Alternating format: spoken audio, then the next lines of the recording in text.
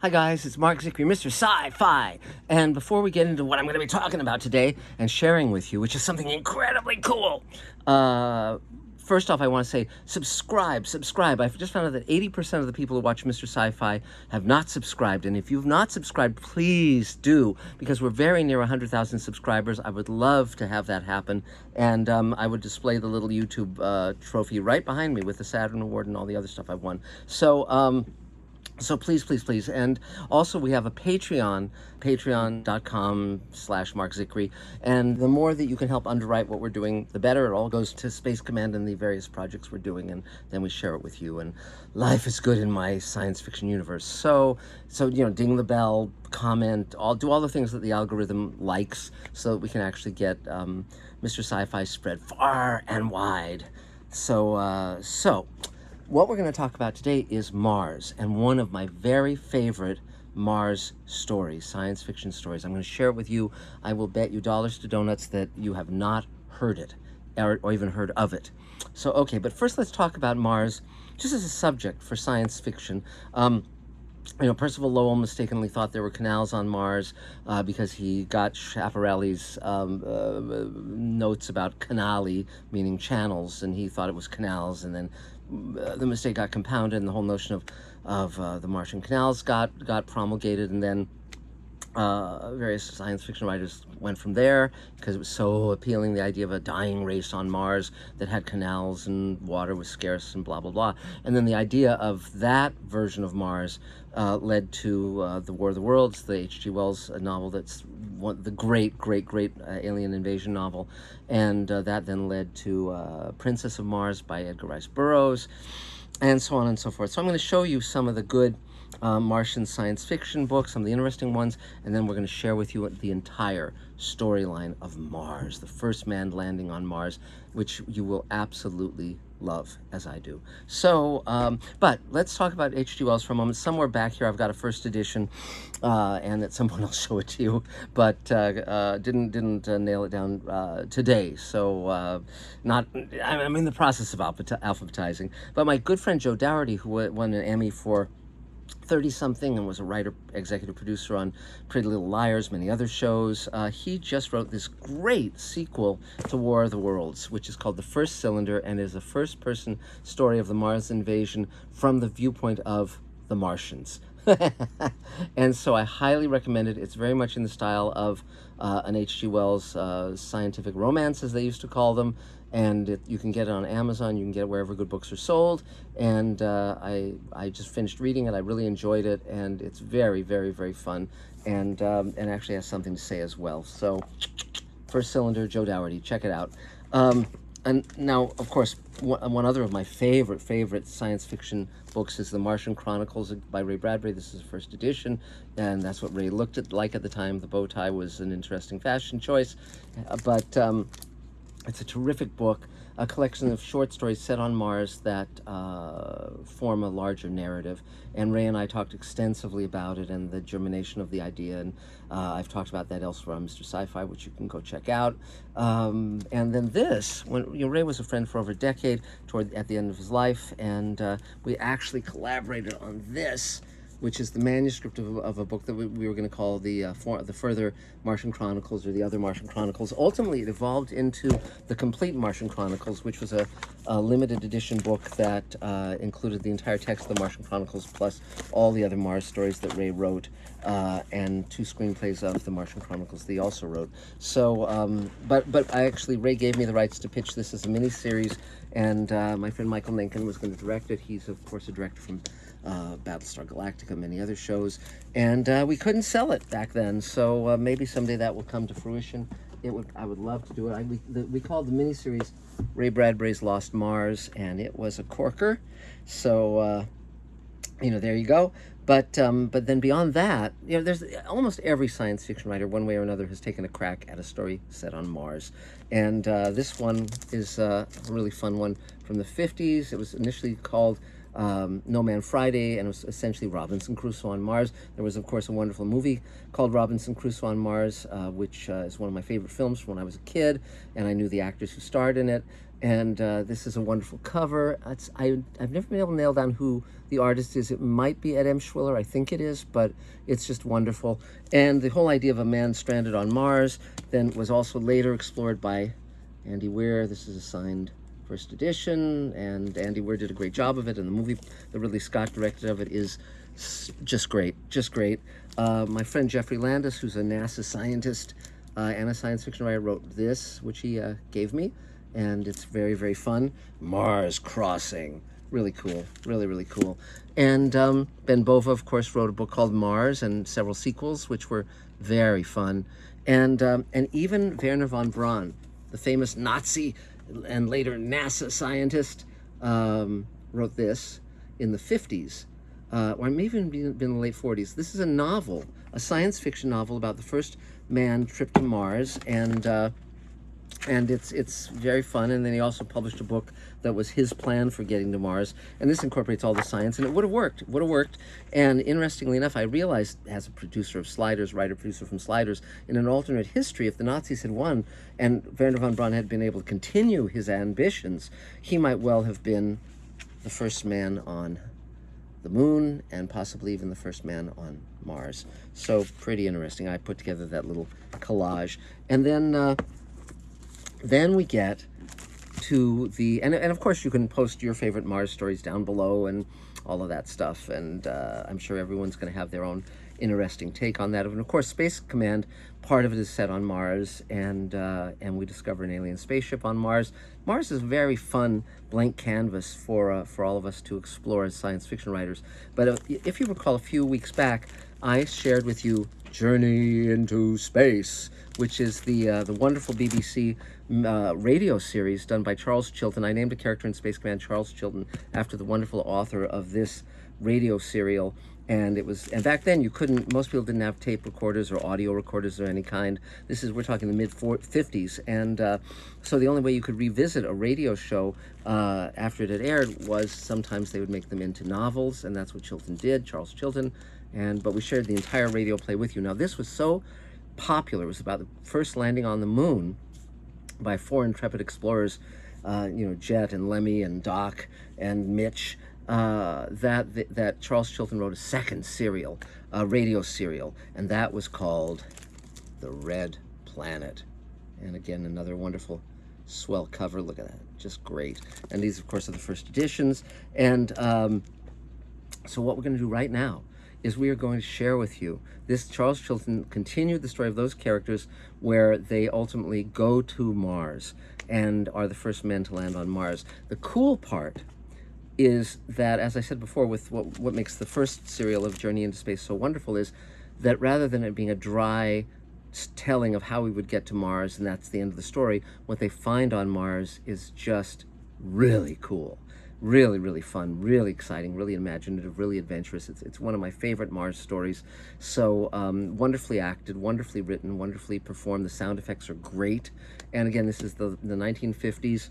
It's before any man, any person had ventured into space. And so his imagination. But he was also consulting with the British Astrophysical Society and guys like Arthur C. Clarke and so forth. And you can tell he did his homework. So it's a wonderful serial. I'm so glad I can share it with you. And again, subscribe, throw money our way on Patreon, all that stuff. But the main thing is enjoy Charles Chilton's singular and wonderful Journey into Space, The Red Planet. The BBC presents Jet Morgan in Journey into Space.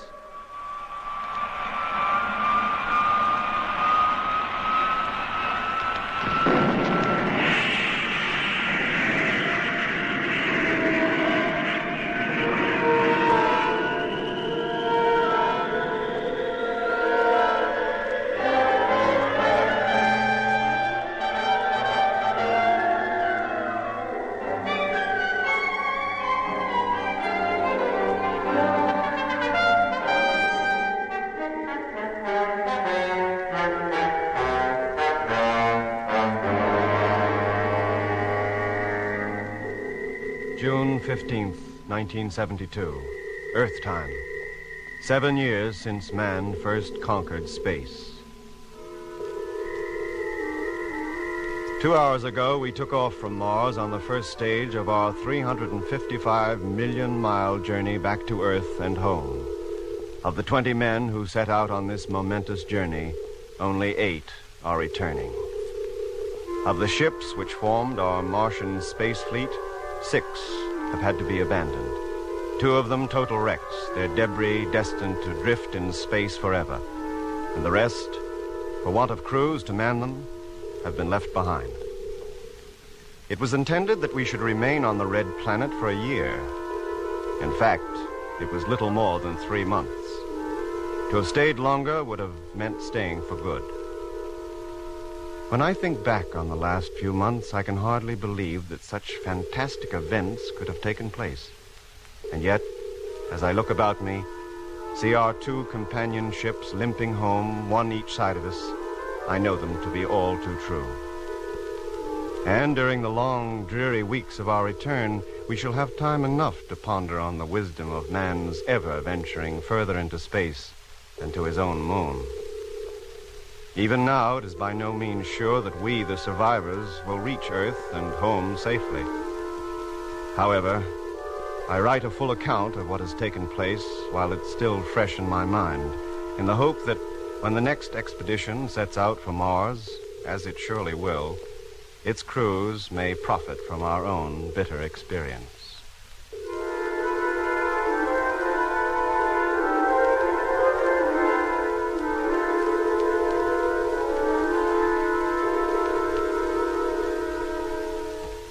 Looking back over the project now, I realize that from the very start it was ill-fated.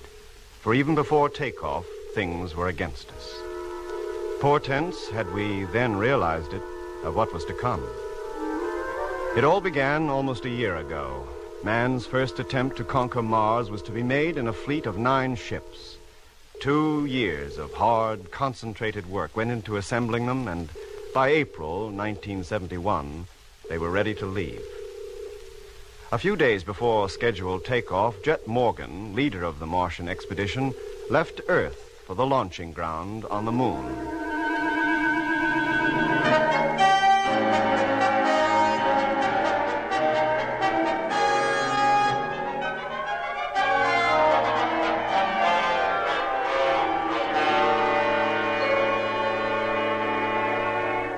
Hello, Luna 142. Earth Control calling. Takeoff imminent. Stand by. Hello, Control. Luna 142. Ready for takeoff. Airlock. Contact.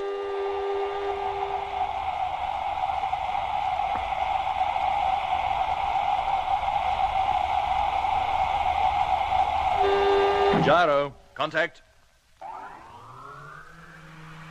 Okay, Mitch? All set. How about the passengers? Well, they look healthy enough now. I hate to think what they'll look like in 50 minutes or so. All right. Stand by for firing. Standing by. Hello, Control. Luna 142, ready for takeoff. Firing in 15 seconds.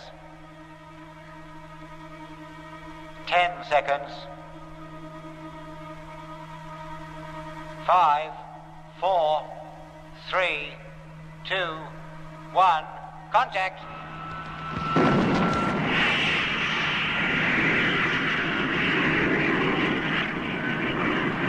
0 plus 10 seconds, height 9.2, velocity 4250. 0 plus 20 seconds, height 15.1, velocity 5680.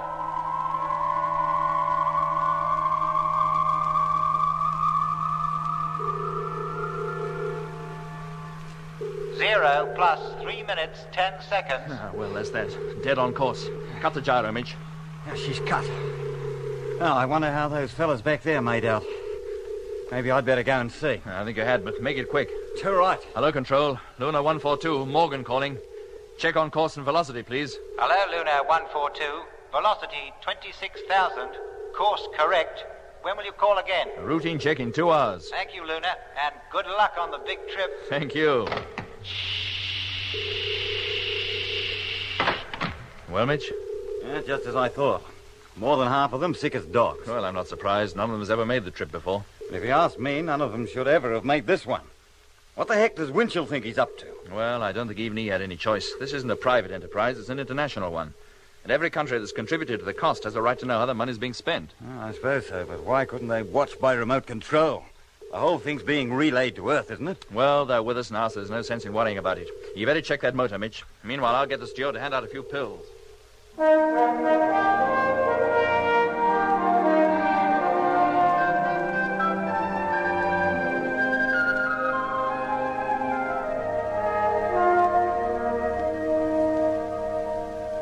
Hello, Luna. Moon Control calling. Receiving you loud and clear. Course X742, track E. Request height and speed. Over. Message received. Course X742, track E. Height and speed to be ascertained. Call you in 5 minutes. Check, and thank you. Daffy.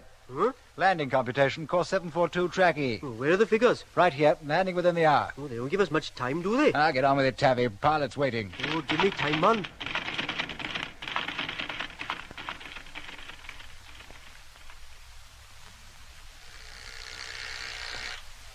Bonnet here. Passenger ship Luna 142 just checked in. So what do I do? Burst into tears? Dr. Matthews asked to be informed. Oh, that's jet ship, isn't it?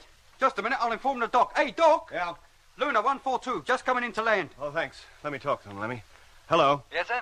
What time will she touch down? Well, computing landing time now, sir. Well, when they're through, would it be possible for me to talk to Captain Morgan? I think so, sir. Where will you take it? We'll come up to the control room. Very good, sir. So they've decided to come back at last. About time and all. Well, you know how it is back at base, Lemmy. Endless meetings, last-minute checks. Come on, let's go. Do we need suits? No, we're not going outside. Oh, right, I'm ready. And open the door. Oh, yes.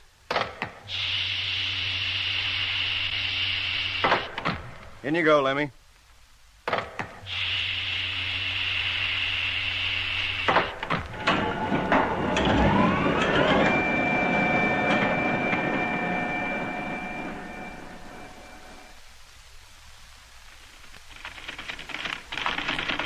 Morning, Taffy boy. How's the gazintas? Good morning, he says. And sunrise still 3 days away. It's morning to me. I've not long been up. Excuse me a minute. The facts and figures. Well, how long before they land, Taffy? 50 minutes, 30 seconds from now. Uh-huh. I'll give them their information. Then I want to talk to Captain Morgan. Yes, sir. Hello, Luna 142. Landing control calling. Come in, please. Hello, Control. Receiving you loud and clear.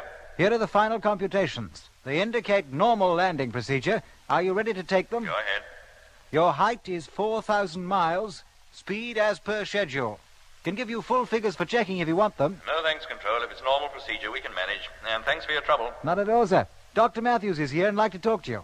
Okay, put him on. Hello, Jed. Hello, Doc. How's it going down there? All okay this end, except number 2 is giving us trouble. She was down 5% on thrust during last test. Oh, I'll tell Mitch. You've no idea what the trouble is. Well, engineers are still trying to trace it. Last report seemed to suggest the pumps. Okay. Oh, and while you're on, Doc, you might tell Welfare we'll need accommodation for 3 extra personnel. 3 extra. Launching crew, you mean? No, journalists. What? Yes, Doc. Winchell insisted we bring them. Oh, Mitch did his darndest to stop it, as you can well imagine, but it was no go. They're to get an eyewitness account of the takeoff for world syndication. But I thought No, that... I know, so did we, but there it is. Winchell waived the rule and allowed them to come. None of them's even been in space before. How did they take it? Oh, not too well at first, but they were okay one day out. They've been a bit too lively since. You'll have to appoint somebody to look after them and keep them out of our way. Well, I'll do what I can, Jet. Anything else? No, not... What the? Emergency! Action stations, close all airtight doors. Come on, hurry up! Doc, for goodness sake, what's happened? What is it, Lemmy? Doc, hello? Search Hello? me. I don't think there's anything wrong in here. How about it, Taffy?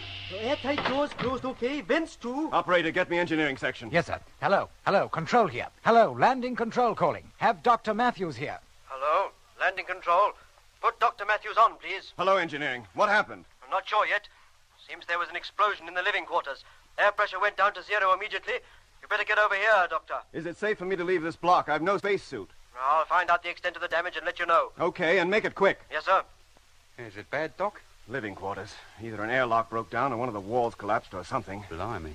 Anyhow, until we hear from engineering, nobody is to leave this room. Is that clear? Yes, sir. Hey, Doc.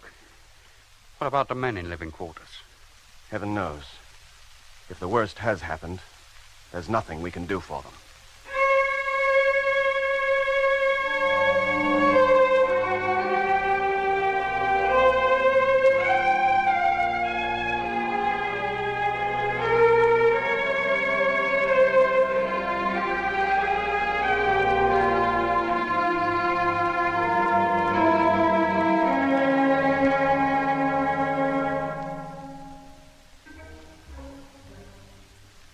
That was the first blow. For 2 years, an army of men had worked hard to build the moon colony. Near the great crater, Copernicus, not far from the moon's equator, they had dug into the hills to construct a labyrinth of underground rooms and passages which were to be the home of the construction personnel for so many months. For 2 years, there had been nothing to suggest that such a tragedy as had now taken place could ever occur. Yet, for some reason, the dome-shaped roof of one of the living quarter blocks had burst. It was the first disaster ever to have occurred on the lunar colony. 4 men had been sleeping in the section. One moment they were lying peacefully, breathing the specially manufactured air. The next, that precious artificial atmosphere had rushed out of a gaping hole, leaving the men in a vacuum. It was a mercy the men were asleep. Within 2 hours, the damaged section was permanently and hermetically sealed off from the rest of our underground city. Meanwhile, Jet's ship had touched down on the nearby landing ground.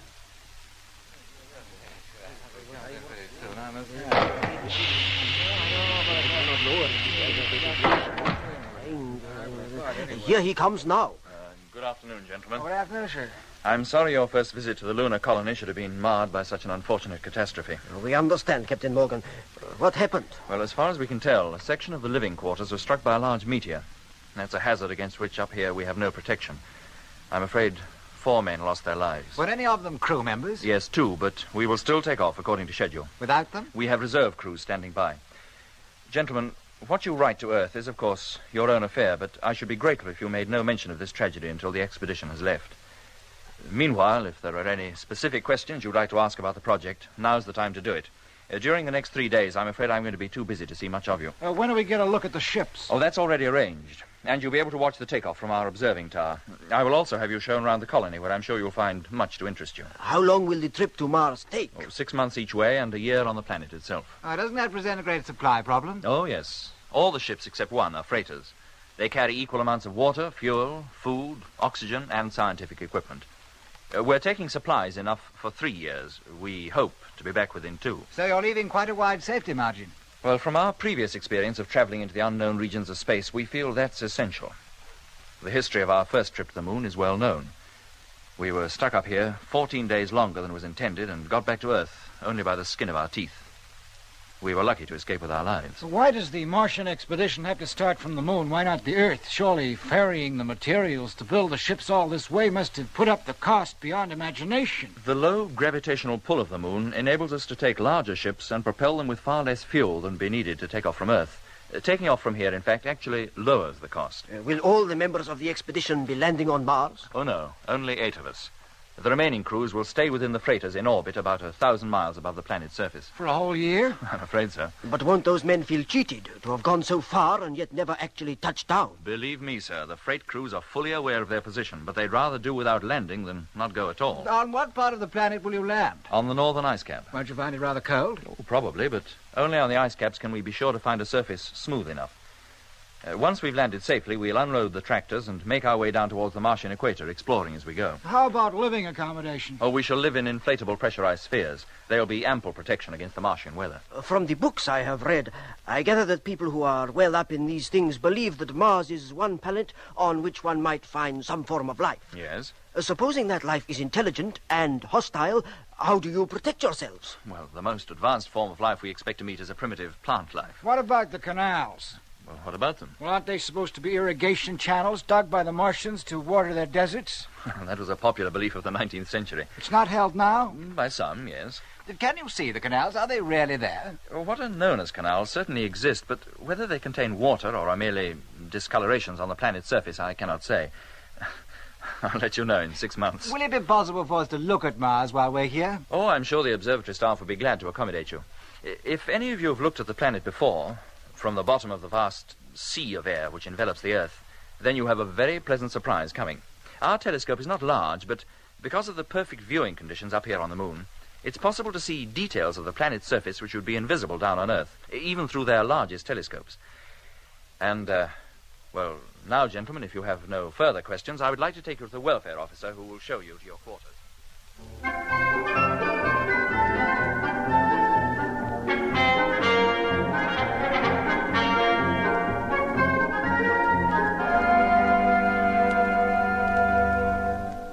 The next few days were a fever of activity.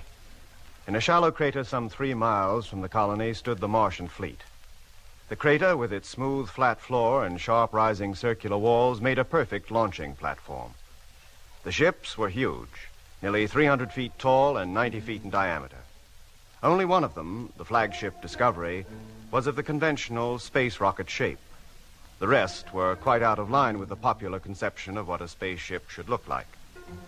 As they would never have to travel through any atmosphere, they weren't streamlined. They consisted only of the barest essentials: solar reflectors, radio antenna, fuel tanks, and other equipment, held together by what appeared to be a tangle of girders. The whole was topped by a large sphere, which, besides carrying most of the cargo, also housed the tiny cabin which served as living quarters for the 2 men needed to man each vessel. The freight ships, numbered 1 to 8 in huge red letters on their spheres, stood in a large circle about 1 mile in diameter. In the center of that circle stood the streamlined flagship Discovery, painted a bright blue for easy identification. 12 hours before takeoff, every man not on duty was looking towards the lunar horizon, waiting for the sun to rise. Behind us, hanging motionless in the void, itself like a great moon in first quarter, was the Earth. Then suddenly, there appeared behind the rugged skyline a spear point of red light, one of the sun's prominences, a herald of its approach. Instantly, as though some giant hand had turned a switch, the whole area was bathed in the sun's hard glow. The mountains, rocks, and crater rims throwing long, black, pointed shadows across the moon's surface. The lunar day had begun. The space fleet to Mars could now leave.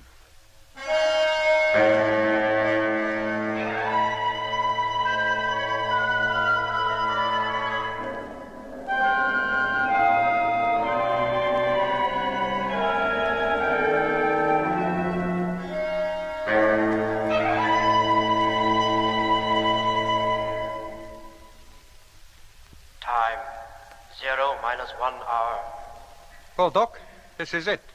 All aboard the Skylark, a trip round the sun and back. In time for dinner. All right. Fasten your helmets and we guard the ships. Okay, Jet. Now, keep your radios on and do nothing till ordered. Hello, Control. Morgan calling. Crew assembled, ready to leave in a few moments. Check. Now, remember, gentlemen, when you pass through the airlock, you will board the truck that bears the number of your ship. When the launching ground is reached, you'll climb aboard your craft, close the airlock, carry out pre-takeoff checks, and, in numerical order, ask Control to remove your elevator gantry. Now, stand by. Okay, Control. We're all set. You may let us out now. Airlock opening.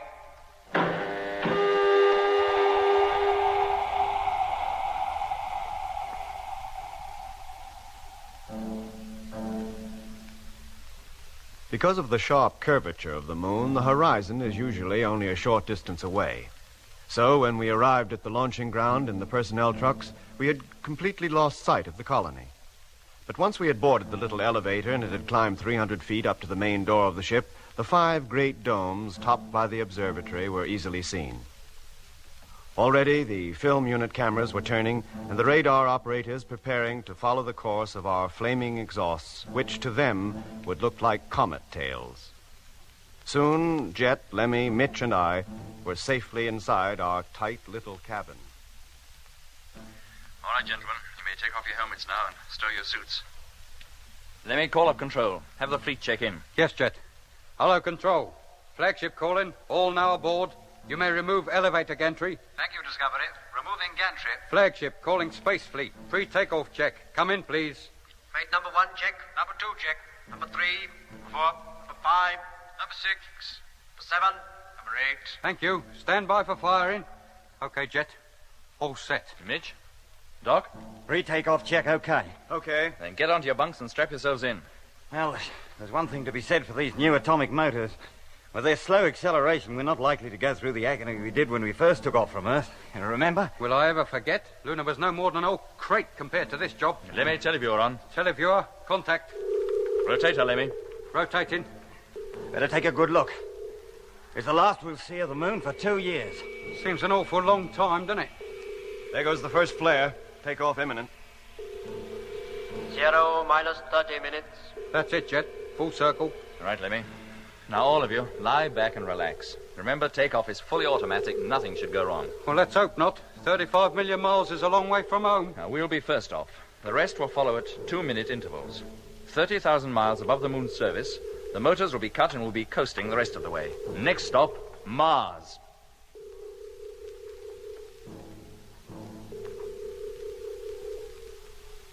Zero minus 5 minutes. Hello, Control calling flagship Discovery. Hello, Control. Discovery calling. Takeoff time is less than 5 minutes away. Are you ready? All set. Lemmy, televiewer, stern view. Televiewer, stern view, contact.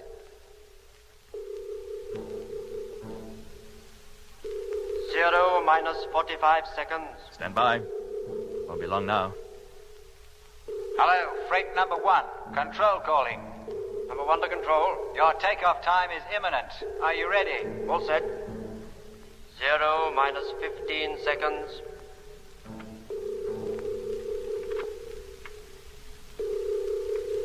0 minus 10 seconds. 0 minus 5, 4, 3, 2, 1. Here we go.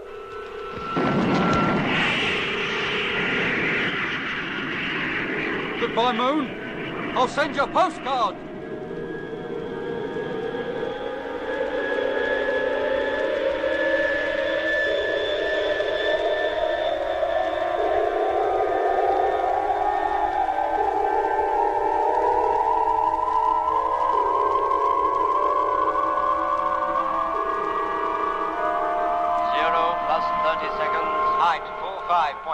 Velocity 5200. Maximum acceleration rate will be reached in 30 seconds. Lemmy, televiewer, stern view, telescopic lens. Stern view on. Telescopic lens. Motor, Mitch. Doing fine. All gate is spot on. Doc. All okay in my section? First class takeoff. Let's hope the rest of the fleet do as well. Control calling Discovery. Maximum acceleration rate has now been reached. Motors will be cut in 1 hour. Message received. Thank you. Control calling freighter number 1. Stand by for takeoff. 15 seconds. Good luck, boys. See you down there. 10 seconds. Wonder how they're feeling. If they feel like I do before any takeoff, awful. 5, 4, 3, 2, 1. There they go. Well, that's another one safely away. How long before they catch up on us? No, not for 2 days. And getting into formation is going to be a bit tricky. Oh, we got 6 months to practice. Wouldn't do to arrive at Mars out of line. It would give a bad impression. All right, cut out the chatter, Lemmy, and keep your mind on your job. Yes, Jet. Freighter number 1 coming into view.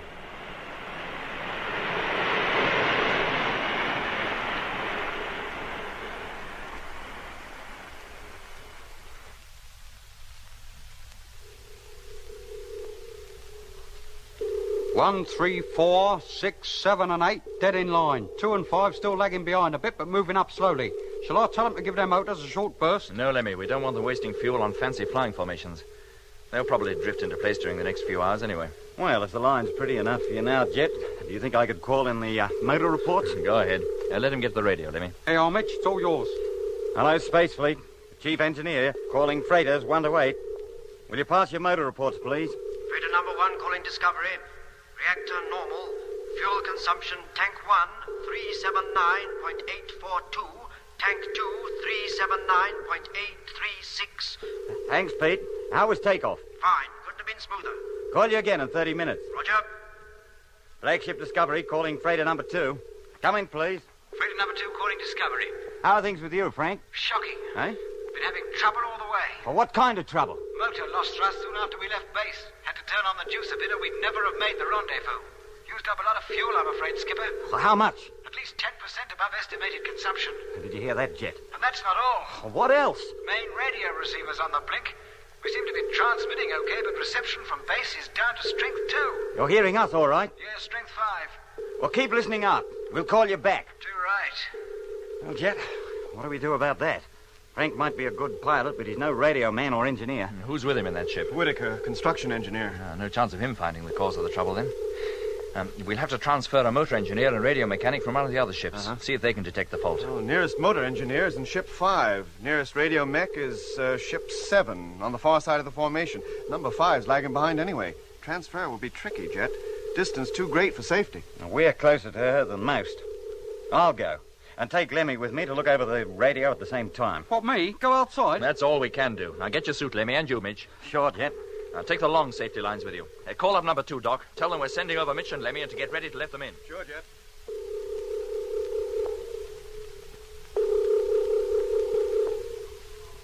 Helmet fastened? Mine too. Exhausting airlock.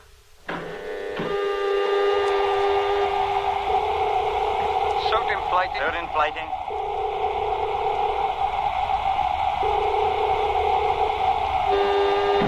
Air pressure 0.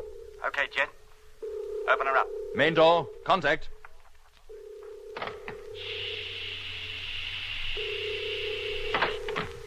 Who's going first? You. Fasten your safety line and push off. There's enough length to allow you to reach the other ship. When you get there, fasten your short line. Then I'll hook the end of your long line to myself, and you pull me across. Yeah, Mitch. And don't pull too hard. Do me a favor. Am I likely to? Just being careful, that's all. Don't want to crash up on the side of that ship. Are you ready? Fasten your line and make sure it's fast. Yeah. All right, now push. I'll keep a hold of the line. If you push too hard, I'll hold you back. And here I go. There he goes. Cautious, wasn't he? He's hardly moving. Better that than too fast. Blimey. Something wrong, Lemmy? No, Jet, just a weird feeling, that's all. Suspended out here in nothing. Oh, it's perfectly safe. You don't feel it. He's nearly there. Ah, made it. Fasten your short line, Lemmy. Short line fastened. Now attaching long line to belt. Right, Lemmy. You ready? Yes, Mitch. Then haul away. And slowly. Taking up the slack. Line tight. Hey, Mitch, where you going? What are you doing up there? It's just like you was a kite and I was flying you. Don't pull on the line, you fool. Lemmy! Lemmy! Blimey! Blimey, it's come off. The line's come unfastened. Jet! Hello. Jet! Hello. The line's come loose. Mitch is adrift. He's drifting away.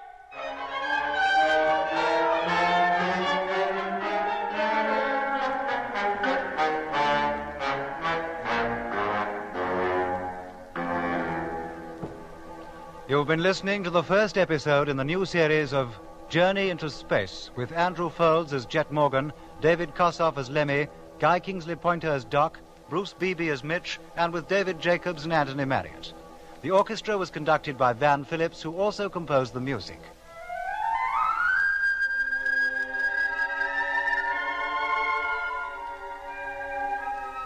Journey into Space is written by Charles Chilton and produced by him in the London studios of the BBC.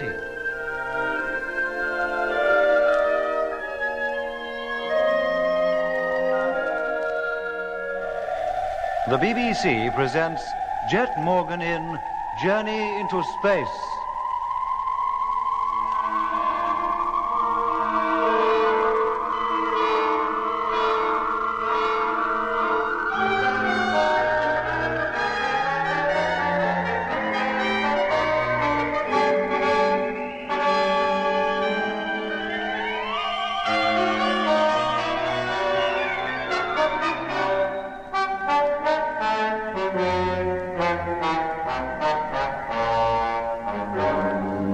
April 3rd, 1971. 2 days ago, spaceship Discovery, accompanied by 8 huge freighter ships, took off from the launching ground on the moon on the first stage of its 6-month-long, 355-million-mile journey to Mars. 51 hours later, the Mars fleet was coasting out from the sun toward the red planet's orbit in a prearranged formation. When cargo ship number 2 reported that her rocket motor had not been working efficiently and that the powerful two-way radio was also faulty, Jet decided to transfer our motor engineer, Mitch, and radio mechanic, Lemmy, to the freighter in the hope that they would trace the faults. 5 minutes later, the 2 men were in the airlock and ready to leave. Who's going first? You. Fasten your safety line and push off. There's enough length to allow you to reach the other ship. When you get there, fasten your short line. Then I'll hook the end of your long line to myself, and you pull me across. Yeah, Mitch. And don't pull too hard. Do me a favor. Am I likely to? Just being careful, that's all. Don't want to crash up on the side of that ship. Are you ready? Fasten your line and make sure it's fast. There. All right, now. Push. I'll keep a hold of the line. If you push too hard, I'll hold you back. Then there I go. There he goes. Cautious, wasn't he? He's hardly moving. Better that than too fast. Blimey. Something wrong, Lemmy? No, Jet. Just a weird feeling, that's all. Suspended out here. In nothing. It's perfectly safe. It don't feel like it. He's nearly there. Ah. Made it. Fasten your short line, Lemmy. Short line fastened. Now attaching long line to belt. Right, Lemmy? You ready? Yes, Mitch. Then haul away. And slowly. Taking up the slack. Line tight. Hey, Mitch, where you going? What are you doing up there? It's just like you was a kite and I was flying you. Don't pull on the line, you fool. Lemmy! Oh, Lemmy! Blimey. Blimey, it's come off. The line's come unfastened. Jet! Hello? The line's come loose. Mitch is adrift. He's drifting away. Good heavens, Doc, he is. Jet! Jet! Hold on, Mitch. Don't panic. Lemmy, can you hear me? Yes, Jet. Haul in the line, then throw it towards Mitch. Right. He'll have to look lively. Mitch is definitely drifting off. Yes, but only slowly. The line should be long enough to reach him. You ready, Mitch? Oh, what do you think? And make it a good shot, Lemmy, for Pete's sake. Right. Here it comes. Miles wide of him. I'm sorry, Mitch. I'll try again. Doc, get my suit. I may have to go out there myself. Sure, Jet. Now, Mitch, you ready? Yeah, Lemmy. Now, you try and grab it, boy, as it comes by. Yeah. Now, here it comes. Oh, Lemmy, can't you throw it straighter than that? I'm sorry, Jet. I'm doing my best. It's this suit. It makes it so difficult. All right. Now just keep calm. Have another try. I'm sorry, Mitch. But take your time, Lemmy. Now, slowly dot it. Mitch must be at least 5 yards further away by now. A good throw this time should make it. And if it doesn't? Call up the pilot of freighter number 2, will you, Doc? Sure. Right, Mitch. I'll do it this time if it kills me. Now, you ready? Yeah, Lemmy. And if you want me to be with you at the end of this trip, make it good. Hello, freighter number 2. Flagship calling. Hello, flagship. Number 2 calling. Stand by. Captain Morgan wants you. Okay. Now, get ready, Mitch.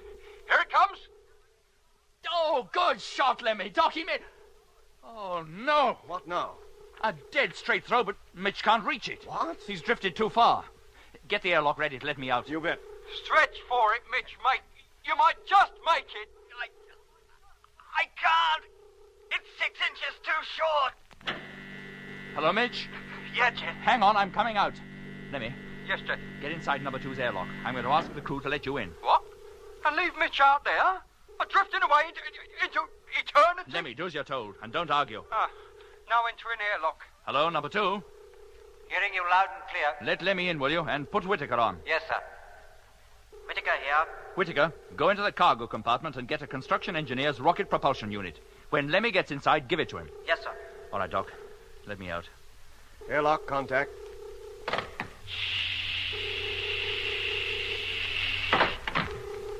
Helmet fastened. Exhaust the airlock. Contact.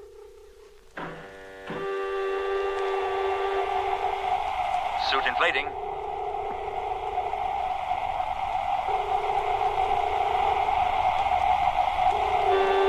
Air pressure 0. Open the door, Doc. Hello, Jet. Can you hear me? Yes, Lemmy. I'll be in number 2's cabin any minute. Now, what do I do when I get there? Whitaker will give you a propulsion unit. Take it. Come out again and wait by the main door. Is that clear? Right. Doc? Hey, Doc. Yeah, Jet. Mitch, I can't see him. I'm about 150 yards up, out of your line of vision. Oh.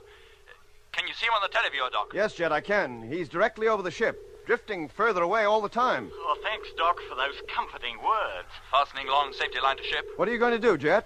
Give myself a push and drift over to number 2. Lemmy, can you hear me? Yes, Jet. I'm in the airlock again now. I'll be out in just a minute. Here I go, Doc. Pushing off. Hello, Mitch. Hello, Jet. I can see you now. Hope to be alongside you in a few minutes. Oh, make it snappy, Jet. I'm way above the ship now. Main door of number 2 opening. And there's Lemmy, Jet. Lemmy, Yes, Doc? Jet's on his way. So I can see. Hey, he's almost here. He's made it. Hello, Lemmy. Help me fix that propulsion unit. You're going up after him? What else? But the line doesn't carry that far. You'll never reach him. Is she secure? Yeah, I think so, but... Now listen to me carefully. With the help of that rocket unit, I'm going to head towards Mitch. But the line isn't long enough for As you soon to... as it's paid out, I'm going to let go.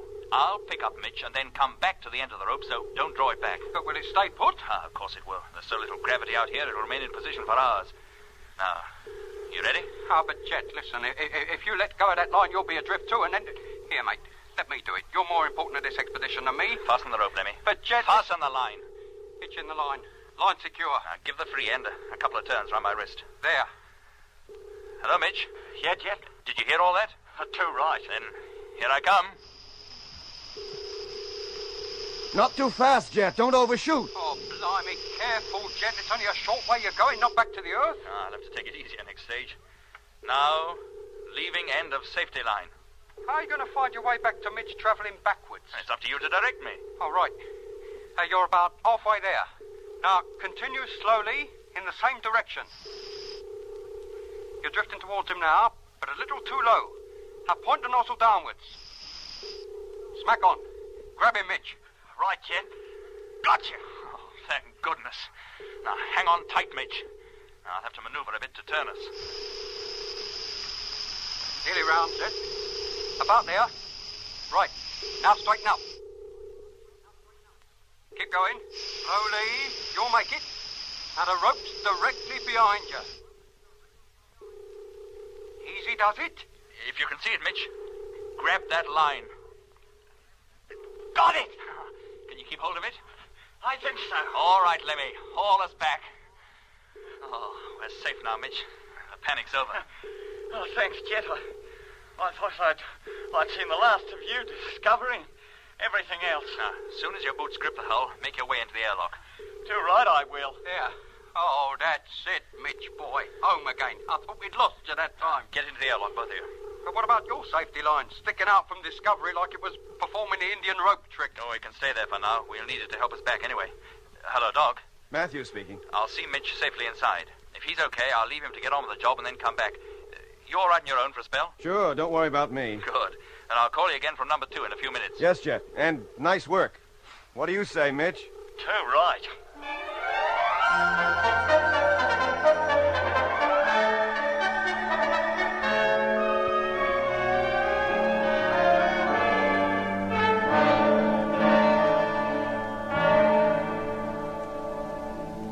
So Mitch was saved. But it had been a close call.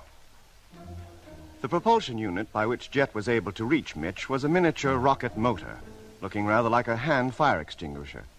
It was designed to be used by the construction engineers when, above the Martian surface, they'd leave their ships to transfer to Discovery the equipment that was to be ferried down to the landing area. No engineer would dare move about outside the ship without first attaching his safety line so that, in the event of anything going wrong with the propulsion unit, he could be hauled back to his ship by hand. And so, for Jet to deliberately propel himself into the void without a safety line had been an extremely risky undertaking. However, once Mitch had been brought back, the incident was quickly put out of mind. A few minutes later, the 3 men were safely inside the ship and setting about the task of finding out what was wrong with freighter number 2. How soon did she begin losing thrust, Frank? Soon after we'd reached maximum acceleration. Can I see the log? Yes, skipper. If you get a step over to the control table. How about that radio, Lemmy? Any idea what's wrong with that? Amplifying circuit of the main receiver. Getting less than half the current through her that she should have. I think I'll have to take her innards out. Oh, will it be a long job? Probably. I can't say yet. Well, let me know as soon as you can. I don't like Doc being in Discovery on his own. Well, you can talk to him if you want to. I won't be interfering with the ship-to-ship system. Well, Jet, so far as I can judge, the motor trouble is way deep down in the hull someplace. Can you get at it, Mitch? Put it right. Not without every engineer we got with us working on it. We'd have to take a whole section of the ship to pieces. We haven't the tools for the job. Can't even get near it for weeks. The motor's still highly radioactive. Oh, then what do you suggest? That we leave it alone and hope. But how about when we begin to approach Mars and have to slow down? She'll have to be working properly then. Well, if, in spite of the trouble, the motor's got the ship this far, she should function well enough to slow her down, too. But she'll probably eat up an awful lot of fuel. Will there be enough in the tanks to do the job? We'll have to make sure there is. We'll take some of the spare fuel from the storage tanks and fill her up. Yes, but that'll leave us short during the exploration period. I know, but it's either that or risking losing the ship. Oh, very well, Mitch. If that's your opinion, we'll have the fuel transferred, but we'll have to wait until she's stopped boiling. We can't risk the fueling squads getting contaminated. Well, we've got months of coasting before we need to get down to it. How about you, Lemmy? Well, with luck, I think I would have traced this trouble within an hour. As long as that? Well, you want me to do the job properly, don't you? Of course I do, but I don't want to leave Doc alone in the flagship for longer than I can help either. Yeah, I think I'll have to leave you here, Lemmy. Oh, it suits me. As soon as you're ready to make the transfer, let me know. I'll be at the main door to see you make it safely. Right. Come on, Mitch. Let's get back to our own ship. Yeah. Open up the airlock, will you, Whitaker? Yes, sir. Make sure your line's secure this time, Skipper. You're damned right I will. Airlock, contact. Well, Mitch, nice to know you're still with us. It was a close thing, Doc, and no mistake. Hey, Doc, take this, will you? Huh? Oh, the propulsion unit. We'll keep it in this ship in case we need it again. Well, if we'd had it before, Mitch could have brought himself back. Had we known it was going to be needed before we got to Mars, it would have been here. Lemmy will be bringing over another one when he returns, so from now on, nobody leaves the ship without a propulsion unit. What happened, Mitch? How did you come adrift? I wish I knew, Doc. What? You mean you don't? No, Jet. That line was hooked to me. I swear the safety catch was definitely secure. Then how did it come apart? Search me. Here, look at my belt. There's nothing wrong there, is there? No, not that I can see. Nothing wrong with the catch on the end of the safety line either. No? Look, I tell you, there's something screwy somewhere. I would have staked my life on that line being secure. That's just what you did, isn't it, Mitch? Yeah. Yeah, I see what you mean. You better be more careful in future, Mitch. Test the catch before you push off. I tell you, I did. Well, you're not likely to be going outside again. Unless number 2 shows more signs of trouble. Well, why should she? Well, why shouldn't she? She's shown plenty up to now. Whoever passed that ship as okay ought to be fired. I've half a mind to call up control and tell them to do it. Now, hold on, Mitch. It's probably a fault that's developed since we've been underway. You can't blame the inspection engineer for that. Well, it wasn't the first time she'd been faulty. Doc reported me she was down on thrust 3 days before we took off. But that was put right, Mitch. Oh, looks like it, doesn't it? And how about the radio? Doesn't look as though that was properly inspected either. Oh, pure coincidence. Pure incompetence is what I'd call it. If there can be 2 major faults in one ship like that, how many are there in the other ships? Look, Mitch, you're overwrought. Well, after what you've been through, I'm not surprised. Yeah, come on, Mitch. Get your suit off and lie down and take a rest. I tell you, I don't need to rest. While you're on this ship, Mitch, and Doc gives you advice, you'll take it. Now get your suit off. All right. All right, if you say so. I'm not a kid, you know. I know when I feel okay. I don't need you or Doc to tell me different. Can you get him to sleep, Doc? Yeah, sure, Jet. Leave him to me. I'll fix it. Good. Meanwhile, I'll call up Lemmy, see how he's getting on. All right. Hello, freighter number 2. Flagship Discovery calling freighter number 2. Freighter number 2 calling Discovery. Frank Rogers speaking. Put Lemmy on, will you, please? Yes, sir. Hello, Jet. Lemmy speaking. How's it going, Lemmy? Well, I know where the trouble is, but it'll be another couple of hours before I put it right. Oh. Don't you worry, boy. Lemmy Barnett's on the job. As soon as everything's shipshape again, I'll let you know. Tell Doc I'll be eating out, will you? And not to worry about my rations. All right, but be as quick as you can. I want you back in your own ship as soon as possible. Well, the sooner I get on with the job, the sooner I get back. I'll call you later. Okay, Lemmy.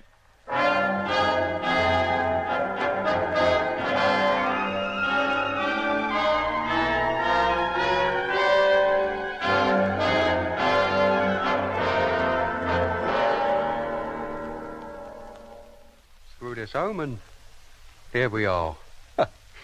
Now, if you don't get a good reception now, Frank, I'll eat my helmet. Switch her on, will you, mate? Right. Hello, Discovery. Freighter number 2 calling Discovery. Hello, Lemmy. Discovery calling. I'll finish that radio job now. I request permission to contact base for reception test. Go ahead. And let me know the result. Right. Main transmitter, Frank. Main transmitter on. Hello, Earth. Space Fleet, Freighter number 2 calling for reception test. Come in, please. Hello, freighter number 2. Receiving you loud and clear. And the same to you. Well, it seems we're okay now, but give us a little more, will you, just to make sure? Twinkle, twinkle, little star, how I wonder what you are. You might well ask. A star is about what the Earth is beginning to look like.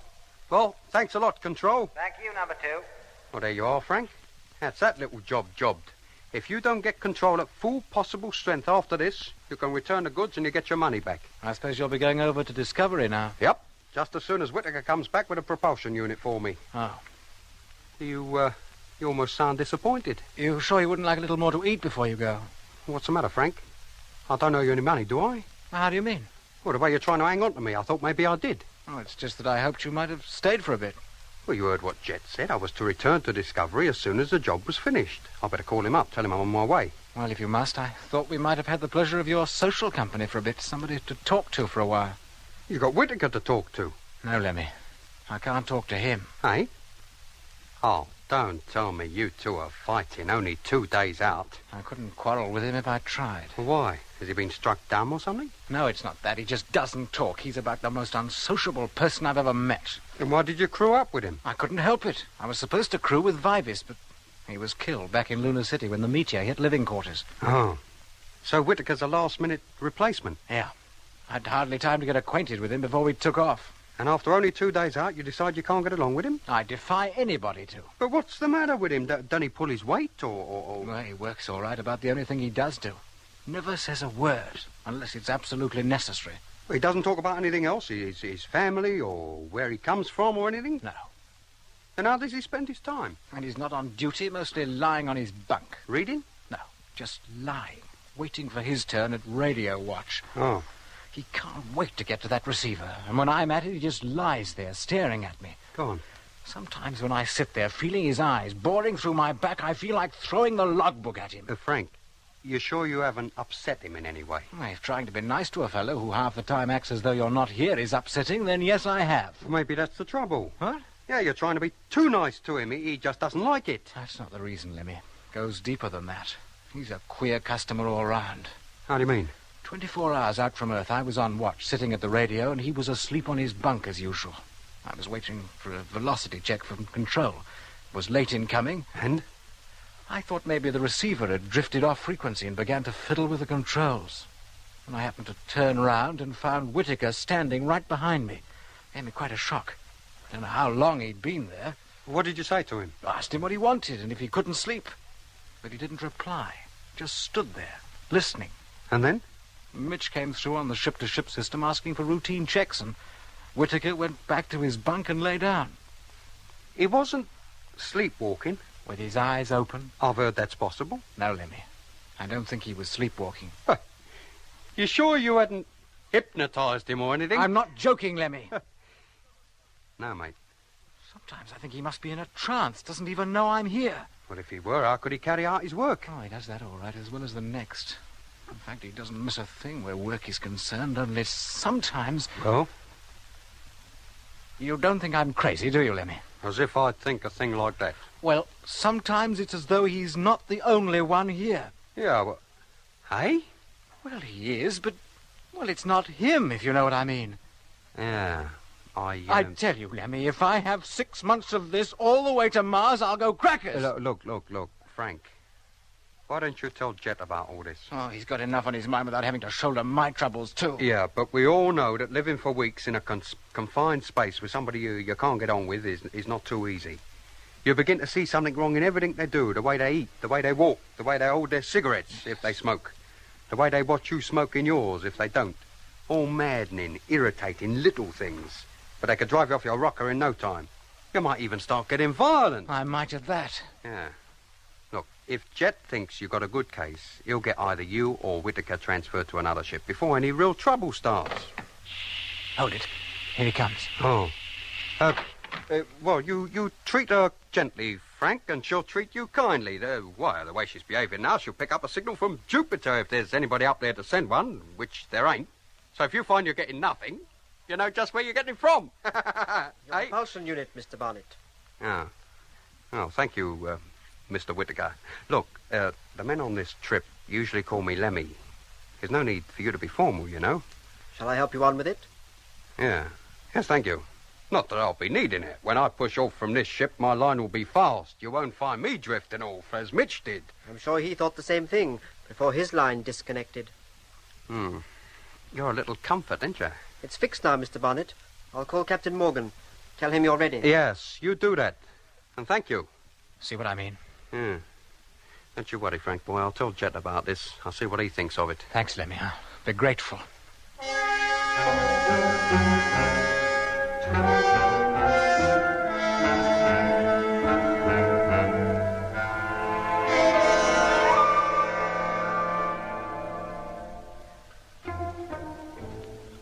When Lemmy returned to the Discovery, he reported the conversation he'd had with Frank Rogers about Whitaker, the construction engineer. Jet, Mitch, and I listened with little concern. Rogers had probably exaggerated the whole business, and Lemmy had been too gullible. Men were bound to be upset by space conditions, particularly during the first day or so after takeoff, before their bodies were fully attuned to the strange sensations brought about by the lack of gravity and the closely confined living quarters. Some men were affected physically, were subjected to violent attacks of nausea. Others became depressed, sullen, even apathetic. But all these space-induced maladies were easily controlled by a little determination and willpower, and after a maximum of 2 days, most crew members felt themselves again. We concluded that Whitaker was suffering from an acute attack of space sickness and was taking more time to get over it than most. Rogers was told of our opinion and rather reluctantly agreed to be patient, see whether Whitaker's attitude would improve. Meanwhile, the huge ships of the Mars space fleet were coasting on their way, out from the sun and towards the orbit of the red planet.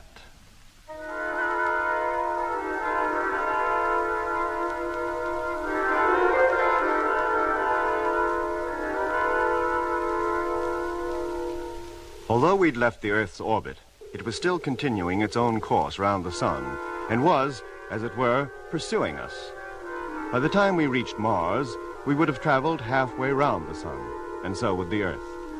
In fact, by the time Mars was reached, the Earth would have overtaken us, lie directly between us and the sun, and be approximately 40 million miles away.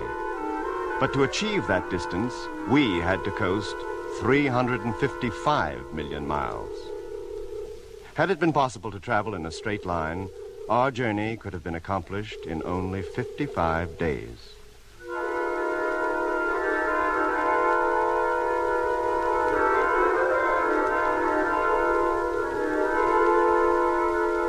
The next 2 weeks were uneventful. All was well with the fleet. Personnel in all ships, except number 2, seemed happy enough. Rogers was told that if his relationship with Whitaker did not improve, one or the other of them would be transferred to another ship.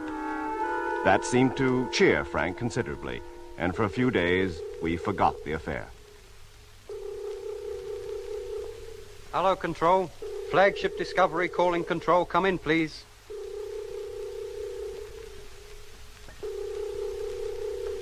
Hello, Flagship Discovery. Receiving you, Strength 3. Over. Have full recorded report on last 6 hours ready for transmission. Are you ready to receive it? Yes, Discovery. Stand by. I'll tell you when to start. Right. You know, the time lag between replies gets longer every time we call up. We must be 1 million miles from Earth at least by now. 2 million, Lemmy. Go on.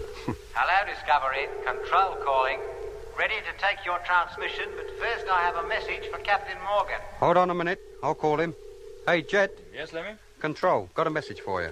What's it about? They didn't say. Hello, Control. Morgan here. Ready for your message. Is the recorder on, Lemmy? Yes, mate. Hello, Captain Morgan. Message for you, urgent, concerning Whitaker, crew member of freighter ship number 2. What? Whitaker, did you say? Yes, James E. Whitaker, construction engineer, freighter ship number 2. Information needed on him by Personnel Records Office. Date of birth, place of birth, nationality. Full personal description, including height, color of hair and eyes, and any special identification marks. Full account of space flight training and experience. Date of entering Astro Engineering College with full details of all engineering qualifications and where obtained. End of message. Hello, Control. Message received. What on earth do you want all that for? Records must have it already. What do they think we are, an information bureau? Sorry, Captain. I don't write these messages. I only pass them on. Then here's one for you to pass on to Records from me. That's it, Jet. You tell them. Ready to receive your message. From Captain Morgan aboard Discovery to Personnel Records Office. Cannot understand reason for your request. Is information really necessary? Taking no action until reply received. End of message. Maybe they made a mistake. It's the police they want. Message received. We'll call you later. Thank you, Control. All right, Lemmy. Keep listening out. Let me know as soon as you get a reply. Well, Jet, what was all that about? Oh, I'm darned if I know. Want me to check up on Whitaker, something they must have done themselves a year ago. Whitaker? Yeah. Maybe they've lost their information on him and want to keep the records straight. Well, this is a fine time to choose to do it. 3 weeks out from takeoff. Well, besides, there's a duplicate copy of everybody's personal dossier down on Earth. Why not ask them for it?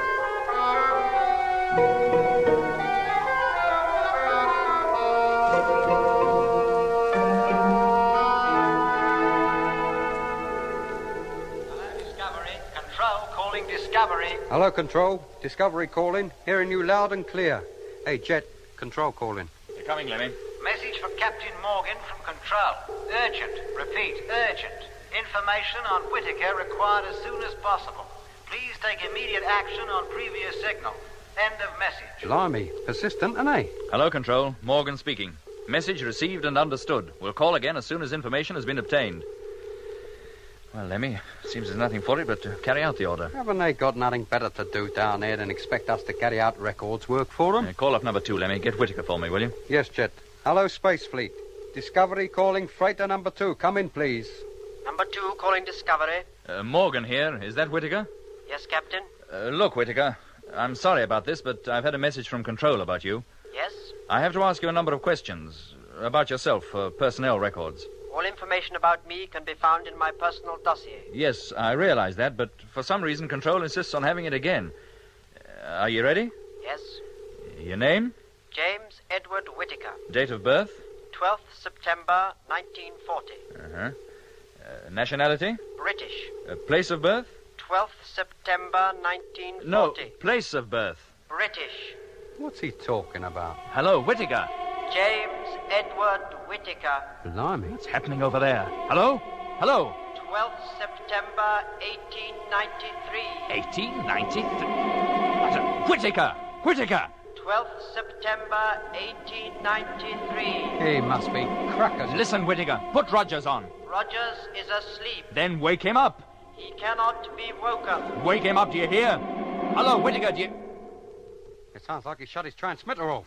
Hello, Whitaker. Hello. Freighter number 2, Discovery calling. Hello. Hello. It's no good, Jet. He's not replying. What's he up to? And Frank. What about Frank? Hello. Hello. Hello.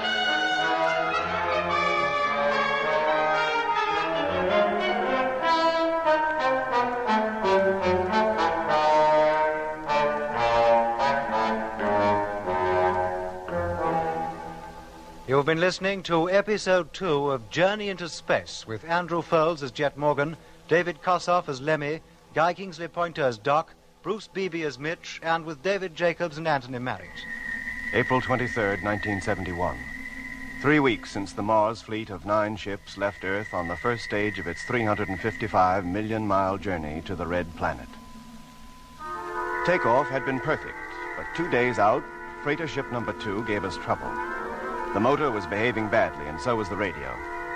Then Frank Rogers, the pilot of freighter number 2, complained of the curious behavior of his crewmate, James Whitaker. We didn't attach much importance to this, as we thought Whitaker was probably suffering from an acute attack of space sickness and would soon recover. When Control requested certain information regarding Whitaker, we began to have our doubts. Morgan here. Is that Whitaker? Yes, Captain? Look, Whitaker, I'm sorry about this, but I've had a message from Control about you. Yes? I have to ask you a number of questions about yourself for personnel records. All information about me can be found in my personal dossier.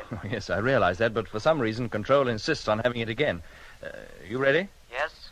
Name? James Edward Whitaker. Date of birth? 12th September, 1940. Nationality? British. Place of birth? 12th September, 1940. No, place of birth. British. What's he talking about? Hello, Whitaker. James Edward Whitaker. Blimey. What's happening over there? Hello? Hello? 12th September, 1893. Hello, Whitaker. 12th September, 1893. He must be crackers. Listen, Whitaker, put Rogers on. Rogers is asleep. Then wake him up. He cannot be woken. Wake him up, do you hear? It sounds like he's shut his transmitter off. Hello, Whitaker. Hello, freighter number 2, Discovery calling. Hello. Hello. It's no good, Jet. He's not replying. What's he up to? And Frank. What about Frank? Hello. What's up, Jet? I wish I knew. Well, you don't think number 2's radio's gone wrong again, do you? Oh, the ship-to-ship system never was wrong, Mitch. Then you're quite sure it isn't us. Oh, we'll soon see. Hello, Space Fleet. Flagship calling Space Fleet. Number 1, come in, please. Hello, flagship. Freighter number 1 calling. Hearing you loud and clear. Thank you, number 1. Just testing, that's all. Hello, number 1, Morgan here. Yes, sir? Did you hear me talking to number 2 just now? Yes, sir. And you heard him reply? I certainly did. Thank you, number 1. That's all for now. Yes, sir. Well, that settles that, Mitch. There's nothing wrong with us. So I'll try him again, Jet. Yes, Lemmy. And keep trying. Yes, mate.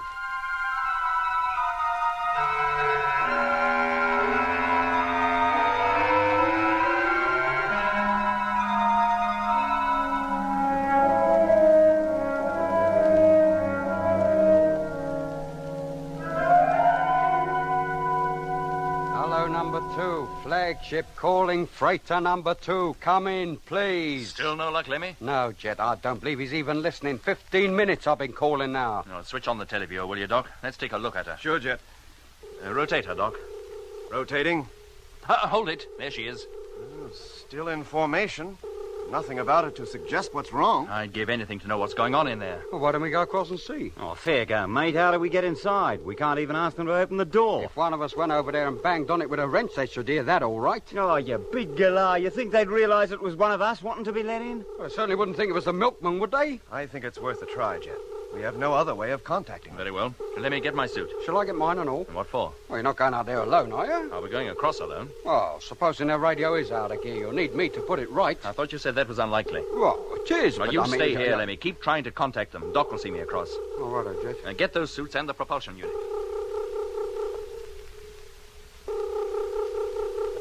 Can you see him, Lemmy? Yes, just come into range of the televiewer.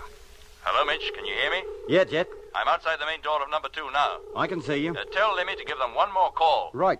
Hello, freighter number 2. Discovery calling freighter number 2. Trying to contact you. If you can hear me, come in, please. Not a sausage. It's no go, Jet. You better start knocking. Okay, here I go. Hey, Mitch. Did you hear that? Well, of course I heard it. I'm not deaf. Hey, Jet, do that again. Hey, Jet, we can hear you knocking.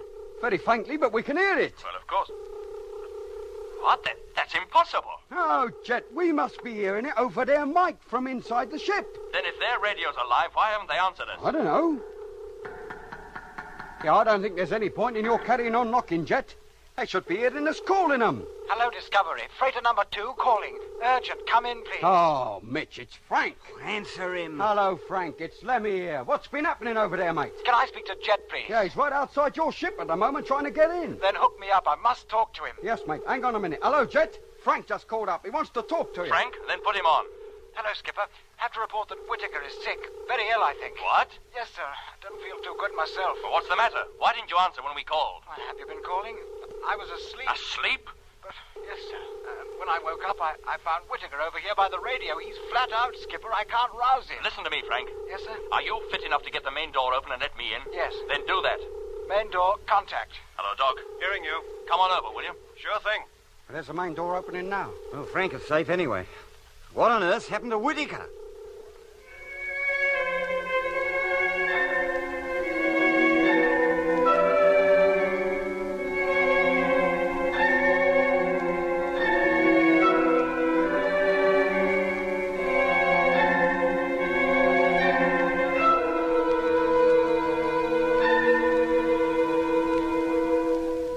Filling airlock. Suit deflating. Suit deflating.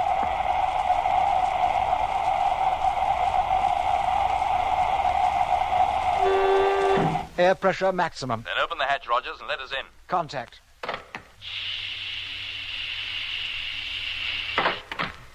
Now, Frank, what's the trouble? And where's Whit... Good grief, he's standing up. Did you have to leave him like that, Frank, leaning over at that angle? It's the lack of gravity, sir. He was standing upright when I found him. Well, it makes no difference really whether he's standing up or lying down, Jet. He's unconscious just the same. Well, let's get him over to his bunk. Seeing him like that with his eyes open but lifeless, it's uncanny. Right, Jet. Untie his boots and I'll be able to carry him over. That's one. Yeah, and there's the other. Right, Doc. He's all yours. Can I help? You stay here, Frank. I'd like to talk to you. Yes. Hello, Discovery. Morgan calling. Oh, hello, Jet. So you made it okay? What's the trouble over there? I'll tell you when I know myself. This was just to let you know we arrived safely. I'll call you later. Right. Now, Frank, let's get to the bottom of this. Why didn't you answer us? If I'd known you were calling, Skipper, I would have. But good heavens, man, the radio's loud enough, isn't it? Do you want an alarm clock, too? I'm afraid it didn't wake me. What time did you go to sleep? About 2 hours ago. Did you take a pill? No, Jet, but while I was sleeping, Well? I had the most horrible dream. One of those nightmares when you know if you don't wake up, something terrible will happen to you. And when I did finally wake, it was to find things as they were when I called you. It was a ghastly experience, Jet. I thought I was back on Earth, but the funny thing was... No, you don't have to give me details of your dream. No, sir. Now, what was Whitaker doing when you went to bed? Sitting at the radio on watch. You didn't notice anything odd about him then? No more than usual. He didn't have a word to say. Well, Doc? Still unconscious. Any idea why? No. I can't understand it at all, Jet. I can find nothing wrong with him, but I can't rouse him. Well, if it's just sleep, Doc, it must have come upon him very suddenly. It certainly did. That's why he was still standing up when Rogers found him. Anyway, I don't intend to leave him before he's awake again. Look, that may be hours. Maybe. You go back to Discovery, Jet, if you want to. I'll stay here. But that means Frank virtually running the ship on his own. You can't share his watches and stay with Whitaker at the same time. I can manage for a few hours anyway, sir. No. I have a better idea. What? Do you think we could move Whitaker over to Discovery? Well... He doesn't weigh anything, sir. It'd only be a matter of towing him across. Rogers, you almost sound as though you'd be glad to get rid of him. Well, it's not that, sir. Look, under the circumstances, Doc, if we can move him, I think we should. All right, give him an hour. If he doesn't wake by then, I'll consider it. Right.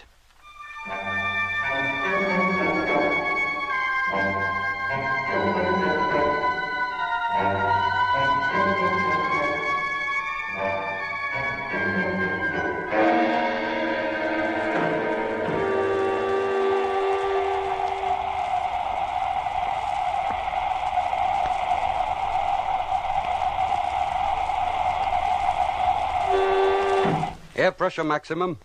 Hatch opening.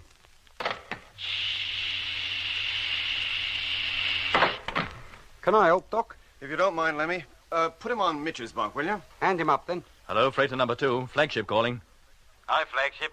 Mitchell speaking. You made it safely, Mitch? Yeah, Jet, thanks. Let me know as soon as it's okay for me to come back. These freighter cabins are a bit too cramped for my liking. Well, that all depends on Whitaker and how soon he's fit to return. I'll call you later. Righto. Hey, Jet. No? He's waking up. Coming. All right, Whitaker. Now take a drink of this. It'll make you feel better. Where am I? You're aboard the Discovery. How did I get here? Doc and I went over to your ship and brought you back. And what was I doing all that time? Sleeping. At least that's what you appeared to be doing. Can't a man sleep without he has to be hauled from one ship to another, without even being consulted? Now, take it easy. You fell asleep standing on your feet. That's not natural. Under gravityless conditions? What I mean is you fell asleep in the middle of talking to me. Oh, yes, I remember. Records had lost my dossier. I didn't say so. I merely said they wanted information about you. Do they still want it? Yes. Then get it over with. What do you say, Doc? I think we'd better wait a bit, Jet. At least until I've looked him over. Ask your questions, Captain Morgan. No, you'll stay where you are until Doc considers you're fit to get up. Later, I'll have you transferred to another freighter. I'm not going back to number 2. No. But number 2 is my ship. I must go back to it. I'm sorry, Whitaker, but under the circumstances, that'll not be possible. You and Rogers don't get along too well. One of you has to be moved. Then it'll be Rogers. He's the one who complains. Whitaker, if I decide to move you, you'll move. Yes, sir. Meanwhile, you'll stay here. But if I'm to move anyway, why can't it be now? Because I want you to stay here. Now, is that clear? Yes, sir. All right, Doc. He's all yours. I'll question him later. Sure, Jet.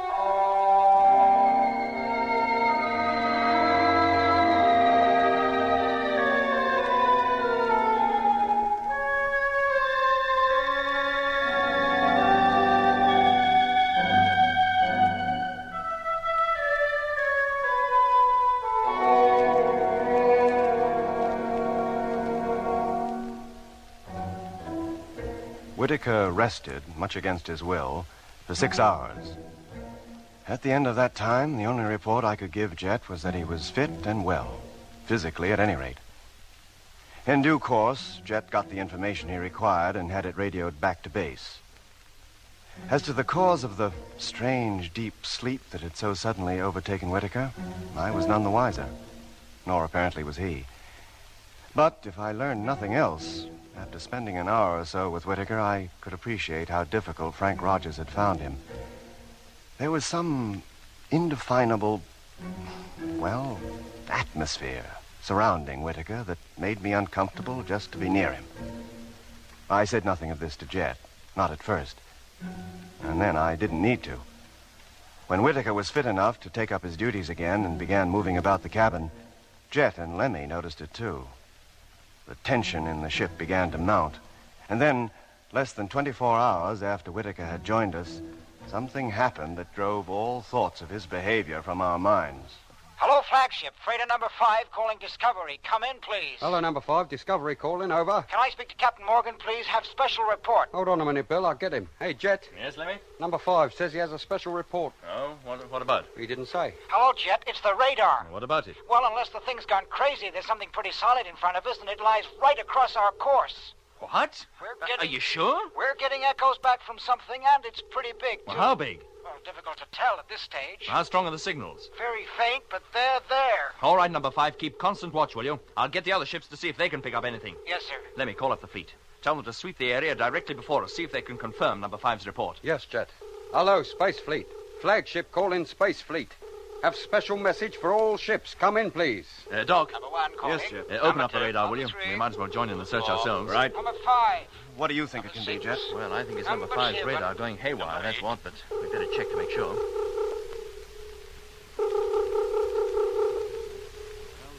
Signals aren't very strong, but there's no denying them. So I can see. You got all the reports in yet, Lemmy? Just waiting for number 7. Hello, flagship. Number 7 calling. Talk of the devil. Hello, number 7. Receiving you.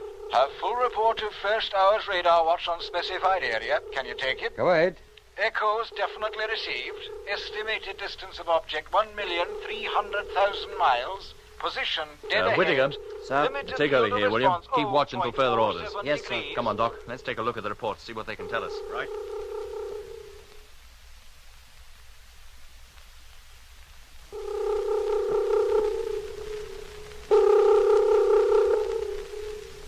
It's there, all right, but what it is, I haven't a clue. It seems to be about 1 million miles away, some 6,000 or 7,000 miles in width and the same in height. And depth? I wish I knew. But whatever it is, it's directly in our path. Couldn't be an asteroid, could it? No, I doubt it. If it were, its dimensions would be about the same as the Earth's moon, and there's no known asteroid of that size that I'm aware of, and certainly none that come between the orbits of Earth and Mars. How rapidly are we approaching it? Well, if we can depend on these reports, and they all seem to agree, I'd say we'll reach it in about 33 hours. If it's a large, solid body, that doesn't give us much time to get out of its way, does it? No, it might, of course, get out of ours. Yeah, but it hasn't moved since number 5 first reported it. No, that's true. Look, I'll have to notify Control, Doc. See what ideas they have about it. Let's hope they're good, and that they can tell us how to avoid it, if we have to.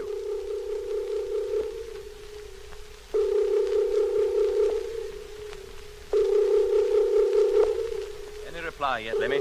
No, Jet. Well, how much longer are they going to be? It's 4 hours since we told them. Here we are, getting closer to it all the time. Soon it'll be too late for us to do anything. We'll have overtaken the thing. Yeah, we won't need Earth to tell us what it is then. Hello, Space Fleet. Yeah. Control calling Space Fleet. Flagship Discovery. Come in, please. Oh. Hello, Control. Discovery here, receiving you. Go ahead. Now we wait 10 seconds while the radio wave travels down to Earth and back again. Oh. I'll better switch on the recorder, Jet. Be all ready for them when they do come through. Yeah, I'll do it, Lemmy. Oh, thank you. Hello, Discovery. Here's the reply to your message of April 24th, 1700 hours Universal Time. Unable to say with certainty what the object might be. Oh, that's a great help. Possibility that it may be one of these things. Meteor swarm, comet dust, or cloud of ionized gas. If either of the first two, suggest evasive action be taken as soon as practicable. If ionized gas, you can expect to pass through it safely with no adverse results, other than a temporary upsetting of electronic equipment. And they'll all come running to me. A more accurate estimation of the object's identification may be deduced from radar data received when you're closer to it. Keep us fully informed. Suggest hourly. End of message. Thank you, Control. Message received. Keep listening out, please. Well, Jet, what is it? Meteors, comet dust, or what do you call it? Ionized gas? I wish I knew. As to the first two, they're much the same thing and equally dangerous. Look, tell Control I'll call them again in 30 minutes. Then get Mitch on the intercom for me, will you? So your guess is meteors, is it, Mitch? For safety's sake, I think we should treat it as though it were. Take evasive action. Yes, but that'll mean changing course. Well, that's better than being battered to pieces, isn't it? Oh, well, we're safe enough for a bit. We're not likely to meet the outer layers of the swarm for some hours yet. That gives us plenty of time to get you back into this ship. If we're changing course, you will have to be here. I shan't be sorry. Being a member of a freighter crew can get darn dull. Well, think yourself lucky you don't have to do it all the time. I most certainly do. Very well, Mitch. I'll call you again. I'll wait for one more report from Earth. If they still can't tell us for certain what that thing is, we'll act on our own. Wacko. Oh, how's Frank, by the way? Well, fine. Couldn't be better.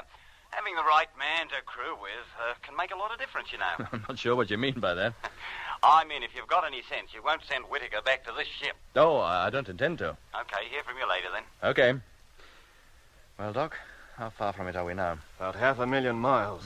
17 hours to go. Less. We'll be well into the outskirts of the thing before that, no matter what it is. Meteors or gas. Well, the most urgent thing is to pick a ship for Whitaker. Get him shifted and get Mitch back here where he belongs. Where do you intend sending him? I don't know. If he has the same effect on other crews as he had on Frank, wherever we send him could well be disastrous. Well, there's Johnson in number 7. He's about the toughest freighter pilot we have. I don't think anything would upset him. Oh, isn't he the chess fiend? Yeah, he's used to silence. Well, I don't know if that'll count for much, but I do know there's very little Johnson can't take.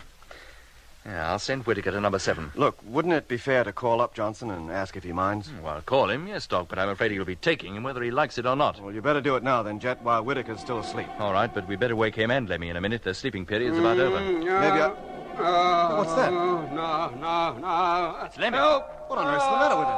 Come on, Doc. Lemmy, what's the matter? Lemmy! Good grief. What is it, Doc? I don't know. Lemmy! Lemmy! Answer me! Lemmy! That's quietened him. Here, Lemmy. Lemmy, wake up, do you hear? Shut up!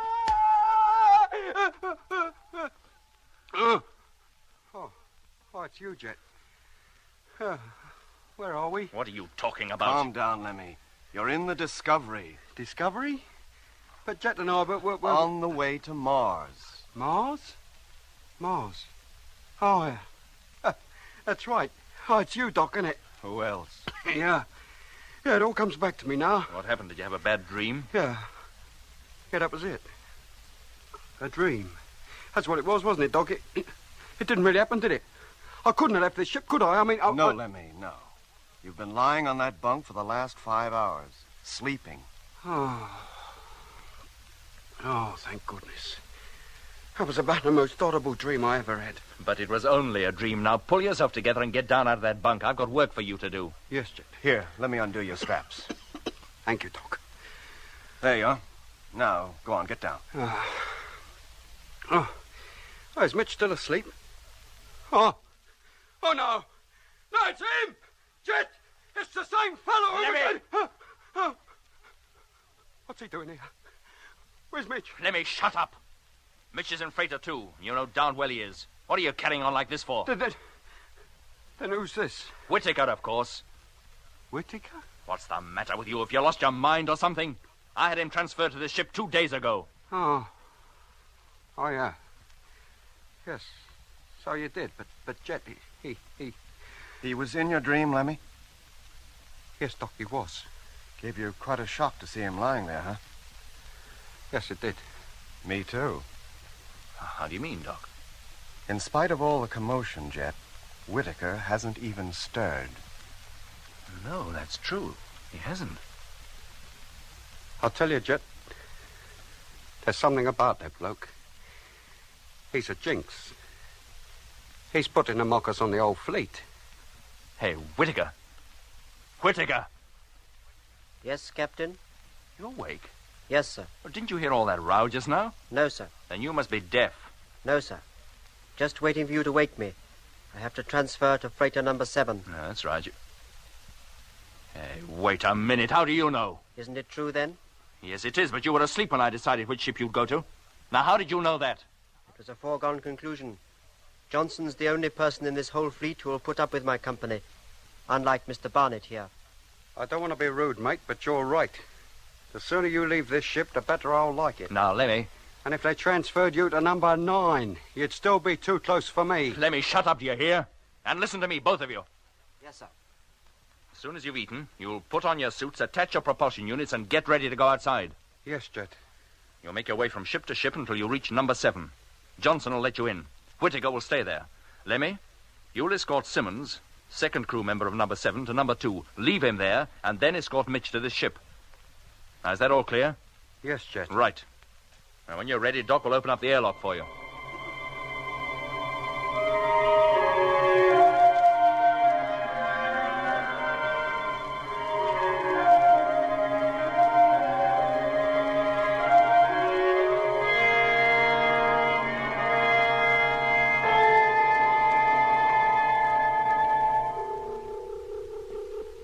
Okay, Doc. Suits inflated. Intercom working satisfactorily. You can let us out. Main door, contact.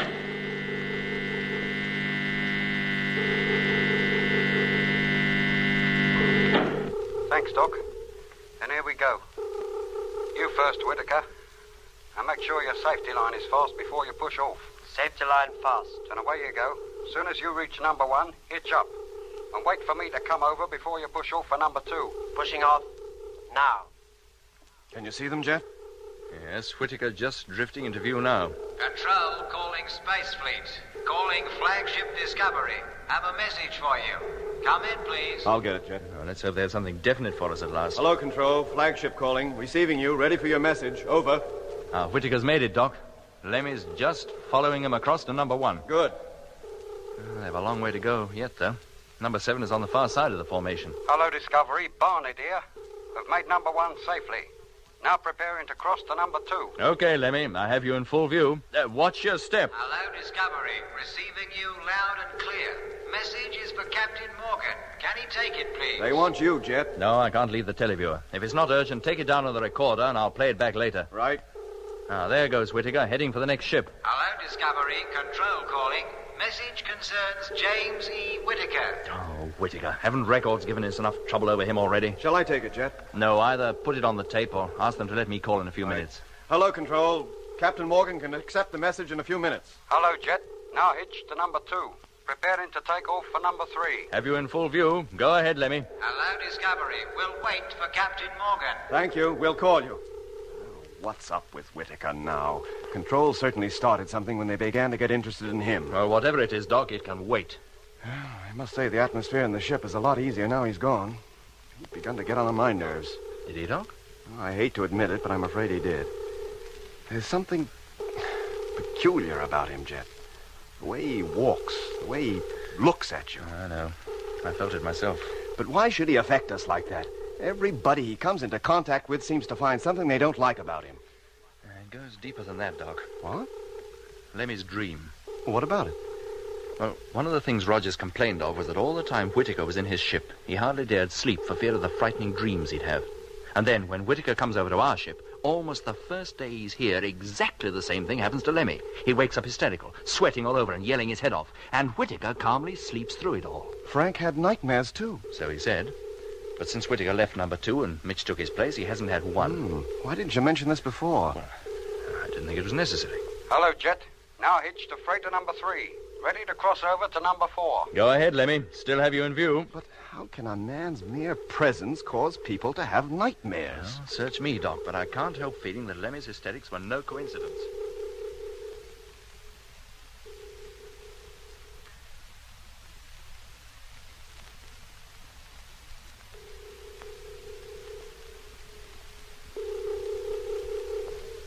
Flagship calling freighter number 7. Come in, please. Johnson calling. Whitaker and Lemmy are now hitched to number 6. I can see them, Skipper. Stand by to let them in, Johnson. Airlock's already exhausted and the main door is open. They can step straight in as soon as they get here. Good. And let me know when they're in the cabin, will you? Yes, sir. All right, Doc. It'll be a few minutes before number 7 calls up again. If you care to take over here, I'll talk to Control. Sure, Jet. Recorder on. Hello, Control. Ready for your message. Come in, please. Hello, Jet. Now hitch to number 7. This is the end of the line. About to enter airlock. Go ahead, Lemmy. Oh, that's Doc, isn't it? Yeah, Lemmy. Jet's talking to Control. He'll be back soon. Hello, Captain Morgan. Here's your message. Information on Whitaker received. It's been checked against his dossier in records section and found to be identical. Well, of course. But further investigations have revealed that the only James Edward Whitaker who answers to the description we have was born in 1893. In 1924, at the age of 31 years, he disappeared and was never seen again. But Whitaker is 31. Director of Records requests that he be allowed to talk to Whitaker as soon as possible. Hello, Control. Your message received, but not fully understood. I can put you on to Whitaker in just a few moments. Stand by, please. Doc, did you ever hear such preposterous nonsense? Is Whitaker in number 7 yet? No, he and Lemmy are hardly in the airlock. Well, let's get to that radio, Doc. Then I'll talk to Johnson. Right. Hello. Freighter number 7. Flagship calling. Hello, Flagship. Johnson, number 7 calling. Listen, Bill. The second Lemmy and Whitaker get into your cabin, put Whitaker on, will you? I want to talk to him urgently. As you say, Skipper. I was just about to let... What was that? Sounded like an explosion. Hello, number 7. Hello. Jet, look here at the televiewer. Look at number 7. The crew's compartment is a total wreck.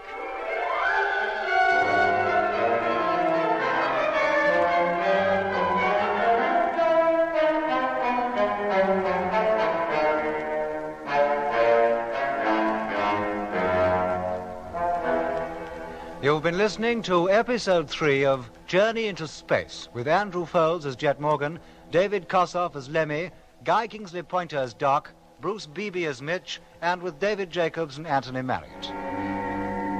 April 25th, 1971. For 22 days, the Mars space fleet of 9 ships, in line formation and led by the flagship Discovery, has been coasting towards the Red Planet. And although correct speed and course have been maintained, the flight so far has not been without incident. There was the mystery surrounding James Whitaker, construction engineer of freighter ship number 2. Frank Rogers found his company so objectionable that Jet decided to transfer Whitaker to the Discovery. Then came a strange message from Control on Earth asking for specific information regarding Whitaker. Meanwhile, freighter number 5 reported radar signals from an unidentified object lying directly in our line of flight. The indications were that it was a swarm of meteors, so Jet decided to take evasive action. But first, he wanted to transfer Whitaker to another ship and have Mitch, our engineer, now temporarily traveling in number 2, return to the Discovery. As there was a rule that no crew member should venture outside a ship alone, Lemmy was ordered to accompany Whitaker. The crossing was made in easy stages, from ship to ship. Is Whitaker in number 7 yet? No, Jet. He and Lemmy are hardly in the airlock. Oh, let's get that radio, Doc. I'll talk to Johnson. Right. Hello, freighter number 7, flagship calling. Hello, flagship. Johnson, number 7, calling. Listen, Bill. The second Lemmy and Whitaker get into your cabin, put Whitaker on, will you? I want to talk to him, urgently. As you say, Skipper. I was just about to let them in. That sounded like an explosion. Hello, number 7. Hello. Jet, look at the televiewer. Look at number 7. The crew's compartment is a total wreck. What? Can't you see, Jet? There's a gaping hole just behind her nose. Hello, Johnson. No point in calling him, Jet. By now, every particle of air that was inside that cabin will have escaped. Yes, but what about Lemmy and Whitaker? They were just about to go into number 7. Hello, Lemmy, can you hear me? Whitaker! How far had they got, Doc, before the explosion came? They just entered the airlock. They must be still in there. Had it filled up? No. Johnson couldn't possibly have had time to do it. Then they're still in the vacuum. It's unlikely they'd have felt anything of the concussion. Except through the floor. Yes, that could be enough to do considerable damage. Might have fractured the helmets or even damaged the suits. Yes, Jet. Hello, Lemmy, can you hear me?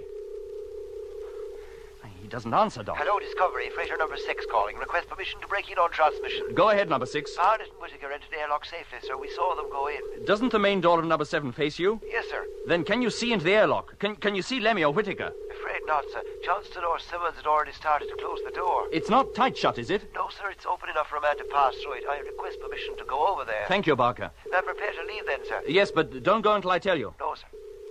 Hello, Jet. Lemmy calling. Jet, it's Lemmy. Lemmy Barnett calling Discovery. Hello, Lemmy, can you hear me? Oh, yes, Jet. What happened? Oh, there was an explosion of some kind in the crew's quarters. Oh. Are you hurt? I don't think so. I felt the shock. It come up through the floor, then I blacked out. How about Whitaker? He seems to be all right, but I think his radio's out of action. I can't talk to him. Listen, Lemmy, you can't get into number 7 through the airlock anymore. But if you feel fit enough, I'd like you to make your way towards the ship's nose and enter the cabin from there. The nose? Yes, there's a gaping hole there now. More than big enough for you to pass through. Eh? Yes, Lemmy. But a couple minutes more and Whitaker and I would have been in that cabin. You had a narrow escape. Thank your lucky stars for it. Yes, Jet. But what about Johnston and Simmons' lucky stars? Lemmy, I want you to get inside the cabin and give me a report on the damage. Think you can manage that? Yes, mate. Barker will be coming out to join you. Soon as he's across, have Whitaker take his place in number 6. Yes, Jet. But how do I make him understand what's wanted? I can't talk to him. Look, Lemmy, put your helmet next to his. Let them touch. When you speak, he'll hear you. Oh, do I have to get that close? To that geezer? Do as you're told, Lemmy, and don't argue. Yes, Jet.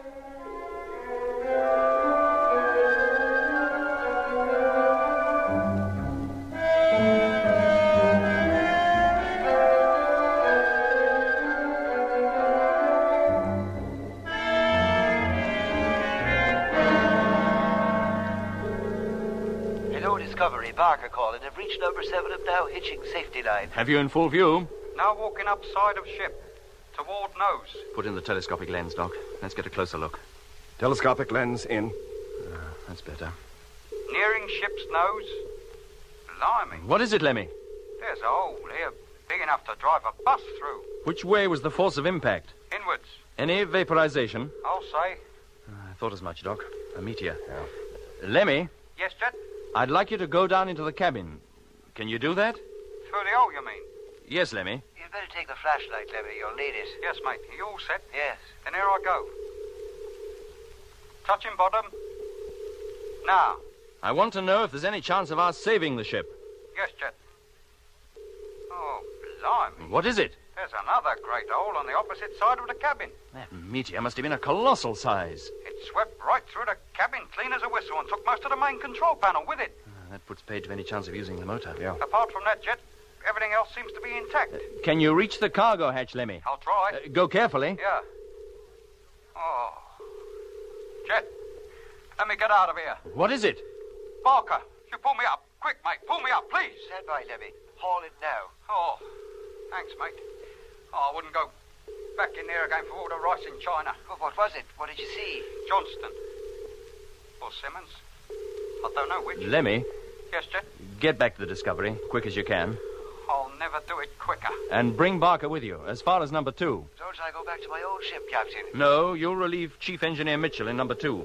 Lemmy will leave you there and escort Mitch back here. Whitaker will stay in number 6. Yes, sir. Is that clear, Lemmy? Yes, Jet. Then pull yourself together and come on.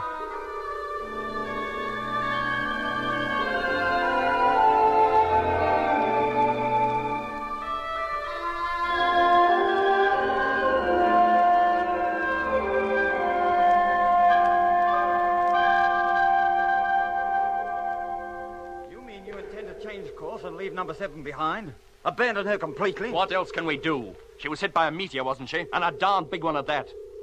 It's quite likely it came from the outer fringe of the very swarm we're approaching. We've got to take evasive action at once, and that means leaving number 7 behind. But she's full of cargo, Jet. Valuable cargo. Just the fuel she's carrying is worth its weight in gold. Mitch, to save the fuel alone would take hours. And meanwhile, we're getting closer to that meteor swarm. If it is a meteor swarm. We've hardly time enough to avoid it ourselves, let alone attempt any salvage operations. Okay, Jet. You're the boss. If you say abandon her, we abandon her. Does that go for Johnston and Simmons and all? Yes, Lemmy. I'm afraid it does. You mean we leave them there? Alone? In that wreck? Lemmy, what else can we do? But if anybody dies at sea, oh, at least they're given a decent burial. We're not at sea. If we gave them a decent burial, as you call it, all they'd do would be keep going with the ship. They'd merely be outside it instead of inside. That's all. Oh. Jet, if we're going to take evasive action, we better take it. According to my latest calculations, that object is less than 15 hours away. Right, Doc. Onto your safety couches and strap yourselves in. Righto, Jet. As soon as you're set, Lemmy, call up the fleet. Have them all listening out. Yes, Jet. Okay, I'm all set. Me too. Positioning control panels. Hello, Space Fleet. Flagship Discovery calling. Stand by for Captain Morgan. Thanks, Lemmy. Hello, Space Fleet. We're going to change course. When I give the word, all ships will tilt their noses 25 degrees upwards from line of flight. When we turn on the motors, the ships will take the new course and be carried high above the meteor swarm. In that way, we may avoid it. Stand by. Okay, Doc. Switch in the main gyro. Gyro, contact. Number 1, standing by. Number 2, standing by. Number 3. Number 4. Number 5. Number 6. Number 8.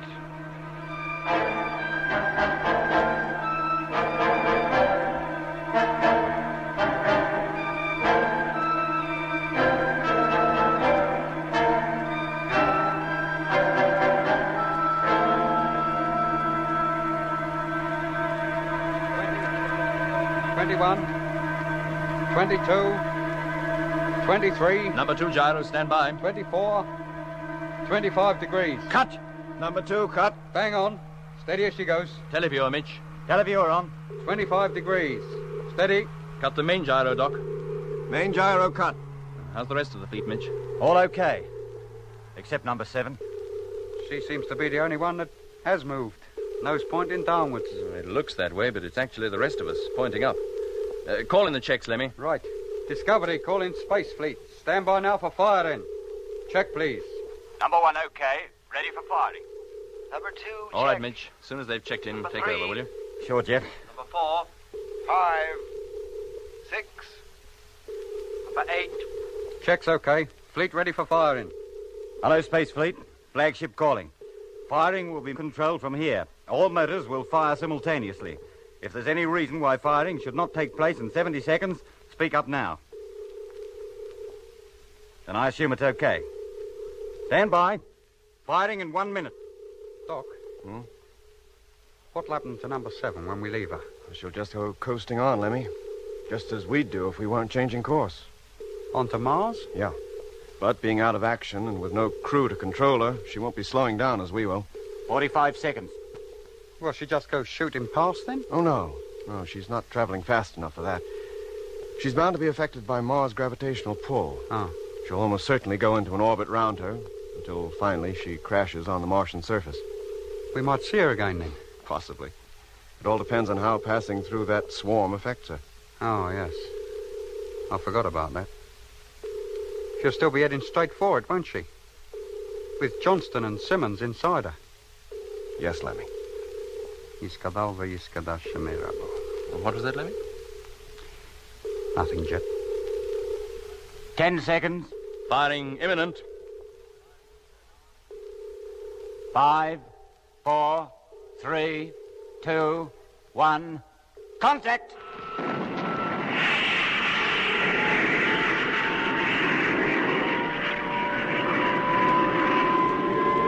Acceleration rate 100, 200, 300, 400, 500.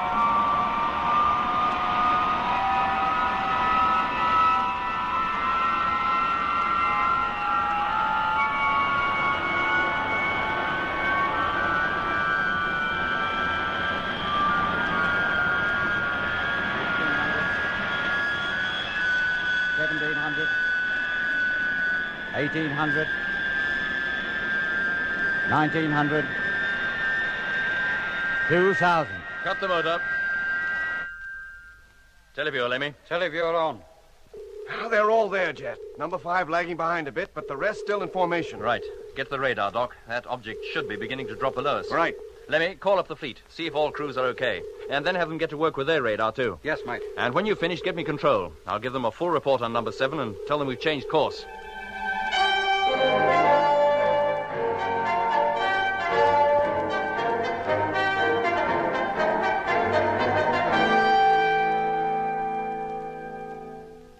Thank you, Control. Message received. Keep listening out, please. We'll call you again shortly. Well, Jet, what did they have to say? What could they say? They're just as sorry about losing number 7 as we are, but they consider we did the right thing in abandoning her. They think the meteor came from the swarm we're approaching, and we might run close to a few more stray ones before we're through. Well, that's a nice, cheerful thought. What are the latest reports on the swarm's position? We're climbing well above it, Jet. Good. As soon as we've passed over it and down the other side, we'll have to increase speed slightly to make up for lost time. Otherwise, we're going to be late for our rendezvous with Mars. And I'll get to work on the new computations right away. Yes, please, Mitch. What about Whitaker? Oh, what about him? Don't you remember, Jet? The last message we had from Control before the meteor hit number 7 was... Good heavens, yes, I forgot all about that. What was it they said? That the only man they could find answering to Whitaker's name and description was born in 1893, and he disappeared in 1924. What? That was the message we received, Mitch. Did you ever hear anything so preposterous? The Director of Personnel Records wanted to talk to Whitaker. Yes, he did, didn't he? Well, I can hook the main transmitter to the intercom system, Jet. No, Lemmy, I want to talk to Earth about this whole business first. But if Control want to talk to him direct, why not let them? Because, Lemmy, the whole fleet knows of the uncanny effect Whitaker had on you and Rogers. If there's anything else about him that's unexplainable, I don't want any of the crews listening in on it. Particularly the pilot of number 6. He may have to spend the rest of the voyage with him. Oh. Yeah. Hello, Control. Flagship Discovery calling. Come in, please. Are you sure you heard it right, Jet? How could they seriously say Whitaker was born in 1893? They didn't. All they said was the only man they could trace who answered to Whitaker's description was born in 1893. Hello, Discovery. Control calling. Hearing you loud and clear. Got him, Jet. Thanks, Lemmy. Coming. This doesn't make sense to me, Doc. Me neither, Mitch. When does Whitaker say he was born? 1940. If you ask me, that's just about right. That'd make him 31, and that's about the age he looked. Yeah, but don't you see, Mitch, the strange thing about it is that 31 is just the age at which the other Whitaker disappeared, in 1924. Yes, but didn't they check up on him before he joined the crew during his training period or anything? Well, they must have done. Well, if they were going to find anything as fantastic as this, wouldn't they have found it by now? I would have thought so. You know, record section must be crazy as coots. The whole bang lot of them. I'll agree with you, Mitch, but for one thing. And what's that? Whitaker's odd behavior. You took his place in number 2, Mitch, so you can't know what I'm talking about. But all the while Whitaker was in this ship, I had a strange feeling of foreboding. Jet, too. Well, I reckon you're all jumping to hasty conclusions. Do you? And what about the inquiries from Control? Mere routine. That's what started you off. If they'd asked for information about other members of the fleet, you would have imagined the same things about them, too. Maybe, Mitch. And I hope you're right. Anyway, we'll see what Jet's talk with Control produces.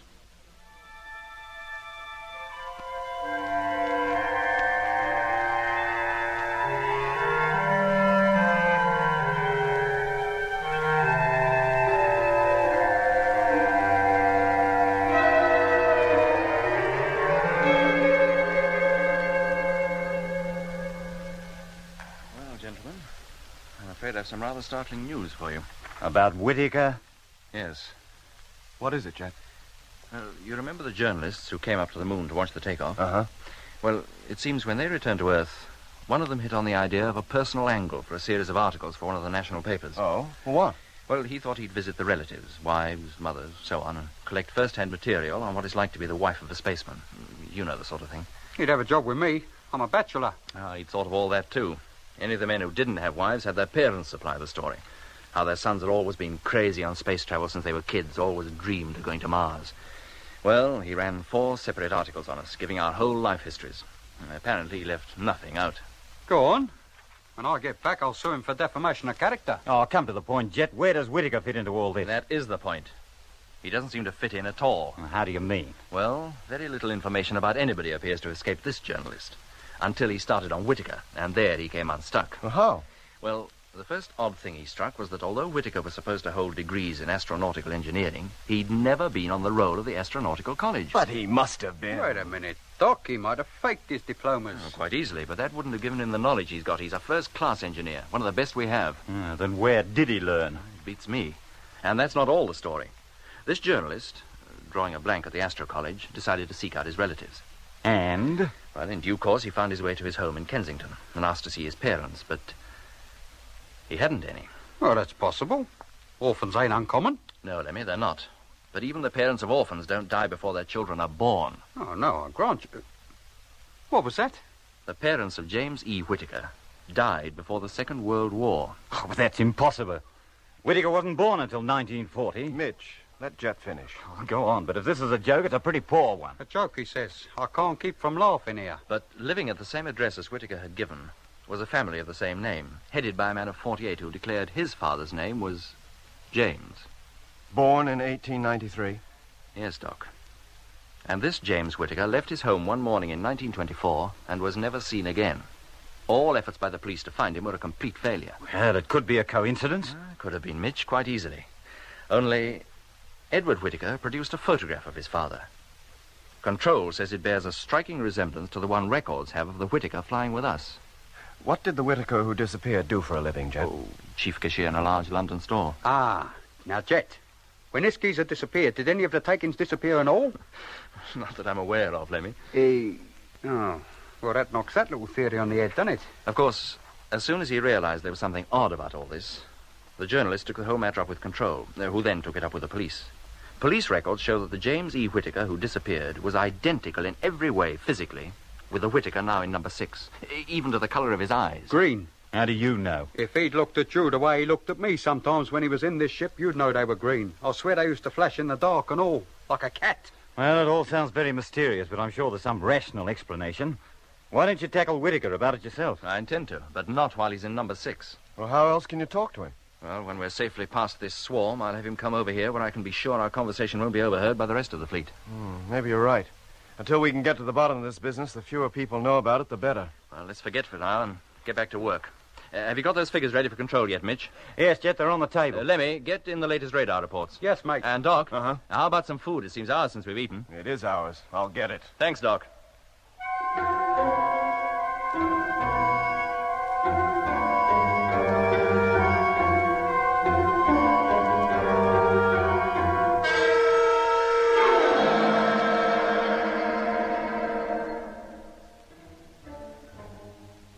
So, on the surface at any rate, the affair of James Edward Whitaker was forgotten.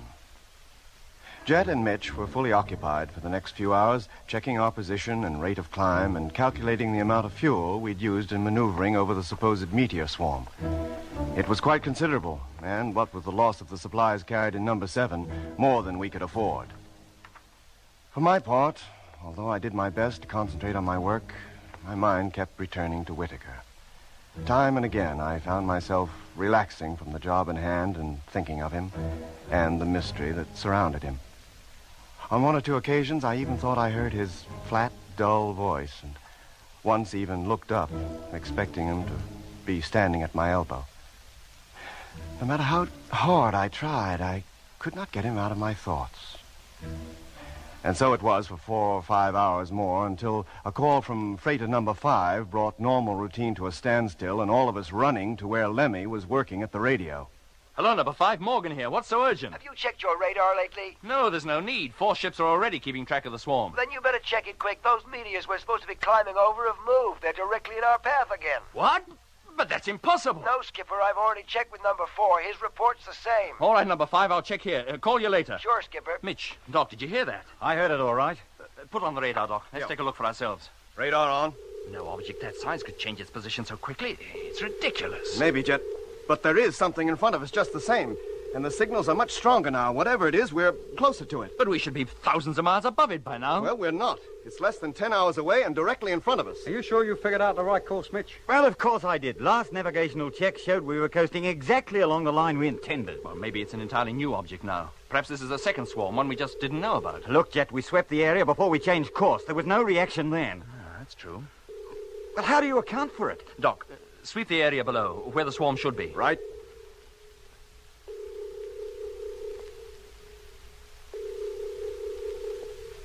No, Jet, nothing. Either we've changed our course or that thing's moved. I tell you, we haven't changed course. Then we'd better, and quick. If that thing's solid and we hit If it was solid, we'd see it. It would be at least as large as the moon and be reflecting the sunlight. Well, it could have its dark side towards us. In that case, the sun being where it is, it couldn't be directly in front of us. Oh, no, it couldn't, could it? Well, what do we do? Alter course again? Unless it proves to be moving out of our path as quickly as it moved in, yes. But if we go on at that rate, we'll have no fuel left. We'll reach Mars all right, but we won't be able to make a landing. Keep an eye on that thing, Doc. Right. And Lemmy, call up the rest of the fleet. Tell all ships to watch it. Get a report from each ship in turn every 10 minutes. Right.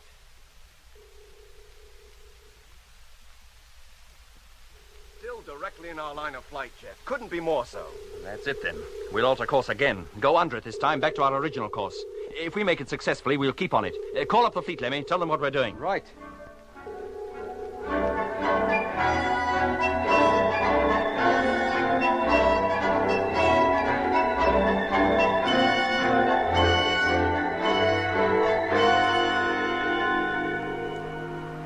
That. Rotate the televiewer, Lemmy. Rotating. All there, Jet. In close formation. Except for that gap between 6 and 8. Look, Jet, under the circumstances, don't you think we should close up that gap? It can only be a constant reminder to the crews of 6 and 8 of what happened to number 7. It'd be a tricky maneuver, Doc. Too risky to be safe. The ships are too big to handle that way. They weren't made to move sideways. But couldn't we try? I'm afraid they'll stay as they are. Very well, Jet. Now get an okay from all ships, Lemmy, will you? Have them open up radar watches immediately. Yes, mate. And, Doc, open up our radar as soon as you're out of your bunk and get to work yourself. Sure. Well, if we haven't cleared it this time, I'm a Martian. Then maybe it's you that's causing all the trouble. Hey, what do you mean by that, Lemmy? Now, come on, you two. Come on. Get down out of that bunk, Lemmy, and stop arguing. We've got work to do.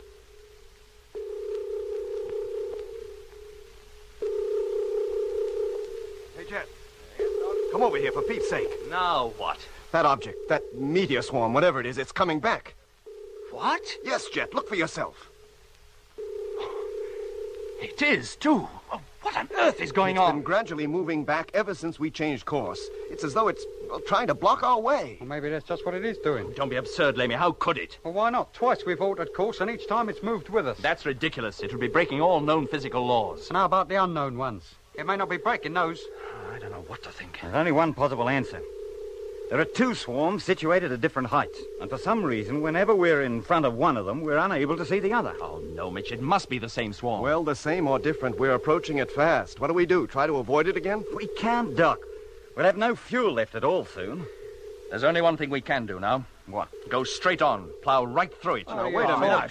About go through it. You mean the whole fleet? Well, I certainly don't intend leaving anybody behind.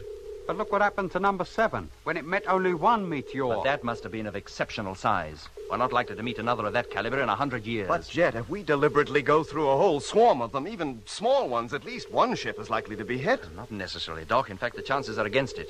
And in any case, small meteors will do us no harm. The meteor bumper will take care of them. Then why go to all that bother to dodge them in the first place? Why couldn't we have just coasted on and chanced it? Because, Lemmy, we don't take chances if we can possibly avoid it. But this is different. Well, you'll never get the fleet to back you, Jet. It's too risky. Well, it's that or turn back. Oh, no, we're not turning back. There wouldn't really be much point in trying. It'd take us so long to turn the whole fleet round that by the time we were ready to fire the motors, we'd be as good as on the thing anyway. How far off is it now? Less than 4 hours. Well, how about it? Do we keep going? Or do we rush around in space playing tag with something that's nebulous, that we can't even see in spite of its colossal size? Whatever you say, Jet. I'm with you. Me too. Wherever you go, Jet, I go and all. Good. Then call up the fleet, Lemmy. I'll talk to them. Yes, mate.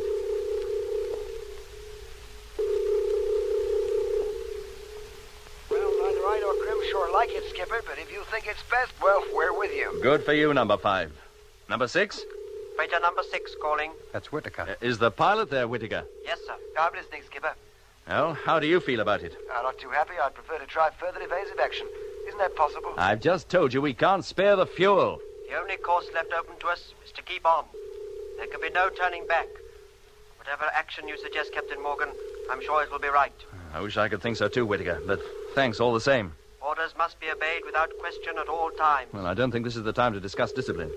Now, Peterson, you going to be happy about this? I wouldn't call it happy, Jet, but I'm with you. Whatever you say goes, so far as I'm concerned. Good. Number 8, how about you? Well, as I'm the last to be consulted and everybody else has been already agreed to plow on, well, all I can say is okay. I don't like it, Jet. I think the risk is greater than you care to admit. Well, that's settled. Now, listen carefully, all of you.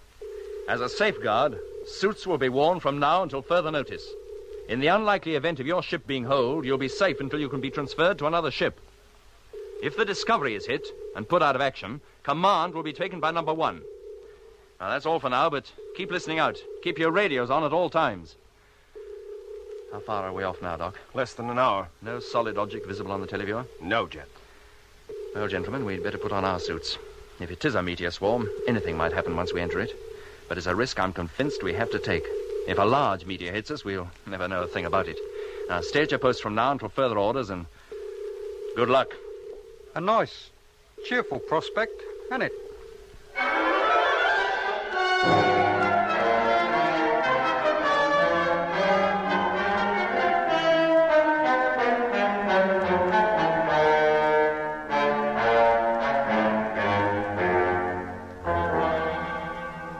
You've been listening to Episode 4 of Journey into Space with Andrew Foulds as Jet Morgan, David Kossoff as Lemmy, Guy Kingsley Pointer as Doc, Bruce Beebe as Mitch, and with David Jacobs and Anthony Marriott.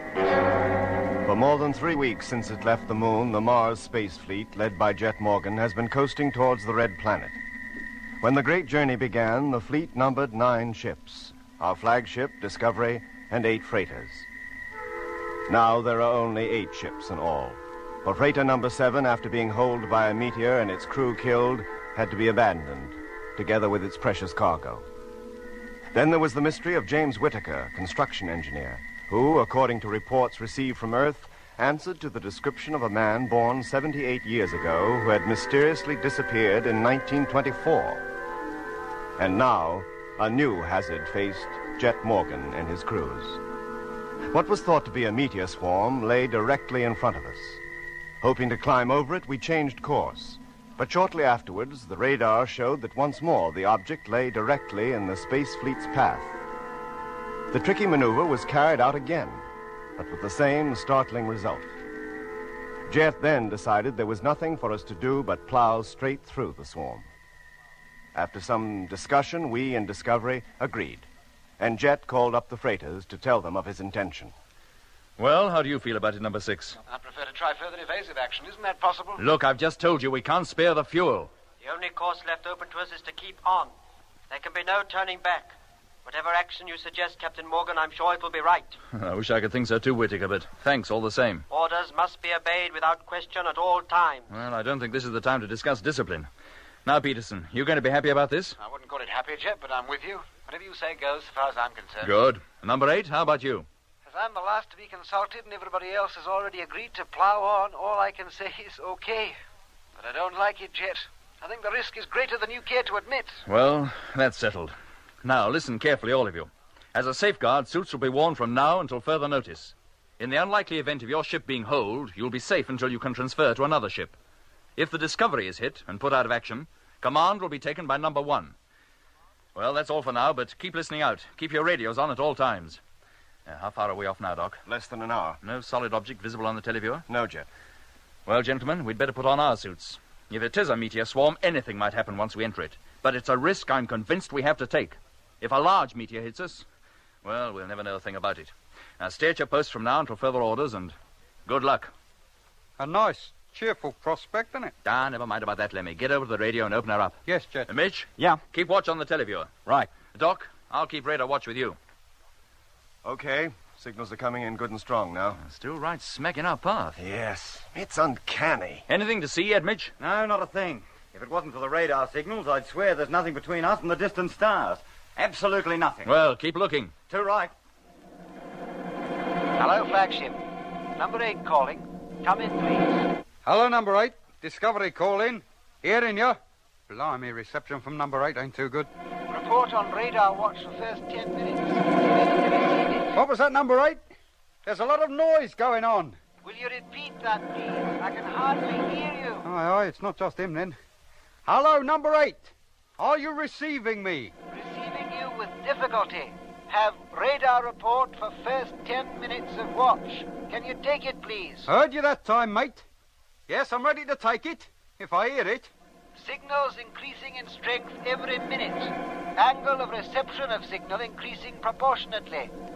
Estimate object now approximately 25,000 miles away. End of message. Thank you, number 8. Is your reception as bad as mine? It's not good, Lemmy. We seem to be getting a lot of interference from somewhere. I'll say we are. Any idea what it is? I haven't got a clue. Reception out here should be as clear as crystal. Right, Lemmy. My next call is in an hour. I hope conditions have improved by then. So do I. Hear from you later then, mate. Hey, Jet. Yes, Lemmy? First reports from number 8, just received. Right, let's have them. And what a job I had getting them and all. How do you mean? Oh, reception was chronic. Weak?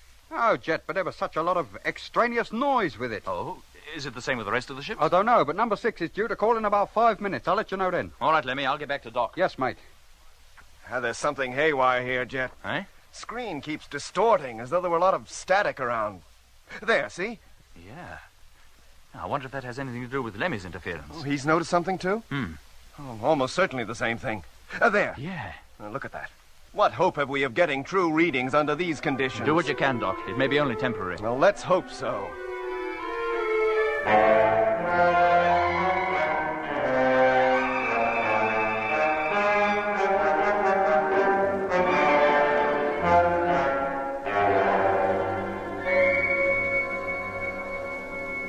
Jet, reception is becoming impossible. It's pointless trying to calculate anything while these conditions last. What on earth can be causing it? If you ask me, it's something to do with that object we're approaching. The closer we get to it, the worse the distortion gets. Hey, Jet. Yes, Mitch? Oh, the televiewer, it's hopeless. Oh, not that, too. It's like trying to see through a blinding snowstorm. What is going on? Hello, number 6. Flagship calling number 6, trying to contact you. Come in, please. Oh, sounds as though Lemmy's having trouble, too. Get back to the televiewer, Mitch, in case it clears. Right, but I think I'll be wasting my time. And you keep at it, too, Doc. Do what you can in the periods free from interference. All right, Jet, but there are so few of them, I don't think I'm going to get very far either. What was our estimated distance from the object last time you were able to make a calculation? 45 minutes. That was 5 minutes ago. But it was only based on my own deductions. I've had no further check reports from the fleet. Well, I'll have a word with Lemmy, see what's happening. Hello, number 6. Trying to contact you. Can you hear me? Now, what's your trouble, Lemmy? Number 6 is 5 minutes late with his report. 10 times I've tried to raise him, but I get no reply.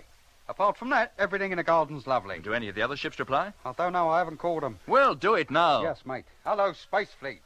Flagship calling Space Fleet. Come in, please. Now. Listen to it. How can we be expected to hear anything through this lot? Hello. Quiet, Lemmy. Huh? I thought I heard something. Then you must have ears like a cat. Hello, flagship. Hello, number 6 calling. Need to hear from you urgently. That's number 6. Emergency. Come in, please. Emergency, he says. Hello, number 6. Morgan here. Go ahead with your message.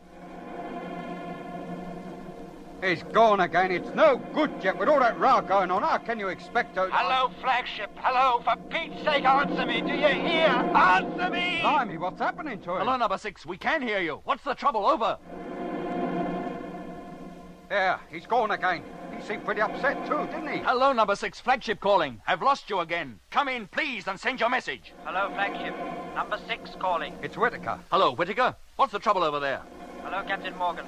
There is no trouble. Everything is normal. Aye? What do you mean everything is normal? What was Peterson panicking about? And you're 10 minutes late with your radar report. I have the radar report already. Are you ready to take it? Not yet, I'm not. I want to speak to Peterson. Put him on. Radar report number 1. Signals powerful and indicate object now less than 20,000 miles distant. He's reading the report. He didn't hear you. I don't want that report for the moment, do you hear? I want to speak to Peterson. Now put him on at once. Is the end of message. We'll keep listening watch and we'll call again in 1 hour as per routine. He couldn't have heard you, Jet. He's still giving the radar report. I'm not so sure that he didn't. Whitaker, I want to talk to Peterson immediately. He cannot talk to you. He is asleep. Hey, Jet, that's exactly what he said about Rogers, remember? Asleep? At a time like this? I cannot wake him. He must remain asleep. Orders must be carried out without question at all times. Orders? What orders? I've given no orders about sleeping. Wake him up, do you hear? He's not answering at all now. There's something fishy going on over there, Jet. Wherever that geezer is, there's trouble. And even if he was answering, we'd never hear him with all that row going on. Hey, Jet, come over here, quick. Coming, Mitch. Now keep trying, Lemmy. If you can't get number 6 yourself, ask one of the other ships to try and contact you. Yes, Jet, but with things as they are, I'll be lucky to get anybody. Hello, number 6. Flagship calling. I've lost contact with you. Come in, please. Now, Mitch, what's your trouble? This tel of yours is completely up the spout. It's just a waste of time sitting here staring at it. There hasn't been any kind of a picture since you went over to the radio. And that's about had it, too. There's some kind of static or interference upsetting everything. Well, it must be coming from that meteor swarm. How are things with the radar, Doc? Hopeless, Jet. Haven't been able to take any kind of a reading for the last 10 minutes. And we must be pretty close to that swarm by now. Then we'd better put our helmets on and keep them on until we've passed through it and out the other side. If we come out the other side. How about the rest of the fleet? If we can't see them, how do we know they're still with us? Any luck yet, Lemmy? No, Jet, I can't race anybody. Well, put your helmet on. You can hitch your personal radio to the main transmitter and still keep calling. Yes, Jet. What makes you think the personal sets will work any better than the main radio? Nothing. I'm just hoping they will. Right, now put them on. I'll call each of you in turn. Righto, Jet. Okay, Jet. Well, that's me fixed. Hello, Mitch, can you hear me? Mitch, can you hear me? Hello, Lemmy, how about you? Doc, you there? Mitch, can you hear me now? Yeah, Jet. But only now your helmet's touching mine. I'll beckon Doc and Lemmy over. If we all put our heads together, we can talk. All touching now? Yes, Jet. I can hear you. Now listen carefully. With the radios not functioning, we can't talk to one another except by this method. And for safety's sake, we'll have to keep our helmets on until we pass through that swarm. Doc, Mitch, you'll go back to the radar and televiewer and keep watch. And Lemmy, you keep calling the fleet every 10 minutes. Now, is that all clear? Yes, Jet. If any of you have anything to say, raise your hand and I'll come over. Right, Jet. Okay, Right, back to your posts, all of you. Okay, Jet.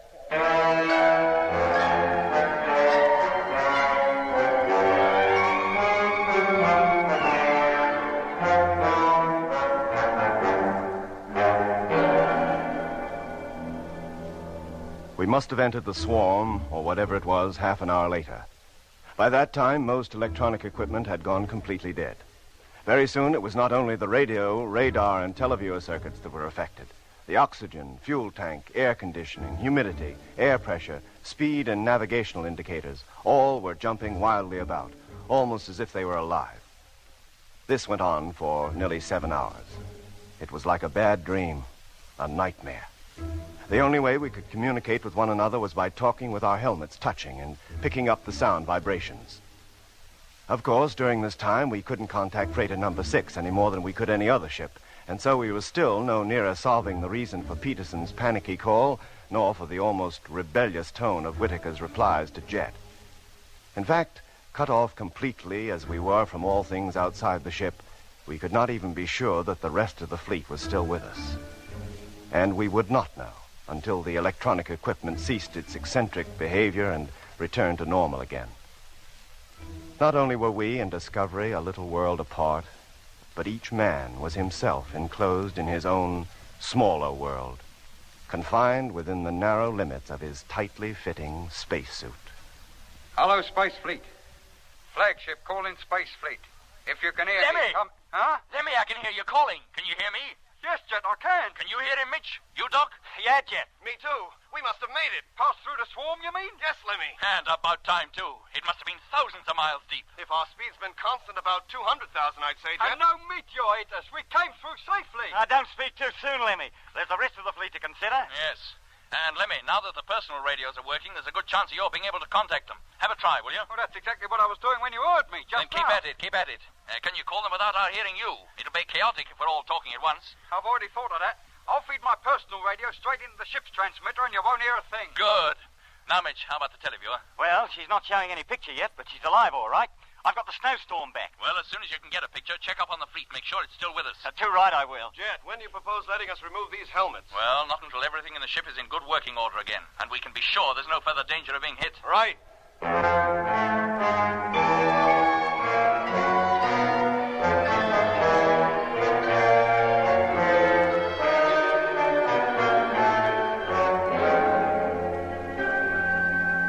Jet! Yes, Lemmy? Make contact with number 1. Do you want to talk to him? I certainly do. Hook me up, will you? Right. Now, go ahead. He should hear you. Hello, number 1. Morgan here. Are you receiving me? Hello, Captain. Hearing you quite clearly. Are you and your ship okay? Yes, sir. Televiewer and radar still a bit haywire, but coming back to normal rapidly. All electronic equipment's been completely out of action the last few hours. Yeah, ours has too. Have you been able to make contact with any of the other ships? No, sir. Lemmy came through before I had a chance. Very well, number 1. As soon as your radar's working again, see if you can calculate our distance from that swarm, and the rate at which it's dropping behind, if it is. Very good, sir. How soon will we take our suits off? No, not until I tell you. As soon as you've anything to report, give us a call. That's all. Thank you, Discovery. All right, Lemmy. Now see if you can contact the rest of the fleet. Yes, mate. Mitch, is that televiewer working yet? Yeah, it's getting better, but I still can't get a picture. Then keep at it. You will before long, I'm sure. How about you, Doc? Well, if there's anything in front of us, Jet, I believe I could detect it. You mean the radar's working now? Yes, enough for me to get some sort of a signal. Good. Well, sweep the area astern. See if you find anything there. Sure. Yes, Jet, there you are. As strong as you like. That thing is behind us. We must have passed through it. Good, Doc. Do you think it was meteors, Jet? I wouldn't like to say for sure, but I doubt it. So do I. No ordinary meteor swarm would have upset the equipment like that. And the chances are that at least one of the ships would have been struck. Well, we can't be sure that they haven't yet, Doc. No, I don't think you need worry, Jet. I've got a hunch that everything is going to be all right. I hope so, Doc. I sincerely hope so.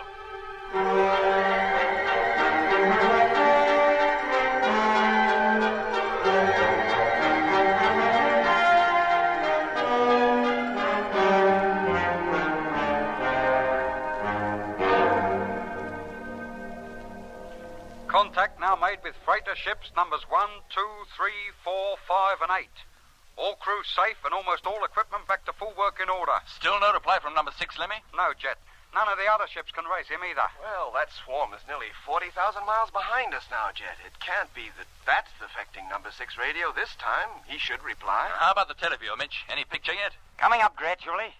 Clearing slowly. Can you get a clear image of the fleet yet? No, Jet, but it won't be long, I'm sure. All right, gentlemen. I think it's safe to remove the helmets now. You can take them off. Oh, thank goodness. I was beginning to feel like a goldfish. As soon as you can, Lemmy, get back to that radio. Keep trying number 6. Yes, Jet. Hello, number 6. Flagship calling number 6. Been trying to contact you.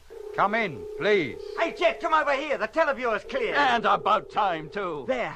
Fleet's still in perfect formation. We must have stuck together the whole time. In fact, going through that swarm seems to have had no ill effects on us at all. And... Say, Hal, wait a minute. Eh? Where's number 6? What? She's not there. But she must be. No, Jet, she isn't. Every other ship is, but there's no sign of number 6. Here, let me see. Well? Good grief, you're right, Mitch. It's gone. Number 6 has completely disappeared.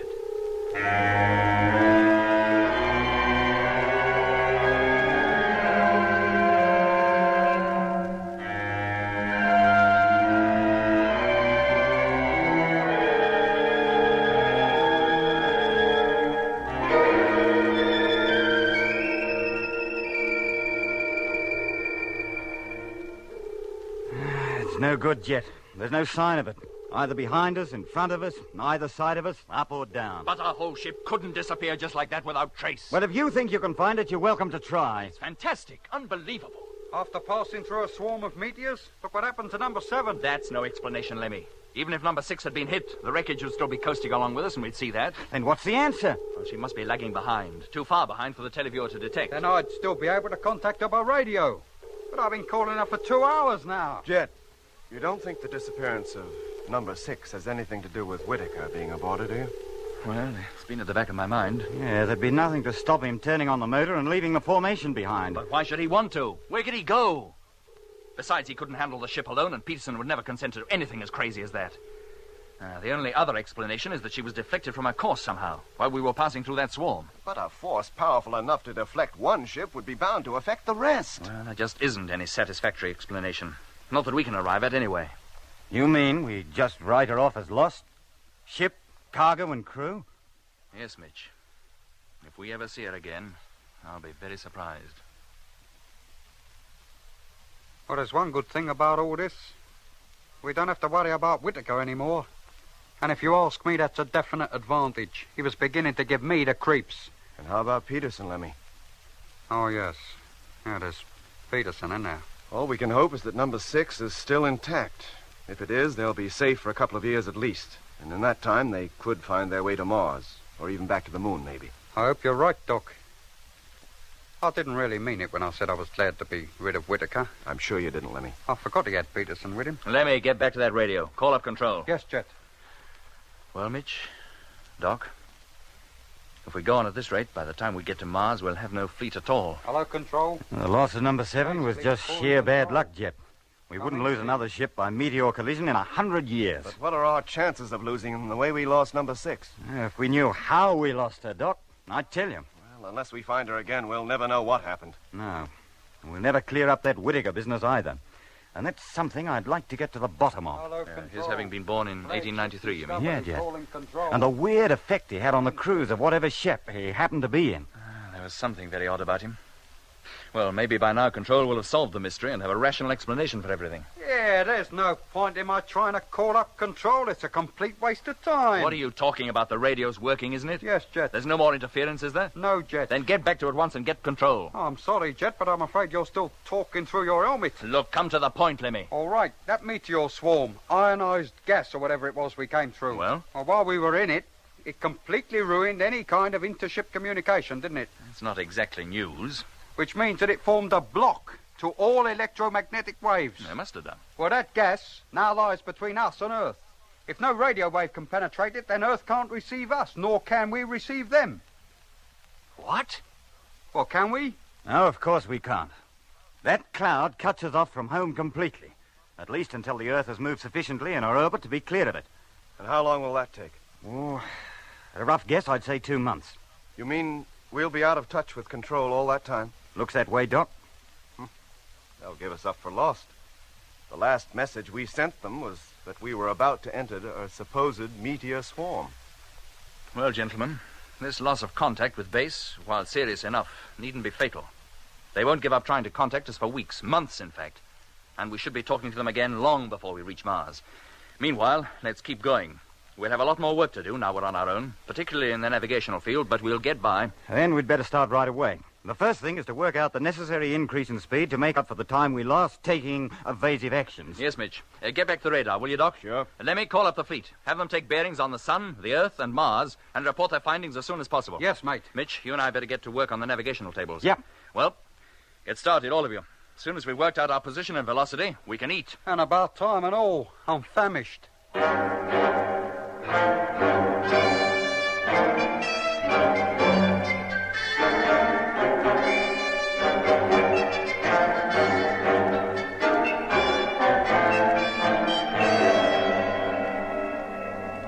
And so now 2 ships had gone, together with their crews and cargo. Meanwhile, the rest of the fleet sped on its way. By now, Mitch and Jet had checked our course and position and found it to be correct. We could expect to arrive above the surface of the red planet at the appointed time, always supposing, of course, that some other mishap didn't delay us. By now, the sun was only about 4/5 of the size it appears from Earth, but because of the clear viewing conditions out in space, was a much more beautiful object. It hung in the sky, a great, gleaming, blue-white disk, surrounded by its corona. As for the Earth, which lay to one side of the sun, it appeared bluish in color, with reddish-green patches indicating the land masses, and the whole being covered with irregular white cloud formations. And at both poles were the incredibly bright ice caps. To the naked eye, the Earth-Moon system looked like a huge double star which grew and shrank as the moon encircled its parent Earth. But the most interesting and remarkable object in the whole heavens was Mars. As we observed through the small navigational telescope, it already appeared much larger than we'd ever seen it. Deep pink in color, the darker portions of its surface showing up sharply in olive green. Even at this distance, we could detect a few cloud masses floating in its atmosphere. And the dark, thin lines of the canali were certainly no optical illusion. But whether they were dry or filled with water, as many people down on Earth believed, it was impossible to say. So we coasted on for another month. We had covered nearly 119 million miles since taking off from the moon. No contact with Earth had yet been made, nor could we hope to establish it for at least another 2 weeks. Life in our ship had settled down to routine. 2 men on watch, 1 sleeping, and the 4th off duty, but standing by, should he be needed. Hello, Doc. You still writing that book? Hello, Lemmy. Thought you were asleep. I woke up an hour ago. I haven't been able to sleep a wink since. Must be the weird conditions we live under. I seem to get along all right with half the sleep I needed back on Earth. It's the same with all of us, Lemmy. Even Mitch never sleeps for more than 4 hours at a time. Yeah. How about a game? A chess, you mean? Yes, Doc. I'll beat you just once before we get back home. I made up my mind to it. You'd better learn the game first, Lemmy. Well, isn't that what I've been doing these last 2 weeks? Then set up the board. I'll give you a rook and knight. Oh, that's very generous of you, Doc. I'll do the same for you one day. Which hand? Left. White. It would be. That gives you the advantage. Hardly makes up for the loss of 2 pieces. Oh, I don't think you'll miss them all that much. That we'll see. It's a good thing that this is a metal board and that these men have all been fitted with magnetized boots. Or they'd go shooting all over the cabin every time we touched them. You say that at the beginning of every game, Lemmy. Oh, do I? Well, you start, Doc. Aye, aye. The usual crafty move. A very common one. Shouldn't present any problem. Oh, it doesn't. It's the ones that follow that worry me. Now, I'll put this little fella there. A most unorthodox opening, Lemmy. Foxy, eh? And there's my answer to it. Then see what you make of, that. Check. Eh? Well, isn't it? Wait a minute, Doc. Something must have gone wrong with my plan of attack. Hello, Space Fleet. Control calling. I mean, what I should have Listen, done... Lemmy, the radio. Control calling flagship Discovery. The radio, it's Control. Yeah. Trying to contact you. Come in, please. Lemmy, Doc, did you hear that? It's Control. Of course we heard it. Let's get over to the radio, quick. Hello, Control. Morgan calling. Hearing you loud and clear. Repeat, loud and clear. Over. Well, there's a turn-up for the book. I didn't expect to hear that beautiful Australian accent for another 2 weeks at least. Beautiful, he calls it. Lemmy, any accent from Control would sound beautiful at this moment. Even yours. What do you mean by that? Hello, Discovery. Control calling. Have urgent message for you. When can you take it? Anytime you like. Switch on the recorder, Lemmy. Recorder on. Control to Discovery. Message will be transmitted in 1 minute. Stand by, please. Standing by. Yeah, wait a minute. What's up, Lemmy? He answered you pretty smart, didn't he? How do you mean? Well, the last time we had a message from Earth was a month ago. The time lag between calls then was 10 seconds. Well? Well, by now the lag should be at least 20 seconds. But that answer come back this time in 5. Are you sure? Of course I'm sure. The times I've spoken to Earth, I reckon I should notice a thing like that, shouldn't I? But if you're right, Lemmy, if the delay was that short, that would put the Earth about a quarter of the distance from us that it should be. Oh, that's impossible. Lemmy must have made a mistake. We can soon see. Get them to call you again, Jet. Hello, flagship. Are you ready to take the message? Sorry, Control. Didn't hear you. Will you repeat that? 1 second. 2, 3, 4... Control to flagship. Repeat. Are you ready to take the message? Lemmy's right. It was 5 seconds. Sorry, Control. Cannot take message at this moment. We'll call you again in a few minutes. What on earth is going on? The ship must have turned itself round. We came back home. Oh, turn it up, Lemmy. We're heading for Mars. Correct course, correct position, just as we should be. Then how can you account for that message? There's only one explanation. That can't be Control. What? Then who is it? Search me. I'm no clairvoyant. I'm just a radio operator. If it's not Control... It sounds like them. They must be fairly close to us, somewhere within the region of 500,000 miles. And that's why they sound so strong and clear. We never receive Earth at that strength. Then who can it be? Oh, look, it must be Control. A short delay must be due to some freakish way the wave travels, or something like that. Oh, use your loaf, Mitch. Do me a favour there. How could that be? Lots of things can block a radio wave, but nothing can change its speed. Call them up, Jet. Let's take the message, at least. Yes, Doc, we can argue about it afterwards. Switch it on, Lemmy. Transmitter on. Hello, Control. Morgan calling. Now ready to receive your message. Go ahead, please. 1, 2, 3, 4. Control to flagship. There. You see? 5 seconds again. Here is your message. Urgent. Control to flagship Discovery.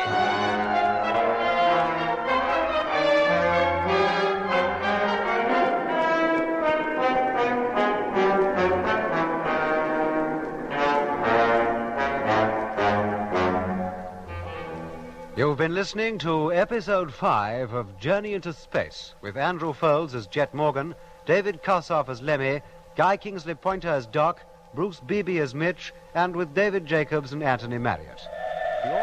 The BBC presents Jet Morgan in Journey into Space.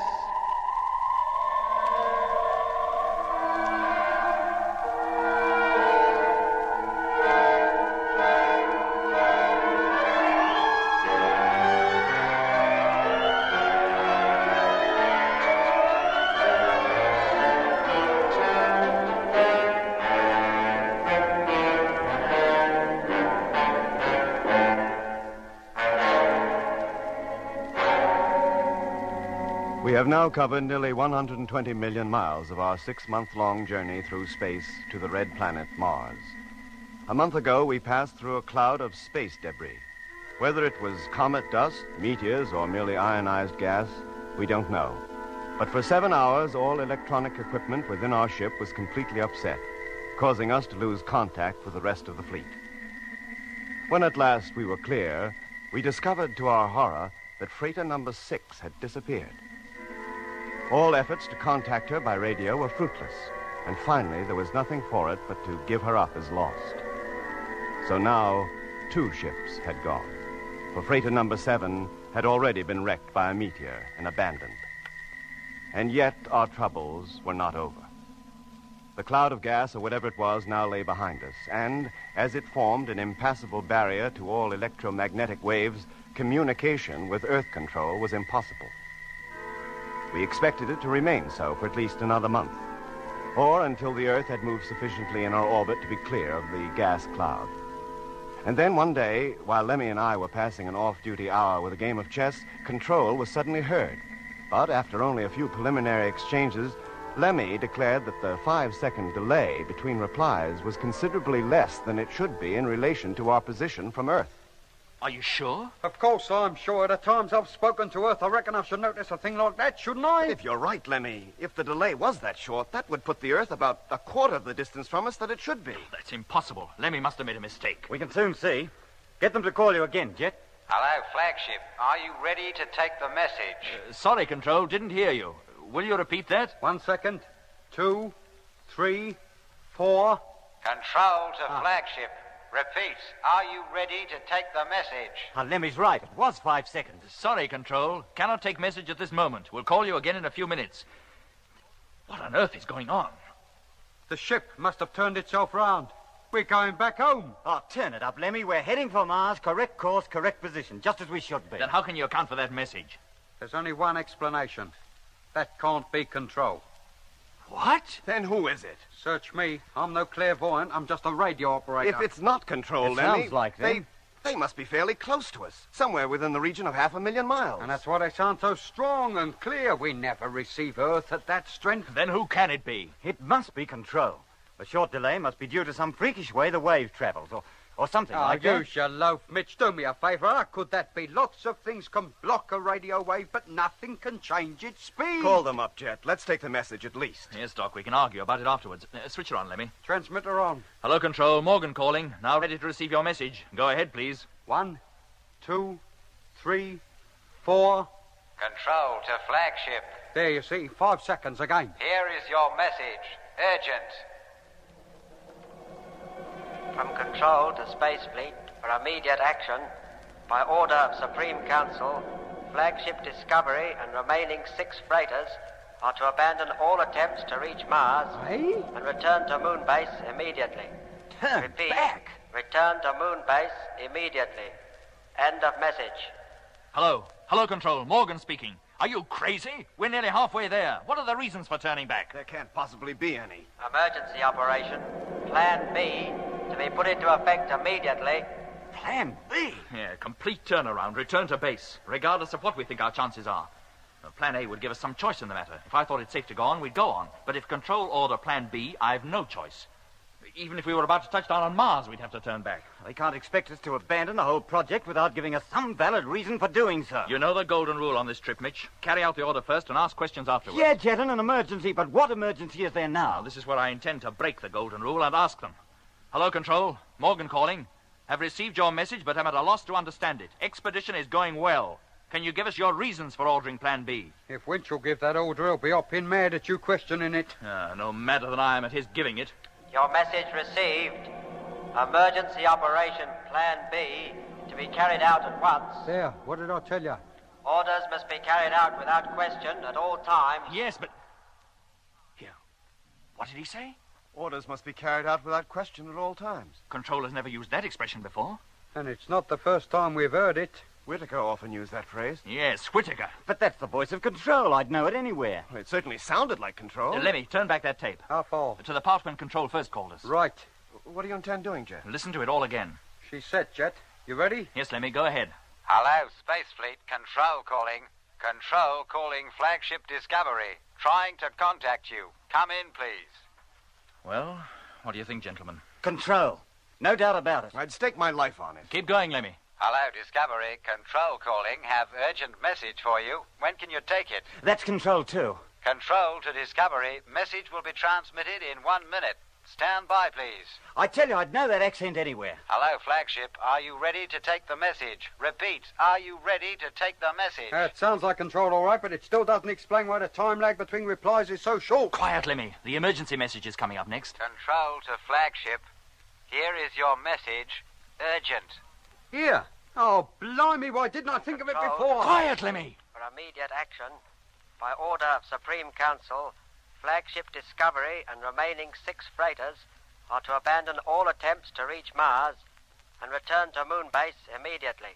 That's not the same voice. Return to Moon Almost, Base but not quite. immediately. When the actual message came, a new voice took over. Yeah, and what I was about to say... Play it again, Lemmy. Yes, Jet. Here it comes. Control to flagship. Here is your message. Urgent. Now listen, From carefully. Control to Space Fleet for immediate action, by order of Supreme Council... It is a different voice. In all the excitement of being told to turn back, we didn't notice it. And if you'll just let me get one word in edgeways, there's another thing. What's that, Lemmy? The freighters, he said the flagship and the remaining 6 freighters was to turn back. Well, there are only 6. But Earth doesn't know that. So far as I know, we've lost only one, number 7. Yes, you're right. We lost number 6 while we was passing through that cloud of ionized gas or whatever it was. And we lost all contact with Earth at the same time, and we haven't re-established it since. Yeah. Lemmy, can you get a bearing on that signal? Yes, if you keep him talking long enough. All right, get ready to do it. I'll call him up. Yes, mate. Hello, Control. Flagship calling. Have message for you. Can you take it, please? You all set, Lemmy? All set. Hello, flagship. Receiving you loud and clear. Ready to take your message. That's Control's voice again. Did you get the bearing, Lemmy? Not quite. Hello, Control. Sorry, didn't get that. Would you repeat your call, please? Should line up on him this time. Hello, flagship. Receiving you loud and clear. Ready to take your message. Right, got it. Hello, Control. Here is my message. Have received your signal regarding the operation of Plan B. Will now consider it and call you back in a few minutes. What is the bearing, Lemmy? 1 degree to starboard. Azimuth reading. Altitude 0, depth 0. He's almost right slap in front of us, whoever it is. That's it, then. It can't be Control. If it were, he'd be behind us. Hello, Discovery. Your message received. Aye, there's the mystery voice again. There's no time for consideration. Action must be taken at once, or we cannot be held responsible for consequences. No, he's trying to scare us. Hello, Control. Your message received. Action will be taken on it if and when I think fit. That is all. And you can pick the bones out of that. Well, gentlemen, I think that about settles that. It's not Control. It's someone using the voice of control in the hope of fooling us into turning back. But who? Whitaker. Who else? He must have gotten ahead of us. But what could he gain from that? He's got one of our ships, hasn't he? But he can't go anywhere in it.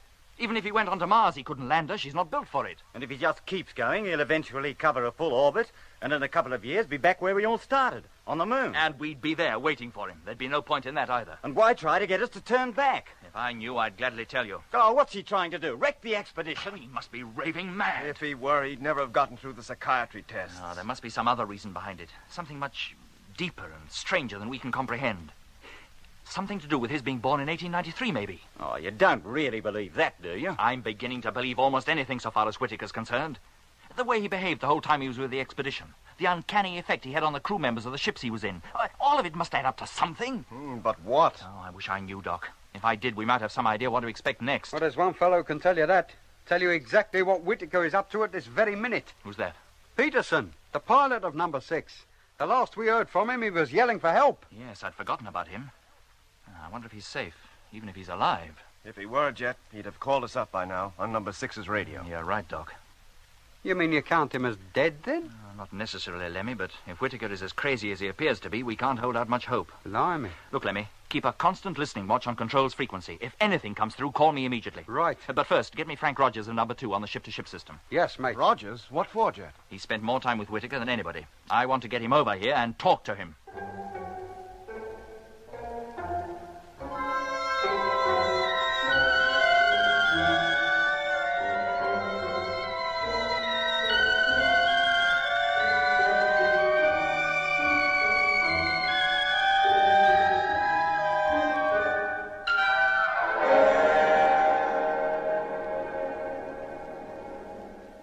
Airlock, contact.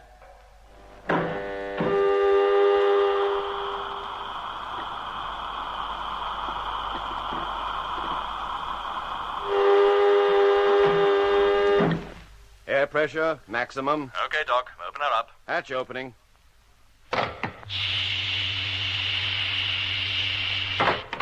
All right, Jet, give me your helmet.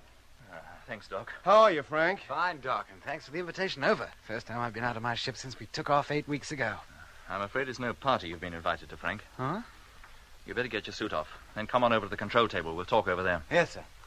Lemmy heard anything more? No, Jet, not a sound. Well, they must realize we've seen through that little game and have given up trying to fool us. With the radio, maybe, but what will they try next? Here, give me a suit, Jet. I'll put it away for you. Oh, thanks, Doc. Captain, here I am. What's the trouble? It's about Whitaker. Oh? You know everything that's happened regarding him. Well, nearly everything. Oh, more than most, I think, sir. But there's plenty you don't know, Frank. That nobody in the whole fleet knows except the crew of this ship. Really, sir?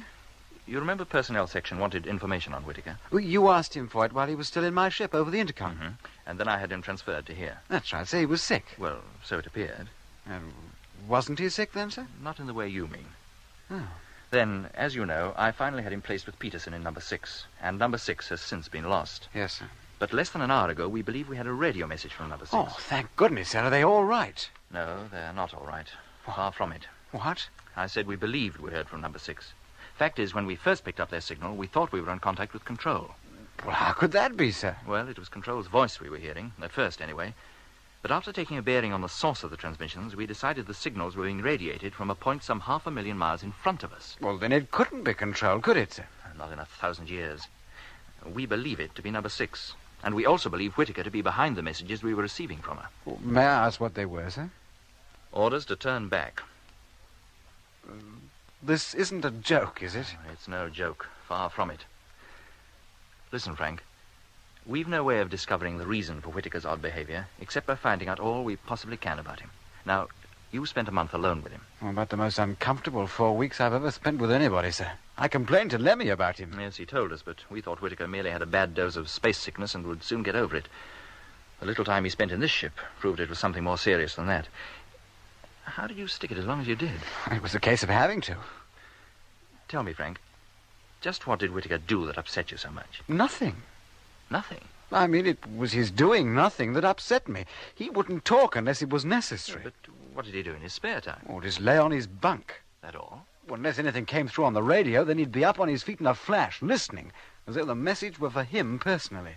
Oh, that doesn't give us much to go on, Frank. Was there nothing else? Well, if there was, it must have happened while I was asleep. And that wasn't often. Oh, why not? I was scared to. Why? Well, I had such fantastic, horrible dreams. What about? I can't remember. I seemed to forget them as soon as I woke up. And believe me, Jet, I woke up in a cold sweat at least a dozen times. Uh-huh. But as soon as Whitaker left the ship, you slept soundly. Yes. I can't tell you how grateful I was when you decided to have him transferred. He affected Lemmy in the same way, but not so strongly. Had Lemmy been alone with him, it might have been a different story. It might have that. Look, Frank, you really haven't told me anything I don't know already. There really isn't anything more to tell. Oh, except one thing. Yes? He was always asking if he could take my radio watch. Oh, and did you let him? No, it's against regulations, except for emergency. Quite right. It was rather an odd request from a fellow who was always telling me that orders should be obeyed without question at all times. Seems to be his favourite phrase. And when he did get to the radio, was there anything odd about the way he carried on then? Only once that I'm aware of. What happened? Well, I came out of the cargo hatch after a routine check and found him tuned into control and listening into the messages being passed between this ship and base. Oh? Had he been ordered to listen on control's frequency? No, we were supposed to be on the ship-to-ship wavelength. And the other odd thing about it was that he'd recorded everything Control had said. Only Control's transmissions, not ours? No, Jet, Control's only. Did you tackle him about it? Yes. What did he say? Well, he said you'd called him up and asked him to keep a check watch on Control as reception wasn't too good and you didn't want to risk not hearing anything vital. How long ago was this, Frank? Well, about 2 weeks out from takeoff. Well, it is possible. One ship is often detailed to keep a double watch on Control. We'll check up. Can you let me have the actual date? Oh, when I get back to the ship I can. Or we could call Grimshaw and ask him. No, I'll wait until you get back. Look, Frank, I don't want a word of this mentioned to the rest of the fleet. Is that clear? Yes, sir. Meanwhile, if you think of anything else that might have a bearing on all this, call me up, will you? I will, sir. Well, that's all. Oh, have you eaten? Oh, yes, just before I came over, thank you. Very well. I think you'd better get back. We don't want to leave Grimshaw alone in number 2 any longer than we can help. And thanks for the chat, Frank. What you've just told me may well prove very useful. Thank you, sir.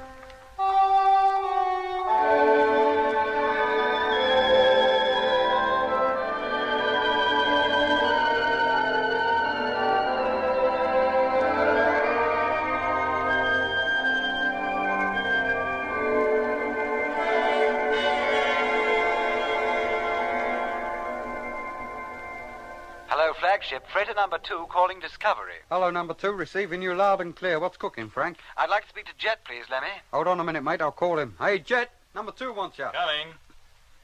Hello, number 2, Morgan here. Oh, Rogers here, sir. I've checked back in the log to the date in question. It was April 22nd, 13 hours, Universal Time. Oh, good. Hold on a minute. Lemmy, look up the handwritten log, will you? April the 22nd, 1300 hours. Right. April. 6th, 8th. Here we are, April 22nd. Were we in contact with base then? Yes, Jet, for 20 minutes. Who was keeping check watch? Freighter number 4. Thanks, Lemmy, that's all. Hello, Frank. Can you hear me? Yes, sir. We've just checked with the log. Check watch was kept by number 4. I thought that might be the case, and I took the matter a little further. Oh, how? I checked back on the recorder to that date, too. Well? The recordings of Control's messages during that transmission are missing. You mean he didn't record them after all? Oh, yes, he did, sir. But the tape has been cut, and that particular section removed. Has it? Well, that proves a lot. Nice work, Frank, and thanks. Thank you, sir. Hey, Doc, Mitch. What's up? Just as we thought. That was the voice of Control we heard at first. Whitaker was relaying it from number 6. He did take the tapes with him then? Yeah. He must have kept them in the pocket of his crew suit. He probably had a good deal more stuff over in number 2 as well, that he had to leave behind, and that's why he was so upset when I told him he wouldn't be going back there. If he had, it'd have been number 2 that would be missing now. Yes. When I transferred him, he had to change his plans. Still, one ship serves as well as another. He was in number 6, so he took number 6. And when he got far enough ahead of us, he played the tapes over the transmitter, trying to kid us into thinking it was Control, and then gave us that phony message about our having to turn back. Well, it didn't come off, did it? No, it did not. Yeah. I wonder what other crafty schemes he's got up his sleeve. Goodness knows. But we'd better be on the lookout. Anything might happen. I'm going to tell the entire fleet the whole story of Whitaker as we know it, from start to finish. Warn them to be ready for anything. Are you sure that's wise, Jet? Yes, Doc, I am. We've kept back most of the information we have on Whitaker because it seemed too fantastic to be true, but... Well, now I'm not so sure. You don't mean you believe that stuff Earth told us about him? The way he's carrying on, Mitch, I'd believe anything. I wouldn't even be surprised if he had something to do with that meteor swarm or whatever it was we passed through. Oh, now, Jet, that's carrying things a bit too far. Well, he certainly seemed keen enough to plow through it, remember? He was the only one who was. Of course he was keen. It was only when we got into the thick of it and lost all contact with him that he was able to make off with number 6. Only then could he put his scheme into action. And what scheme? The scheme to get us to turn back, Mitch. Jet, I think you're letting one or two freak radio transmissions and a couple of coincidences make you lose your sense of proportion. The arm of coincidence isn't that long, Mitch. Not where Whitaker's concerned. If you ask me, the reason why that meteor swarm, or whatever it was, always remained in our path no matter what evasive action we took, was because that's what it was supposed to do. It was put up as a barrier, a means of scaring us into turning back. Oh, come on. And when we didn't, when we decided to plow straight through it, then other plans were put into action. Who by? How should I know? But we're not turning back. Too right we're not. We'll get to Mars. And neither Whitaker nor anybody else will stop us. Lemmy, call up the fleet. Every ship. I'll talk to them. Yes, Jet. They might as well know the truth. The whole truth. And they might as well know that come what may, we're pressing on. We set out to reach Mars, and we're going to. Hello, Space Fleet. Flagship calling Space Fleet. Have urgent message for all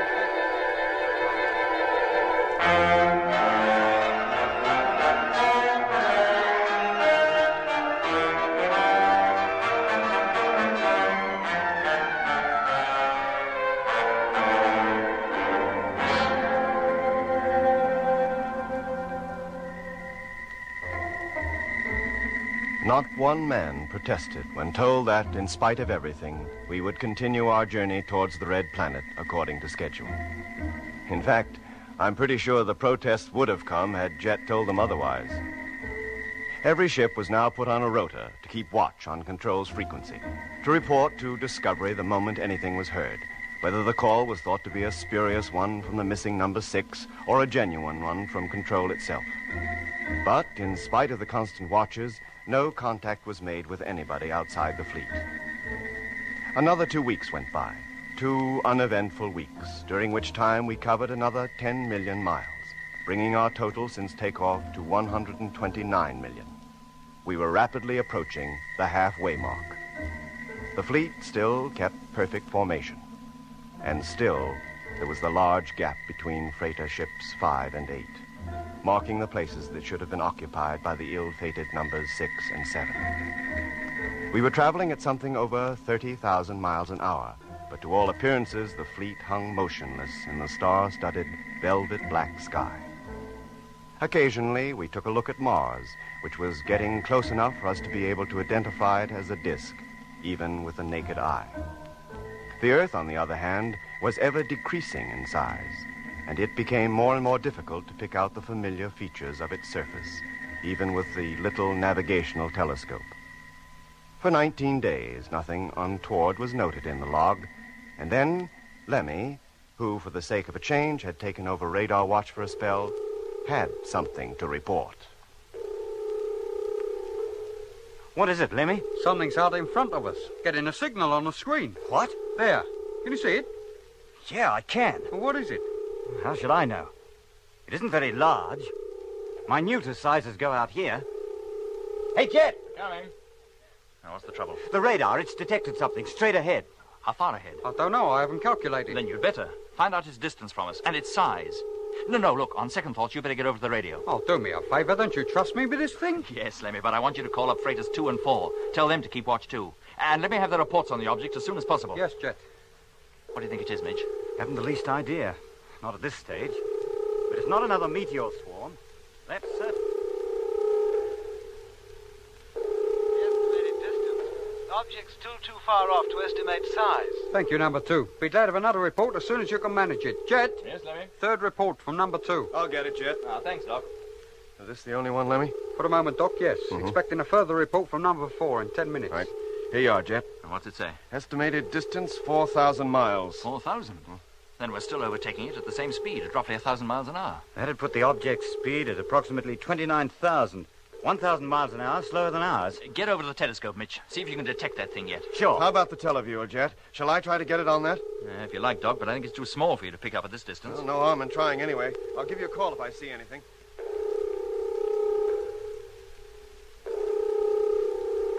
Any luck, Mitch? Not yet.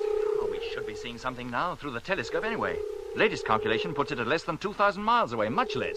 It's possible that I am seeing it, but don't know it. It wouldn't be much larger than a pinpoint. With those stars in the background, Say, wait a minute. Well? Something here, I think. Spot of light a little bigger than it was 10 minutes ago. Any idea what it is? Not yet. Have to wait till we get a bit closer. Did you hear that, Doc? Yeah, Jet, but I don't see anything on the televiewer yet, I'm afraid.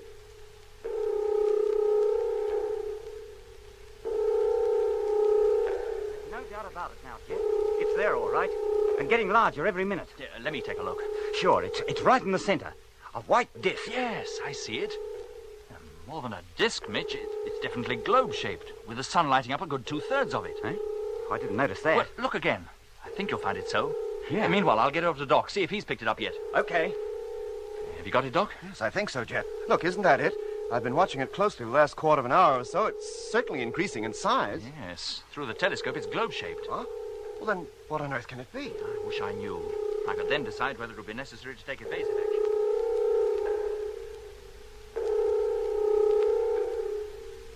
Now 1,200 miles. Object globular in shape. Diameter difficult to ascertain at this distance. Thank you, number 4. I wouldn't let its diameter worry you. Another hour and you'll be able to put a tape measure around it. Here you are, Jet. 5th report from number 4. Thanks, Lemmy. Struth, I know what this is. Eh? It's a ship. What? Yeah, Jet. A spaceship. Eh? One of ours. Are you sure? Well, of course I'm sure. The reason it looks globular in shape is that its cabin is facing us, so that the rest of the structure is blocked out. Let me get at that telescope. It's all yours. Yes, Mitch, you're right. She's still very small, but no other object in the heavens could look like that. Yeah, and we're overtaking it rapidly. In an hour or so, we'll be passing her. I'll say we will at 1,000 miles an hour. Yeah, not if we slow down. We could drop down to her speed and coast alongside her. What, the whole fleet? Oh, think of the fuel consumption, Jet. No, Mitch, not the whole fleet, just us, Discovery. But if it's number 7, she's just a wreck. It can't be number 7. We couldn't possibly have overtaken that yet. You mean it's number 6? With Whitaker aboard? Unless there's another fleet of ships out this way, who else could it be? But 2 weeks ago, she was nearly 500,000 miles ahead of us. Well, something must have slowed her down, and we've been gradually catching up on her. Well, to get alongside her, we'll have to slow down too. We'll have to turn the ship over to do that. Oh, that's not difficult. You mean you intend to let the rest of the fleet go coasting off on its own? Oh, we can catch up on it later. Look, Mitch, if that is number 6, Whitaker must be aboard her. And I want to know why he went speeding off on his own. Why he sent us that stupid message that was supposed to be from control. And I want to know what happened to Peterson, too. All right. If that's what you say we do, we do it. Lemmy. Yes, Jet. Get me the pilot of freighter number 1. Right. I'll put him in charge of the fleet until we overtake it again. You sure he can handle it? Well, why not? He's been trained for it, and there's nothing for him to do but keep going. We'll be in constant radio communication. Well, time's getting short. You better get hold of Doc and get ready to turn the ship over.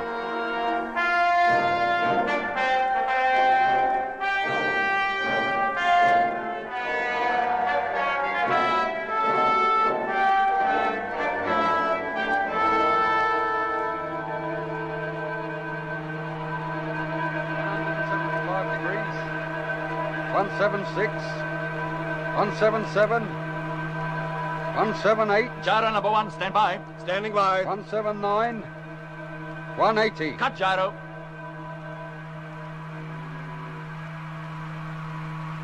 Gyro cut. 180 degrees. Steady as she goes. Stand by to fire motor. All set. Televiewer, stern view on. Ship in full view. And it is number 6. Ready, Mitch? Now, fire! Contact! So long, boys. See you later.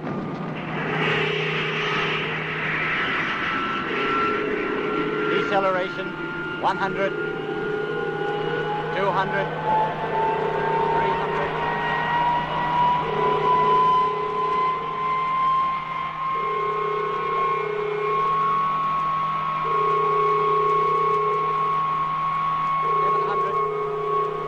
$800, 900, 1,000. Cut the motor. Motor cut. Oh, nice work, Mitch. Right alongside her. Cut the gyro, Doc. Gyro cut. Unfasten your safety straps. Right. Yeah. Now, Lemmy, as soon as you're ready, open up the radio. Tell number 1, maneuver successfully carried out. Then call up number 6. See if you can raise them. Yes, Jet. Hello, number 6. Hello. For the last time, this is Flagship Discovery calling. Come in, please. It's no good, Jet. Either he don't hear us or he doesn't intend to answer. He can hear us all right, if he's in there. Where else could he be? All right, Doc. Put your suit on. Eh? Oh, wait a minute, Jet. You don't intend going over there, do you? Not before you know everything's all right in that ship. What other choice have we? But the door isn't even on this side. Before you reach it, you'll have to pass out of our sight. The radios will be on. You can talk to us. Well, if you say so, but I'll tell you, mate, I don't like it. Might be a trap, a trick to get you in there. That's a chance we'll have to take. All right, Doc. Let's go. Hatch opening.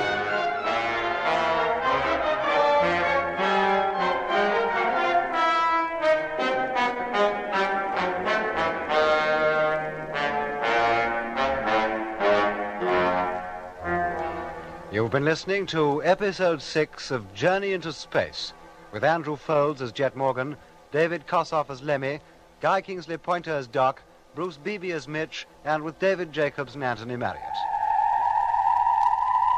The BBC presents Jet Morgan in Journey into Space.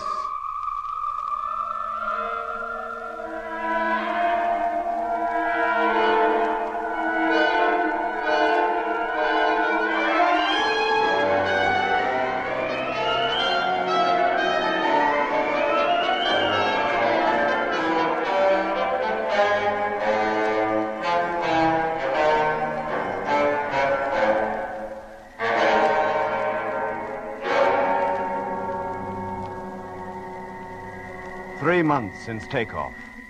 Freighter number 7 lost, a wreck which had to be abandoned when our course was changed.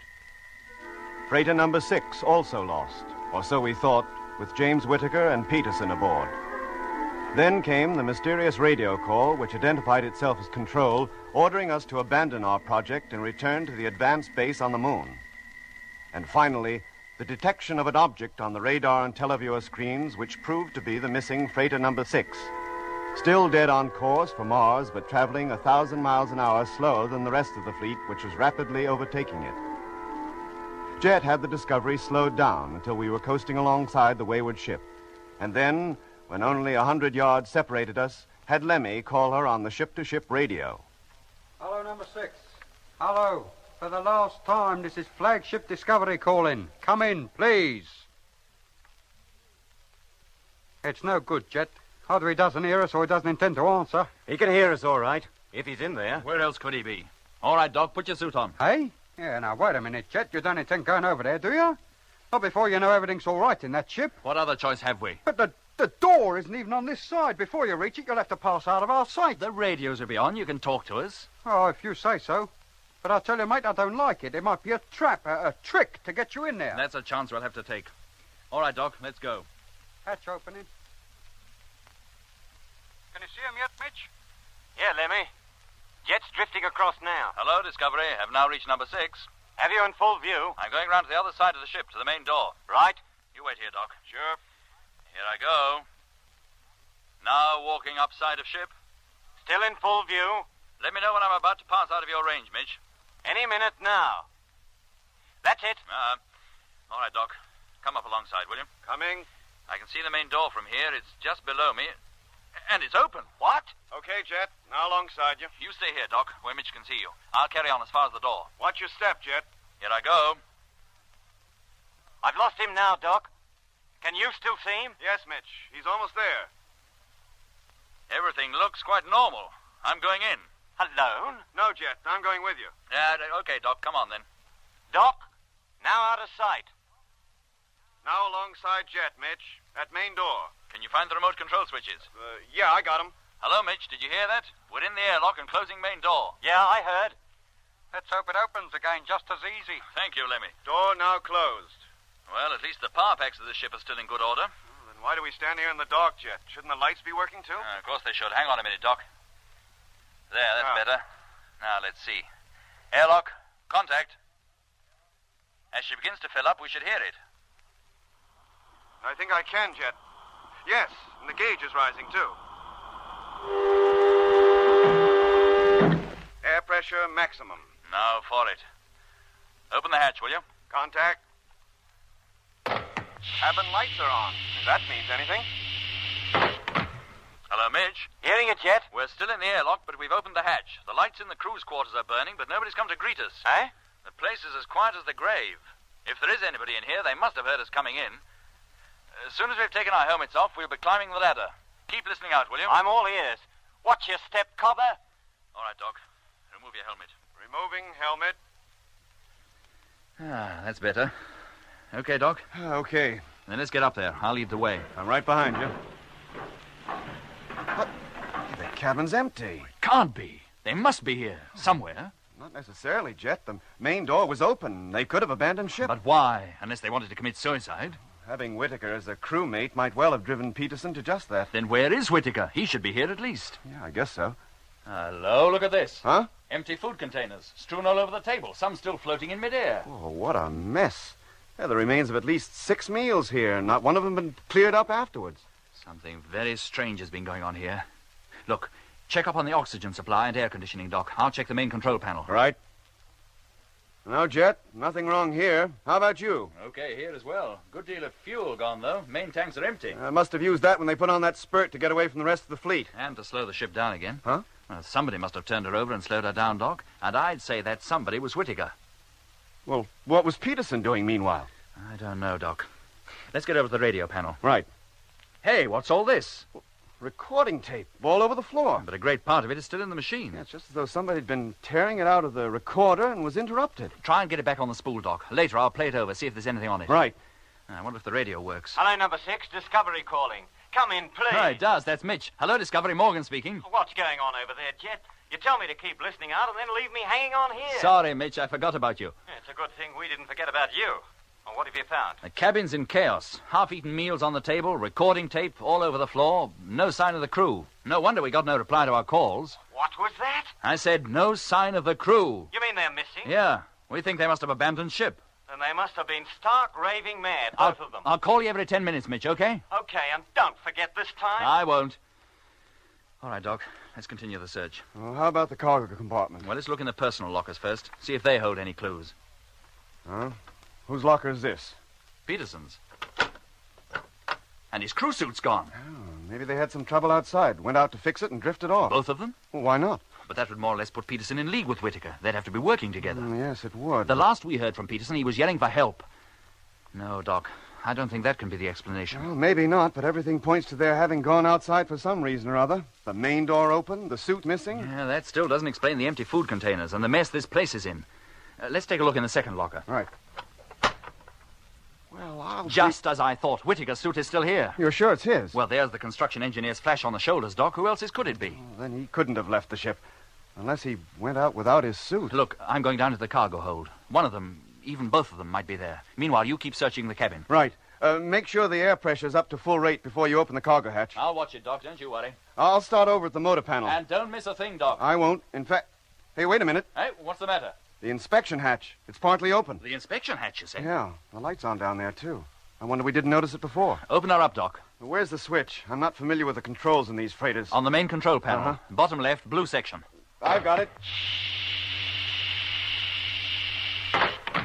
Hey, there's somebody down there. What? Well, who is it? He's all of a heap. It's difficult to say. Come on, let's get down there. Hello, number 6, Discovery calling. Come in, please. Blast, that's Mitch. You go down, Doc. I'll follow you in a couple of minutes. Right. Hello, Discovery. Morgan here. Your 10 minutes is up. You were going to call me, remember? I'm sorry, Mitch. I've got other things on my mind. Well, what do you think goes through my mind when I think of you and Doc stuck over there in the Marie Celeste and me not knowing what's happening because you don't call up and tell me? Look, Mitch, Doc and I are quite okay. But we've just found something that needs our immediate attention. I'll call you again later. 10 minutes? 10 minutes. And if you don't want me and Lemmy to go grey with worry, make it 10 minutes, will you, Jet? Hey, Jet. You better come down here and take a look at this. On my way. Look who it is. Whitaker? Yeah, and out cold. Badly beaten up about the head, too. But Whitaker, he was the last person I expected to... Where's Peterson? Your guess is as good as mine. You were going to look for him in the cargo compartment, remember? I'll get up there right away. How about you, Doc? I'll get Whitaker up onto one of the bunks in the cabin. By the time you get back, I should know just what shape he's in. Okay, Doc.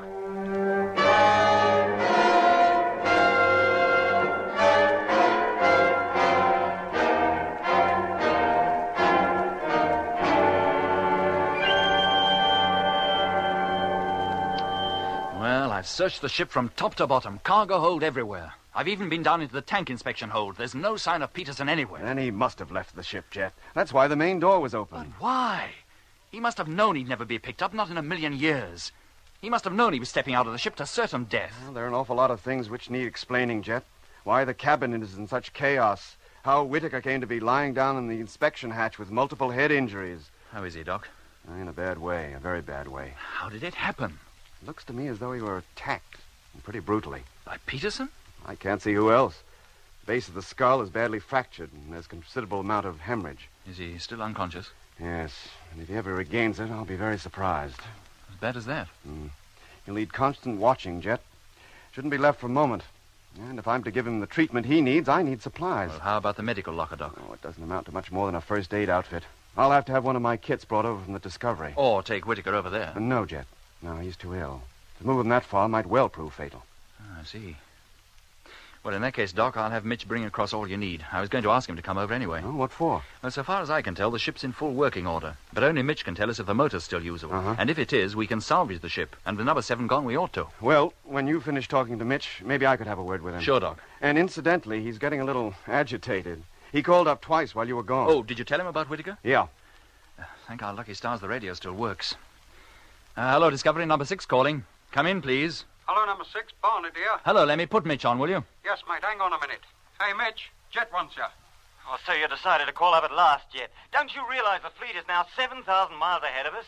If we don't catch them up soon, they'll get to Mars without us. That's just what I'm calling you about. Listen, the crew's quarters over here are in a shocking state, but the power packs are working and so's the air supply and radio.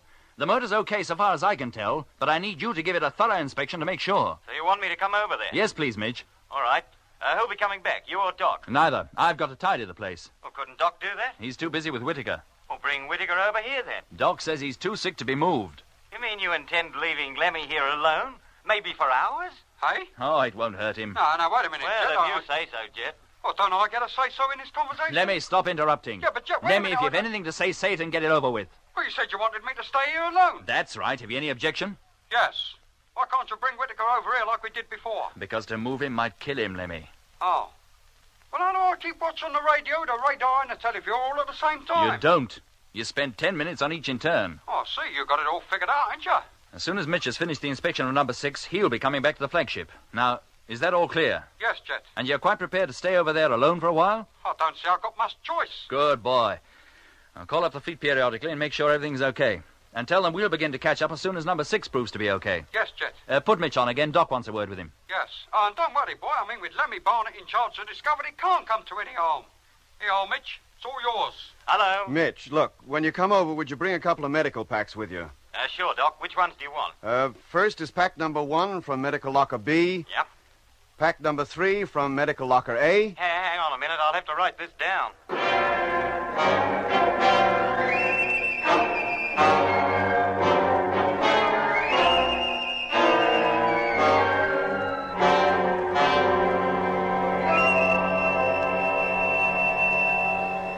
Here you are, Doc. Some food. Well, thanks, Jet. How is he? If anything, a little worse. Oh, no sign of his regaining consciousness? I'm afraid not. Doc, what chance is there? It's a toss-up. We can only wait and hope. Ah, here comes Mitch, up from the inspection hatch. Well, Jet, that's that. She's okay, and she's got enough fuel in the reserve tank to give her... Mitch, pipe down, for Pete's sake. We've got a very sick man here. Oh, sorry, Doc. Come over to the control table, Mitch. We can talk there. Sure. Now, what were you saying? I was saying that the motor is okay. We can start to overtake the rest of the fleet as soon as you're ready. Oh, good. That's good news, Mitch. You and I better get back to Discovery right away and get ready to turn the ships over and fire the motors. Yeah, both of us. But you can't expect Doc to stay and handle a maneuver like that alone. There are only 2 takeoff couches in here, and Whitaker's already occupying one of them. Oh, yeah, I forgot about that. Doc must stay with Whitaker. If firing is controlled from Discovery, he should manage okay. Let's hope so. Well, we better tell him what we intend to do. Sorry, Jet. If the motors are fired, I can't hold myself responsible. The pressure that Whitaker would be subjected to would kill him for sure. But we've got to catch up on the fleet sometime soon, Doc. They're already 10,000 miles ahead of us. Well, that's for Jet to decide. As a medical officer aboard this ship, I can only put forward my point of view. But the acceleration won't be all that great, Doc. 4 gravities at most. Not too much. I doubt if he could stand even 2. Oh, well, that's too bad. Do we put the whole fleet in jeopardy for the sake of one man who's given us nothing but trouble ever since we took off? Who tried to get us to abandon the trip and go back, and killed one of his crewmates into the bargain? No, we've no proof that he killed Peterson. You want to bet on it? No. And don't shout, Mitch. While Whitaker's in the state he is, I insist on absolute quiet. Well, how about it, Jet? Do we rejoin the fleet or don't we? How long do you think, Doc, before it would be safe to turn the motors on? I can't say, Jet. Maybe a few hours, maybe a few days. A few days? Oh, now let's be reasonable You about this. argue it out between you gentlemen. I have to get back to my patient. Now, Jet, look, let's face the facts. I am facing them, Mitch. If Doc says Whitaker is too ill to stand the pressure, then I take his word for it. We wait. Either until Whitaker is fit again, or until time compels us to overtake the fleet and leaves us no choice. Oh, but and Jet... meanwhile, you can figure what that time is. Okay. Where do they keep the navigational tables on this ship? Same place as in any other. In the locker under the control table. Good. Yeah, come over here, quick. What is it? I think he's coming round. He was trying to say something a moment ago. What? Oh, I didn't catch it, I'm afraid. Leave me alone. What did he say? Leave me alone, I think. But nobody's touching him. Whitaker. Whitaker, can you hear me? This is Captain Morgan. Turn back. Turn back. Whitaker. You must turn back. I can fight them, but you can't. What's he talking about? I wouldn't try to make sense of it, Jet. He's delirious. You do not know the power they have. He must be. I don't think he even realizes I was talking to him. I defy you. Do you hear? I defy you. Whitaker. I must go back. Whitaker. Back to my wife and my children. Has he a wife and children? If he has, I should think this is the first time he's ever mentioned them. They've gone to the exhibition. Everybody's going. Hello, number 6, Discovery calling. Come in, please. I'll get it, Doc. Right. Hello, Discovery. Morgan here. Oh, hello, Jet. Look, I don't want to break up your little party over there, but the time has come for routine inspection and fleet reports. Number 1 has already called up. He wants to get cracking. Well, can't you take them, Lemmy? Of course I can take them, but what about our own routine? You can't expect me to keep radar, radio, and televiewer watch and inspect every part of the ship and all. It's a big enough job for the 4 of us. They're running a special train from Baker Street. What was that, Jet? Oh, it's all right, Lemmy. I'm sorry to have left you over there alone for so long. I'll attend to it. Well, somebody will be coming back then. I'll tell number 1 to wait until they get here. One of us will be coming across in just a few minutes. Right. Oh, incidentally, Jet. They must turn back. How's Whitaker? I must tell them to turn back. Still in pretty bad shape. Oh. Oh, well, I'll get the main door open, Jet. Be all ready for whoever comes across. Yeah. Thanks, Lemmy. Mitch, did you hear that? Yeah, Jet. Want me to go back? If you don't mind. You finished that inspection job anyway. I'll stay here with Doc. Okay, I'll put the tables back in the locker and put my suit on.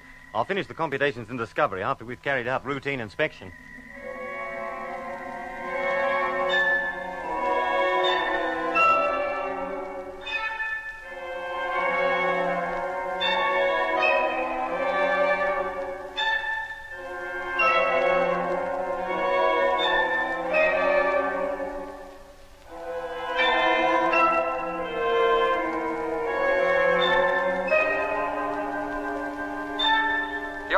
Checked in and everything's normal, except for number 2, who still needs to replace the extra fuel she used up during takeoff.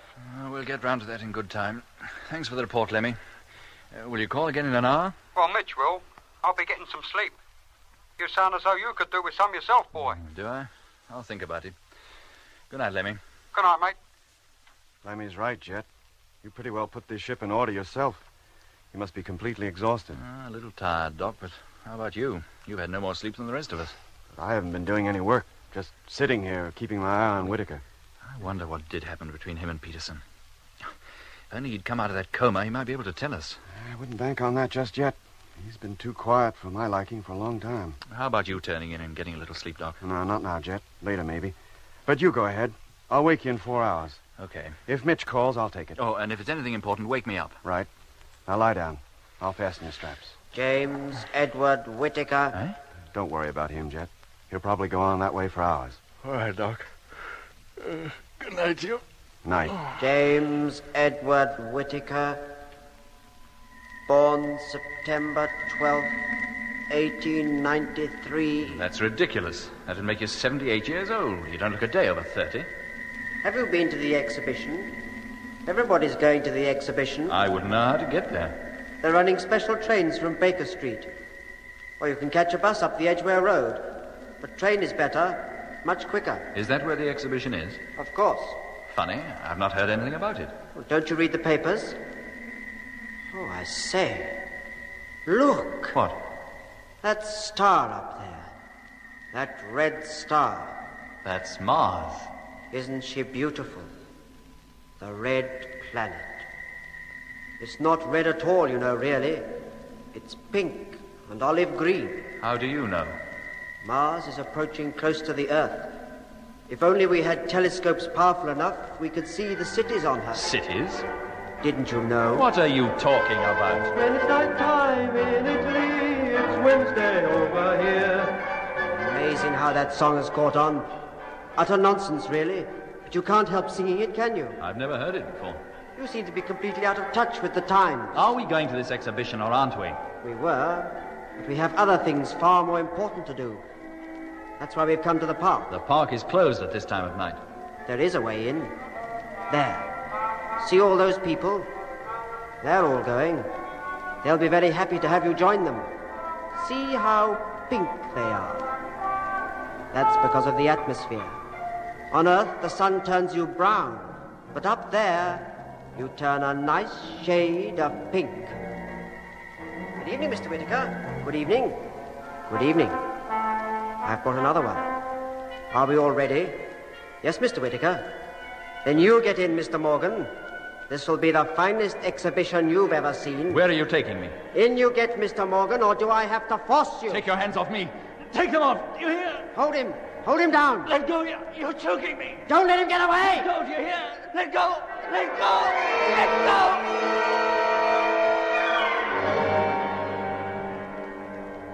go. Jet, wake up. Let go. Let go. Jet, wake up. What are you doing? Let go. Oh, it's you, Doc. You were raving like a lunatic. What's the matter? A dream, Doc. I had such a fantastic dream. A dream? Yeah. I dreamt I was back in London. Not a London I knew, a London of the past. The buses were open-decked at the top, and everybody was going to an exhibition somewhere.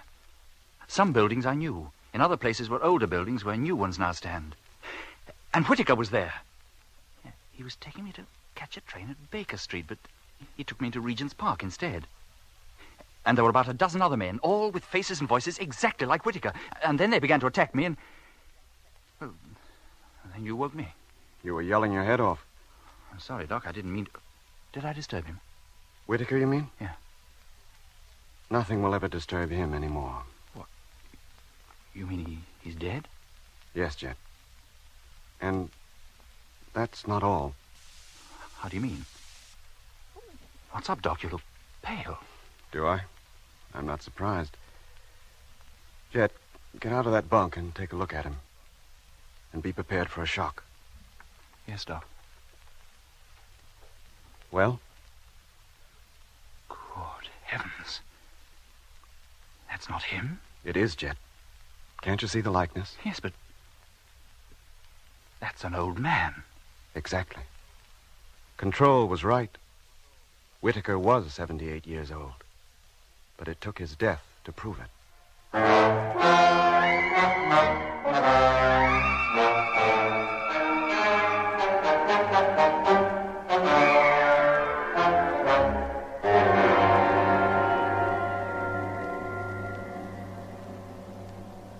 The death of Whitaker and the subsequent change of his physical form from that of a young man to an old man was the most severe shock we'd received since starting out for the Red Planet. What did this strange, fantastic transformation mean?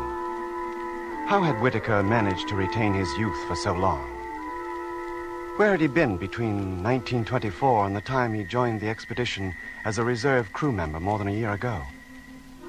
And if Peterson, normally cool and calm under almost any emergency, had murdered Whitaker, why did he do it? And then commit suicide by letting himself out into space when the easiest thing in the world would have been for him to call up the flagship and explain his plight. Had there been some strange power in control of Whitaker that compelled him to do things against his will, a power that prolonged his life until death cut off the controlling medium, so making the wear and tear of 47 years overtake the now lifeless form in a matter of minutes? Well, if there was an answer to all these questions, neither Jet nor I were able to supply it. The fact remained, Whitaker was dead. Now there was no longer any point in lagging behind the rest of the fleet. 12 hours later, the ships had been turned over, their speeds increased, and we had taken our place along with the rest of the fleet of ships to continue our journey towards the Red Planet. With Mitch and I now running freighter number 6, extra work was placed on Jet and Lemmy, who now constituted the crew of the Discovery. In addition, Jet had also set himself the task of sorting through Whitaker's effects, which he had had transferred to the Discovery. From Control to Flagship, have a message for you. Can you take it, please? From Control to Flagship, here is your message. Urgent. And that's the finish of that reel. That's merely the recorded voice of Control. Would these be the same tapes that Whitaker used to try and bluff us he was Control? No, they must be. Why else would he have had them in the ship with him? Well, there's only this reel now, Jet. This is the one that Doc found under the control table. But it doesn't look to me as though it's been used. I might as well put this straight back into store. No, play it, Lemmy, just in case there's something on it. We don't want to miss it if there is. All right, mate, if you say so. There. She's all set. You can switch her on. Right. On. Not a sausage. That is a new tape. But what was it doing under the control table? What was anything doing anywhere in that ship? It's just another of those unsolved mysteries, like what happened to Peterson? Why did Whitaker try and get us to turn back? Or why had number 6 already been turned round when we overtook her? I'd give anything to know the answer to just one of those questions. Oh, well, we can forget these tapes, Lemmy. They obviously can't tell us anything we don't know already. Give me a hand with the minor inspection, will you? Then it'll be time to get the reports in from the rest of the fleet. Yes, mate. Then grab hold of the logbook and we'll begin. Logbook grabbed. Air pressure, 10.5. Air pressure, 10.5. Say, Jet. Yes, Lemmy? I was thinking about Whitaker. What about him? Well, he was originally second crewman of number 2, wasn't he? Oxygen, tank 1, 18.760. 18.760. As I was saying, he was first in number 2 with Frank Rogers. Lemmy, let's concentrate on the job in hand, eh? We can discuss Whitaker later. Yes, mate. Let's get over to the main control board now. Yes, mate. When it's night time... Power pack number 1, blue section. Over here. Lemmy! When it's... eh? What were you singing? It's just a I said, song. what were you singing? It's just a song. Sing it again. An encore, you mean? Sing it again, Lemmy. Go on. Yes. When it's night time in Italy, it's Wednesday over here. When it's midnight in Germany, you can't get a... That's it! It's the same one. The song Whitaker sang in my dream just before he died. Hey? Where did you learn it, Lemmy? Tell me, where did you hear that? I don't know. It's been running through my head for an hour or more. I don't remember learning it anywhere. Did you know it before you came on this trip? Can you remember ever learning it down on Earth? Oh, no, I can't. Think, Lemmy. Think hard. It's very important. All I know, Jet, it's been running through my mind. Hello, flagship. Freighter number 6 calling flagship. Well, there's the radio. I better answer. Want to hear from you urgently. Come in, No, please. Lemmy, wait. Hey? He said he was calling from number 6. Hello, flagship. Number 6 calling. For God's sake, answer me. Number 6? But, Doc, and Mitch are in number 6. But that voice ain't either of them. No, Lemmy. That's the voice of Peterson.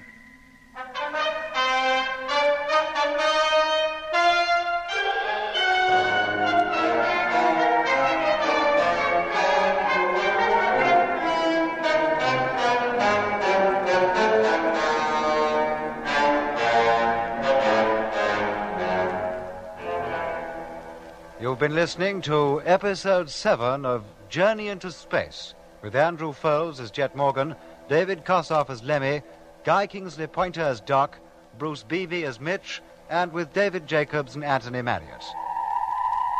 The BBC presents Jet Morgan in Journey into Space.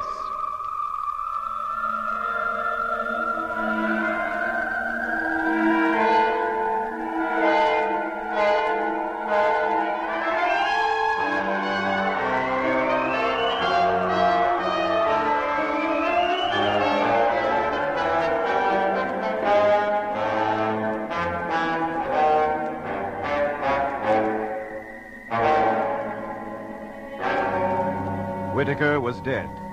Jet, asleep in the bunk above Whitaker's, awoke from a frightening dream to find that death had transformed Whitaker from a young man to an old one. There was no longer any need to lag behind the rest of the fleet, and a few hours later we had once again taken our place in the formation. Both Mitch and I were needed to handle freighter number 6, so Jet and Lemmy had their work cut out running the Discovery between them.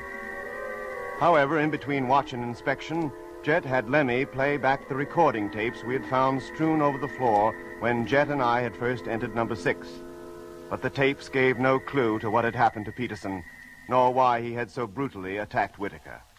And then... Hello, flagship. Freighter number 6 calling flagship. That's the radio. I'd better answer. Want to hear from you urgently. Come in, please. No, Lemmy, wait. Why? He said he was calling from number 6. Hello, flagship. Number 6 calling. For Pete's sake, answer me. Number 6? But Doc and Mitch are in number 6, and that voice ain't either of them. No, Lemmy. That's the voice of Peterson. Hey? Let's get to the radio, quick. Yes, mate. Hello, number 6. Flagship Discovery here. Hearing you loud and clear. Hello, number 6. Hearing you. Come in, please. Hello, Discovery. Number 6 calling. Is that you, Mitch? Oh, who else? Oh, what's the panic, Jet? We haven't been calling. I know you haven't. What's the idea? We just received a call from Peterson. What? Yes, Mitch. Both Lemmy and I heard it. He said he was calling from number 6. But only Doc and I are here, Jet. You know that. Of course I know it, but we just heard Peterson call. Jet. As clear as I'm hearing you now. Jet. And he distinctly said he was calling from number 6. What did he say? Jet. Oh, hang on a minute, Mitch. What is it, Lemmy? The recording machine, it's still running. What? I put the last spool into it just before we began the inspection, remember? You mean that voice, Peterson was... It's his recorded voice. Are you sure? Yes, mate. Hello, Mitch? Yeah? Look, I'm very sorry. It was all a mistake. How do you mean? The recorder was playing. We thought it was the radio. We didn't realize we'd left the thing running. Oh, so there's nothing to panic about after all, then? No, Mitch. I'm sorry to have disturbed you. Oh, that's all right, Cobber. I wasn't doing anything in particular. But take it easy, Jet. You'll give us all the jitters. It made us look a couple of fools, didn't it? The whole fleet will be laughing at us. Well, it was quite a natural mistake. Could have happened to anybody. Yes, Jet. I couldn't stand it any longer. What was that, Jet? It's Peterson's voice. The spool is still running. Then that spool has been used. It's not a new one after all. I killed him. Eh? Quiet, Lemmy. Let's listen to it. And I put him down the inspection hatch. Line. Then I turned the ship over and tried to slow her down enough so as the rest of the fleet would overtake us. So it was Peterson. But we're out of fuel. So now I'm stuck. Adrift in space with a dead man. A man I murdered. Oh. I try to ignore him, but I can't. Every time I sleep, he comes and talks to me in my dreams. Horrible dreams. Those dreams again. I'm terrified even to close my eyes. He is trying to get control of my mind, to get me to carry out things he boasted of doing before I attacked him. But he can't get at me so long as I remain awake. And I will remain awake. I defy you. Do you hear, Whitaker? I defy you. I defy you. The very words Whitaker used when Doc was nursing him just before he died. It's 4 days now since I closed my eyes. Back again. Listen. I've decided to end it all. If anybody ever hears this, then you'll know what happened. I can let myself out of the airlock. I'll be out of his reach then. Did you hear that, Whitaker? If you want me, you'll find me out among the stars. Oh, boy. I'm leaving you in a drifting ship for a grave. The fleet will never catch up on us now. But you can't do them any more harm. You'll just go drifting on forever. This is the end. I put on my suit and I'm going outside now to push off. Well, that is the lot now, Jack. The spool is finished. Talk about famous last words. Do you reckon Peterson was off his rocker? Oh, he must have been. Now, that's why he didn't notice that only the main fuel tank of the ship was empty. The reserve tanks still had plenty of juice in them.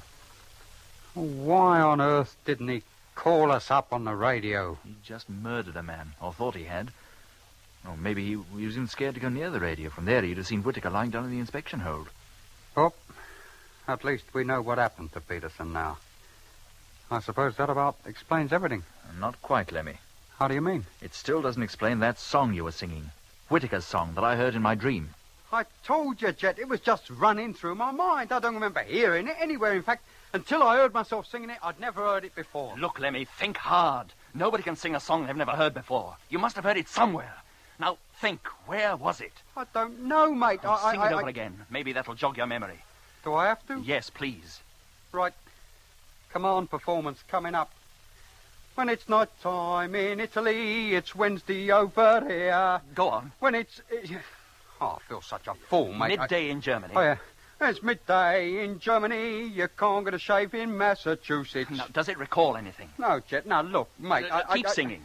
How high is up? I'd like to know. Doesn't Baker Street recall anything? Hey?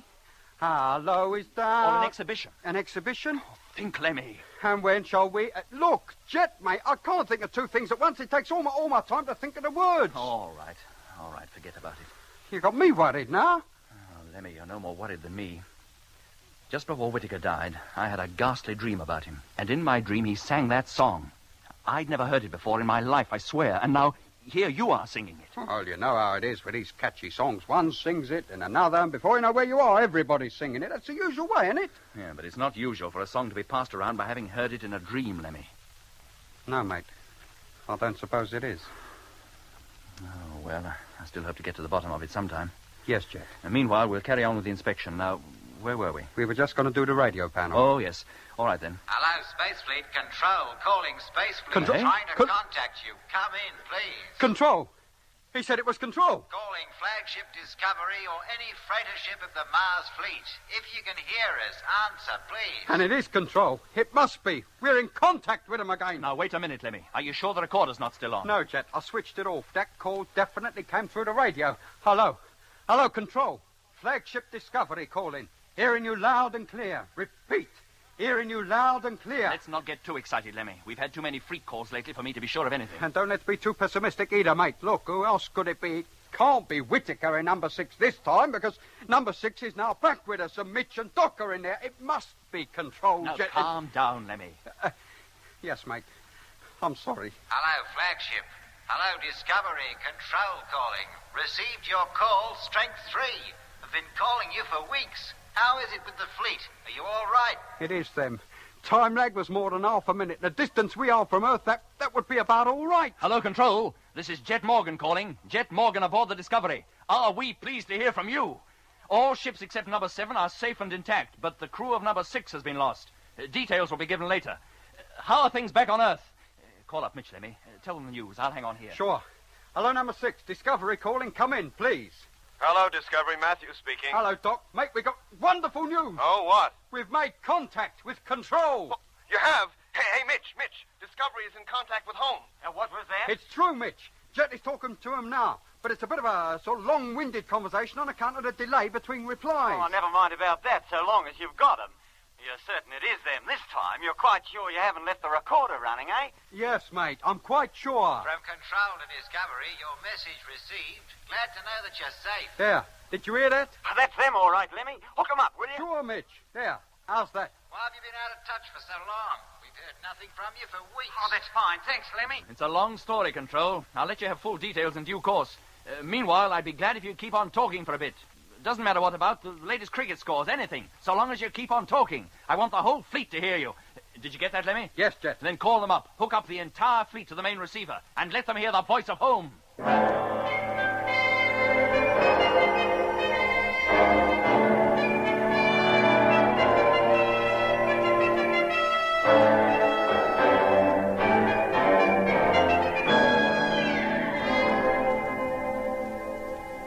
Well, Mitch, what do you think? It's indisputable, Jet. They're there, as clear as anything. And the closer we approach, the clearer they get. It almost seems as if the theory that the polar caps are ice that turns to water in the summer is the correct one after all. And that the dark lines are canals. Maybe, Mitch, but it could still be a natural phenomenon. The canals, as you call them, aren't necessarily artificial. Oh, I'm not saying they are, any more than the rivers down on Earth are artificial. Yeah. See how the colours of the dark surface are changing? 2 weeks ago, they were an olive green. Now they're near a reddish purple. And closer to the pole, the change is even more marked. When do I get a look in on all this, Jet? You two have been monopolising that telescope for hours. Sorry, Lemmy. You must excuse us. Granted, so long as I get a look in soon. Hey, Army, old mate, it's all yours. I'm going to look at the maps for a while anyway. Oh, thank you, Mitch. I've been longing to take a deco. Well, Lemmy, now you're taking your deco, as you call it. What's your impression? You give me a couple of minutes and I'll tell you. Can you make out the ice cap? Yes. Looks just like a blister. Like it's much higher than the rest of the surface. Well, that's an optical illusion. If we're to believe what they told us down on Earth, that ice is no more than 2 inches thick. Oh? Can you make out the canals, Lemmy? There's no mistake in them, is there?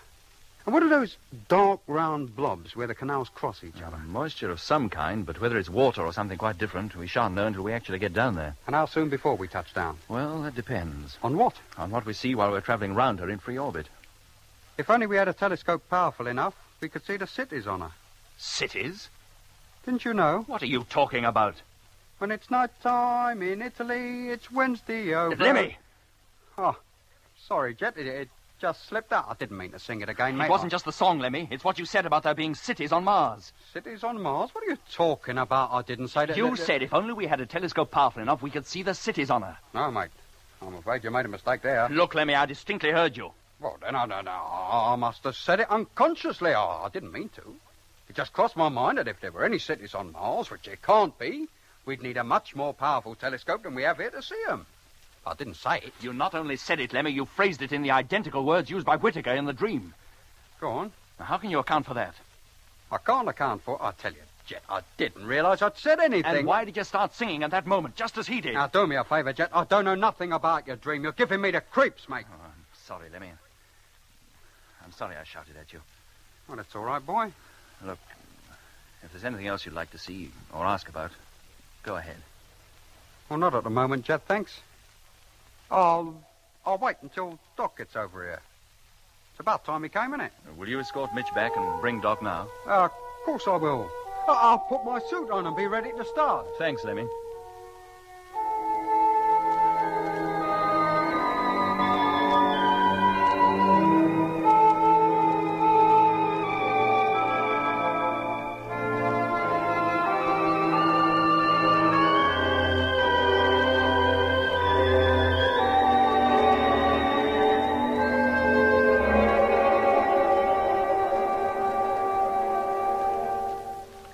Well, Doc? It's beautiful. Really beautiful. Now, don't go getting too ecstatic, Doc, or every member of every crew of every freighter will be wanting to come over here and take a look and all. 2 weeks from now, every ship will be less than 1,000 miles above the Martian surface. They'll all be able to see it, better than we can now. I can hardly believe we're that close. The nearer we get, Doc, the stranger I feel. You, Jet? After 27 trips to the moon? I can't explain it, Doc. When we set out, I was looking forward to 6 months of uneventful, perhaps even dull routine while coasting here. Well, this trip has been anything but that. And I have a feeling that our exploration of Mars is not quite going to be what we expected either. In what way? I wish I could tell you. I can hardly wait to set foot on Mars, and yet, at the same time, I'm full of apprehension about it. Hey, Jet, what's the big dark patch? Looks a bit like India in shape. Has it got a long, curving prominence running towards the north? Yes. Well, that's the Syrtis Major. Oh, is it? Let's get over to the map table, Doc. Yeah, sure, Jet. Sorry about that, but there's something I want to tell you. What is it? Something very odd happened just now. I was over at the telescope with Lemmy when he suddenly came out with a remark about there being cities on Mars. Well, that's a question that must have passed through the mind of every man in the fleet at some time or other. Yes, but that's not the point, Doc. Whitaker said the same thing in my dream, and Lemmy used the identical words. Huh? And then the whole conversation I'd had with Whitaker in that dream came back to me. I remembered what I'd said to him and repeated it to Lemmy. And again he came back with the identical replies. But, Jet... And to crown the whole thing, he suddenly broke out into that song again, at exactly the same point in the conversation as Whitaker had done. What? You know, it's almost as though Whitaker was still with us. But he's dead, Jet, and whatever influence he had must have died with him. Yes, but whatever it was that influenced Whitaker is not necessarily dead. You mean we might still be subject to it? You, me, everyone in the fleet? I don't know what to think, Doc. Have you told Earth about this? Well, I told them Whitaker was dead. Did you tell them about his transformation? No, I did intend to, but I checked up on a few other things first, and, well, then I decided against telling Control anything but the bare essentials. Well, what did you check up on, exactly? You remember I told you that in that dream, Whitaker kept talking about an exhibition? Yeah. From the impression I got of the London I was dreaming about, I guessed the period to be sometime in the 1920s. Uh-huh. So I asked Control to find out if an exhibition had taken place during that decade, and whether it was possible to reach it by train from Baker Street. And had there? Yes. The Empire exhibition of 1924-25, held at Wembley. Good grief. I'd no idea such an exhibition had ever been held. Well, it was a little before your time, wasn't it? After that, I asked them to check up on the song. You know, the one that Lemmy keeps singing. Well, apparently it was a popular song of the same year, 1924, the year Whitaker disappeared. But that's fantastic. What did Control say about it? Oh, I didn't tell them. But weren't they curious to know why you wanted the information? Oh, I told them I needed it to settle an argument. Look, Jet, do you think it wise not to tell Control everything? Yes, I do, Doc. But why? Look, suppose I did tell them about that meteor swarm apparently trying to block our path, about Whitaker making that bogus call and trying to get us to turn back. Well? Isn't there a chance that Control might tell us the same thing? To turn back, you mean? Why not? On the face of it, somebody, or something, using Whitaker as a go-between maybe, seems to have been trying to get us to do just that. Yes, it would seem that way, but... Well, somebody down on Earth might consider that the risk of carrying on is too great and order us to return. Well, they're more likely to scoff at the whole thing and put it down to imagination. That, Doc, is a polite way of saying I'm unstable, mentally unbalanced. Oh, I wouldn't go that far. I'm not so sure that Control wouldn't, nor the rest of the fleet. Now, surely, Jet, you don't think the crews imagine that you... Why shouldn't they? Only 3 of us have been really seriously affected by Whitaker. Frank Rogers in number 2, Lemmy, and myself. And both Lemmy and Rogers seem to have got over it long since. And you haven't? Well, I'd have thought no more about it, Doc, but for the information I got from Earth and the conversation I had with Lemmy not 2 hours ago. What are you going to do, Jet? Press on. And what if there is something in it after all? And then we'll fight it. And risk the lives of maybe the whole fleet? Do you think they'd want to turn back after coming this far? No, Jet, I don't. What are you thinking, Doc? Of Whitaker, in his delirium. What about him? Pity I didn't record everything he said. Why? Well, it might have been very useful. He talked of an exhibition then, just as he did in your dream. Did he? Yeah. There were a few other things he said, too. You don't know the power they have was one of them. Now, as his exhibition references certainly had some foundation, those words could have, too. But who was he referring to? And what is the power they have? Who are they? You tell me. I don't care if we find that Mars is inhabited by a whole race of Whitakers. We can't turn back now. All right, Jet, calm down. Nobody's suggesting we turn back. You almost talked yourself into it. Nobody else did. I'm sorry, Doc. I didn't mean to get so excited. Look, Jet, may I suggest that I stay here in the Discovery and that Lemmy goes over to number 6 with Mitch? No, thank you, Doc, but no, I'll be all right. Okay. Oh, it won't be long now, and I won't be sorry. Well, what won't be long, Lemmy? Well, the landing on Mars. I can't wait to get my feet on terra firma again. It's a pity about the atmosphere down there, Doc. I'd give anything to have a good, deep breath of fresh air. You'll have to do without that, Lemmy. The oxygen content of the Martian atmosphere is far too low. One breath would probably kill you. Is it too low to support life of any kind, Doc? Almost certainly. Yeah.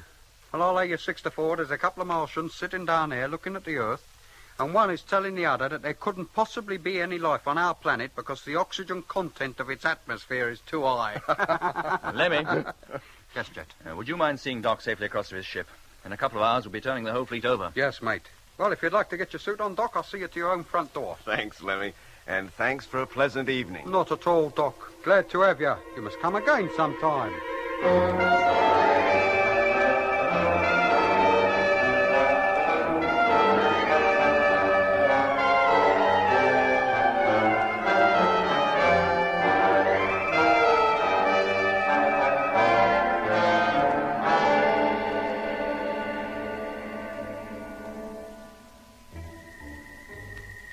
I left the Discovery and returned to freighter number 6. I was, I must admit, quite disturbed by what Jet had told me.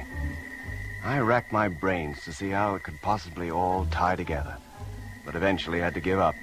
First, because, try as I might, I could find no answer to the enigma, and second, because less than half an hour after reaching my freighter, the order came from Jet to turn the fleet over.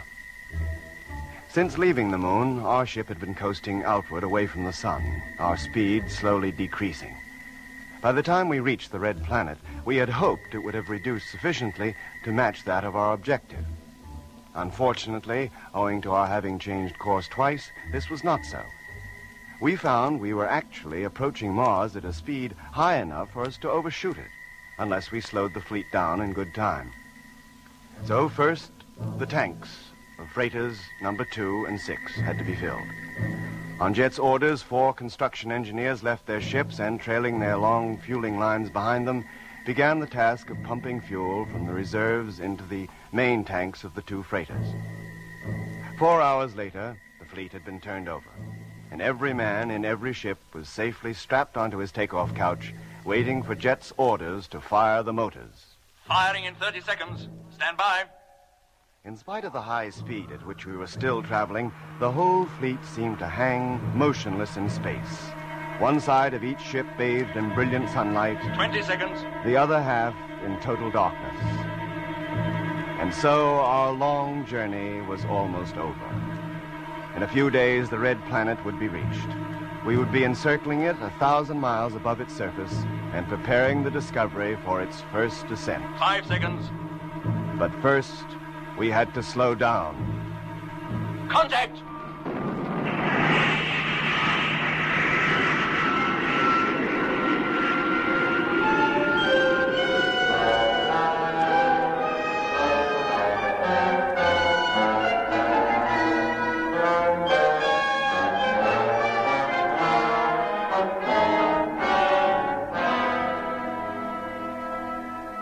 Well, Lemmy, you can open her up. Hatch opening. Contact.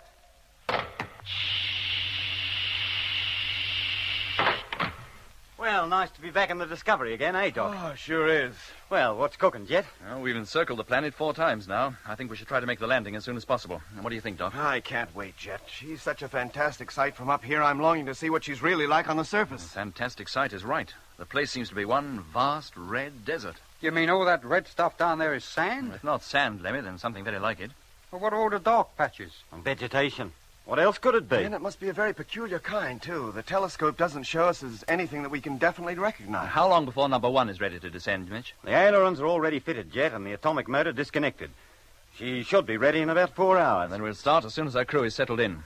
First landing will be attempted at 1500 hours Universal Time. Lemmy, call up the fleet and tell them, will you? Yes, Jet. Hello, Space Fleet. Discovery calling. Have message for all ships.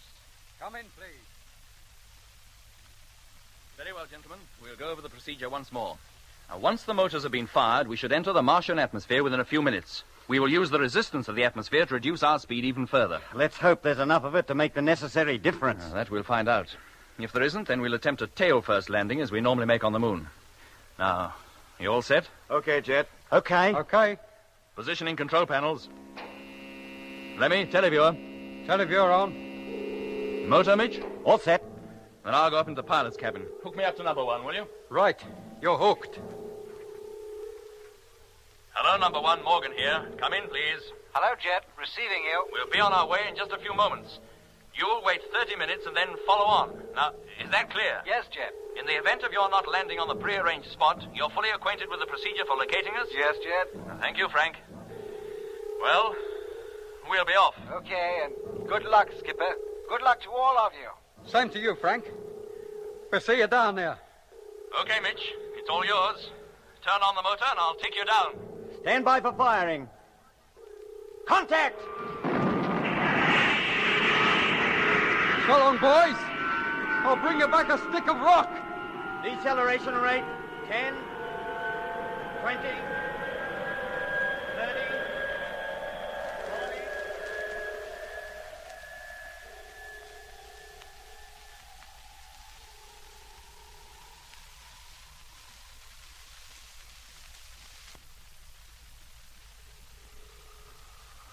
How we doing, Jet? Fine, Mitch, fine.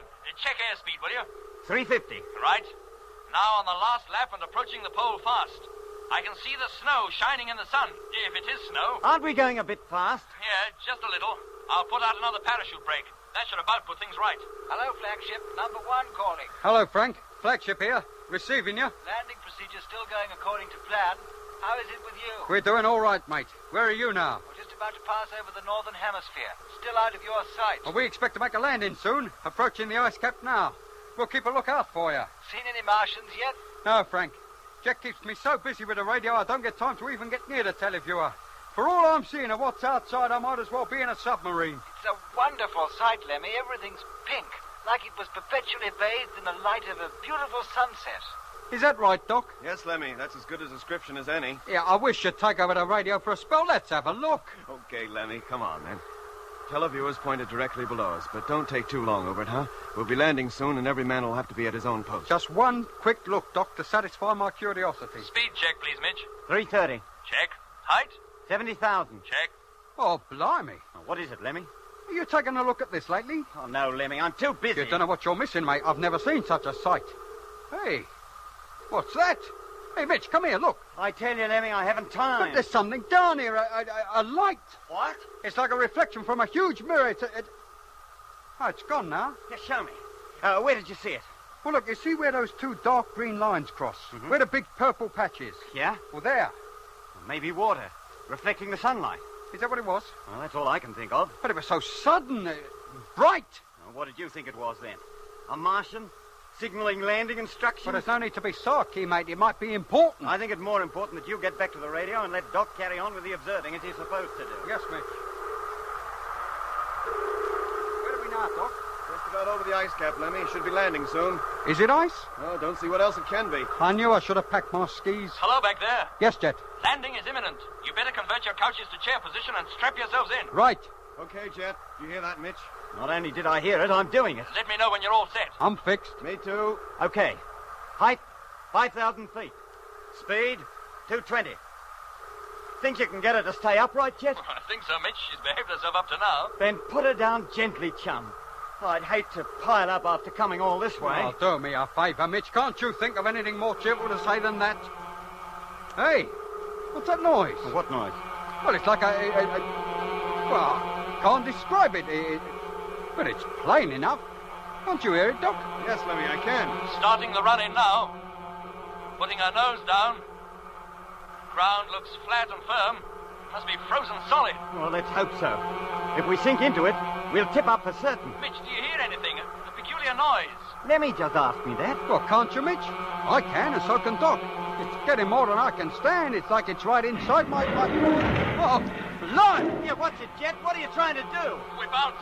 Sorry, I'll try again. What's the matter with him? What's the matter with the ship? She's all over the place. Jet, what's happening up front there? I don't know. The ship doesn't seem to respond. No, Mitch, don't get out of your seat. Stay where you are. But there's something wrong up front. Jet's in trouble. Unless I land her now, we'll never make it. Take her up again, Jet. Switch on the motor. I daren't. I haven't the time. Stand by for crash landing. Oh, blimey. Jet, for Pete's sake, give her power. Take her up. I can't, I tell you. Hold on. Here it comes.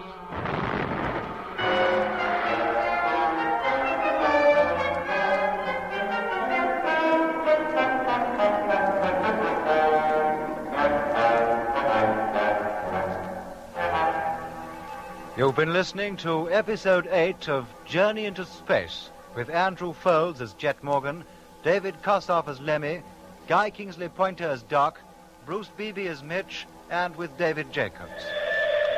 The BBC presents Jet Morgan in Journey into Space.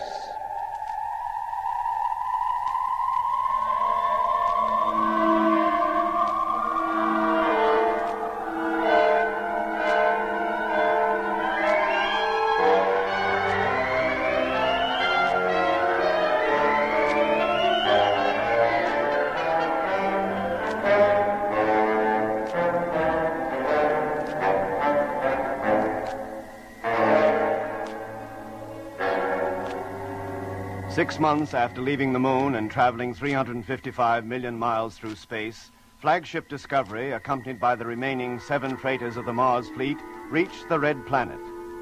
After a preliminary survey from 1,000 miles above its surface, Jet Morgan decided that the Discovery and one other ship should attempt a landing, the remainder of the fleet to continue encircling Mars in free orbit. So, leaving freighter number 1, now completely transformed into a landing craft by the construction engineers, to follow 30 minutes behind the flagship, the Discovery began its spiral descent towards the southern pole cap. Hey, what's that noise? What noise? Well, it's like... Well, I can't describe it, but it's plain enough. Can't you hear it, Doc? Yes, Lemmy, I can. Starting the run-in now. Putting her nose down. The ground looks flat and firm. Must be frozen solid. Let's hope so. If not, we'll sink into it and tip up for certain. Mitch, do you hear anything? A peculiar noise. Lemmy just asked me that. Well, can't you, Mitch? I can, and so can Doc. It's getting more than I can stand. It's like it's right inside my body. Blimey. Hey, watch it, Jet. What are you trying to do? We bounced. Sorry, I'll try again.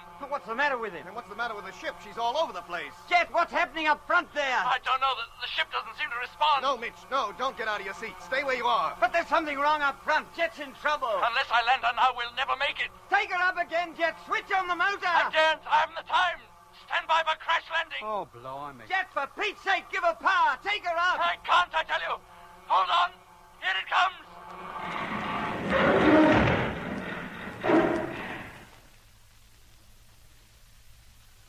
Oh. Are you all right, Lemmy? Yes. I think so. You sounded as though you'd been hurt. No, Doc. That was a sigh of relief at finding I was still in one piece. Well, it wasn't all that much of a bump. Yeah, we seemed to hit the ground tail first, then skewed round. Now, how about you, Jet? You okay? Hey, Jet. Are you okay? He don't answer. Perhaps he's hurt. Undo your straps. We'll go up front and see. Yeah, there. That's mine. Oh, blimey. Hey, Lemmy, what are you doing down there on your knees? I don't know, Mitch. I seem to have lost the use of my legs. My legs? What's happened to my legs, Doc? Lemmy, for the last 6 months, we've been living under gravityless conditions. Now, for the first time gravity returns, you try to run. Your legs just aren't used to it. Oh. Is that all? For a minute I thought I must have been injured in that crash. Look, get up, slowly. Then take your magnetized boots off, and when you start walking, take it easy. Yes, Doc. I'm all set. Then go on up to Jet. I'll follow as soon as I'm ready. I'm on my way. Hey, Jet. Jet! He's out cold, Doc. Be right with you. Hey, what happened to him, Mitch? Oh, look at that bump on his bonds. Must have struck his head on the instrument panel. Here, help me undo his straps, will you, Lemmy? Yeah. Oh, blimey, look out there. Christmas on Mars. Oh, never mind that. Give me a hand to lift him out. Yes, Mitch. Oh, he seems heavy. Yeah. No weightless objects anymore, Lemmy. Not now we've landed. Can you manage, Mitch? Yeah, thanks, Doc. You'd better reconvert one of the chairs into a bed. Right. There. Now, put him on that, and I'll take a look at him. Yeah, lower him gently, Lemmy. Yes. Now, that's it. Can I get you anything out of the medical locker, Doc? Yes, please, Lemmy. A number 4 dressing. Righto, mate. Is he badly hurt? I don't think so. Bruise on his forehead seems to be the only injury. He's coming round. Here you are, Doc. Thanks. Hello, Jet. How are you feeling? What happened? We made a crash landing. You bumped your head and were knocked cold. Did we get down safely? What do you think? We're all here, aren't we? Now, hold your head back. I'm going to put something on that bruise for you. None of you were hurt. No, mate, we didn't bump all that much, and the chair saved us. What was wrong, Jet? Why the crash landing? I couldn't help it. I was blacking out. What? I nearly lost control of the ship completely. I've no recollection of anything after we touched down. You mean you were unconscious by then? Well, of course he was. He hit his head, didn't he? Must have happened the second we hit the deck. Do you remember striking your head, Jet? No, Doc, I don't. All I remember was that fearful noise. And the louder it got, the hazier everything became. Didn't any of you hear it? Yes, we all did, but it didn't seem to bother us all that much. Never bothered me at all. In fact, I don't think I would have even heard it if you hadn't drawn my attention to it, Doc. Well, that must have been because of where you were sitting, Mitch. Eh? Well, Jet obviously heard it louder than any of us, and he was in the pilot's cabin. Nearest chair to that is Lemmy's, and of us 3, he heard it first. It was loud to me, too. It was like it was right inside me. Oh. I sat behind Lemmy, and although I heard the noise, it wasn't strong enough to worry me. Finally, Mitch, comes your place, farthest away from Jet, and you heard it hardly at all. No, the sound, whatever it was, must have centered round the pilot's cabin. But what's in there that could make that kind of noise? Well, nothing. And it wasn't the noise itself so much, Doc. It was the way it seemed to affect me. And I was powerless to do anything about it. But how can just a sound do that to anybody? I know a noise can do a lot of damage if it's strong enough and powerful enough, like breaking wine glasses and smashing windows. But to send anybody off to sleep, to knock 'em out, that I've never heard of. We have no proof that it was responsible for Jet's blacking out, Lemmy. The two things coming together might be pure coincidence. Possibly, Doc, but I'd still like to know what that noise was. How does it matter, boy? You landed us safely in spite of it, and you got nothing worse than a bump on your head. And there's certainly nothing bothering us now.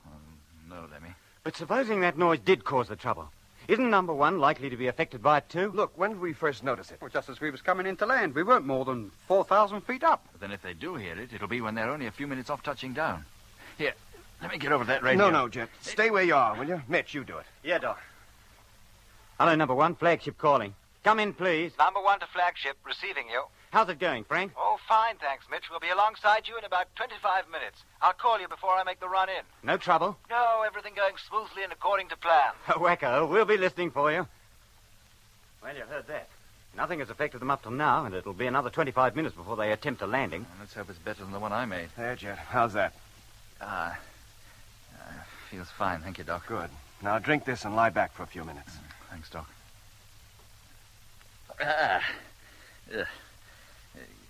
Is the ship damaged? Not as far as we know. We've hardly had time to find out. But Lemmy and I will carry out an inspection right away. No, wait, I'll Jet, stay where you are. They can manage it between them. I'd have liked them to have taken a look outside first. We've just landed on Mars, the first men ever to do so. They have a right to see what it's like. They'll get this inspection over mighty quick, Jet, and you can depend on it.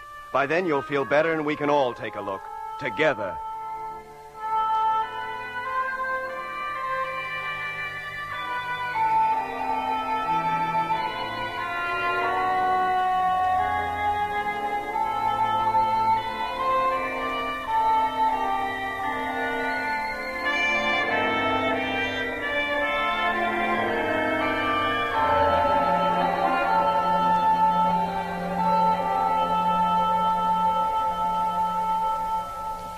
Get up, Jet.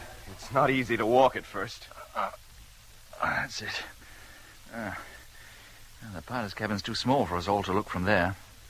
I suggest you and Lemmy go into the navigation hatch, and Mitch and I look through the pilot's blister. Between us, we'll get a rear and forward view. Right. Okay, Lemmy, come on. Let's get our first glimpse of Mars at close quarters. Yes, Doc. Navigation hatch. Contact.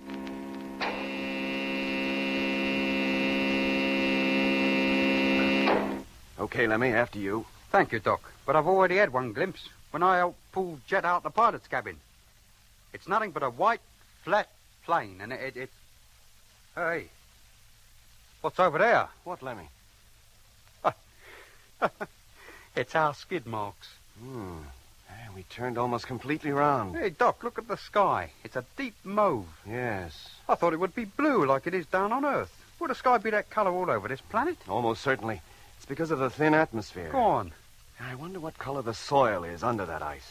Well, the part the skid marks have revealed looks black to me. It may look black in contrast to the whiteness, but it could be almost any color. Well, we'll find out soon enough when we go outside. Yeah, but that won't be for some hours. We've got to be sure it's safe to go out first. Hello, flagship number 1 calling. Hey, listen, that's Frank on the radio. I better get back. He'll be landing soon. Away you go, Lemmy. Hello, number 1. Morgan here, receiving you. Oh, you're here already, Jet? Yes, Lemmy. Hello, Jet. We're rapidly approaching landing point and are preparing for the run-in. Just take it easy and you'll do all right. How did you get on? I fluffed it, I'm afraid. Oh? But we're all in one piece. So's the ship, so far as I know.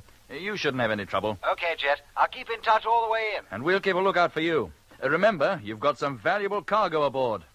Good luck, Frank. Thanks, Skipper.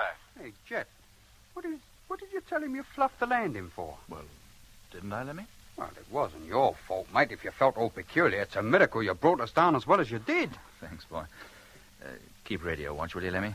I'll go back into the pilot's cabin, see if there's any sign of number 1 yet. Yeah. It's bad form for the captain of the fleet to admit he made a duff landing unless he tells them why. Hook me up the intercom, will you, please, Lemmy? Oh, yes, Jet. Hey, Jet, come on. I can see him. Coming, Mitch. There, look. Glistening in the sunlight. Yes. Hello, Frank. If you're busy, don't answer, but we can see you. I can see the Discovery too, Skipper.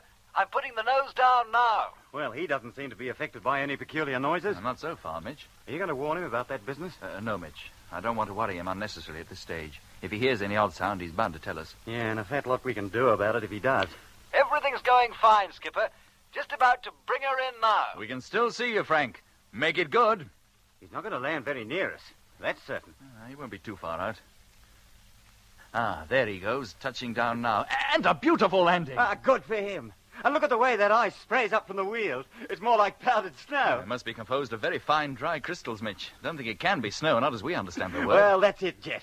He's down and safe. Nice work, Frank. Thank you, Skipper. Tell your operator to keep radio watch. Meanwhile, as soon as your men have satisfied their curiosity about what's outside, you better start preparing to leave the ship. Yes, sir. Now, Mitch, let's get to work ourselves. Prepare to go outside, you mean? Of course. You don't think we came all this way to sit inside and twiddle our thumbs, do you? Oh, good on you, mate. You're sounding better already. I feel it. Come on, Mitch, let's get started. I can't wait to get my feet on Martian soil.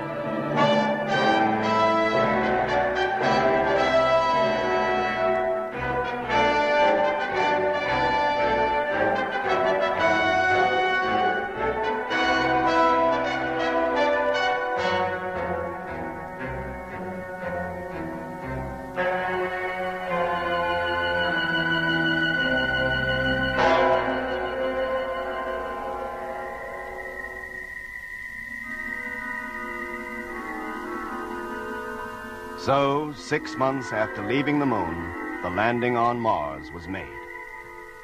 The moment Control knew we'd touched down safely, the news that men had set foot on Martian soil was broadcast over the whole Earth. Within half an hour of touching down, the Discovery was hooked up to dozens of radio transmitters on Earth, while Jet described how the landing had been made, and what Mars, or what little we could see of it, looked like. After hearing his description, the thought that most likely passed through the minds of the folks up there on the old world must have been, well, now that you've made it, was the trouble and the colossal expense really worth it? On the face of it, they might well have had good reason to ask. Years of preparation and our hazardous journey had brought us, at long last, to a glaring, white, ice-bound wilderness, stretching as far as the eye could see. The landscape was as flat as a pancake, a mirror-smooth sheet of white, broken only by the dark tracks left by the landing wheels of our craft. The two great ships, separated by no more than a mile, stood motionless in the eerie silence, their undersurfaces reflecting the glare from the ice, and enclosing all, a huge hemisphere of deep mauve that was the Martian sky. As Lemmy remarked, but for that sky, we might just as well have landed on a flat, frozen plain near either of the poles of the Earth. And the effort, up to now at any rate, had been just about as rewarding. But we had no intention of remaining in our white wilderness for longer than we could help. It had been chosen as a landing place because it was the one spot where we could be sure of finding a smooth surface.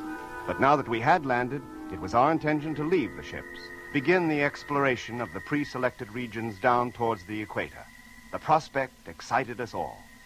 But first, we had to be sure that it was safe to step outside. Hello, number one, Discovery calling. Can you hear us? Hello, Discovery. Rogers here. Okay, Lemmy. Exhauster. Airlock. Contact. Hello, Frank. Jet and Mitch are about to go outside. They're in the airlock now. Keep a lookout for them, will you? Yes, Doc. How soon before we can begin to unload the cargo? The boys are all keyed up and ready to go. Air pressure maximum. Open the main door, Lemmy, and let down the ladder.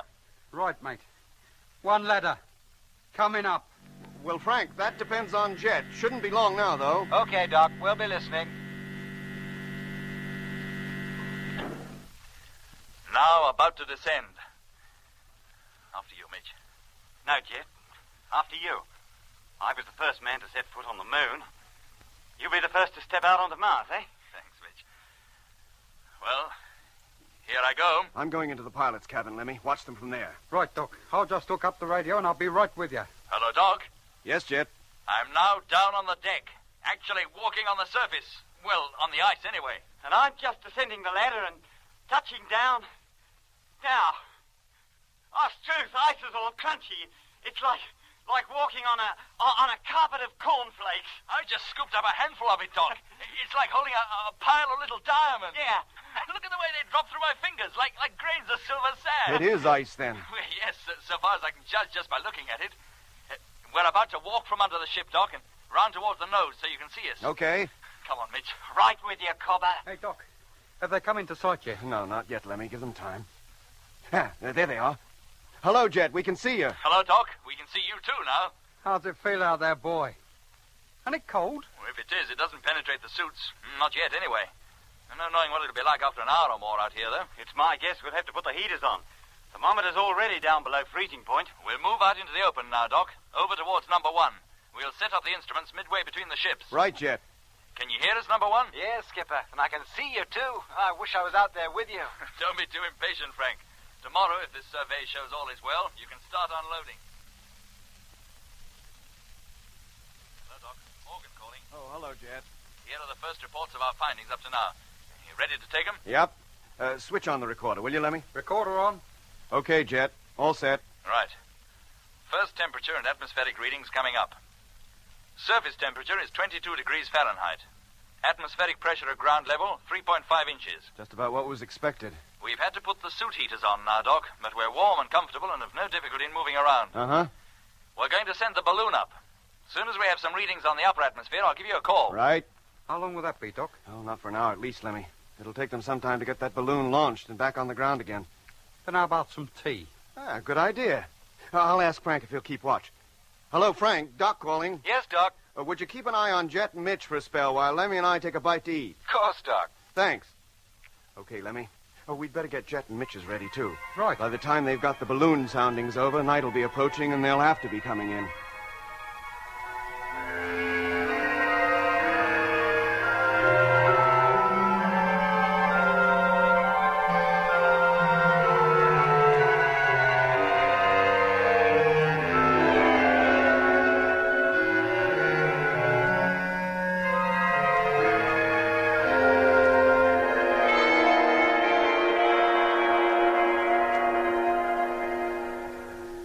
How about it, Doc? You want any more? No, thanks, Lemmy.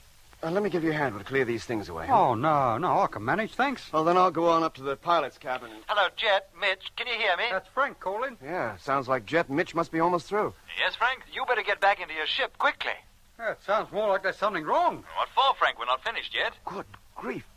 Hello, Jet. Come on, Frank's right. You'd better come back. Cripes. Oh, we had to. It's getting foggy. Eh? Yeah, mate. Look, number 1 is hardly visible. But a few moments ago, it was quite clear. Well, it's not now, and it's getting thicker all the time, fast. Come on, let's get this balloon down and get moving. What is it, Doc? What sort of panic? Look for yourself, Lemmy. There's a dense white fog gathering. Seems to be rising straight up from the ground. I can hardly see Jet and Mitch. Blimey, if they're not careful, they'll never find their way back. Hey, Jet, come on in, mate. Just picking up the gear, Lemmy. We'll be coming in a minute. Oh, give me a hand to wind this darn balloon in, Jet. She's still 1,000 feet up. What kind of a fog is that, Doc? Some form of ground mist, I suppose. How else could it have formed so quickly? Search me. Maybe that's the usual way with mists on Mars. Let's hope not. It could prove darn troublesome. Or maybe it's only in the cold region that... Blimey, Jet and Mitch have completely disappeared. Hello, Jet. Hello, Doc. Look, we can't see you at all now. And we can't see you either. We're completely enveloped. In fact, I can hardly see Mitch, and he's not more than a few yards from me. Hello, Frank. Can you see them? No, Doc, not now. I can't even see the Discovery. We can't see you either. Jet. Yes, Doc? How are you going to find your way back? We'll manage. Ship is only about 1,000 yards away. We shouldn't miss it. We're just collecting the last of the gear together now. We'll be on our way in just a few moments. Okay, but hurry up. You ready, Mitch? You got everything? I think so. Anything we've forgotten, we'll have to stay out here all night. All right, then. Now, let's keep close together. Okay, Doc. Coming back now. Good. I'll put on the main landing light. Maybe you'll see it. There, can you? No. We can see nothing but this white wall of fog. Visibility is down to 0. We can't even see our own feet. Oh, blimey, Doc. Hey, Doc, what's the temperature likely to be out there at night? Somewhere in the region of minus 100 degrees, Lemmy. And it's not far off nightfall now. They'll freeze to death. If they're caught out there all night, they certainly will. Their suits are no protection against such severe cold. Not without the sun rays to help warm them. Oh, what about the heaters in the suits? They're not powerful enough to combat the kind of cold to be found during a Martian polar night. Hello, Jet. Yes, Doc? How you doing? Can you see the light of the ship yet? No, this mist is so darn thick. I doubt if we will see it before we're almost on top of it. Still, don't worry, Doc. It's bound to come into view soon. Lemmy, call up Frank. Tell him to take a bearing on Jet and Mitch. And you do the same, huh? Try to fix their position. Right. Hello, Frank. Yes, Lemmy? Next time Jet or Mitch speak to us, take a bearing on them, will you? And let me know what it is. Okay. Well, there's no need for that, Lemmy. We're not lost. Not yet, we're not. Well, we're just being cautious, that's all. If you've been walking in a straight line, Jet, you must be pretty close to us by now. You should see the light. We will in a minute, Doc, I'm sure. We're not walking as fast as you think. We've a lot of gear to carry. Jet, hello. Yes, Doc? Stay where you are. Don't move. What's up? We figured out your position. You've been walking in the wrong direction. What? Are you sure? Yes, mate. You're well south of us, about half a mile or more. Bearing from Discovery, 182 degrees. You've missed the ship completely. But we couldn't have done. I'm telling you, Jet, this fog has made you lose your sense of direction. You'll have to turn completely round to come anywhere near us. But what's the guarantee we'll stay on course if we do? Well, Frank and I can keep taking bearings on you. We'll guide you in. No. I've a better plan than that. Huh? What, Jet? The balloon line. I'll take one end of it, Mitch, and try to head back to the ship. You pay out the line until it's 1,000 yards long. If I haven't found the ship by then, well, then I'll use you as a center and sweep out a circle 2,000 yards in diameter. The ship's bound to be somewhere within that area. Righto, Jet. We should have done that in the first place. Did you hear all that, Doc? Yes, Jet. Okay, then, Mitch. I'll get going. Start paying out the line. Keep checking on him, Lemmy, just in case. I'll keep him talking. Right, Doc. Hello, Frank. Yes, Lemmy? Keep at it, will you, mate? Just on Jet this time. Roger. Hurry up, Jet. Just standing here, I'm beginning to get darn cold. Is your heater working, Mitch? Yeah, Doc, going full blast, but my feet are starting to freeze up. You'd hardly believe the mere blocking out of the sun's rays could make all that difference. How far have I gone now, Mitch? 70 yards. And don't let go of the end for Pete's sake.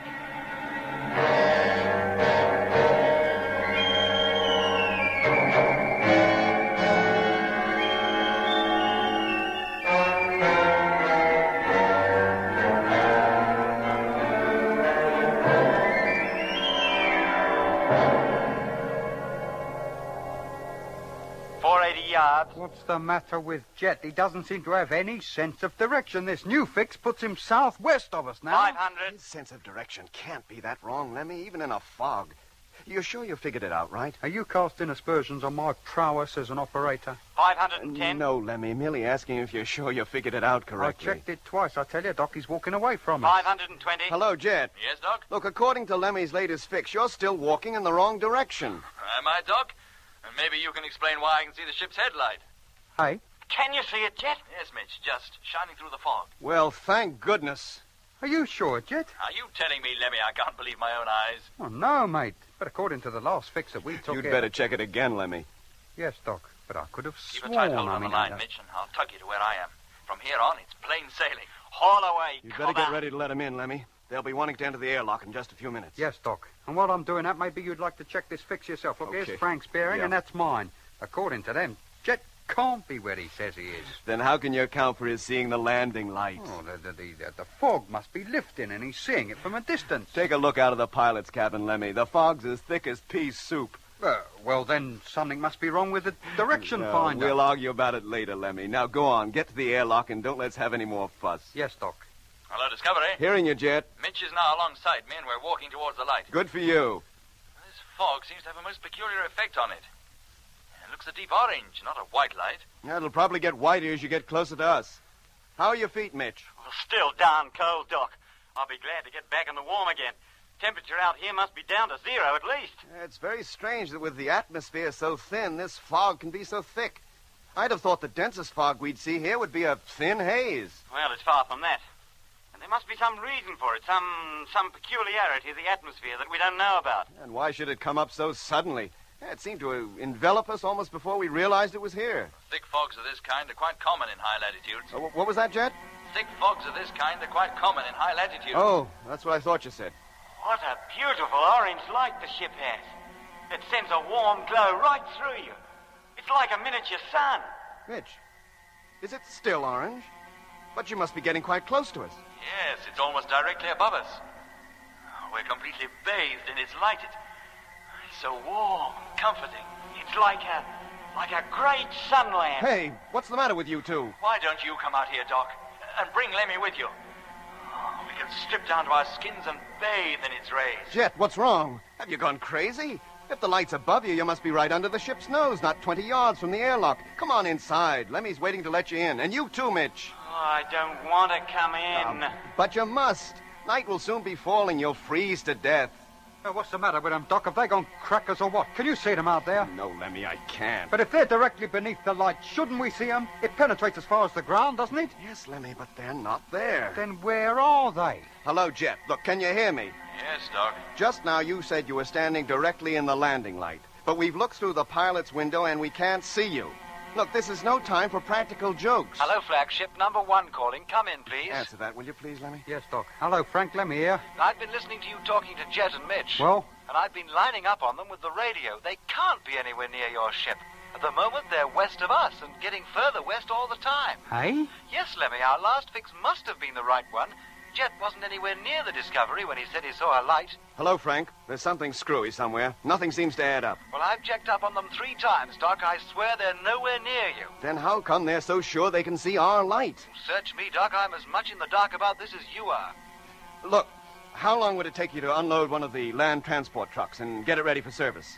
Well, if we work fast, with all the men on the job, about 45 minutes. Right, then do it, Frank, will you? And when you've unloaded it, turn the heaters on and get inside. Stand by to drive it over here. Okay, Doc. I'll get started right away and call you when I'm ready. What's the idea, Doc? Maybe your fix wasn't so wrong, Lemmy. If Jet and Mitch are walking away, as they seem to be, we may have to go out after them. What? In this Scotch mist? We'll never find them. There's a chance it'll lift as rapidly as it descended. Maybe after the sun has set. And how long will that be? Roughly about half an hour. It'll be dark by then. How will they keep warm? Lemmy, listen. Huh? That noise. Can't you hear it? Yes. That's the same noise we heard just as we was coming into land. The noise Jet said caused him to... Jet, can you hear me? Jet! Leave me alone, Doc. Can't you see I'm tired? Tired? What do you mean? I want to sleep, but it's warm. Jet, listen. It's not the tiredness that makes you sleepy. It's the cold. I must lie down. I must lie down. No, Jet, don't. For heaven's sakes, don't lie down. Oh, sleep. It is a gentle thing. Beloved from pole to pole. Hey, if you ask me, you're up the pole. Jet, do you hear me? Don't go to sleep. And Mitch, what about Mitch? Is he asleep and all? Sleep. That knits up the raveled sleeve of care. A nice time to start knitting. What's he talking about? Jet, listen to me. You're nowhere near the ship. There is no orange light. You must find your way back. Do you hear? Jet, do you hear me? He's not answering. He must be asleep already. They both must be. If they are, Lemmy, Out there in that bitter cold, it'll be the end of both of them.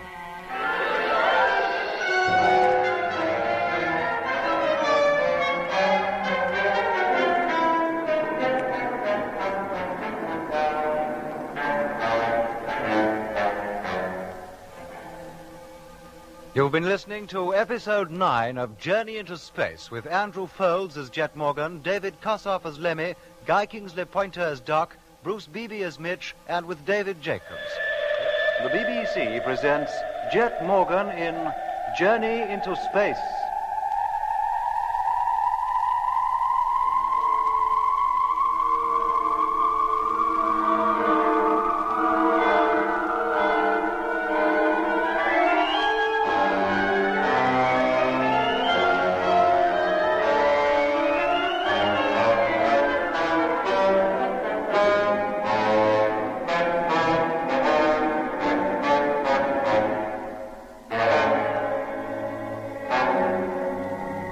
In October 1971, 6 months after they had left the launching base on the moon, 2 ships of the Mars Space Fleet landed on the southern ice cap of the Red Planet, leaving the remaining freighters to continue encircling it in free orbit.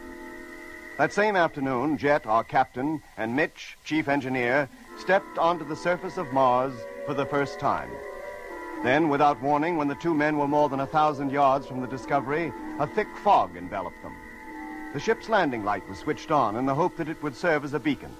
And in spite of Lemmy's protests as to their position as checked by radio fixes, Jet and Mitch declared they could see the light. But a few seconds later, it was clear that whatever light they were following, it was not that of the flagship. Lemmy, listen. Huh? That noise. Can't you hear it? Yes. That's the same noise we heard just as we was coming into land. The noise Jet said caused him to... Jet, can you hear me? Jet! Leave me alone, Doc. Can't you see I'm tired? Tired? What do you mean? I want to sleep, but it's war. Jet, it's not tiredness that makes you feel sleepy. It's the cold. I must lie down. I must lie down. No, Jet, don't. For heaven's sakes, don't lie down. Oh, sleep. It is a gentle thing, beloved from pole to pole. Hey, if you ask me, you're up the pole. Jet, do you hear me? Don't go to sleep. And Mitch, what about Mitch? Is he asleep and all? Sleep that knits up the raveled sleeve of care. A nice time to start knitting. What's he talking about? Jet, listen to me. You're nowhere near the ship. There is no orange light. You must find your way back. Do you hear? Jet, do you hear me? He's not answering. He must be asleep already. They both must be. If they are, Lemmy, out there in that bitter cold, it'll be the end of both of them. Then we'd better go out and look for him. That's what I intend doing. Frank should have one of the transport trucks over here within 45 minutes. Keep calling Jet on the radio, will you? Yeah. Meanwhile, I'll get my suit on and be all ready for Frank when he comes. Hello, flagship number 1 calling. Hello, Frank. Lemmy here. Truck's all ready. Will you send me a direction signal, Lemmy? Fog's still as thick as pea soup over here. Yes, mate. DF transmitter on. You better check your own set before you start moving. We don't want to lose you and all. Any reply from Jet yet? No, Frank. All right, Lemmy. I'll call you just as soon as I'm in the truck. Right. Did you hear all that, Doc? Yes, Lemmy. Let's hope Jet and Mitch are still where they were when we last heard from them. If they've wandered further away, our chances of finding them are pretty slim. Okay, Doc, I'll let you out now. Thanks, Lemmy. Main door. Contact.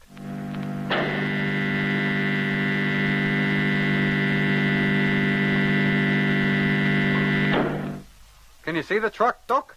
No, not the truck, but I can see its headlight. Now, wait a minute. You're sure it is its light?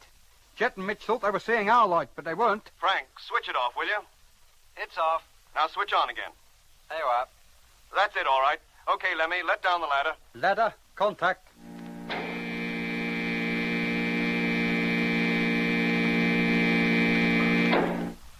About to descend to ground. Touching down now. Now making my way over to the truck. The airlock's open, Doc. You can step straight in. Thanks, Frank, but I'll ride outside. Start her up and let's get going. Right. Here we go. Good luck, boys. Thanks, Lemmy. We'll need it. Hello, Lemmy. Yes, Doc. How are we doing? Well, the latest fix puts you half a mile northwest of number 1, bearing 226 degrees. Then we must be pretty close to where they were when we last heard from them. And slow down, Frank. We don't want to risk running over them. What's visibility like out there? About 10 yards, Lemmy. The fog seems to be a lot thinner over here. Well, it's still as thick as it ever was over here. And it seems to be getting dark and all. Hey, Doc, hadn't you better get inside that truck? I'm not cold yet, Lemmy. Well, you watch it, boy. We don't want you to freeze. If it gets too cold, I'll slip into the airlock and warm up. I say, Doc, the fog's definitely thinning. Headlights shining way ahead now. So I can see. Hey, Frank, hold it. Stop. Stop the truck. Project the light down a little. Right. That's it. See, there, directly in front of us. Yes, it's them. All in a heap on the ground. I'll go on ahead, Frank. You come as quickly as you can make it. Hey, Lemmy, are you listening? We found them. Yes, Doc. I heard you. Nearly up to them now. Hey, Jet, Mitch, can you hear me? This is Matthews. Jet. Well, Doc. Oh, they don't reply, Lemmy. They just lie here, motionless. Frank, come on out. Be right with you, Doc. Just leaving the airlock. Doc, do you think they're frozen? Oh, I don't think the temperature has dropped far enough for that yet. Right, Doc. Here I am. Good. Help me get them into the truck, Frank. There's room in the cargo section. They'll be comfortable enough there until we can get them back to the ship. Yes. So we'll take Mitch first. And go easy, Frank. We mustn't damage his suit.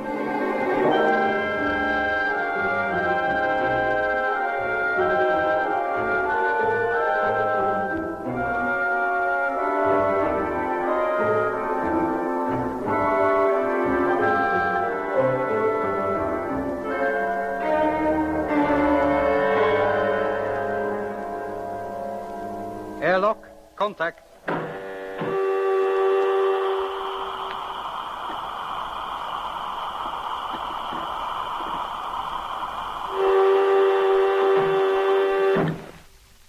Thanks, Lemmy.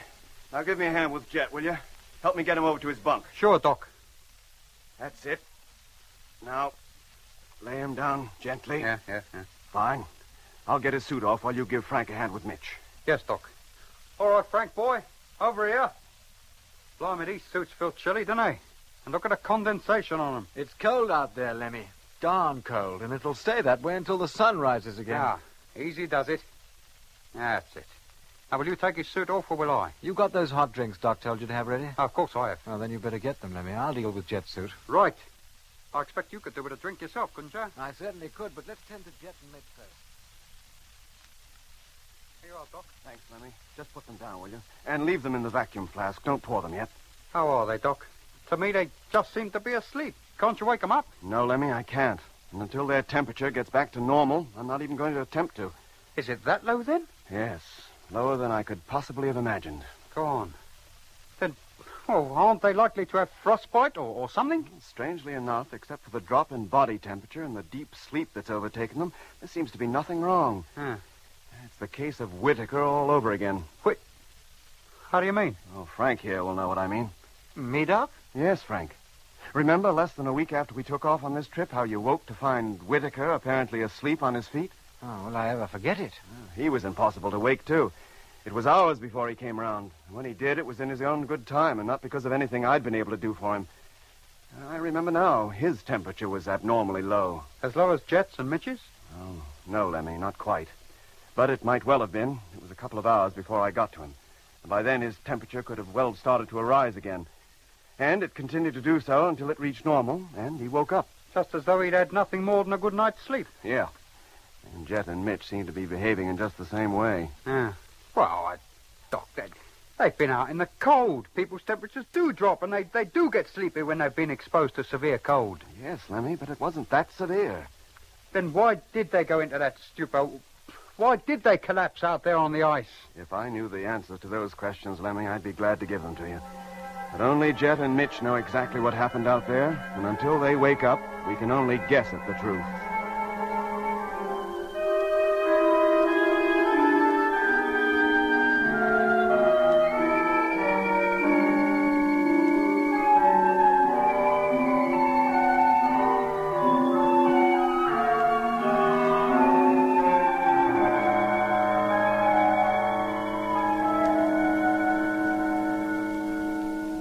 Hey, look, Frank. The fog's gone. It's as clear as crystal outside now. I wonder what caused it to come up so quick. And it didn't stay long, did it? It must be something to do with the sudden drop in temperature that comes with the approach of nightfall. You think so? Seems more like a low cloud to me. Drifting by at ground level. Maybe, Lemmy.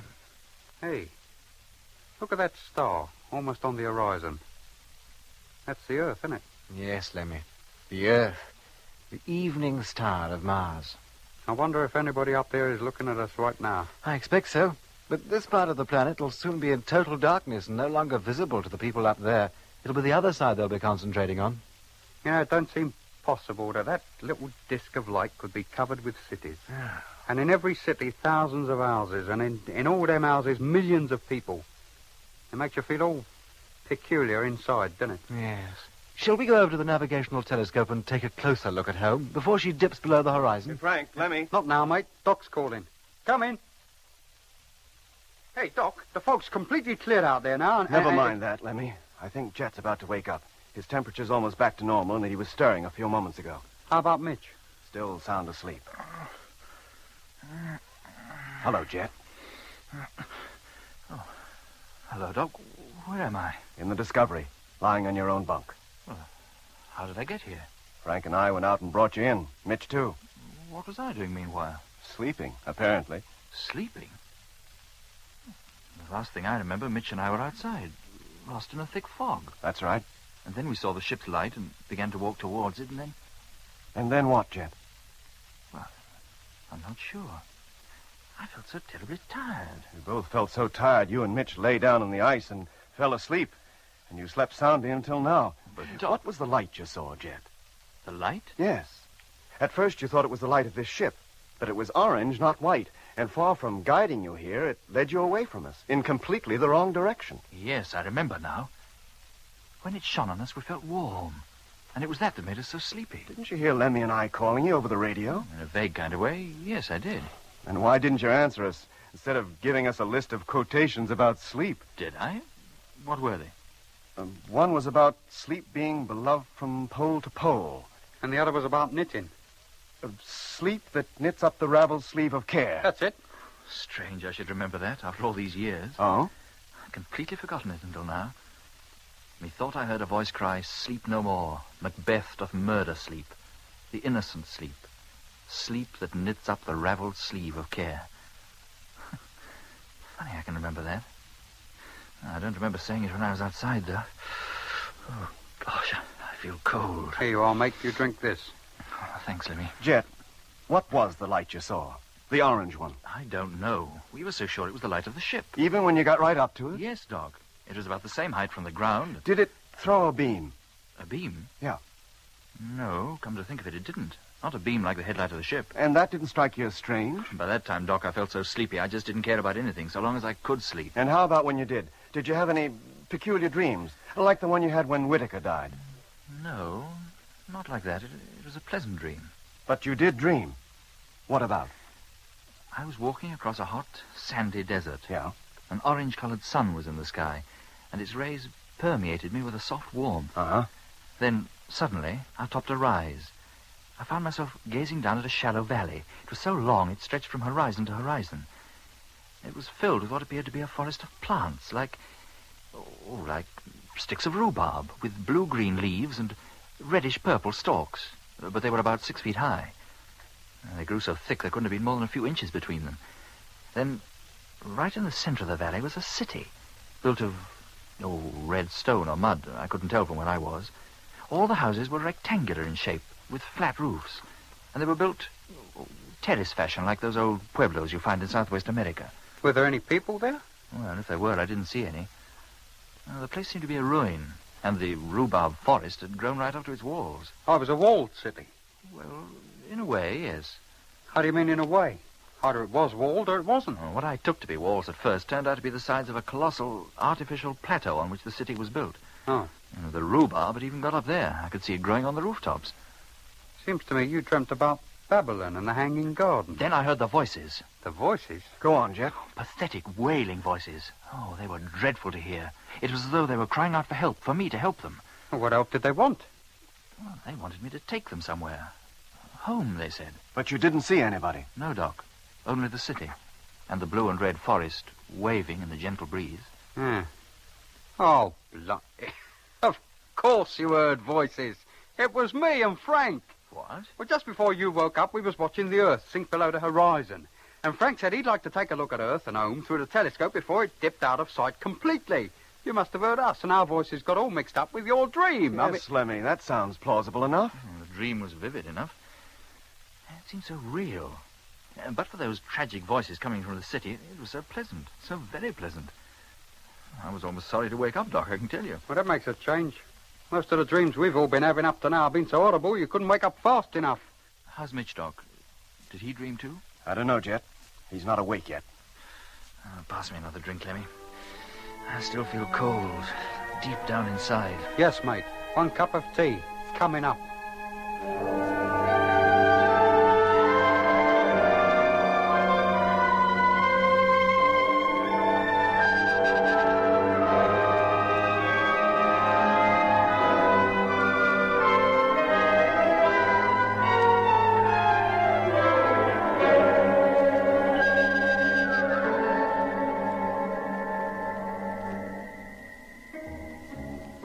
Mitch awoke from a dreamless sleep half an hour later, and, as with Jet, seemed none the worse from his experience, except to complain of how cold his legs and feet were. But an hour after waking, he ceased to complain and was more his normal self. Frank, rather than risk venturing into the bitter cold of the Martian polar night, even to go the short distance between the airlock and the transport truck parked outside, spent the night with us. Next morning, when the early rising sun had rapidly warmed the thin atmosphere, Frank returned to his own ship to supervise the unloading of the equipment needed to carry the first party on its expedition down towards the Martian equator. An hour before sunset, all work ceased, and every man returned to his own ship to spend his second night on the Red Planet. On the third day, we were ready. The first expedition could now start out on its 3,000-mile journey. Hello, Space Fleet. Flagship calling freighter number 2. Come in, please. Hello, Flagship. Space Fleet Freighter number 2 here. Receiving you loud and clear. Hello, number 2. How are things with you up there? Fine, thanks, Skipper. Oh, listen, number 2. Yes, sir? Tomorrow morning, the first party will be on its way. It's time to bring the third ship down. Well, she's all ready. Just waiting for the word. You can descend as soon as your position in free orbit is favorable for making the landing. The boys can hardly wait. And by the time you get down, Doc, Lemmy, and I will be on our way in the land transport machines. Frank will be in charge while we're gone. Yes, sir. As soon as you've unloaded your cargo, you'll return to free orbit for another load and bring that down too. Then Frank will start out after us with the second caravan, and you'll remain on the deck. Your ship will then become the main relay station between the land expedition and the rest of the fleet. I quite understand, Skipper. Pity we won't be down there in time to give you a send-off. Thanks, number 2. And good luck with the landing. And good luck to you, too, sir. Thank you. Well, Mitch, I think it's about time we started. Well, we're all ready, Jet. Doc and Lemmy are out there aboard the trucks. Grimshaw? Sir? We're off. And we leave you in charge of the Discovery. When number 2 gets down, one of his men will take over. And you can get back to number 1 and get ready to follow in our tracks with Frank's expedition in 4 or 5 days. Yes, sir, and good luck. Take care of yourselves. We will. We'll keep in touch. Now, let us out, will you? Airlock. Contact. Hello,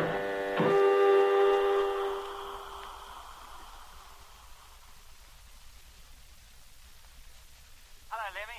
Let me in, will you? Right.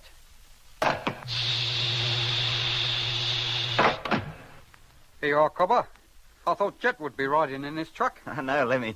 I'm afraid you'll have to put up with me for the first couple of 100 miles anyway, and then we'll change round. Now, shove over, mate, and let me get into the driving seat. Yeah, sure. I'll call up Jet, will you? See if he's ready to move off. Hello, Jet. You settled in yet? Hello, Lemmy. Ready to go whenever you are. You lead the way. Okay, Mitch. Start her up. Now, let's take it slowly. It's a long time since I handled one of these things. Let's see. Now, that's it. Now, power. Well, all okay in the motor department. Indicators all working. Brake off. Away we go. And Jet's on his way, too. Look, he's falling in behind us. Wacko! Well, Lemmy, this is it. Man's first exploration of Mars is about to begin. And take your last look at the Discovery. You won't be seeing her for some months. How many miles are we going to cover on this trip? Oh, roughly about 7,000. Well, let's hope the trucks stand up to it. What do we do if we get a breakdown? We can't ring up a garage and ask them to tow us in, can we? Oh, Frank and his mechanics will only be a couple of days behind us. We just sit tight until he rolls up. And how far do we go before we leave this ice behind and get down to where the climate is warmer? Oh, about 400 miles.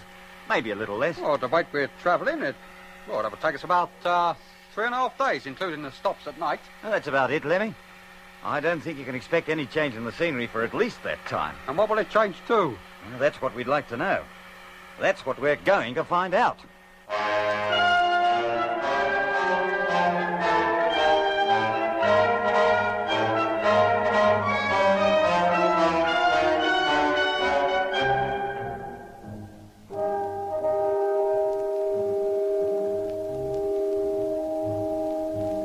And so we set out across the glaring white wastelands of the South Polar ice cap towards the warmer climes of the temperate zone nearer the equator. The gray transport trucks, looking almost black against the gleaming white of the ice, resembled two lines of beetles slowly wending their way across a barrel of flour.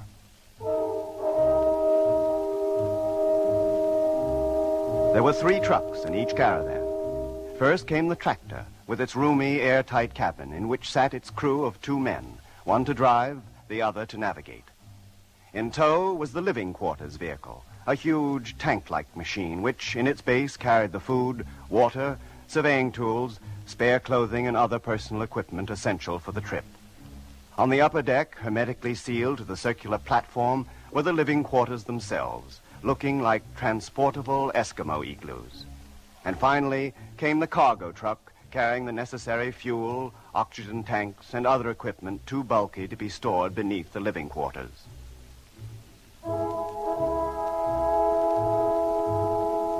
Soon the 2 great spaceships had been left far behind until finally they disappeared from view over the horizon, and all contact with them, except by radio, was gone. We were alone, just the 4 of us, 2 in each caravan, slowly plowing our way across the great white desert. That first day, we covered 160 miles. At sunset, we stopped the trucks and prepared to bed down for the night. Darkness fell, and with it came the bitter cold of the Martian night.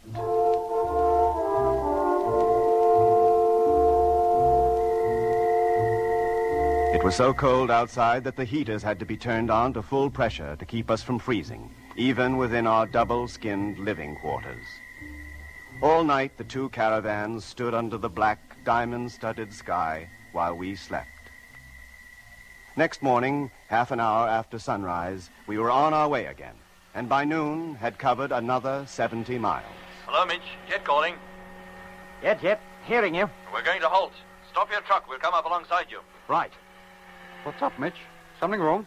Not that I'm aware of, Lemmy. We'll stop here for food. Food? Oh, come to think of it, I can't do with a bite. As soon as you've had your meal, Mitch, join me outside, will you? And bring the number 1 kit with you. How about me, Jet? Can I come out too? Not this time, Lemmy. Maybe next stop. Just my luck.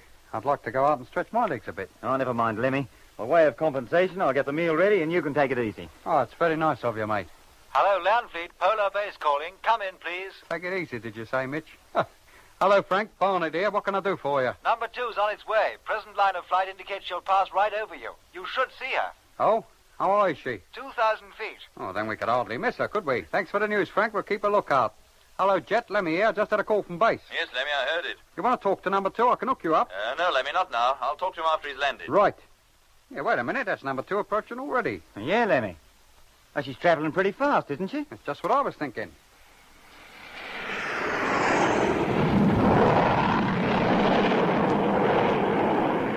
Blimey. Passed over us like a streak of lightning. Happy landings, boys, and keep your noses in at night. It's perishing cold down here. Hello, Jet. Number 2 was pretty low and traveling fast, too. Yes, Mitch. I suppose she's all right. Oh, they got plenty of time to slow down to landing speed before they get to base. Tell Lemmy to keep in contact and let me know when number 2 touches down. Right. Okay, Lemmy, let me in, will you? Yes, mate. Oh, thanks, Cobber. Oh, what'd you find out there? Oh, we weren't looking for much, Lemmy. We just dug up a couple of samples of the soil, that's all. Oh. Well, when do we move off? Whenever you're ready. You drive, will you? I have to mark up the map, show the precise spot where the samples came from. Right. Motor on. Hold on to your helmet. Here we go. Any word from base about number 2? Yes, mate. She made a safe landing and the boys are already unloading her. Hello, base. Land fleet calling. Come in, please. Hello, Lemmy. Hearing you. Routine check. Coming up.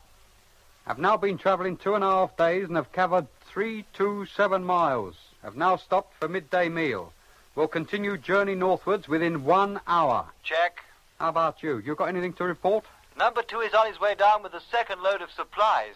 Should be landing within 2 hours and the ship should pass right over you again. When do you start out after us, Frank? Shouldn't be long now. Pretty well everything we need is already loaded in our trucks and the tractor's all hooked up. As soon as number 2 gets down again, we'll transfer the final load and with luck we'll start out at dawn tomorrow. Good show, mate. We'll keep a lookout for number 2. I'll let you know as soon as we sight her. Thanks, Lemmy. Hear from you later, then. Yes, mate.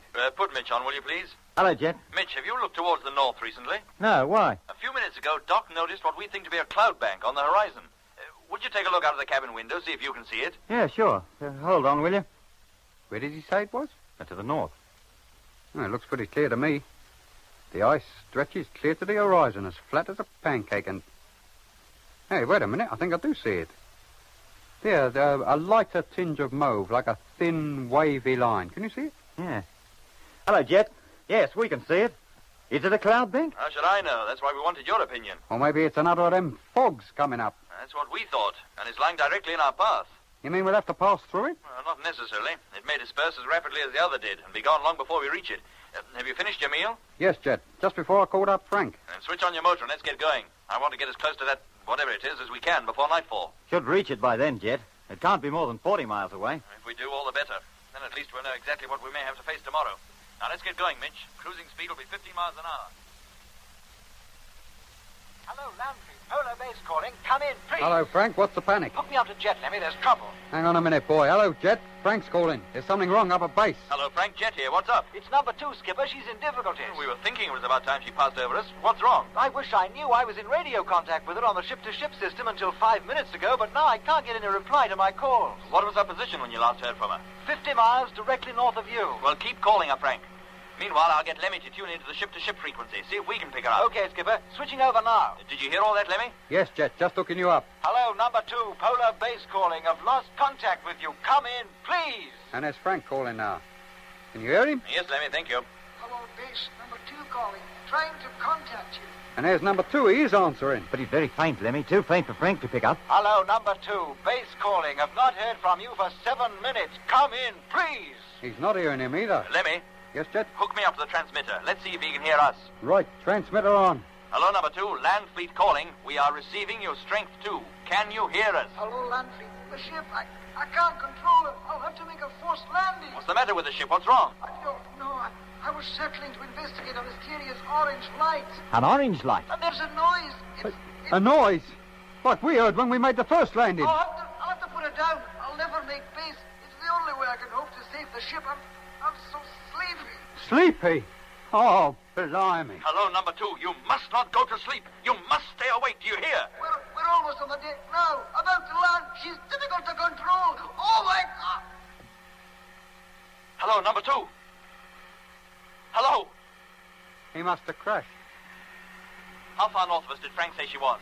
50 miles. If we increase speed to 20 miles an hour, we could cover that distance before sunset. That doesn't mean we'll find her. Not before dark, anyway. But there's a chance. Yeah, and there's a chance of burning up the motors, too, with the load we're dragging behind us. That's a risk we'll have to take. If that ship is wrecked, her crew will be in dire need of help.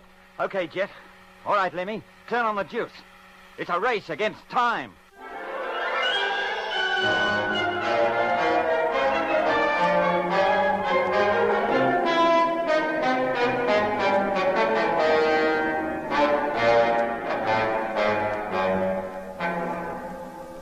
You've been listening to episode 10 of Journey into Space with Andrew Foles as Jet Morgan, David Kossoff as Lemmy, Guy Kingsley Pointer as Doc, Bruce Beebe as Mitch, and with David Jacobs and Anthony Marriott. The BBC presents Jet Morgan in Journey into Space.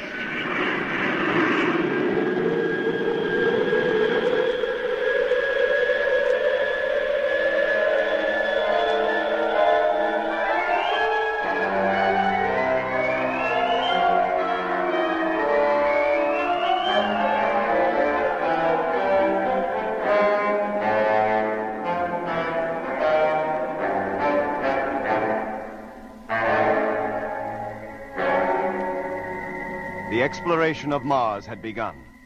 After the landing of the Discovery and the converted freighter ship number 1, the first land fleet, led by Jet Morgan, headed northwards for the more temperate climate near the equator. For 3 days, the 2 caravans slowly made their way across the great polar ice cap.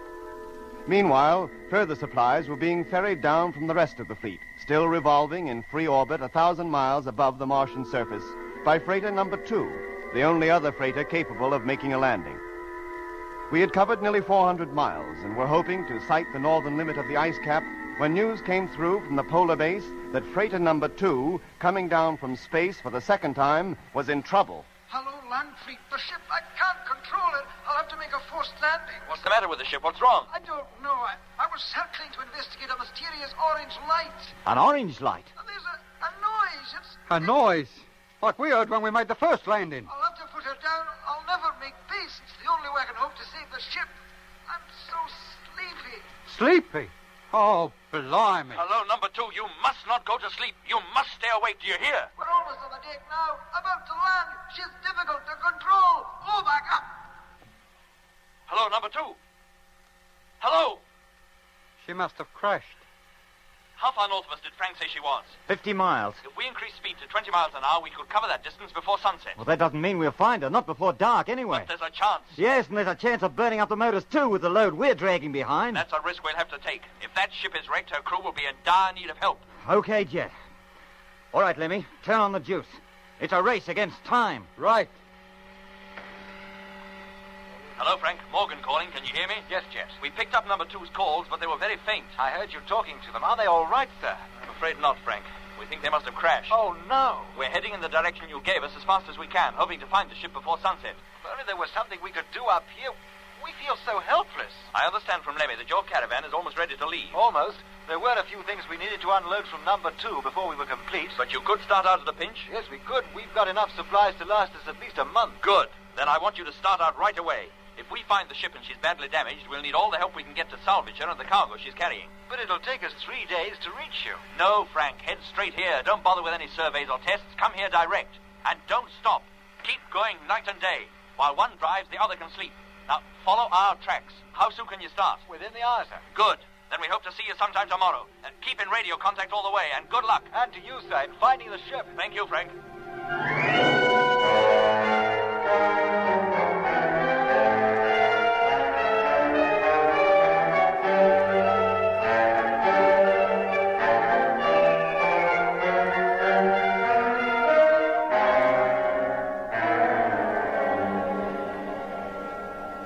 Hello, Jet.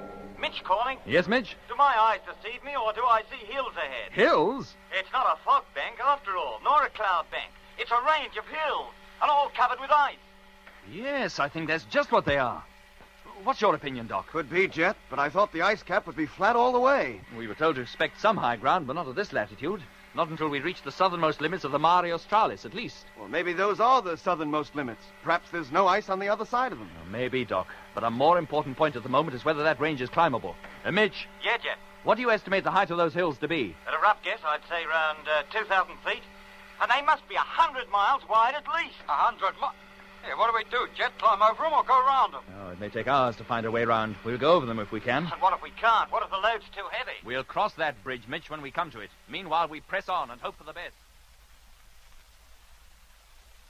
Hello, Land Fleet. Rogers calling. Hello, Frank. Jet here. We've left the base now and on our way. Good for you. How are you doing? Had any luck yet? No, Frank, we've barely covered 30 miles since we last spoke to you, and we're now approaching a range of hills. Hills? We're going to attempt to climb over them. In fact, we're already on the lower slopes. Are you going to make it? I can't say yet.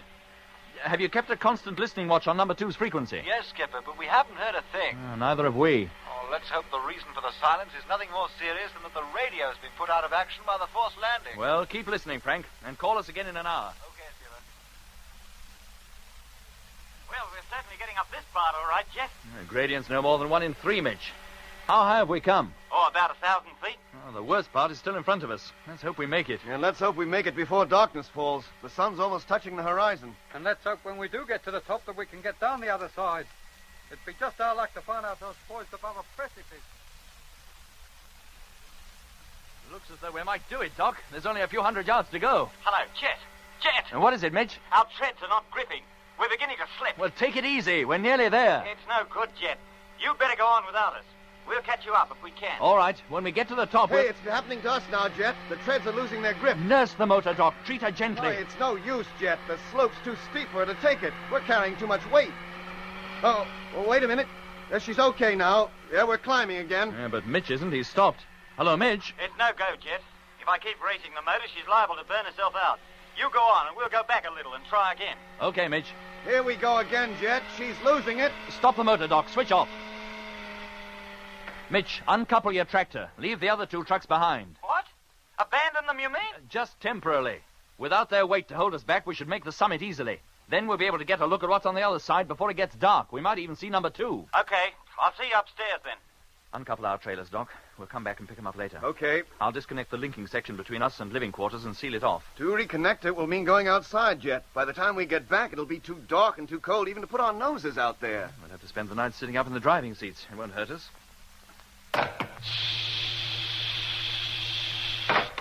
Well, that's the air pumped out. Now to break the vacuum. That's it. Okay, Doc, is she uncoupled? Yeah, Jet. Well, let's get started. Motor, on. That's better. She's almost flying up now. How are you doing, Mitch? We'll be on your tail in just a minute.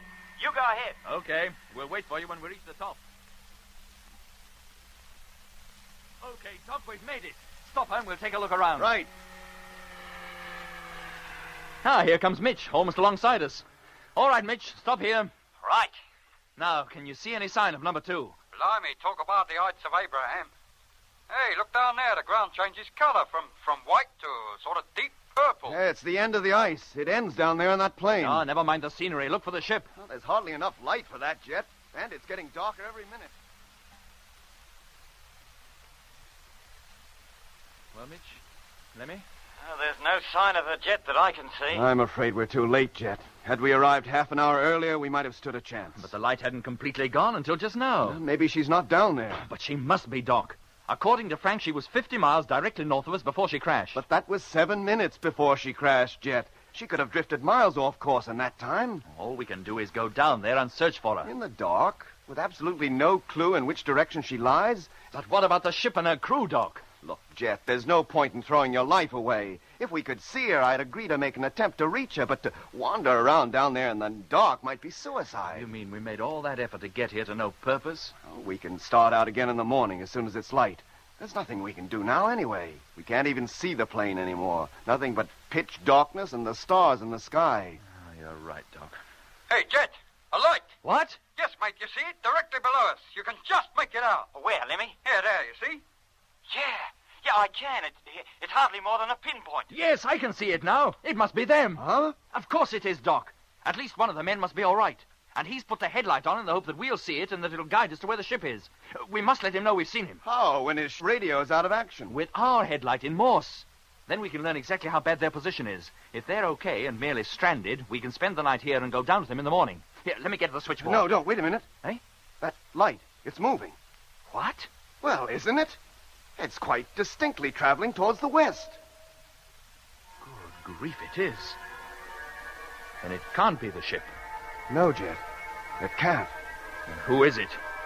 And what is it?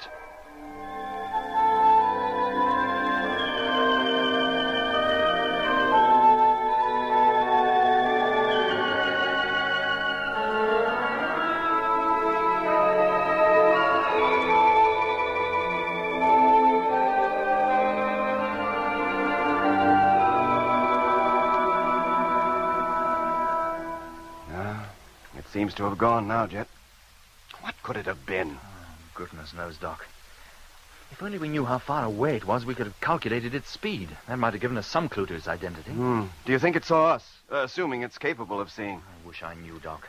I think we'd better play safe, Jet, and not put the cabin lights on. You mean sit here in the dark all night? Well, it's the only way we can be certain of avoiding detection, visually at any rate. Well, we could go back down the hill a little way. The rise would block us from the view of anything down there on the plain. And what if it can fly and passes overhead? Oh, well, it'll have to be a night without lights as well as beds. I'll call up Lemmy and Mitch and tell them not to put their lights on. And we'll draw up a rota to keep one of us watching the plane while the rest sleep, in case that light appears again. Hello, Lemmy. Doc calling. Can you hear me? Hello, Lemmy. Wake up, you hear? Hello, Doc. It's Mitch here. Oh, my 2 hours are up, Mitch. It's Lemmy's turn for watch. Okay, Doc. Leave him to me. I'll wake him. Right. Meanwhile, I'll try to get some sleep myself. What time is it? It needs 3 hours to sunrise. Did you or Jet see any sign of the light again during your watches? No, Mitch, not a flicker. But don't relax. Keep a sharp lookout and call us immediately if you see it. The intercom speaker's right near my ear. I'm bound to wake. Okay, Doc. And good night. What's left of it, anyway? Night, Mitch. Oh, so stiff. Hey, Lemmy. Lemmy, wake up. Now, wake up, do you hear? And take your foot out of my stomach. No wonder I can't sleep. What's up, Mitch? What's up? What's up? Time to wake up. That's what's up. It's your turn for a watch. Oh, I've never been so uncomfortable. These driving seats were never made to sleep in. And it's stupid. What? Oh, down the hill, not 100 yards behind us, are the sleeping quarters with 2 comfortable, warm beds going begging.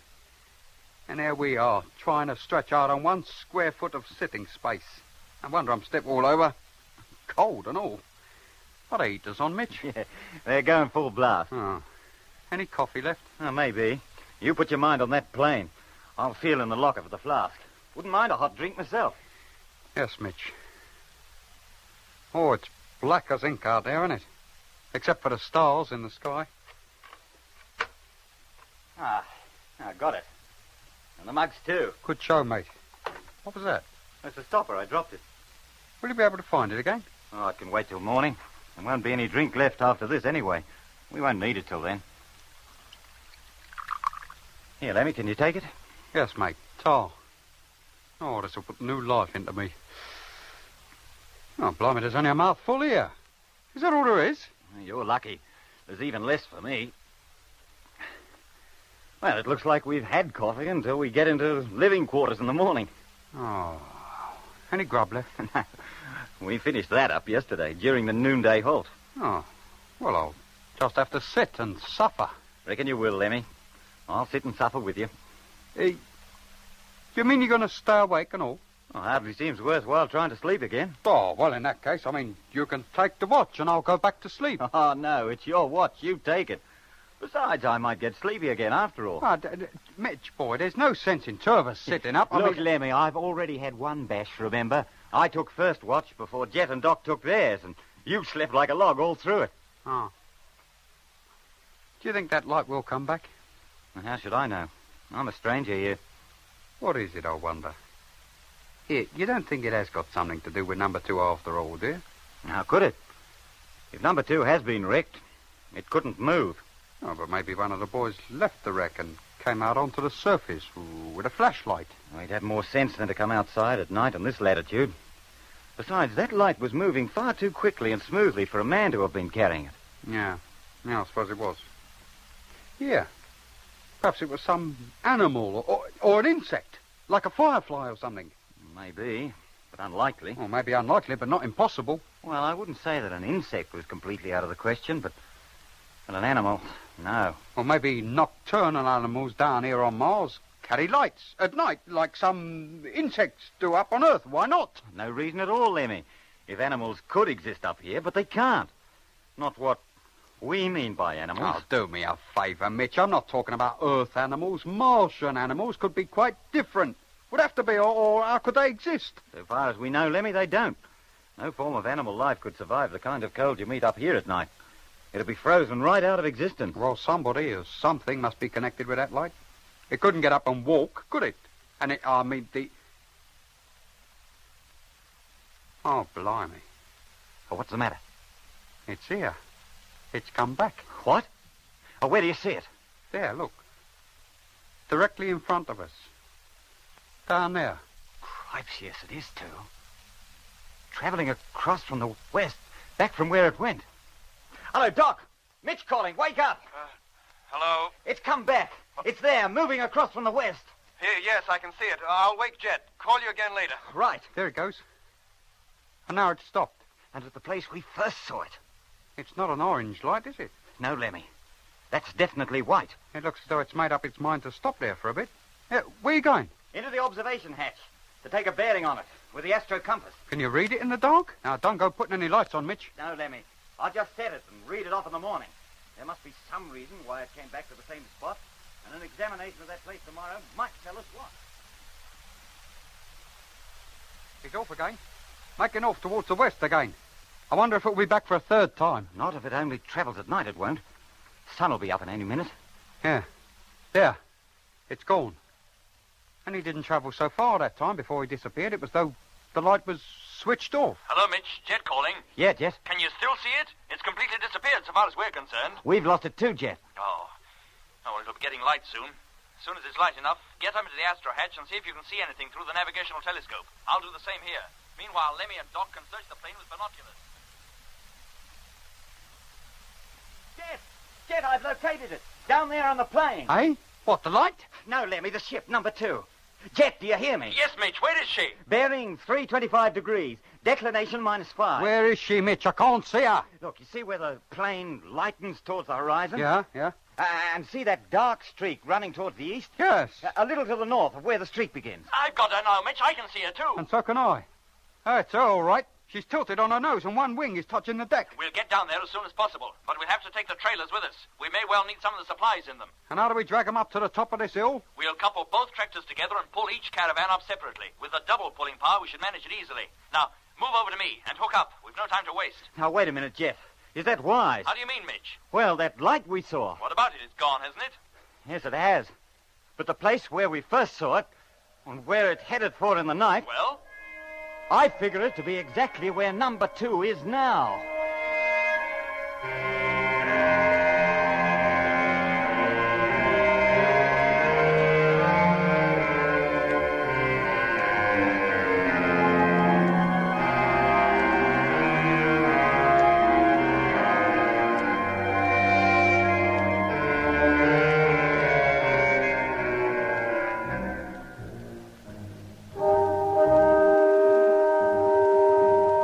Mitch's announcement didn't deter us. As quickly as was humanly possible, we hooked the 2 tractors together and dragged up first one caravan from the hillside and then the other. Once the trailers had been hauled up to the summit, the tractors were reconnected, each to its appropriate train, and the long descent down towards the purple plain began. We reached the bottom in about 30 minutes, and when we were once again on level ground, increased our speed to maximum. Now the ice began to thin out, and patches of the purple soil showed through the frozen sheet. An hour later, we had left the ice behind altogether and were traveling across a moist, almost marshy expanse of country stretching as far as the eye could see.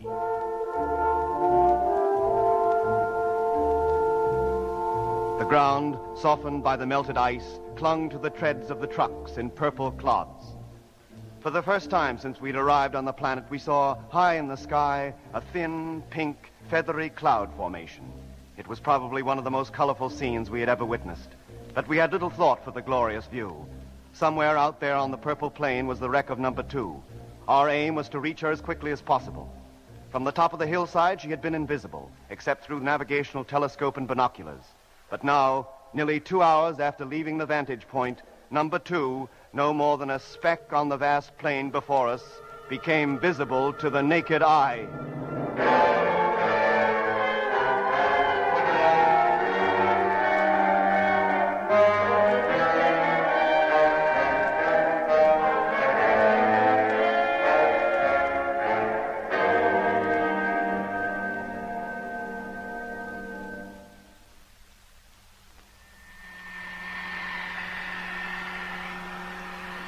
How about it, Doc? Can you make out any details? Not really, Jet. Binoculars aren't quite powerful enough.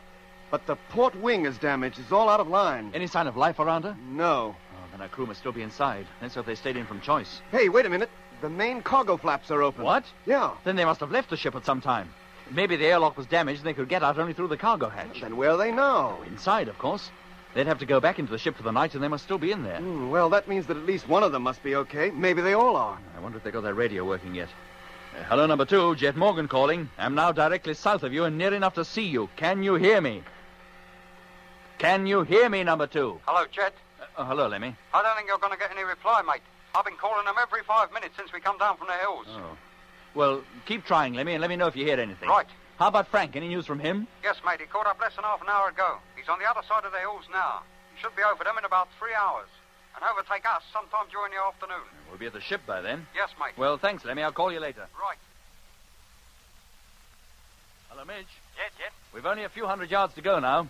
When you reach the ship, pull up just south of her. Then both you and Lemmy put on your suits and go outside. Wait by your truck and Doc and I will join you. Right.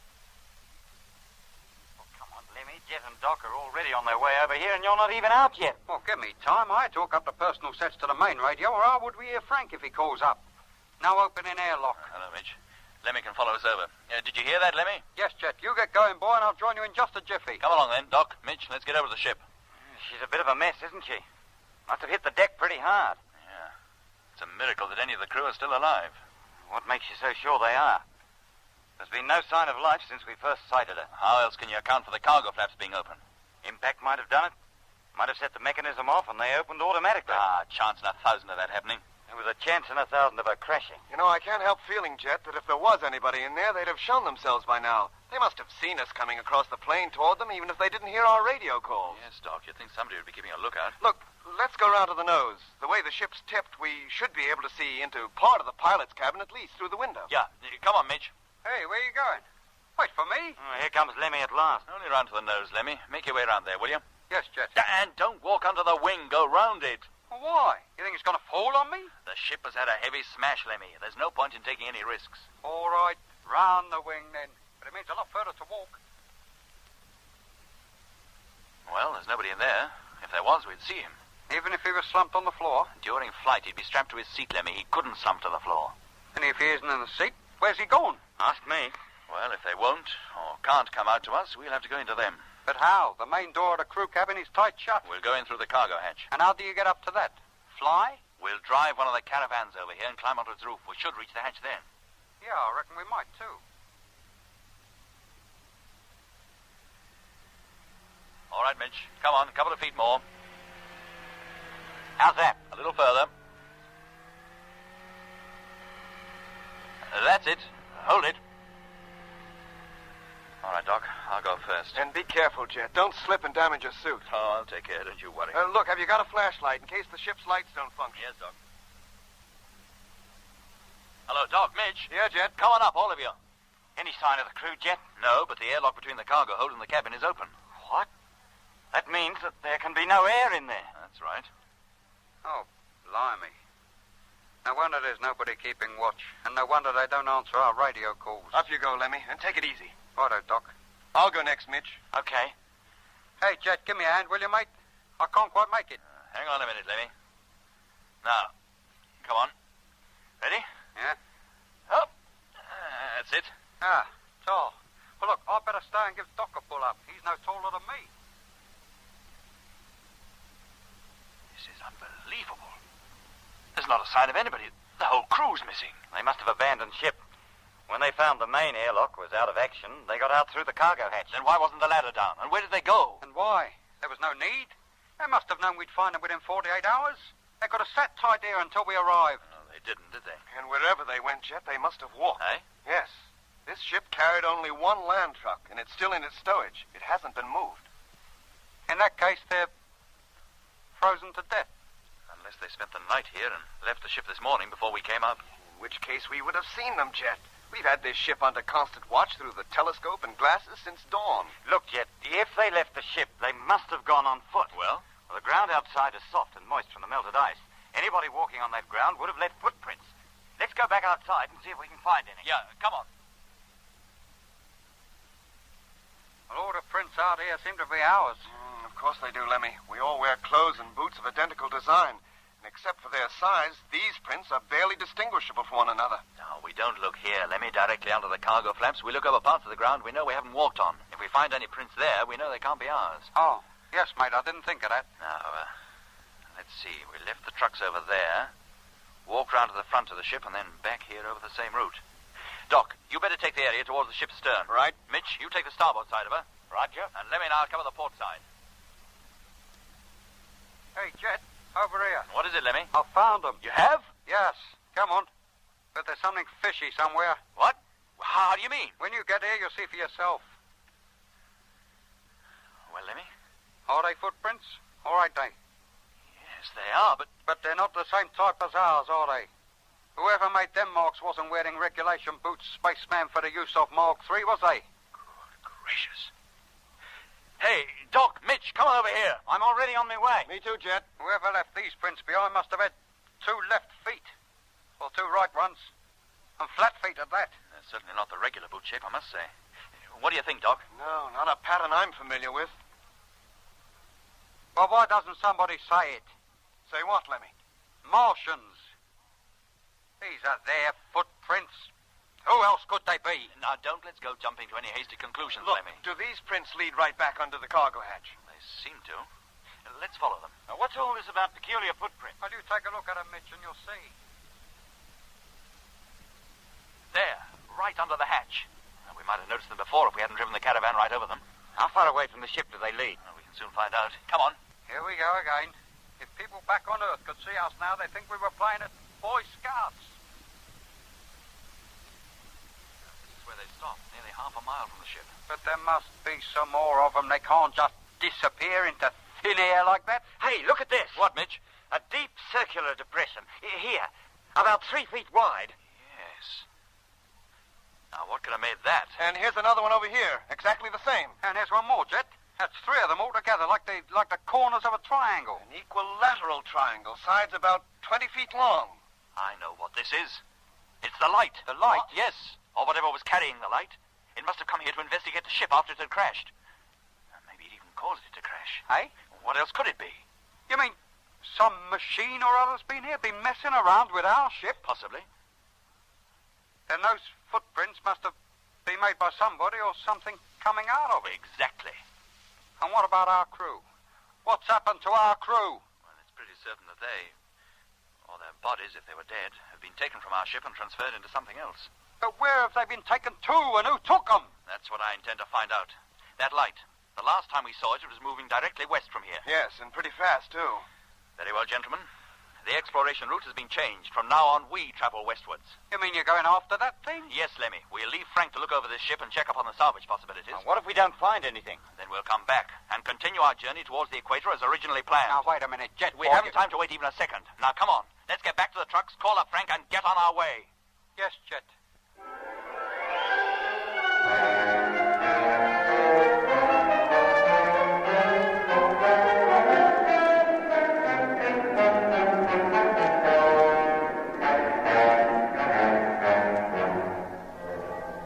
You've been listening to episode 11 of Journey into Space with Andrew Foulds as Jet Morgan, David Kossoff as Lemmy, Guy Kingsley Pointer as Doc, Bruce Beebe as Mitch, and with David Jacobs.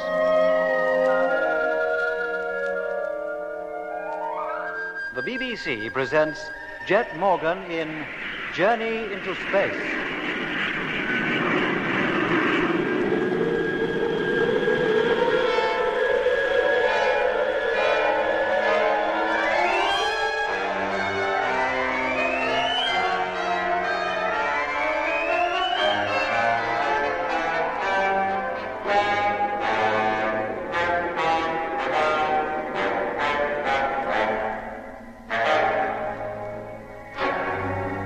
The landing on Mars had been accomplished. 2 ships had touched down safely, and the South Polar Base, from which the exploration of the Red Planet was to be made, had been established. Jet, together with Mitch, Lemmy, and myself, had already reached the northern limits of the great ice cap when freighter number 2, coming down from free orbit with a second load of supplies, crashed some 60 miles north of where the land fleet was camped. Jet at once set out to find the ship. When it was reached, it was discovered that its crew was missing. Impressions in the soft, damp ground indicated that an as yet unidentified machine had visited the ship. I know what this is. It's the light. The light? Yes, or whatever was carrying the light. It must have come here to investigate the ship after it had crashed. Maybe it even caused it to crash. Hey? What else could it be? You mean some machine or other's been here, been messing around with our ship? Possibly. Then those footprints must have been made by somebody or something coming out of it. Exactly. And what about our crew? What's happened to our crew? Well, it's pretty certain that they, or their bodies if they were dead, have been taken from our ship and transferred into something else. But where have they been taken to? Who took them? Well, that's what I intend to find out. That light. The last time we saw it, it was moving directly west from here. Yes, and pretty fast, too. Very well, gentlemen. The exploration route has been changed. From now on, we travel westwards. You mean you're going after that thing? Yes, Lemmy. We'll leave Frank to look over this ship and check up on the salvage possibilities. And what if we don't find anything? Then we'll come back and continue our journey towards the equator as originally planned. Now, wait a minute, Jet. We haven't time to wait even a second. Now, come on. Let's get back to the trucks, call up Frank, and get on our way. Yes, Jet. Well, how far have we come now? 25 miles. Yeah, except for the fact that number 2 is now behind us, you wouldn't know we'd moved at all. Did you ever see such a dull, monotonous landscape? If you got lost out here, you'd never find your way home. Look at the way the ground stretches on and on. Not a change in it. Clear from here to the horizon. Not quite, Lemmy. How do you mean? See there, just on the horizon, to the northwest, a pink tinge. Oh, yeah. Well, what's that, then? One of the bright patches. Either the southernmost tip of the region called Noakis or the southeastern tip of Argeir. Go on. Are they marshy regions like this lot? I doubt it. Probably as dry as the Sahara. The ground here is damp because until a few weeks ago it was ice-covered. That ice has now become moisture. Except at night when it turns to ice again. Look, Jet Boy, I know it's none of my business, and I'm here to obey orders the same as the rest of us. Well, Lemmy? Do you honestly think there's any chance of us finding that ship or whatever it is? Very little, Lemmy. It'll probably find us first. Yeah, well, that's... Eh? Whatever kind of machine it is, it flies, and at a very high speed, too. It must do, to cover the distance it did when we saw its light moving across the plain last night. Well, then what's the idea, then? I mean, compared with that thing, we're like a car trying to overtake an aeroplane. By nightfall, Lemmy, we'll have covered about 200 miles. Well? And be 200 miles nearer the place from which that light came. So? Perhaps tonight it'll return to the ship along the same course, in which case we should see it. And then? We'll have an even clearer idea of where it comes from. And tomorrow we set out in that direction until we come to its base. But that might be anywhere. And what if it sees us? Lemmy, whatever it is, it took 4 of our men with it yesterday. We've got to try to get them back. Who knows what might be happening to them? And who knows what'll happen if that thing does see us and decides to come down and investigate us. I almost hope it does. Hey? So far as is known, Lemmy, the highest form of life that Mars can support is vegetable life. You mean the men that fly in that ship are a bunch of carrots? Vegetable men? No, Lemmy. And it's my belief they're not Martians either. Then who are they? You remember the time travelers, Lemmy? On the moon? Will I ever forget them? At first we thought they were moon men, that they lived on it, but they didn't. Hey, you don't think that ship belongs to the time travelers, do you? I wish it did. I'd have no fear then for the safety of Evans and his crew. No. No, Lemmy, the impressions left by that craft were not those of a time traveler's machine. The point I'm trying to make is that whoever flies that ship is a visitor to this planet as we are. In which case they must have a base established somewhere, and I hope the strange machine with the light will lead us to it. And how are we going to approach it without being detected? And once we are detected, how do we know a human turnip isn't going to carry us off, like they must have carried off Evans and his lot? We don't know. But so long as Evans, his navigator, and the 2 freighter men are missing, it's up to us to try to find them. But doesn't that mean walking straight into trouble? We don't know what these flat-footed cabbages can do. It might mean the end of us all. It might be safer to keep out of their way, not let them know we're even here. Oh, it's a little late for that. They already know we're here. That orange light Mitch and I saw the first day we landed. The noise we heard that caused me to black out. The fact that after freighter number 2 had crashed, a flying ship of some kind made its way directly to it. All these things show that somebody or something on this planet is fully aware of our presence here. We're bound to meet them face to face before very long. And so far as I'm concerned, the sooner the better. Then at least we'll know what we're up against. Oh, well, I'll say this for you, Jet Boy, you got guts. But it's tough on us weaker types who have to string along with you. Hello, Landfleet. Rogers calling. Oh, that's Frank. Hello, Frank. Barney here. Hello, Lemmy. This is to report that we've now topped the hill and are about to descend down the other side. Good show, mate. Did you have much trouble getting up? Yes, we did. I had to unhook the caravan and drag it up in 3 parts. We can see number 2 from up here, through the glasses at any rate. Let me talk to him, will you, Lemmy? Yes, mate. There you are. Go ahead. Hello, Frank. Oh, hello, Jet. When you get to number 2, start looking her over straight away. And give me a report on the chances of salvaging her cargo and getting it back to Polar Base. Yes, sir. You can enter her by the cargo hatch. The airlock into the crew's quarters is jammed, so you won't get in that way. Right. We left the ladder extended so you wouldn't have our trouble getting up. We also closed the airlock between the cargo hold and crew's quarters and left the air supply to build up, so you can spend the night in there if you wish. Oh, thank you, sir. Power supply to most of the ship still works, and so does the main transmitter and receiver. So you'll be able to keep in touch with us and the main fleet still in free orbit. Right. Keep in regular radio contact. And Frank... Yes, Jet? Wherever you decide to spend the night, be sure to be inside with all hatches tightly closed at least an hour before sunset. And make no attempt to leave the ship or your trucks between then and sunrise, no matter what happens. Roger. Now, keep a permanent watch throughout the night. If you have any visitors, call us immediately. You're darn right I will. And hide your lights, Frank. Seal the door leading into the pilot's cabin, if you're in there, and keep watch with the aid of the televiewer. Yes, sir. Now, our position at the moment is longitude 11 degrees, 34 minutes approximately, latitude minus 53 degrees, 22 minutes. We're heading directly westwards along the latitudinal line. Call again as soon as you reach the ship, Frank, and good luck to you. Thank you, Skipper. And if you ask me, he'll be needing it.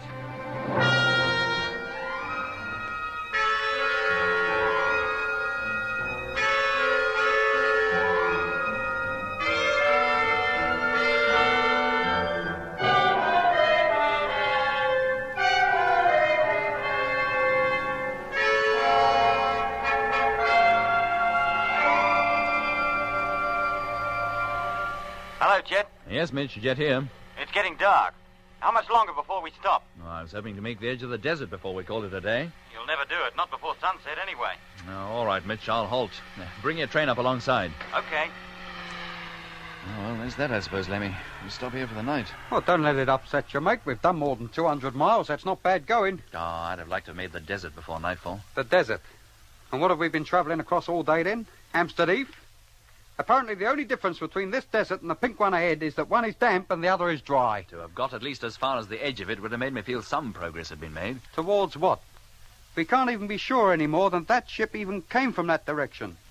He might have changed course long before he come this far. I doubt it, Lemmy. I feel sure that wherever he came from, it was somewhere either in the desert or the far side of it. And how wide is that desert? Always assuming we can cross it. Oh, 400 to 500 miles. Then it's not likely we'll even cross it tomorrow, is it? Now, why don't you stop worrying, Jet? We can't do more than we're doing already. I'll tell you what, boy, I'll go back into living quarters and make you a nice cup of tea. Oh, thanks, Lemmy. And while you're doing it, I'll call up Frank, see how he's getting on. And that's more like it, mate. Here, how about something to eat and all? Not a bite has passed your lips all day. Oh, lovely, Lemmy. Whatever you say. Hello, Jet. Doc calling. Hello, Doc. Look, if you care to get some sleep, I'll take over the watch. Oh, thanks, Doc, but my 2 hours is hardly up, is it? Oh, there's only a few minutes to go. How about it? Did you see anything? No, not a thing. But it's less than 4 hours since sunset. Uh-huh. There's still plenty of the night left for something to happen. It's as still and lonely as a tomb out there. Any word from Frank? He decided to spend the night in the ship, as I suggested. And he and Grimshaw have kept a constant watch, but have seen nothing either. Well, get some sleep, Jet. I'll give you a call if I see anything. When Mitch takes the watch, I'll get him to do the same. Okay, Doc, thank you. I'll move back into the sleeping quarters. I'll leave the radio on, and if you call, I'll hear you. And check with Frank every half hour, will you? Okay. Hello, Jet. Hello. Now, wake up, do you hear? It's arrived. Oh, hello, Mitch. What's that? The light, it's here, to the northwest of us and approaching fast. Thanks, Mitch. I'll get out the driving cabin right away. Hey, Lemmy. Lemmy. What's up? The light, it's here. Follow me out into the cabin as soon as I pass through the airlock. Yes, mate.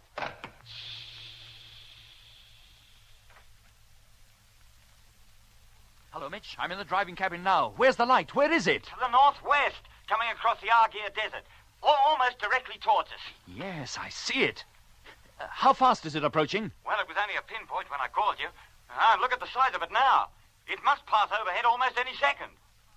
It is overhead. I couldn't have seen us. What if it did? It chose to ignore us. Where is it, Jet? Where is it? Just passed over our heads, Lemmy. Climb up to the Astrodome and you'll see it. If it stays on that course, it won't be going anywhere near freighter number 2. But it ain't staying on that course. Hey. Look at it. Sweeping round. It's either changing its line of flight or it's coming back. Take your head out of that dome, Lemmy. Let me have a look. Yes, Jet. No, it's not coming back. It's definitely heading for the ship. Call up Frank, Lemmy. Warn him. Right. Hello, Frank. Lemmy here. Hello, Lemmy. Roger speaking. Look, we don't want to put the wind up, you chum, but that light we told you about... Well? It's just passed over us, and it looks as if it's heading for number 2 again. Oh, it is? Yes, mate. You keep a lookout for it, and if you hear anybody knocking on the door, you pretend you're out. Oh, don't worry, Lemmy. We're sealed up tighter than sardines in a tin, and there's no way of opening the cargo hatch from outside. We've broken the remote control circuit. Good for you, mate. Did they see you? Oh, we don't see how they could have missed us. They passed right over us, but it didn't even hesitate. How high was it flying? Oh, we couldn't say for sure. About 10,000 feet, maybe. It's completely gone now. It must be traveling at a cracking pace. Apparently, Frank, it's passed out of sight now. In your direction. Okay, if it comes this way, I'll let you know the minute I sight it. Thanks, mate. And don't go doing nothing hasty.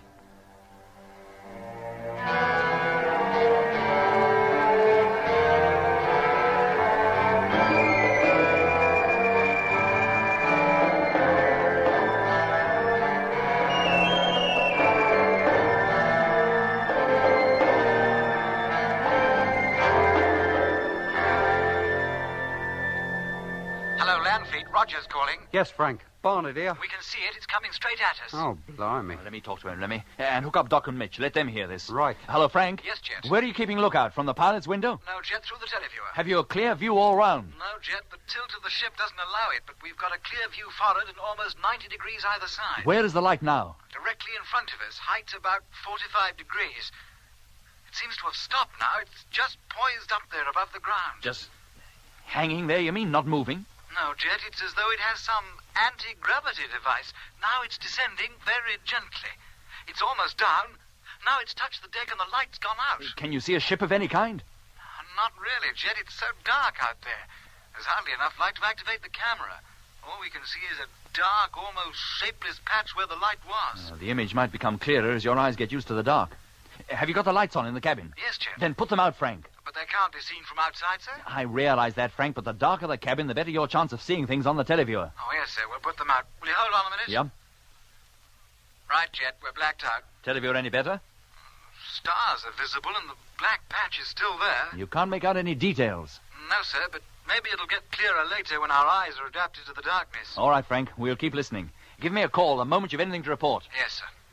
I wouldn't like to be in Frank's shoes right now. Not with that thing sitting on his doorstep. No, Lemmy. I wish it was sitting outside here instead. Hello, Mitch, Doc? Yeah, Jet. Mitch here. Did you hear all that? Too right. Well, what's that thing up to? Do you think it realizes Frank and Grimshaw are in there? I don't know. But why did it put its light out? Well, that's a point. Hello, Jet. Frank calling. Yes, Frank? Things are happening. The patch is definitely circular. That thing out there must be globular in shape like a ball. And that's not all. Oh? A pale green, oval-shaped light has appeared in the underpart of it. Some kind of door? Well, possibly. It's probably a circular door, too, but looks oval because of the position from which we see it. It's foreshortened. Anything else? Not at present, Jet. Then keep calm, Frank, and give me a full commentary on everything you see. Yes, sir.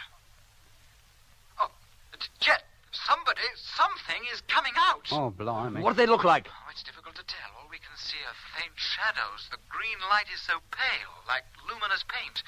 It's only because parts of it are being obscured occasionally that I know anything is moving there at all. There's 1, 2, 3 shadows passed across it, apparently towards the ground. Listen, Frank. Yes, sir. They must be going to approach the ship. Almost certainly they're not aware that you're even in there. They probably expect to find the cargo flaps still down as they left them yesterday. Oh, then they're going to have a big surprise coming, aren't they, sir? Unless they've something like superhuman powers, they can't possibly get inside, so just sit tight and wait. Yes, Jet. So what else can he do? Oh, Frank, where did you leave your land trucks? About half a mile away to the east. The globular craft is directly in front of us to the west. Well, let's hope they don't see them. What if they drive them off? Grimshaw and I'll be stranded here. Oh, what's that? What is it, Frank? There's a clicking coming from the control board. Sounds like relays of some kind. Are you working or breaking any of the circuits? No, Jet, neither of us have moved. We're just sitting here watching the screen. There it goes again. Can we put the control board lights on, Skipper, to see what's happening? Yes, Frank, if you must. All right, Bill, switch them on. That's it. They're on now. Well? It's the remote control relays from the cargo flaps. Somebody outside is pressing the switch. But they can't get in, can they? I hope not, sir. The switch won't open the doors, that's for certain. I broke the circuit. Oh, they've stopped now. I must have given it up. Well, now what will they do? That remains to be seen. Poor old Frank. I bet right now he wishes he'd stayed at home. Or at least up in free orbit with the rest of the fleet. He must be scared stiff. If he is, he's not the one to show it. Hello, Jet. Yes, Frank? Look, sir, it's so dark outside, it's impossible for the televiewer to show a bright picture. Well? But if I went into the pilot's cabin and looked through the window with my own eyes, I might see much more. May I have permission, sir? Very well, Frank, but be careful. Switch off the televiewer and the control board lights before you go in case they should be seen when you open the pilot's cabin door. Yes, sir. Televiewer off. And now the control lights. I'll put Bill on the transmitter and get him to hook me up to the pilot's intercom so I can still talk to you. Okay, Frank. And be careful, boy. Don't let them see you. Oh, I'm too much in love with myself not to be, Lemmy. Don't you worry. I'm about to enter the pilot's cabin. Okay, Bill, open her up. Contact! Well, let's hope them Martians or whatever they are don't hear that door opening. Well, if they do, they must have ears like a cat. Maybe cat's ears is just what they have got. I'm in the pilot's cabin now, Skipper. Can you see any better? Yes, a little. The green light is an opening into that sphere. How big is it? Can you tell? Oh, not without exactly knowing how far away she is. At a rough guess, I'd say between 20 and 30 feet in diameter. But I can't make out any details. It's too dark for that. Does the opening allow you to see inside the thing? Hardly, Jet. It's too low, and the... What is it?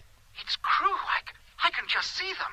Vague shapes. They just passed under the port wing and are heading back to the sphere. Frank, what do they look like? How big are they? Well, it's difficult to tell. They're all bunched up together, and their silhouettes seem to mingle. If only there was a little more light. Keep watching them, Frank. When they reach the door, they should show up clearly against it. Yes, I'll keep watching that. Well, they can't be too far from it now. And for goodness sake, don't let them see you. Hello, Skipper. Grimshaw calling. Yes, Bill? I've shaded the televiewer from the door. It couldn't possibly be seen through it now. Can I switch it on? Maybe with two of us watching that thing, we'll have a better... Yeah, switch it on. If they're heading for their ship, Jet. They haven't reached it yet. It must be a lot further away than I thought. Can you still see them? No, Skipper. They've been completely swallowed up by the darkness. Oh, wait a minute. They've reached it now. I can see them. They stand out as clearly as... One's about to climb back in. Oh, Frank! Frank, what's happened? It's all right, Skipper. The light. The big one. It came on again. I threw myself to the floor. Did they see you? I don't know. How about you, Bill? Can you see them? No, Skipper. The light's far too bright, shining straight into the camera. It's completely ruined the picture. Oh, blimey, now we'll never know what they look like. But I saw them, Skipper. For a split second, I saw them. What were they like, Frank? What did they look like? Are they vegetable men? No, Lemmy. Then how did they look? Like you and me, Jet. Just normal human beings.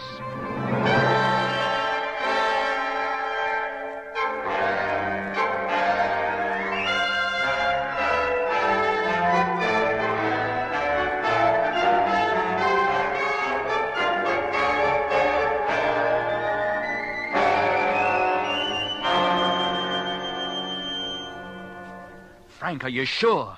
You were straining your eyes to see anything. They could have played you tricks. I'd stake my life on it, Jet. When the big light came on, it showed them up so clearly I couldn't have made a mistake. But Grimshaw didn't see them. How could he? The light shone straight into the camera. The picture was too distorted for him to recognize anything. Did you see the ship take off again? No, Jet. While the light was on, I thought it best to lie low. A couple of minutes later, she was gone. The last I saw of it was a diminishing light in the sky. It passed over us about 10 minutes later, heading northwest across the Argier Desert, the direction from which it came. Frank? Oh, yes, Doc? How were those men dressed? It's difficult to say exactly. I got the impression they wore one-piece suits, tight-fitting like our crew suits. Did they wear helmets? I hardly had time to notice. Well, they must have, Doc. How else could they breathe? And how did they keep warm out there in that bitter cold? Oh, I can't answer that one, Doc. All right, Frank, we've grilled you long enough. You better take it easy now. Get some sleep. I expect you need it. Well, it seems hardly worth it. Dawn will be breaking soon. I want to get some of the cargo out of this ship and transfer it up to base. No, Frank, get some rest first. You can start back with the first load this afternoon. What, and leave the ship unprotected? Well, you can't stay in there forever, Frank. Nobody can. We haven't the men to spare. Base is in urgent need of some of the supplies in that ship. They've got to have them. But how about the big stuff, Skipper? We need more than 2 men to handle that. We'll leave it there until you get back. Where from? Frank, we must have at least 2 more men down here on the surface. I want you to return to the main fleet in free orbit in number 1. Bring down MacDonald and Hammond. When you've touched down again, I'll give you further orders about salvaging the rest of the gear from the wreck. Very good, sir. Now, turn in, Frank. It's unlikely you'll be disturbed again. Whoever was in that ship seems to prefer to wander around at night. Give me a call when you wake up. Yes, sir. Signing off. Couldn't we go back and give him a hand, Jet? Well, we could, Mitch, but we've other things to do. As soon as it's light, we're getting underway again. We're going to cross that desert. The Argier? Yes, Mitch. We head northwest as soon as the sun's up.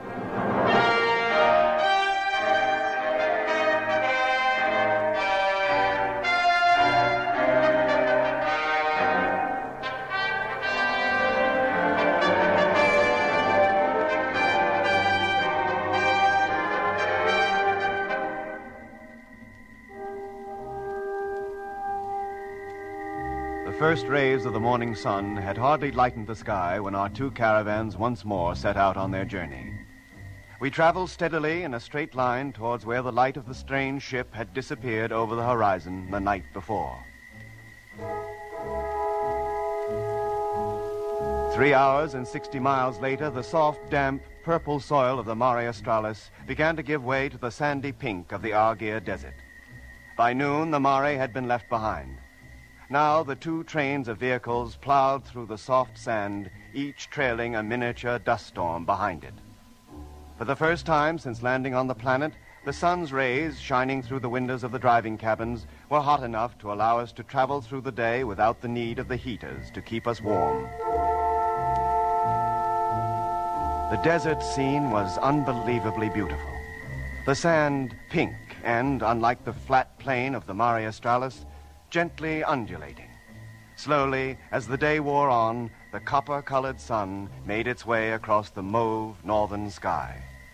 At noon, we rested, refreshed ourselves, and stretched our legs by walking ankle-deep in the sand.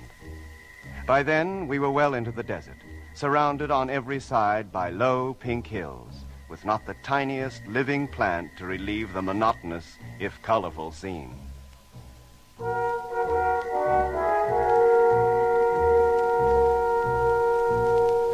In our first day across the great desert, we covered nearly 250 miles.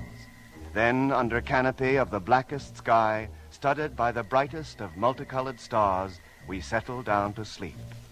We kept a constant watch, but no sign of the mysterious ship was seen. Hello, Landfleet. Freighter number 1 calling. Hello, Frank. Mitch here. Sorry to disturb you. Well, that's all right, Frank. I wasn't asleep. My turn for watch. I'm up with the space fleet now. We made the journey up here without incident. Oh, wacko. When do you return to Polar Base again? Oh, in 24 hours or so, as soon as the ship's loaded. Well, don't leave anything behind, Frank. I doubt if we can spare any fuel for any other trips upstairs. Not until we leave here for good, anyway. I could just about make one more trip if we had to, Mitch. But we'll make it only if we have to. And bring her down safely, Frank. If your ship cracks up, there's only the Discovery left to get us off this planet. I will, Mitch. Don't worry. Well, that's all for now. I'll call you again when we're ready to make the descent. Right. Why, then I hope we've crossed this desert, and I won't be sorry. No sign of that ship again? No, Frank. Not a flicker.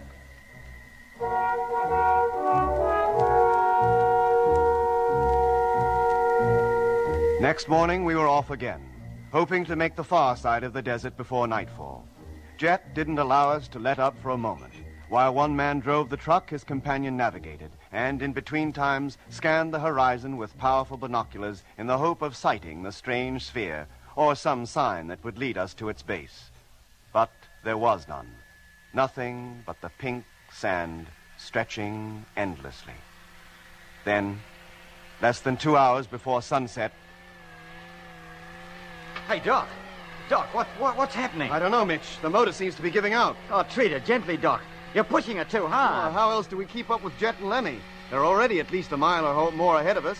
Oh, we've been traveling too fast for too long. Hasn't Jet got any feeling for the insides of these tractors? Hello, Jet. Yes, Mitch? Oh, can you slow the pace down a bit? Our motor's heating up. Oh? Ours isn't giving any trouble? Oh, well, this is. We ought to stop, let her cool off. All right, then. We'll halt here for a while. Come up alongside, will you? Right. Hey, Mitch, the output meter, it's dropped to half of what it should be. Are you giving her a full power? Yes. Now, stop her, Doc. Stop her right here. Okay. Hello, Jet. Yes, Mitch? There's something definitely wrong with the motor. We'll have to stop, find out what the trouble is, or we may ruin her completely. Oh. You sure she won't be all right for an hour or so? That's about all we need to cover the full distance. That'd about take us across this desert. No, Jet, she's not moving another inch until I've had a look at her. Oh, very well, Mitch, if you say so. Look, do you mind if Lemmy and I continue? At least as far as the top of the next rise. I want to see what's on the other side. Jet, don't go out of sight. We've got to stick together. I won't be out of your sight. We'll stop at the top. You'll still be able to see us. It's not more than 2 miles away. Well, I guess that far won't hurt, so long as you don't go down the other side. If the sand stretches still further, I'll come back and join you. All right, but you'd better be back here before it gets dark. Oh, I will. Don't you worry.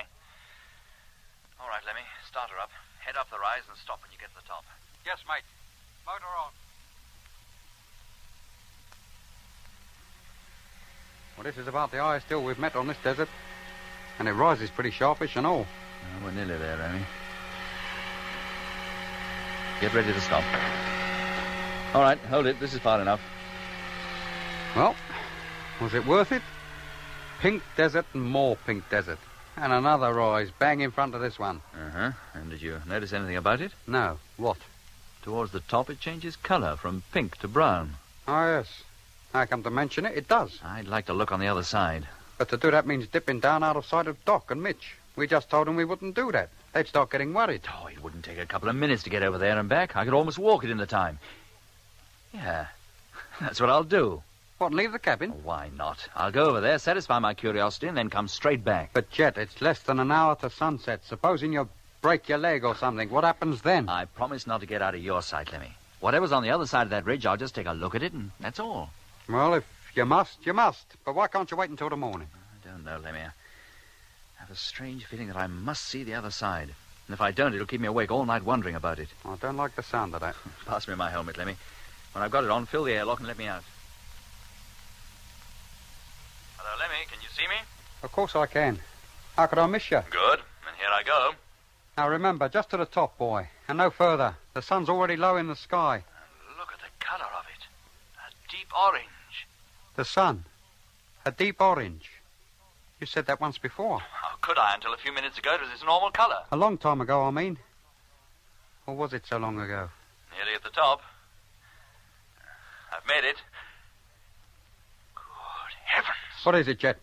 What can you see? Lemmy, the other side of this hill leads down into a valley, a great wide valley. And it's full of plants like giant rhubarb. And it stretches from west to east as far as the eye can see. Rhubarb plants. Any custard trees growing up with them? This must be one of the canals. Then you'd better come on back here before a barge horse comes along and tramples you to death. It must be at least 15 miles wide and... Yes, there it is. It's there, exactly as I saw it in my dream. What? What was in your dream? The dream I had when Mitch and I got lost in the fog. When you dreamed about seeing a city, you mean? Yes, Lemmy, and it's here. What? The city? Yes, identical in every detail.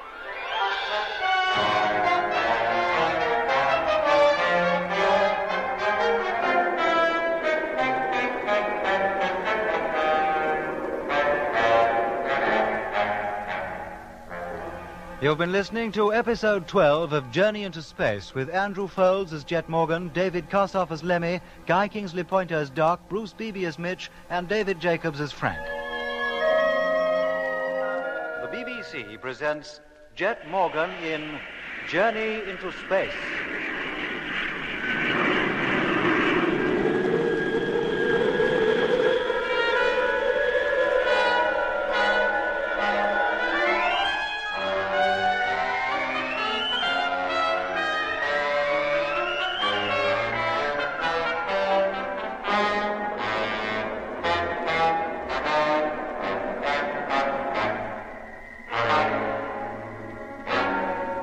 Landing for the second time, freighter number 2, carrying a load of supplies transferred from the rest of the fleet, crashed some 400 miles from the polar base. When Jet, Mitch, Lemmy, and I arrived at the scene of the wreck, it was to find that an unidentified craft had got there before us and carried off the crew. Then Frank Rogers, who'd been inside the disabled ship when the strange craft visited her for the second time, said that a fleeting glimpse he'd had of the crew showed that they were human in shape. The ship then made off across the great Argyre Desert with our land fleet in pursuit. 2 days later, when the desert waste had been almost crossed, the motor of the tractor in which Mitch and I were traveling showed signs of trouble, and we had to stop. But Jet, eager to know what lay beyond the rise 2 miles in front of us, decided to continue at least that far. Hello, Lemmy. Can you see me? Of course I can. How could I miss you? Good. Then here I go. Now remember, just to the top and no further. The sun's already low in the sky. Look at the color of it. A deep orange. The sun, a deep orange. You said that once before. How could I until a few minutes ago? It was its normal color. A long time ago, I mean. Or was it so long ago? Nearly at the top. I've made it. Good heavens. What is it, Jet? What can you see, mate? Lemmy, the other side of this hill leads down into a valley, a great wide valley. It stretches from west to east as far as the eye can see, and it's full of plants like giant rhubarb. Rhubarb yet?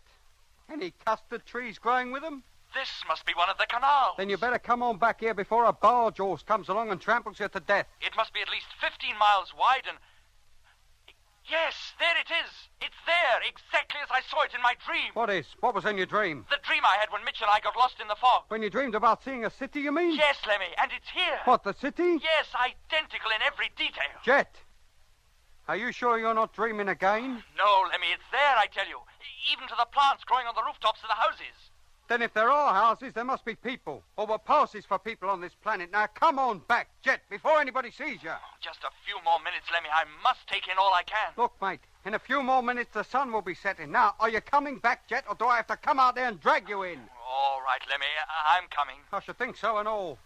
Now, let's get back to Mitch and Doc, or we won't make it before dark. I tell you, Doc, I saw it exactly as it was in my dream. And I knew I'd see it the moment I stepped outside and began to walk up that hill. Did you see any sign of life, Jet? No, Doc, only the curious red and blue plants.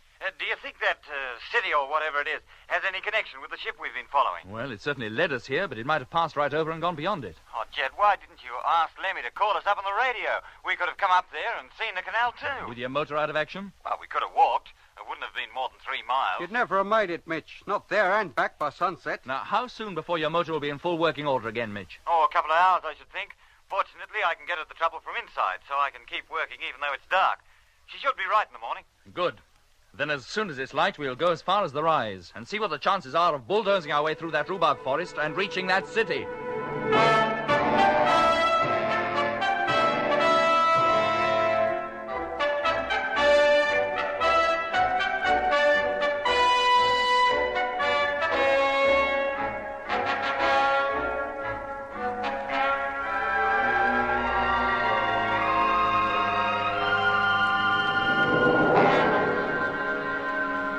on now, Jet? We'll stop at the summit and take a look round before we go on. Right.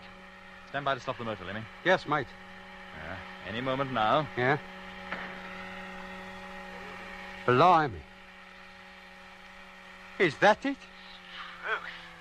Well, that valley must be all of 20 miles wide and at least 1,000 feet deep. Can you see the city, Mitch? Oh, how could I miss it? It is like one of those old Indian pueblos. Yes. Just as you said. Except that it seems to be constructed like a great step pyramid. Only it doesn't rise to a sharp point. The top is flat, about half the area of the base. Yes, Doc. I should think the base, the platform of the whole thing rests on, is about a mile square and 50 feet high. The terrace wall's about 20 feet high. Yeah, if there is a way into that place, it must be through that bottom platform. But we can't see any opening because the rhubarb jungle gets in the way. How tough do you think those plants are, Doc? If we drove the trucks at them, do you think we could plow our way through? Oh, I don't see why not, Jet. We could try anyway. How about the soil? Is it firm, boggy, or what? Oh, plants are so thick I can't even see it. But I should think it'd be okay. Okay, Doc, then we'll go down there. Take it easy, Jet, and go slowly. Of course, Doc. Now, Lemmy. Yes, Jet. You drive. Maximum speed 5 miles an hour. Yes, mate. Motor on. And here we go. All right, Mitch. Keep close behind us. Righto. Hello, Land Fleet, Space Fleet calling. Oh, hello, Frank. Lemmy here. Will you hook me up to Jet, please, Lemmy? Yes, mate. Hold on a minute. Hello, Frank. Morgan speaking. Hello, Skipper. Number 1 is fully loaded, and I've got MacDonald and Hammond aboard. We're ready to make the descent. Very well, Frank. You can come on down as soon as you think fit. How is it with the fleet? All right, sir. But when I leave, there'll be only 2 men left up here. We can't expect them to handle all the work. They'll have to do the best they can. The photographing of the planet's surface must be carried out whenever possible. And constant radio watch on polar base and Earth control must be maintained. Oh, they understand that, sir. Now, which ship are the 2 remaining crew manning? Number 4, sir. The rest are empty. Men, anyway. How many more trips can you safely make back into free orbit, Frank? Only 1, sir. That's all we can spare the fuel for. And that is if we intend to take the rest of the fleet back with us to Moon Base. That's the intention. Yes, sir. Very well, Frank. You better come down and report as soon as you've landed. Oh, and listen. Yes, Skipper? We have now crossed the Argyre Desert, and our position is 40 degrees, 14 minutes longitude, and minus 30 degrees, 27 minutes latitude. At present, we're about to cross a canal. What? Yes, Frank. It runs almost directly west to east, and it's full of peculiar plants, some 6 feet high. Then it is vegetation that colors the canals. Yes, Frank, and very luxuriant it is, too, but that's not all. Oh? We're about to attempt to plow through it to investigate what appears to be a walled city situated in the middle. Are you sure it's not an odd-shaped natural rock formation or something, sir? Well, there's nothing natural about it, Frank, I can assure you.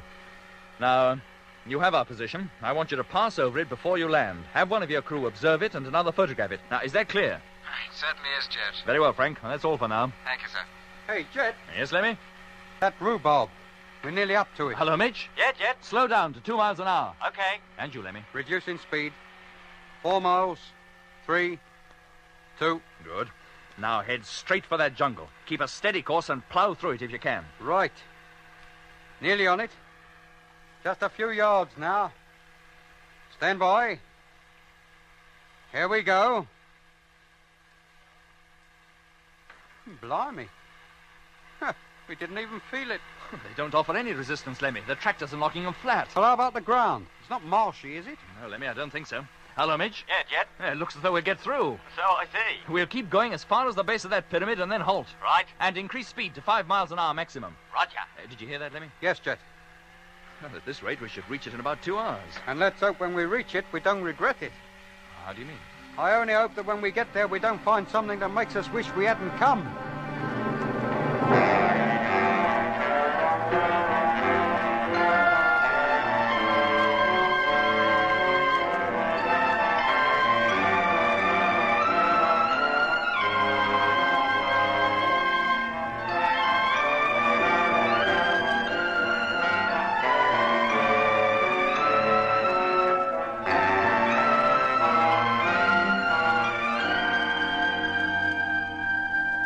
Hello, Jet. I'm outside now, standing beside my tractor, but I can't see a thing for these darn rhubarb plants. I'm outside, too. And don't worry about these plants. The slightest pressure and they break off like matchsticks. And do they? Go on, try it. All right. Well, I'll be a... And look, they're all hollow inside, like bamboo. Break your way through them, Mitch, and make for the wall. Right. And Lemmy. Yes, mate. Keep us hooked up to Doc, will you? As you say. Well, Jet, how about it? Well, this wall's solid enough, Doc. What's it made of? It's difficult to tell. Is it of a brick formation? If it is, they must be covered with some kind of plaster. The wall's smooth. Is there any way into it, or through it? Not that I can see, but we'll walk right round the base. There may be an entrance in one of the other sides. What? And leave me and Doc here sitting in the trucks? You and Doc follow us round. Drive at a walking pace. Oh, wouldn't it be better if you rode on the trucks? You can't go hacking your way through rhubarb all round that city. We don't have to, Lemmy. There's a path, some 3 feet wide, runs the whole length of the wall. Oh. All right, Lemmy, get going. I'll fall in behind you. Right. Motor on. And here we go.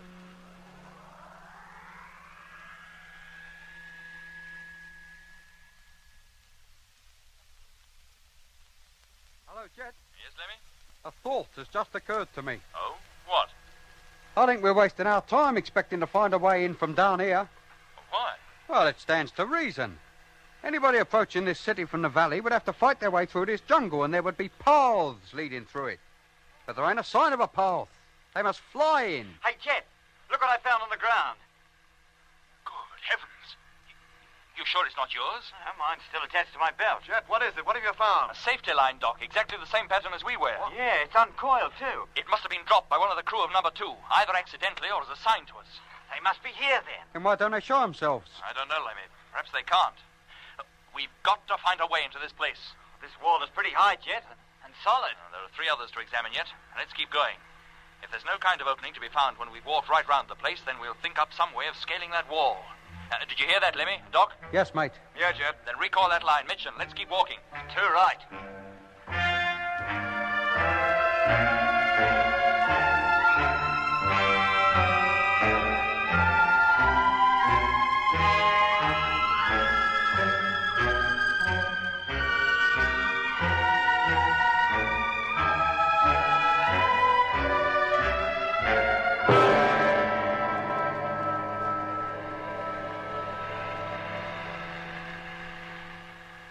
Lemmy, Doc, stop your trucks. Put on your suits and come out. What is it, Jet? Have you found something else? I'll say we have. Right here at the corner of the wall. A flight of steps leading up to the first terrace.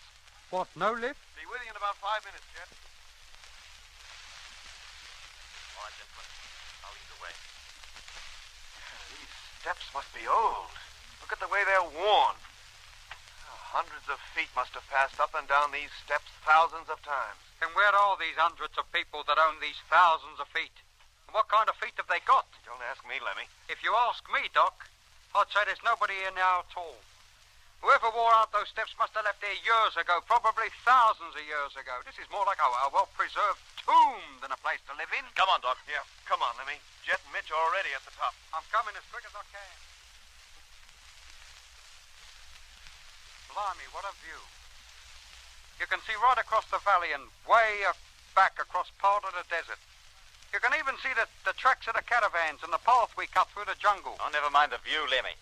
Well, how about it, Jeff? Where do we go from here? It was at the base of this wall we found the line.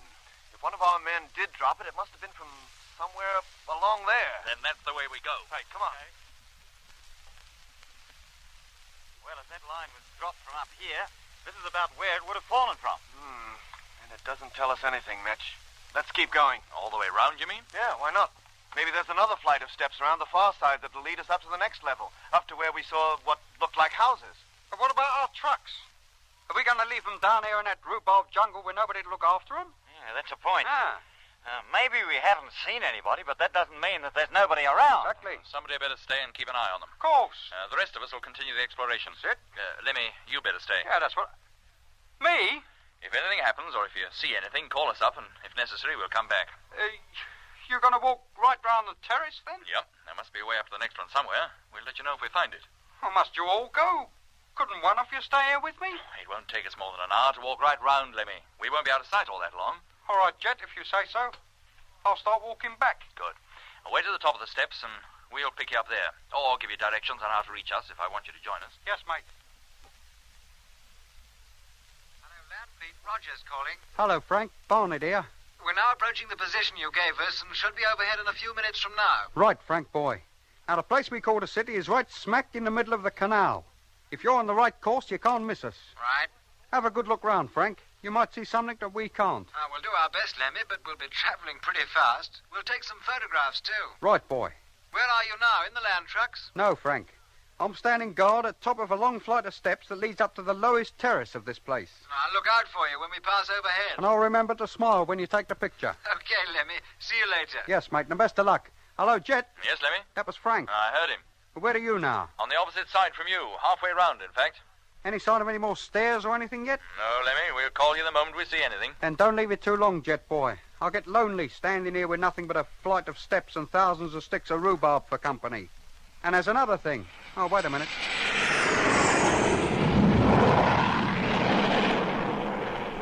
That was Frank going over. And what a racket he kicked up and all. Well, let's hope he got some good pictures. Hey. What's that? That noise. It's back again. The same noise that... Hello, Jet. Hello. Hello, Lemmy. What's wrong? Jet. It's here. That... Lemmy, do you hear me? Oh, what wouldn't I give to have 40 winks right now? Huh. I'm so tired. Lemmy, answer me.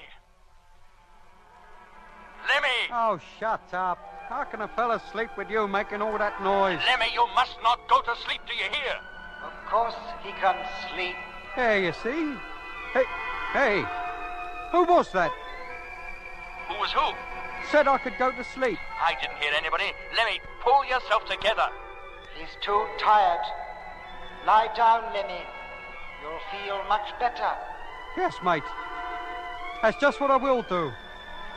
I want to lie down. Hello? Hello, Lemmy? He must have fallen asleep, Doc. He doesn't answer. We've got to get back to him, Jet. Which way? It doesn't matter, Mitch. It's the same distance round, whichever way we go. Then we'll keep going in the same direction. Come on, and keep calling him. He might still be awake. Hello? Lemmy? Hello? Hello, Lemmy? Hello? Lemmy!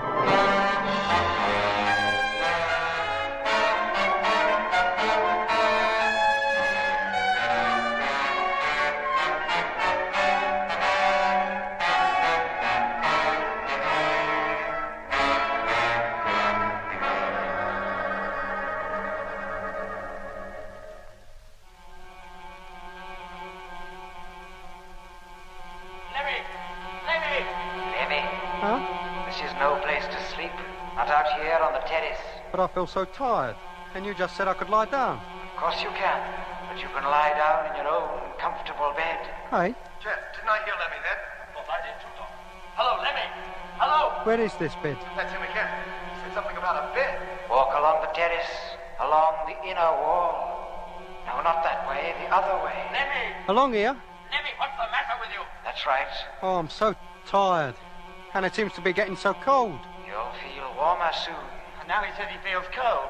This is that business out on the ice all over again. Oh, I don't think there's much point in our constantly calling him. Best thing we can do is to get back where we left him, and quick. All right, Doc. It sounds as though he was talking to somebody. So more likely. Now let's hurry. It'll take at least 10 minutes to get back. That's far enough, Lemmy. Now, go down those steps. Where do they lead to? A place you know well. I don't know any place on this planet. Look, all I want is to get warm and to get some sleep. Then go down the steps. All right. And it's only because I'm tired. I wouldn't do a thing like this normally. On this planet, none of us is normal. What do you mean by that? All right. All right, I'm going. What are you doing to me? I'm going, I'll tell you. What's happening? Lemmy! Lemmy! Judge! Help! Lemmy, where are you?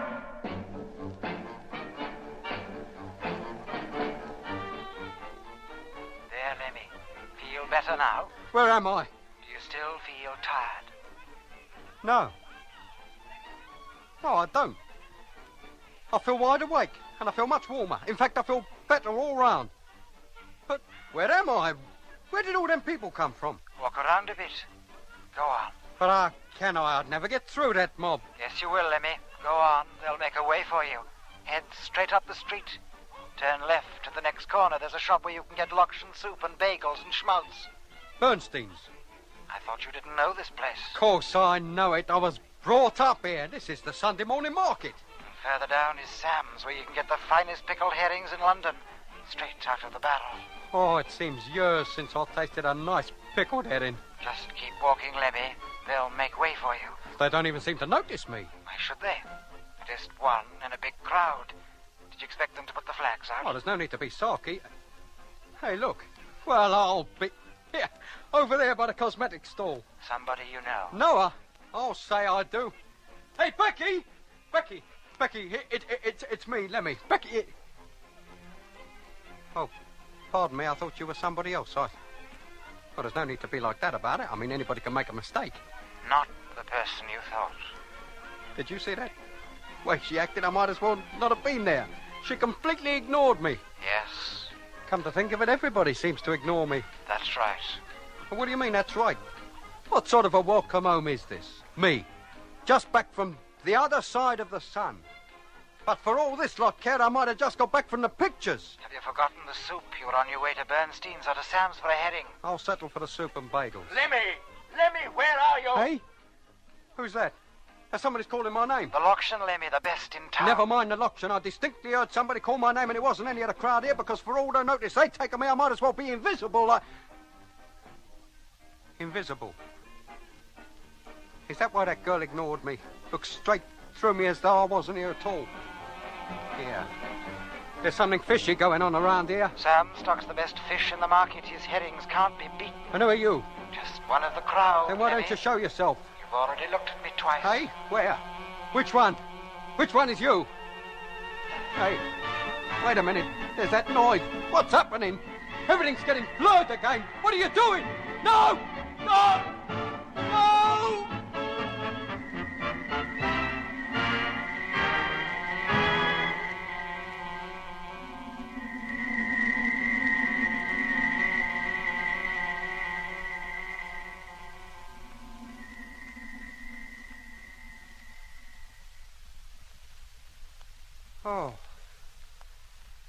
Oh. Feel better now? Yeah, that's more like it. The most comfortable bed I ever slept in. Even if it is a bit creaky. There's no place like home. No? Hey? What do you mean, home? Isn't this your home? Yeah, it is, too. It's my room, my own room. And there are my autographed pictures on the wall. Neville Duke, Charlie Chaplin, and my Uncle Solly on the stage with best wishes. Which day is it? Sunday. I always go over the lane on Sundays. Here, what's the time? Must be getting late. Sun is high in the sky. Oh, blimey, and I promised Mr. Bernstein I'd give him a hand in his delicatessen at 9 o'clock. Why didn't somebody wake me? Hey, Mama! Wakey, wakey! Yeah. Listen, it must be 1:15. That's the Billy Cotton Band show starting up. On Mr. Van Berg's radio. It's always the same on Sundays. You can't hear yourself speak down here for the noise going on up there. Why can't he turn that thing down? Hey, Mama! She's out, Lemmy. Hey? Gone out looking for a bargain for you in Great Sauce, the tailor. Oh, not that suit in the window, the one with the pin stripes. She was saying it was a wonderful piece of material. At a wonderful price and all. I've told her before. Great suit charges too much. I'll have to go down there and stop her wasting her money. Hadn't you better dress first? Hey? Well, what's this I got on there? Then my birthday suit? Take off your helmet. How can you talk to her, or to Sam, or Solly, or anyone else? Well, I'm talking to you and I. Even though I can't see you. And you can see everybody else, but not talk to them, nor they to you, unless... Unless what? Take off your helmet. But I can't take it off. The atmosphere down here on Earth contains too much oxygen. One whiff of it would kill me. The people in the marketplace seem lively enough. Of course they are. They're used to it. You can get used to it. Just lift your helmet for a second. Try it. No. Orders are that helmets are to remain fixed at all times, except when within the pressurized cabins. Orders are that you remove your helmet. And orders must be obeyed without question at all times. What was that? Yeah. Who do you think you're giving orders to? And who gave you permission to come in here, in my room, and give orders to anybody? Take off your helmet. I won't take it off. Take it off when I tell you. My life, did you ever see such a boy talking back to his mama yet? But I don't want to take it off, Mama. This room isn't pressurized. Pressurize. I'll pressurize you if you don't do as you're told. Your papa's waiting down at Gratzel's for you to try that suit on. Now, do me a favor. Are you coming, or do I go and get him? What is going on in here? A riot? How can I hear the program with all that shouting going on? Now you're disturbing the upstairs tenants, Mama. Mr. Van Berg can't hear his radio. With a radio like he's got, who would want to hear it? But it's a good radio, Ma. It's so good he couldn't even get it wholesale. Then more fool him for buying it. Now, do you take that helmet off and come on down to Great Souls, or do I take it off for you? No, Mama, I can't come yet.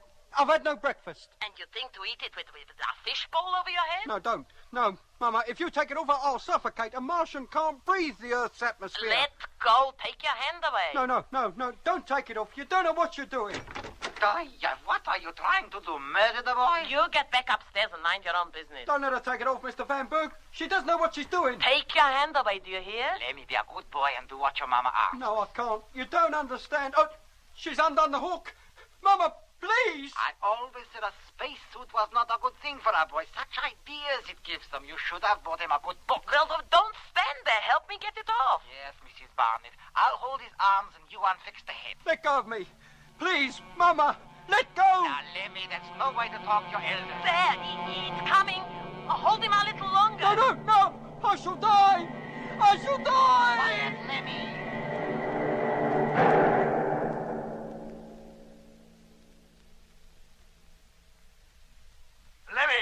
Lemmy! What could have happened to him, Jet? Oh, here comes Mitch, back from the trucks. Well, Mitch? Not a sign of him. You looked in both cabins? And in the living quarters trucks. He's not there. Then he either walked round the top of this wall in the opposite direction from us, or he's wandering about somewhere in that valley. In among all those plants, Jet, he'd be bound to leave a trail. Hell, the only trails through that forest are those the caravans made. Then he must still be up here somewhere. Or up even higher, on the next terrace. How could he get up there? Well, there was a way up this far from the ground level. I think we can reasonably expect a way up even higher. We searched two sides of this terrace thoroughly. There was no sign of stairs or an opening of any kind. Then we'd better search the other two, hadn't we? Just came around those two, Mitch. Almost at the run. If there had been an opening along those two walls, we could easily have missed it. And what if Lemmy has wandered round in the other direction? Well, if he keeps going, we should meet him halfway, on the opposite corner to this. But we'll split up, Doc. Then if he's anywhere on this terrace, we're bound to meet him. Okay. Mitch, you go that way. Maybe you'll overtake him at the next corner. Right. Doc and I will retrace our steps and search along the way we came. If you find Lemmy, give us a call. If we find anything, we'll call you. Too right. I'm off. Keep talking so I won't get too lonely. All right. And good luck, Mitch. Come on, Doc. And keep your eyes open. Now halfway along the terrace, but no sign of him yet. How about you? No, Mitch. Just the long, blank wall and the forest down below. Wait a minute, Jet. Look at this. Has Doc found something? I'll say I have, Mitch. A narrow staircase cut into the base of the next terrace. Do you think Lemmy went up there? Possibly. We'll go up and see. You carry on, Mitch. Go right round the perimeter if you have to. Jet, this staircase is so narrow it's almost a squeeze to get up it. Keep going, Doc. Up here is about the only place he could be. Almost up now. There, that's it. Well, how does it look? No different from down below. Not in this direction, anyway. And in the Good heavens, Doc! Look, along there, almost at the corner. What? It's Lemmy. Yes. And who's that bending over him? What's he doing? It looks as though he's trying to remove Lemmy's helmet. Oh, what's he trying to do? Kill him? Whoever he is, he's wearing a crew suit. Oh, there, he's seen us. He's getting up. Doc, do you see who it is? It's McLean. Pilot of number 2. But how can he be alive? How does he breathe? What do you mean? Don't you see, Doc? He's not wearing a helmet.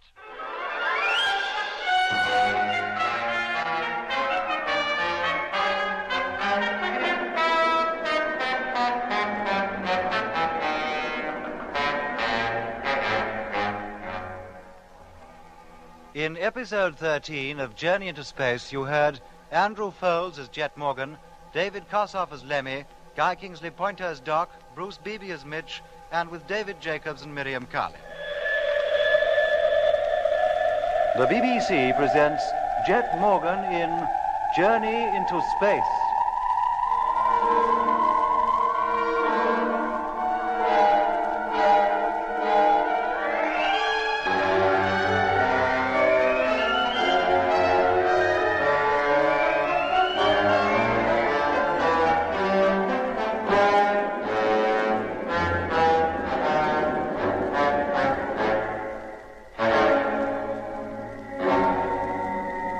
Leaving Lemmy to watch the land transport trucks, Jet, Mitch, and I explored the mysterious pyramid-like city, hoping to find some trace of the crew of the wrecked freighter number 2.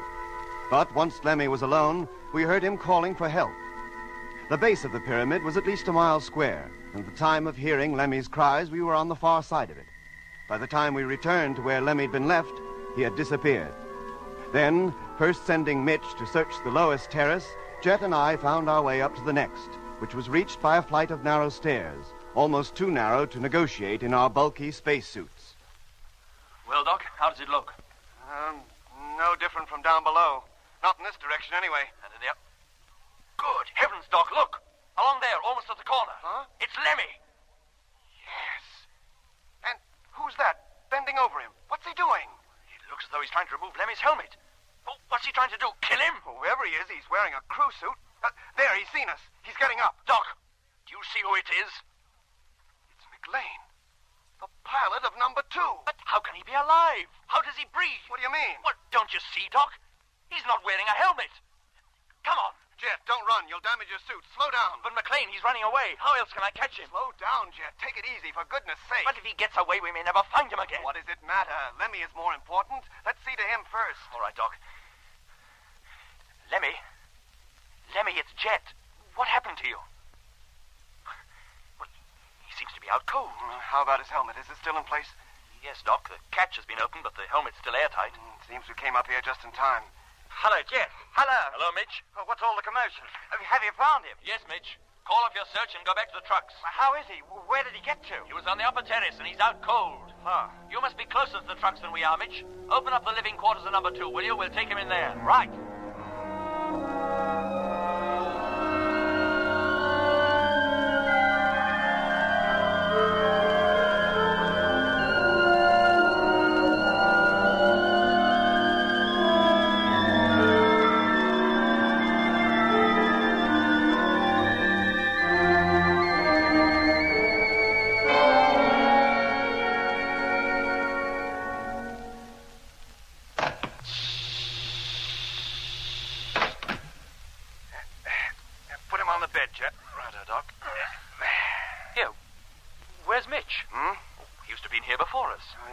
Further away than we thought. Hello, Mitch. Where are you? Hello, Jet. I'm still out on the terrace, heading back to the truck. Oh, I thought you'd have been here by now. Be with you in just a couple of shakes. Very well, Mitch. Now, Doc, can I give you a hand? Get your suit off first, Jet. All right, that's my helmet removed. Mine, too. Give it to me, Doc. I'll stow it away for you. Thanks. And your suit, too. As soon as you've got it off, get to work on Lemmy. Sure.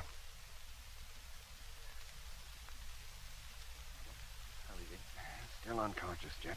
Breathing very shallow and temperature subnormal. What does that mean? I wish I knew. It was the same with you and Mitch when Frank and I brought you in from the ice. The same with Whitaker when we found him unconscious in number 6. What is happening, Doc? Lemmy didn't see any orange lights or anything like that, did he? No. He didn't mention any lights anyway, but just before we lost contact with him, he did say he'd heard that peculiar noise. Just as you did before you blacked out during the first landing at the pole. And as McLean did before number 2 packed up. He also saw the light. Yes, McLean. What was he doing up there on the terrace? Look, you sure it was him, Jet? I'd stake my life on it, Doc. But how on earth did he manage to breathe when he wasn't wearing a helmet? And why was he trying to remove Lemmy's? Jet, do you remember Dr. Samuel? Uh-huh. Why? Do you remember, quite early in the training period, he once gave us a lecture on the possibility of life existing on this planet? Yes, Doc, of course. He told us to expect fairly advanced forms of plant life up here, particularly near the equator. That was about all he did tell us to expect. There was something else. Eh? He said that if any form of animal life did exist here on this planet, body temperature couldn't exceed 68 degrees Fahrenheit. Yes, Doc, I remember him saying that. But he also said not to pay too much attention to it, as there could be no animal life up here anyway. I'm beginning to think that's one thing we'd better start paying a lot of attention to. How do you mean? Because, Jet, look, whenever you, Mitch, Lemmy, or anybody else has been affected by either a mysterious light or sound, you've all lapsed into unconsciousness and your body temperatures have dropped to abnormally low figures. Fortunately, somebody has always been close at hand to drag you back to warmth and safety. You mean somebody or something might be able to condition our bodies so that we could live quite normally in the Martian atmosphere? That's too fantastic for words, Doc. Yes, it's becoming clearer to me now. Whitaker was a man already under the control of some powerful influence that used him as a tool, that somehow contrived to get him into one of our ships in the hope that he would wreck the whole project. That's why there was no record of his ever being to the astronautical college. But Whitaker was a normal human being, Doc. No, not normal, Jet. Far from it. For 47 years, he was just a name in the Bureau of Missing Persons, and then, in 1971, he suddenly turns up as a member of our space fleet. Then where had he been during those 47 years? Up here, on Mars. What? Yes, Jet. Walking around, breathing the Martian atmosphere just as McLean is doing now. You mean McLean has already been conditioned? Has become another Whitaker? And that Lemmy, if we hadn't found him in time, would... Yes. Or at least that's how it seems to me. Well, let us assume that's true. In the case of McLean, at any rate. Well? He was already here, on Mars, but how did Whitaker get up here? He was kidnapped and brought here. In 1924, when space travel was no more than a wild dream. That ship that visited number 2 and carried off the crew was no wild dream, Jet. You mean you think it's capable of reaching Earth? I don't know. Oh, Doc. All I do know is that Mars is a planet at least as old as the Earth, maybe millions of years older. If it has no animal life now, it did once, Jet. How else can you account for that city out there?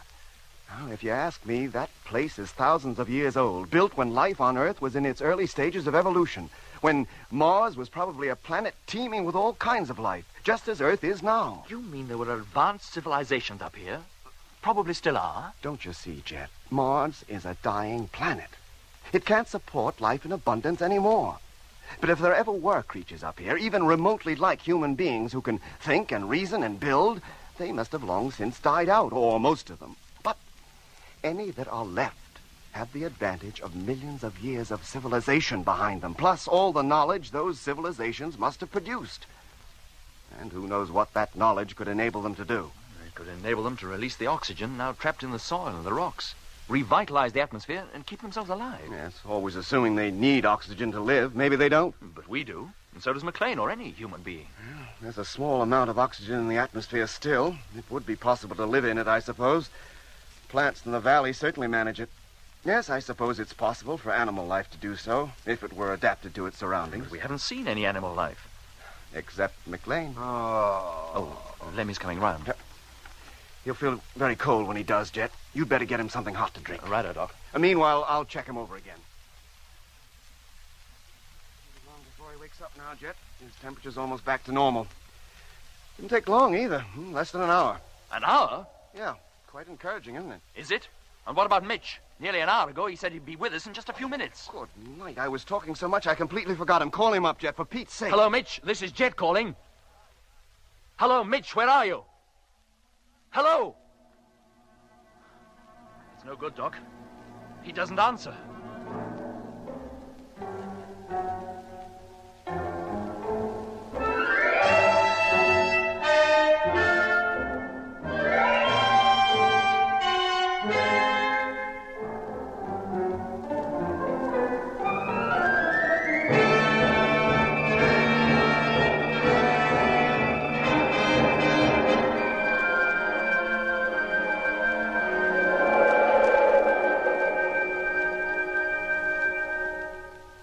I must go out there, Doc.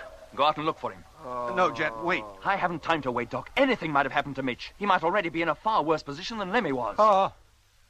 Loction soup. And bagels. What did he say? Must be waking up, Jet. Then look after him, Doc. I'll put my suit on and get ready to go. No, Jet, wait. I want to come with you. Hey, but what about Lemmy? Well, give him just a few minutes.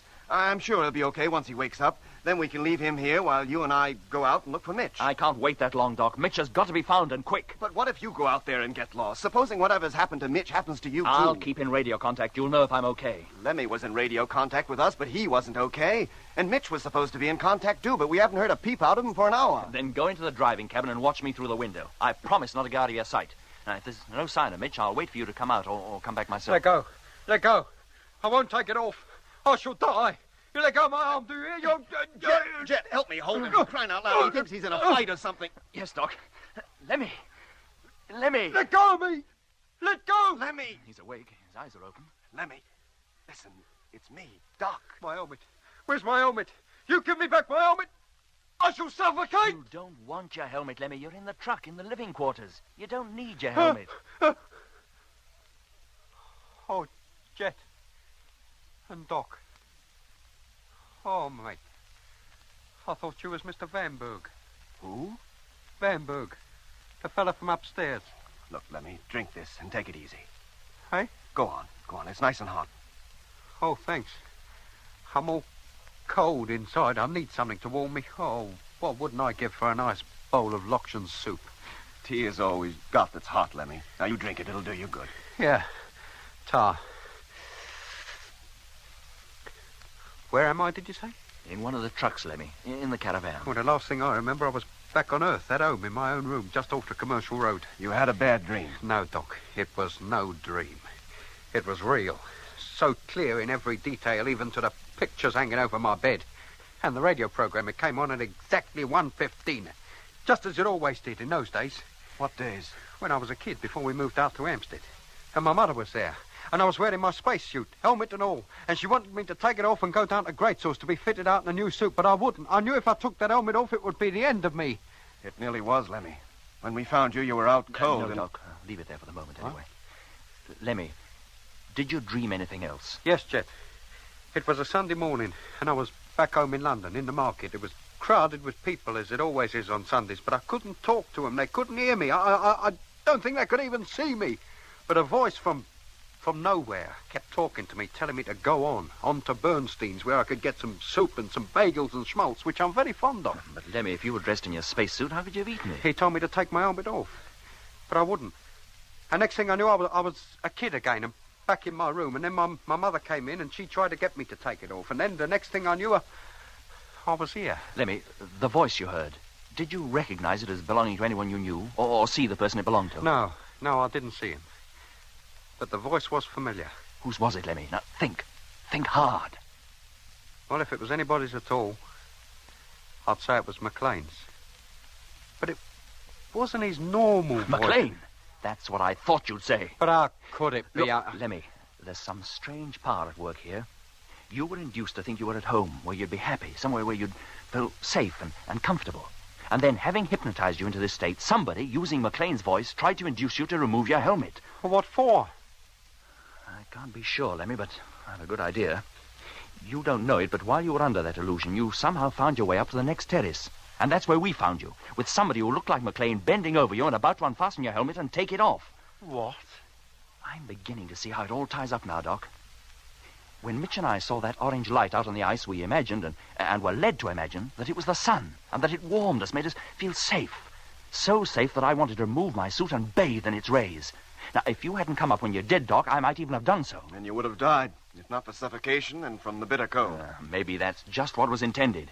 And in Lemmy's case, too. But what harm have I done anybody? Why should anybody want to kill me? I can think of no reason, Lemmy. But McLean isn't dead, Jet. We saw him up on that terrace as large as life. And how about the rest of the crew of number 2? Are they here, too, walking around with no helmets on? And if they are, how can they do it? What makes you so sure it was McLean? How do you know you weren't hypnotized as well? Because, Lemmy, when we got up to you, the catch on your helmet had been unfastened, although the helmet itself hadn't been removed. Had we arrived just a minute or so later, it certainly would have been. But Lemmy's right about one thing. The man we took to be McLean might not have been. He might only have looked like him. If only we knew which. Well, if you ask me, the only way you'll ever know is to find him again and ask him. How do you feel now, Lemmy? All right, Doc. Just all cold inside, that's all. Yeah. Look, we want you to stay here, alone for a while. Huh? Well, where are you going? Mitch should have been back nearly an hour ago, but he hasn't returned yet. Oh, blimey. We want to go out and look for him. Doc thinks it's safer for 2 of us to go, which means you will have to remain here. But what if that noise comes back?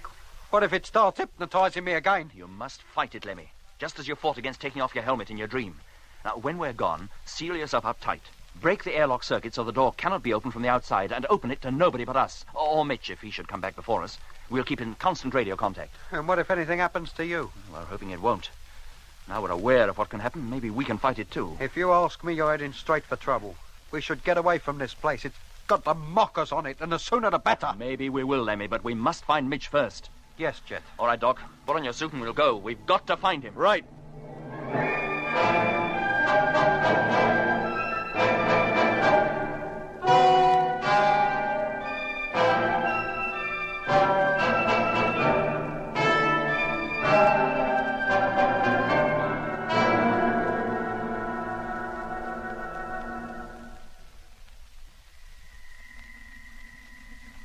What had happened to Mitch?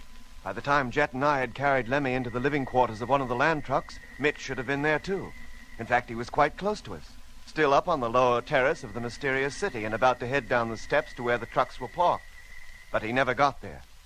As you will remember, when Jet and I had reached the trucks and found that Mitch was not there, Jet had called him on the personal intercom system. Hello, Mitch. Where are you? Hello, Jet.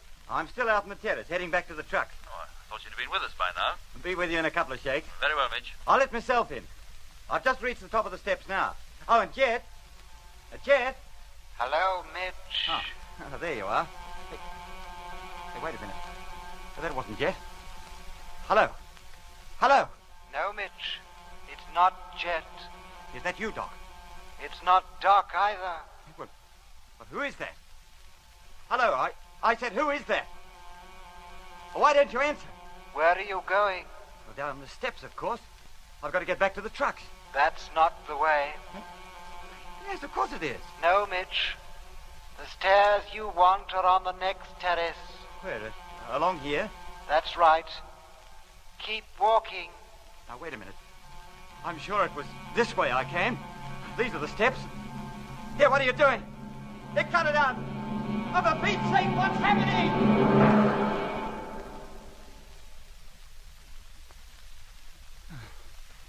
Where am I? How did I get here? What the... Hello, Jet. Hello. Hello. Hello there. Huh? Over here, copper. Oh, where did you spring from? I might ask you that. Come on over. I've got a fire going and my billy's on.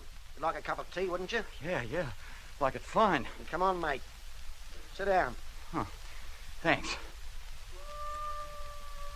What's that? Dingoes. Sun's going down. They're starting up early tonight. You hunting scalps? Hey? Dingo scalps for the government bounty. I've got a swag bag full of them. No, I'm not hunting dingoes. I'm lost. I need help. And where do you have to get to? The city.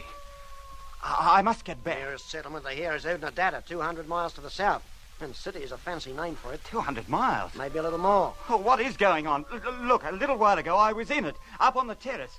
The sun was high in the sky, and the next thing I know, I'm wandering through this desert and night is falling. You've come a long way since noon. Hey? Apart from Udnadata, there's no city within 500 miles of here. Unless you count Marugi, and that's in ruins anyway. Is it in a valley? A long, wide valley? That's the place. Then take me to it, will you? The others will be looking for me in unworried steps. You got a camp there, then? Yeah, we parked our caravan there. Oh, show me which way to go. You been in this part of the outback before? No, never. Oh, I'll take you, then. Well, how far is it? About a mile, just over the next drive. Oh, come on, then. What are we waiting for? Well, there she is, down there. Where's your caravan? Oh, this isn't the place. You said a ruined city in the valley. But the city I'm looking for is at least a mile square and built up in steps like a great pyramid. And the valley is full of plants, like rhubarb. Look, I tell you, you brought me to the wrong place. There's no other place to take you. You better come on back to my camp. Look, I must find the valley. I must find Jet and Doc. Hello, Jet, where are you? Hello, Mitch. Where are you? Hello, Jet. Hello, Jet. Hello. Hello. Nothing but an echo. That valley's full of them. When the dingoes get down there, you'd swear it was a choir singing in the church. Now, come on back to the fire, Digger. It'll be dark directly, and you'll be getting cold. But the city. I must find the city. You can find it tomorrow. Now, sit down. Put this blanket around your shoulders. Oh, thanks. There's Matilda in the bag. Tastes pretty good roasted over the red ashes. Like a bite? No, thanks. Just the tea. That's all I need. When did you leave civilization? Well, we took off last April. Landed just over a week ago, that's right. Is that all? It's 32 years since I left the world behind. Started out looking for gold. Gold? And all that time I don't think I found more than enough to fill a thimble. The game isn't worth it. But the dingoes are different. A pounder's scalp the government pays. Listen to them out there. Look at their eyes gleaming in the dark. With my rifle, I could drop them all right now if I wanted to. They just stand there waiting for it. Then why don't you? Wouldn't be good business. In the dark, you can't tell the dogs from the bitches. I only collect dog scalps. Is that what the government wants? I don't give a hang what they want. To me, a female dingo is capital. What are you doing out here? What's your line? Astronautics. I'm an engineer. Astro-whatics? Astronautics. I travel among the stars. See what you mean. 32 years ago, I felt much the same way myself. That's when I came out here to live in the desert. With only the dingoes and the stars for company. When did you decide to leave it all behind? Leave what behind? The noise, the fight, the jungle, the grind of city life. I told you, we took off last April. It wasn't easy, was it? Something deep inside you that says you should resist the desire and go back. Ignore it. Fight it. And don't go. And you'll find peace and contentment. 30 years I've been tramping over this desert. 30 years. And still as young and as healthy as when I first started out.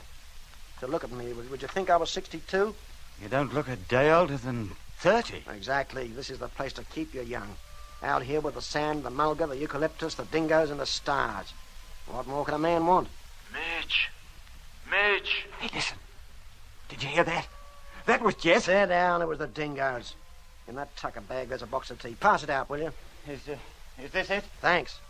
How'd you like it, strong? Look, before we go any further, I'd like to ask you a few questions. Do you like plenty of sugar? Oh, never mind the sugar. I'm talking to you. Sorry, I've got no fresh milk. What's the matter with you? Can't you listen to what I have to say? Sit down, Mitch, and save your breath. Sit down. Mitch! Tell me, how do you know my name? What are you doing here, anyway? Where is this place? This is the Northern Territory. The Northern Territory, but where? Australia, where else? Australia? On Earth? Where the heck did you think it was? On Mars? But this is Mars. It is, isn't it? Isn't this the red planet? Yes, and I'm a kangaroo. What are you trying to do? Drive me crazy? Me drive you crazy? You walk into my camp 200 miles from the nearest town without so much as a billy to brew your tea in. Tell me you're lost, you live in a pyramid and can't find your way home. Who do you think you are, Cleopatra? My name is Stephen Mitchell. I'm an astronautical engineer. Now listen, nearly 7 months ago I left the moon on an expedition to Mars. A week ago I landed in the southern ice cap and with 3 other members of my ship's crew began to explore this planet. And now I find myself here and you tell me this place is Australia, back on Earth. Look, Mitch, it's my opinion you've spent too long in the sun. You've got a touch of it. Not many miles from here, there's a cattle station run by a farmer and his wife. Tomorrow I'll take you there and they'll call up the flying doctor and get him to look you over. Now, will you lie down and take it easy? Or do I have to put you to sleep with the butt of this rifle? No, there's no need for that. Maybe I am the crazy one. The swag bag's unrolled. Lie down on it. That's it. Now go to sleep. And while you're falling asleep, tell yourself you're not going to give me any more trouble. Yeah. That you'll do exactly as I tell you from now on. Yeah, anything you say. Good on you. I feel so tired. Awful tired. Good, then go to sleep. Tomorrow everything will be all right. Tomorrow everything will be all right. Tomorrow everything will be all right. Tomorrow everything will be all right. Tomorrow... What the? You let go. Oh, what are you trying to do to me? Will you kill me, you big galah? Let go! Help! Help! Yeah! Help!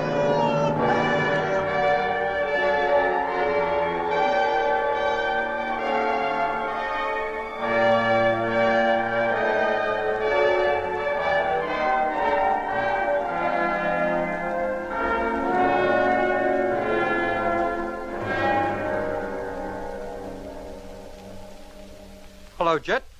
Can you hear me? Yes, Lemmy. How you doing? Oh, it's no good. There's not a sign of him anywhere. Look, Jet, how about me coming out there and helping in the search? With 3 of us looking, No, I mean... Lemmy, you stay where you are. But, Jet, I feel so helpless, just sitting here. If you feel well enough and want to make yourself useful, you can go into the driving cabin and keep watch from the astro hatch. Keep watch on what? On this place, on the jungle, on anything within view. All right, boy. I'll do that. I'll call you again as soon as I'm settled. Righto. Come on, Doc. Right. How many hours of daylight have we left to us? Oh, about 2. Well, if we don't find him by then and he's not safely under cover somewhere... Hello, Jet. Yes, Lemmy? I'm in the driving cabin now. I'm just taking up position in the astro hatch. Good. I can see you and Doc. Climbing the steps. Well, there's no need to watch us, Lemmy. You keep your eye on the places we can't cover. Yes, Doc. And in particular, keep your eye on the upper terraces. Let's get going, Jet. Time is definitely against us now. Let's look at the spot where we found McLean bending over Lemmy. No, Doc. Let's start this way. Hello, Jet. Hello, Lemmy. Jet, he's here. Mitch, I can see him. Where, Lemmy? Walking along the path that runs along the lowest wall. Where are you now? Round on the far side of the second terrace. Are you sure it's Mitch? Well, he's seen me and he's waving at me. Who else could it be? Hello, Mitch. Can you hear me? Hello, Mitch? Oh, why doesn't he answer? Lemmy, have you spoken to him? No, mate, but if his radio's working, he should have heard me call you. Hello, Mitch. Are you receiving me? Hello? He doesn't seem to hear the ship's radio either. How far away is he? Only about a couple of 100 yards. Hey, wait a minute. What's up, Lemmy? He's waving his hands about. Waving? Like he was a tic-tac man at the dogs. How do you mean? Oh, blimey, and no wonder he's trying to tell me his radio's out of action. No wonder he doesn't answer our calls. Look, I'd better get back into the main cabin, Jet. Get ready to let him in. Very well, Lemmy. Doc and I'll get back as quickly as we can. Come on, Doc. Right. Well, thank goodness we found him at last, and just in time, too. Another half an hour and the sun would have set in our hopes of finding Mitch with it. Oh, the first thing to do is to reconnect the door circuit so he can let himself in. Yeah, that's it. I wonder where he's been and what kept him so long. Must have been in some trouble for his radio to be on the blink. Hello, Lemmy. Yes, Jet? Has Mitch reached the truck yet? No, but he can't be far away. What's that knocking? Huh? Oh, that's him knocking on the door. Who does he think he is, the milkman? He must think the circuit's still broken. I'll open the main door for him, Jet, and then... Oh, he's doing it himself. Now, Jet, will you be coming back into this truck and all, or you're going into the other one? We'll come into that one. It's going to be a bit crowded, isn't it? Oh, we can put up with it for a little while. Well, he's about in. He's just coming through the airlock now. And there he is. Hello, Mitch, boy. Where you been all this time? We've all been... Hello, Lemmy. What's the matter? Surprised to see me? You. Oh, no.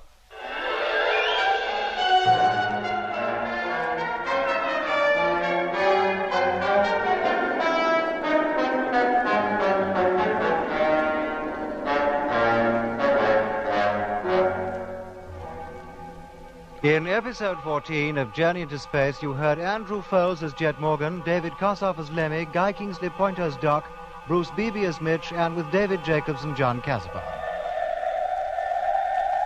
The BBC presents Jet Morgan in Journey into Space.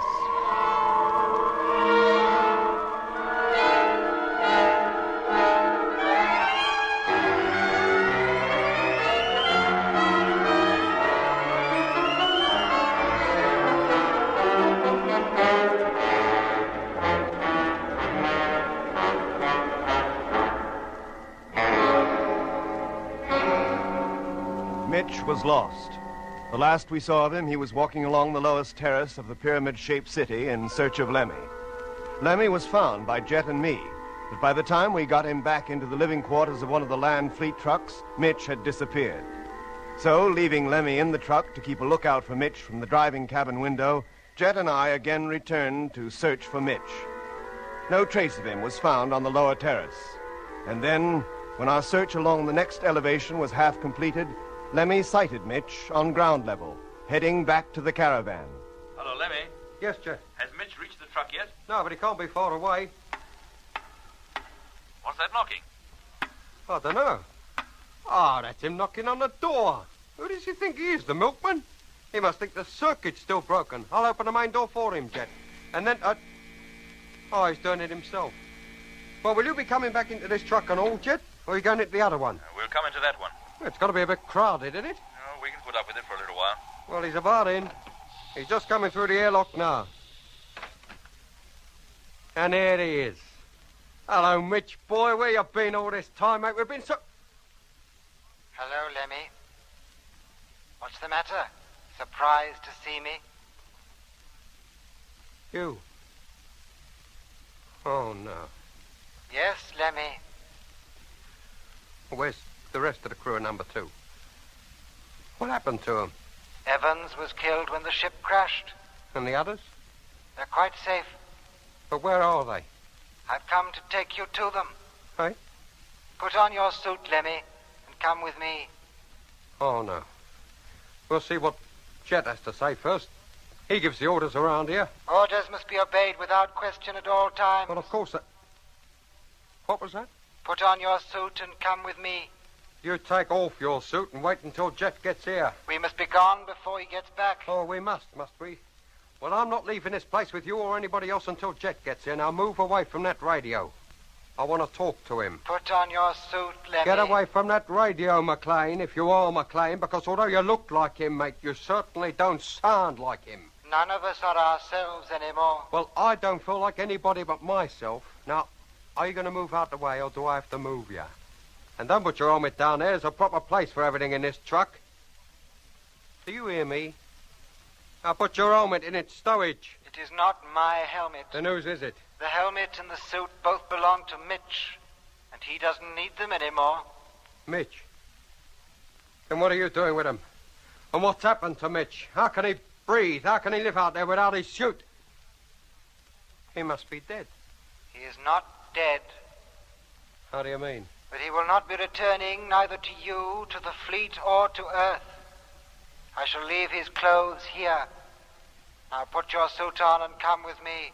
I'm not putting it on, and I'm not coming. It is an order, and orders must be obeyed without question at all times. Yes, but this is one time when they're not going to be. Now, you're here, McLean. You're staying. And nobody's leaving this truck, and this jet says so. Now, get away from that radio. Do you hear me? Get away. And there's no point in looking at me like that. What are you trying to do? Now, keep away from me. Keep away, do you hear? Oh, blimey. Your hands. They're cold. They're stone cold. Hello, Lemmy. Jet calling. Let go of me. Hello, Lemmy. This is Jet. Doc and I are outside. Close the airlock, will you? We want to come in. Oh, no, you don't. Ah, you take that. And that. That'll teach you. Oh, blimey, he's up again. Lemmy, do you hear me? We want to come in. Go. Oh. Lemmy. Must get to the control panel. Go. Oh. You want to play rough, do you? Right. That settled you. Now, the switch. Sounds like the airlock's closing now, Jet. About time, too. Hello. Jet. Lemmy, what's going on in there? McLean. He... Oh, blimey. Oh, you dirty... Lemmy. Lemmy, answer me. What's happening in there?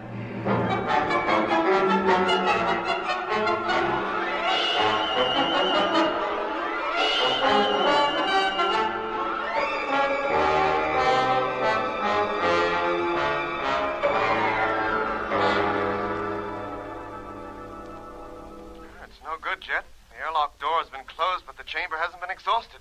And we can't get in until it has. Hello, Lemmy, do you hear me? Hey, listen, there it goes. It's exhausting now. Thank goodness for that.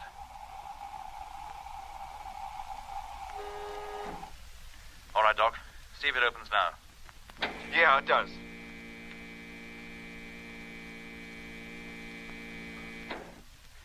In you get, Doc. And quick, I'll follow. Right. Okay, you in? Yep, you can close her now.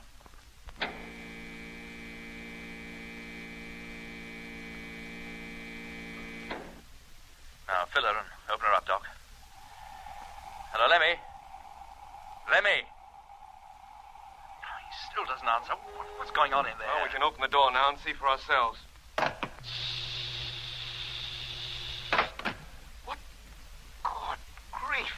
It looks as though a tornado had hit the place. Lemmy! Lemmy! Oh. Hello, Jet. You made it. Thank goodness for that. What happened to you? You're in a terrible mess.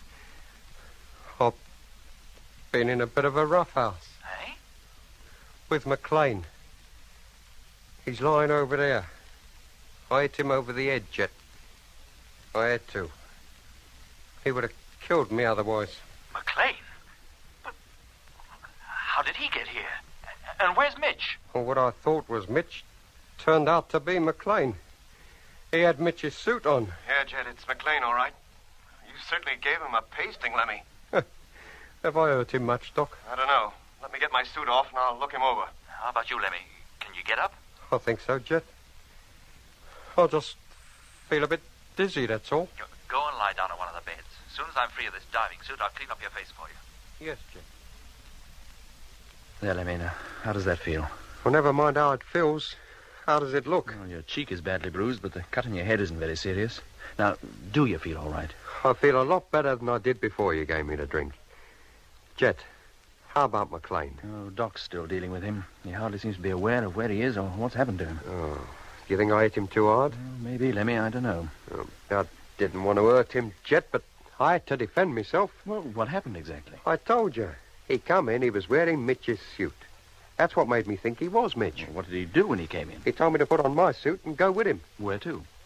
To where the rest of the crew of number 2 are. Or so he said. All that is but Evans. Apparently he was killed in the crash. Oh.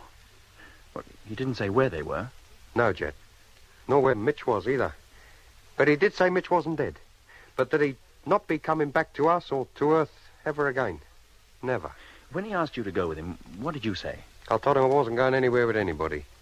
And then he stood in front of the radio so as I couldn't call you up and tell you he was here. And then? Then he began to walk towards me, staring at me with those hard green eyes like he was trying to hypnotize me. But I wouldn't let him. I told him to keep off. But he kept at me and then he put his hands on my face and his hands were cold, Jet, stone cold, like they was made of marble. And then I began to feel all peculiar, same as I did when I heard that noise. And then I hit him. And from then on, it was a straight bundle. And then you and Doc came in and... Jet, did I do wrong? No, Lemmy, I don't think so. You said yourself, the next time anything peculiar started happening, I was to fight it. And McLean certainly wasn't normal. Well, under the circumstances, I think you did the right thing. Had you allowed him to overpower you, well, goodness knows what might have happened. As it is, he came to get you, but we have him instead. And what about Mitch? Have we given up looking for Mitch now? No, Lemmy, but the night temperature in these latitudes is too low for us to venture outside. We've no choice but to wait until the morning. Yes, Jet. Well, perhaps by then, McLean will have returned to something like normal and be able to throw some light on this whole business. Yes, Jet. Get some sleep, Lemmy. After what you've been through today, I should think you need it. Yes, mate. Good night. Good night, Lemmy.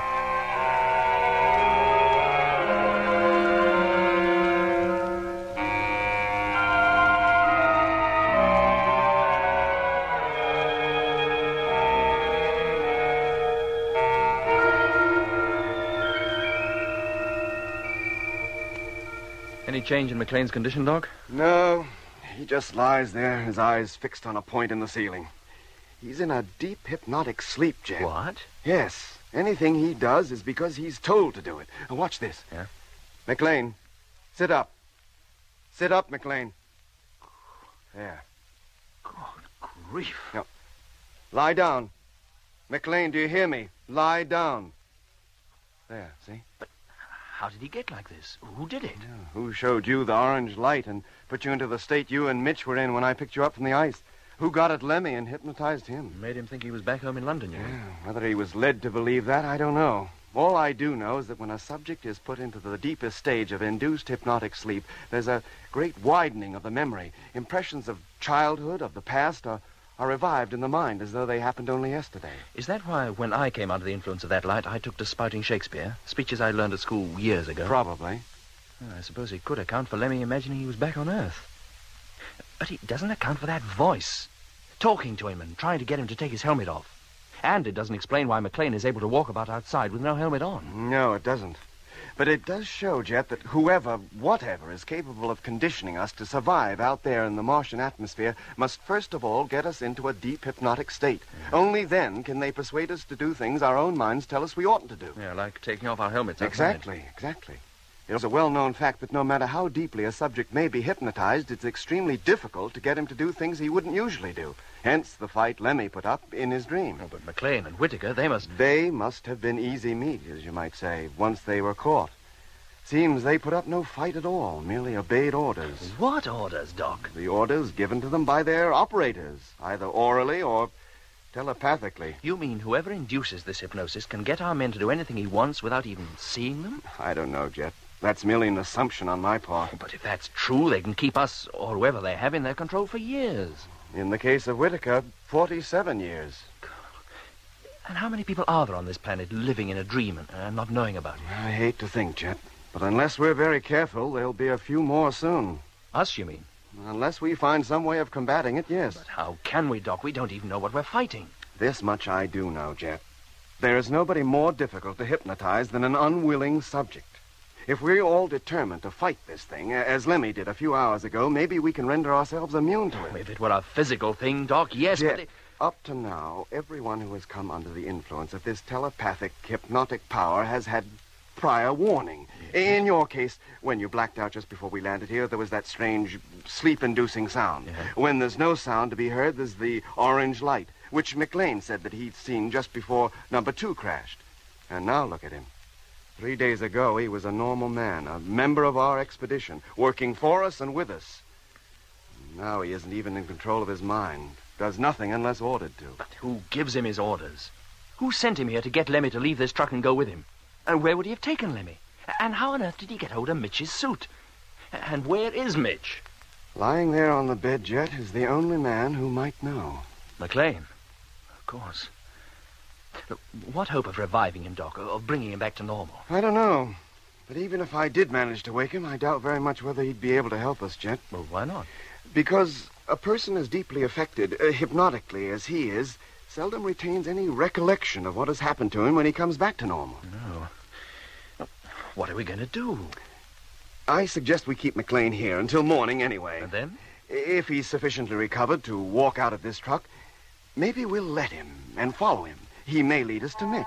That's an idea, Doc. Now, look, you get some sleep, Jet. I'll stay up and keep an eye on McLean. You can relieve me in a couple of hours. I'll wake you.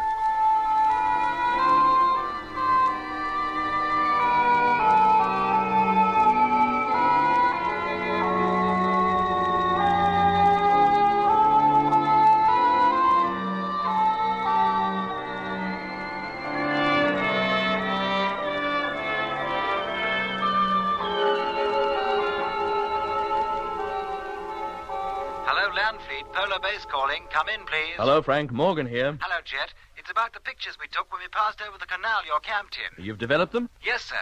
There's nothing but desert on either side of the canal you're in at present. Oh, we didn't expect anything else. But about 50 miles northwest of you, there's a group of what we can only take to be buildings with flat roofs. There's a large one and a couple of smaller ones a short distance from it. And nearby what appear to be 2 large areas of land enclosed by fences. Fences? Well, anything else, Frank? Well, yes, sir. The pyramid, the city or whatever it is. Well? We took a picture directly over it, and on the uppermost terrace is a large sphere. Not the same one you saw visit the wreck on number 2. I think it must be, Jet. Then it did come here. It's been sitting up there out of our sight on the roof of that city all the time. Apparently. Oh, nice work, Frank. That's the most useful piece of information you've given us. I haven't quite finished yet, sir. Oh? The canals. Uh-huh. We passed over others after leaving you. They're all filled with the same type of plant as the one you're in. That's why they show up so clearly against the pink desert. They're all full of vegetation. I thought they might be. Well, thank you, Frank. That's a great help. Now, have all the information you've given me radioed up to the fleet, and have them relay it back to Earth Control as soon as their orbital position is favorable. Yes, sir. And thanks again, Frank. I'll call you later, before it's light. Right. Well, Doc, here we are searching the base of that place, and all the time the very ship we're looking for is sitting up there on the roof. That must be how McLean comes to be here. He traveled in it. Yeah. It must have been him, Dobson, and Harding who were in it when it visited number 2 for the second time, when Frank saw the crew of that ship. That's why they look like normal human beings. Maybe, but who was in that ship when it visited number 2 for the first time and carried off McLean and the rest of the freighter crew? The same people, if they are people, who left those peculiar footprints behind? Oh, ask me, Doc. McLean. It's the first sound he's made since his fight with Lemmy. Do you think he's coming? Coming round. I don't know. His body temperature certainly hasn't changed. It's still abnormally low. Oh, he's sitting up, Doc. Let's get over to him. No, Jet, stay here. Let's see what he does. He's getting off the bed. Walking towards the airlock. Where are you going, McLean? McLean, where are you going? My orders are to return to the ship, and orders must be obeyed without question at all times. The orders have been changed. You are to remain here. Do you understand? You are to remain here. He stopped dead in his tracks. Go back to your bed, McLean. Go back to your bunk and stay there. Do you hear? He's going. You're able to control him, Doc. Quiet, Jet. It may not be as easy as it seems. He's certainly lying down. Do you think he'll sleep? I hope so. He's getting up again. Lie down, McLean. The ship. I must get back to the ship. The others are waiting. You must remain here. Now lie down. Lie down. That seems to have done the trick. If it lasts. What do you mean? There must be great conflict going on within his mind, Jet. Somehow, from somewhere, he's been receiving orders to go back to where he came from. To that ship on top of the pyramid. He tries to obey those orders, and yet at the same time, he receives mine. It's a question of which of us, me or the unknown something that put him into this state, is strong enough to hold him. Well, the odds seem to be in your favor at the moment, Doc. I think they'll remain that way. Why? Because, Doc, no matter how strong a hold that other power has over him, he's still a physical being. And so long as that airlock remains closed, he'll stay here, whether he likes it or not. You mean to keep him here, Jet, regardless of what he may try to do? Yes, Doc, we must. He's one of us. Well, he was, but whether he still is, I very much doubt. Well, that remains to be seen. But until we have definite proof of what harm our keeping him here is likely to do to him, here he's going to stay. Well, you may start getting violent again if you try to keep him against his will. Well, that's a risk we'll have to take. But he looks peaceful enough now, and we'll keep a constant watch. Later, when the sun has risen and we can go outside again, perhaps we'll take him with us. And, well, as you say, he may even lead us to Mitch. Maybe. And what if we find Mitch in the same state as McLean is in now? I hate to think, Doc. But whatever state he's in, one thing is certain. I intend to find him, and the rest of McLean's crew as well.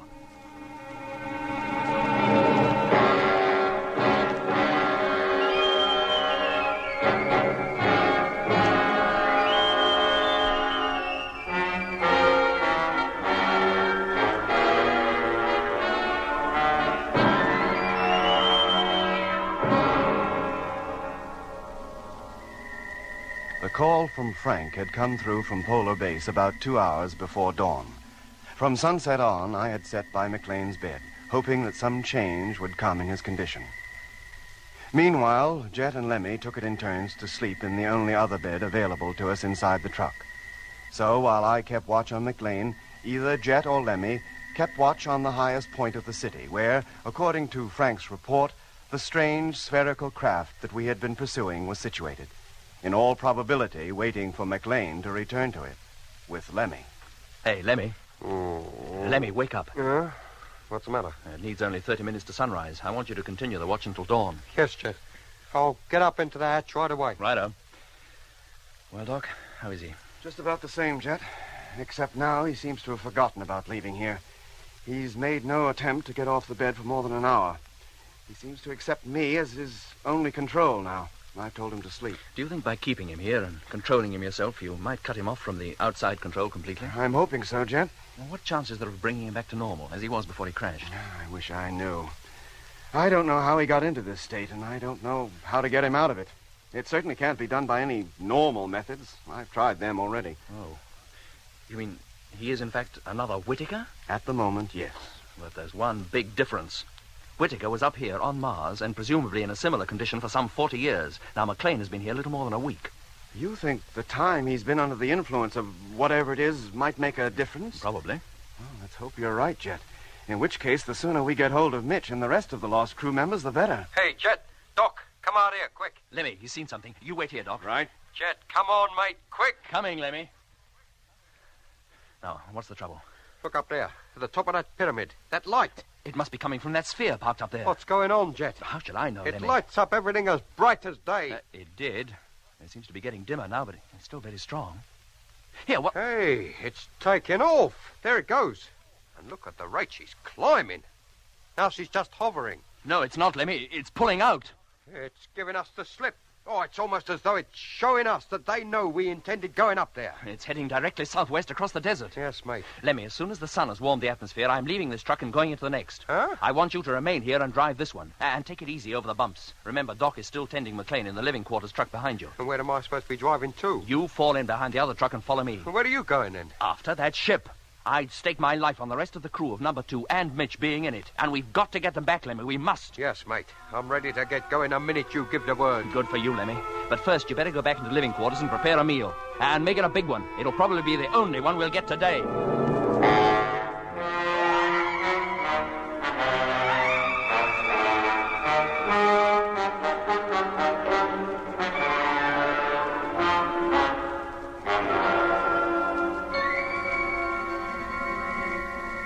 An hour later, we set out, the 2 lines of trucks crashing their way through the jungle of curious plants. Soon we were climbing out of the valley and once again began to make our way across the southwestern half of the Argyre Desert.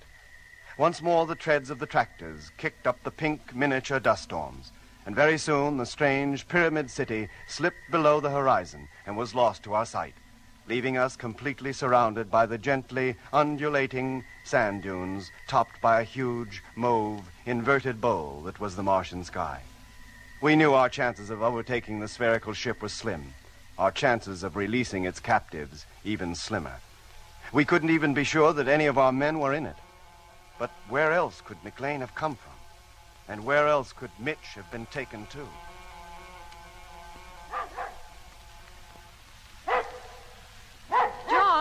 John! What is it? What's the matter with the dog? He's been going on like that for nearly 20 minutes. How should I know? Well, you better go out and see. There might be a dingo hanging round the pens. You better take your rifle with you. Oh, all right. Dog's only got to yap a little and you think it's dingoes after the sheep. Well, it's better to be sure than sorry. Hey, Bob! Oh, drat the dog, I can't even see him. Well, go and look for him. He can't be far. Ah, there he is. Hey, what the... Hey, Master, there's a man out here. Well, if it's that dingo scalp hunter no, again... Master, he's not the scalp hunter. He's lying face down on the sand and Bob's standing over him. What? Oh, the poor fella. He must be sick, John. Now, you wait here. I'll go over and fetch him. Here, drink this. Come on, chum. It'll put new life into you. Hey, where am I? What am I doing here? I might ask you that. What are you doing out there in the sun without even a hat on? Where'd you come from? I'm lost. That's a bit of an understatement, isn't it? Last night, a dingo hunter invited me to his camp, and then he tried to kill me. But I managed to beat him off. And then he turned a pack of dingoes onto me, and I had to run for it. He said there was a cattle station nearby. I tried to find it. You did. This is the only station within 100 miles of here. Yeah, but you only just made it. My dog found you outside lying on the ground. You must be all in. I feel it. Then you stay in that bed till you feel better. Oh, but I can't stay long. I must find the others. Well, don't tell me there's somebody else lost out there. No, they're not lost. It's only me that's lost. But, well, I must find them. They'll soon be giving me up for dead. Well, who are these people? Jet, Doc, and Lemmy. You see, one of our ships crashed, and we came in this direction searching for its crew. A ship in the middle of the outback? Yeah, a spaceship. We set out from the moon last April. Landed here just over a week ago. You set out from the moon? Well, of course. To have taken off from Earth would have been impracticable. Oh, yes, I expect it would. That's a funny-looking dog, isn't it? Well, he's no thoroughbred, but he's not all that funny. Looks more like an overgrown beetle. A beet... Here, have another drink and try to sleep. Maybe you'll feel better when you wake up. Yeah, thanks. I'll pull the curtain to keep the sun out of the room and leave you alone for a bit. You need to be quiet if you're to sleep. Look, I don't want to sleep. I must find Jet and Doc and... We'll call up Doc for you. Maybe he'll fly over and pick you up. Oh, well, it's very kind of you. Do you know the frequency our ship works on? Oh, sure, we know the frequency. We use it often. Come on, Martha, let the man rest. Yes, John. He's mad, stark raving mad, saying that Bob looked like a beetle. No, Martha, he's got a touch of the sun. He's delirious. Now, look, I'll go out back and start peddling. You call up the flying doctor and ask him to get over here as quickly as possible. Tell him it's urgent.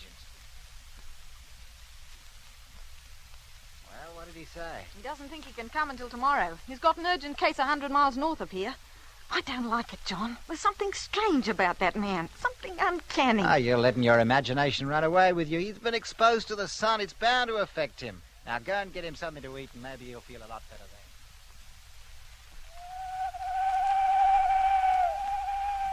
How are you feeling now? What's that noise? What noise? All that hooting. I hear no hooting. All I can hear are the sheep bleating. Sheep? Well, of course, I told you I'm a sheep farmer. But they don't do anything. Have you had enough to eat? Yeah, thanks. I feel a lot better now. Maybe by the morning you won't need the doc. Doc? Yes, I called him up like I said, but he's busy. He says he'll try to get over tomorrow. Doc said that? Well, you know how it is out here. One doctor covers an awful lot of the outback. You have to take your turn. Look, mister, it wasn't a doctor I wanted. It was Doc Matthews, or Jet or Lemmy. Did you talk to either of them? Well, now, how about a little music? We had a new lot of records not a week ago. Oh, yes, go on, Martha. Put them on. You'd like to hear some of the latest songs, wouldn't you? Wouldn't you? Yeah, I would.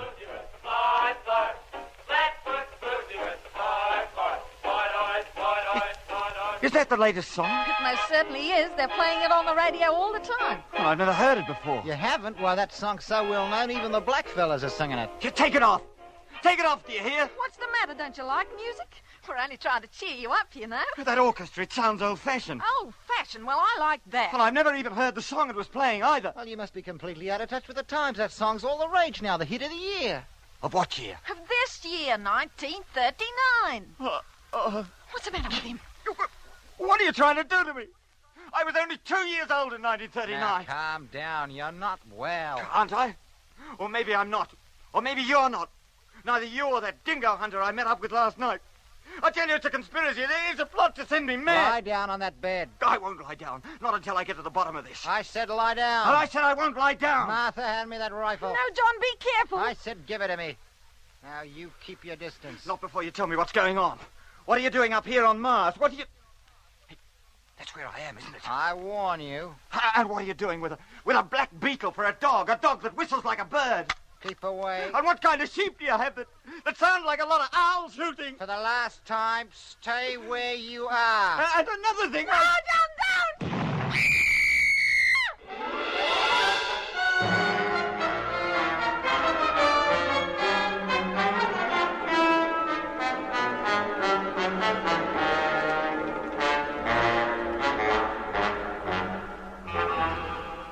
In episode 15 of Journey into Space, you heard Andrew Folds as Jet Morgan, David Kossoff as Lemmy, Guy Kingsley Pointer as Doc, Bruce Beebe as Mitch, and with David Jacobs and Matty Head. The BBC presents Jet Morgan in Journey into Space.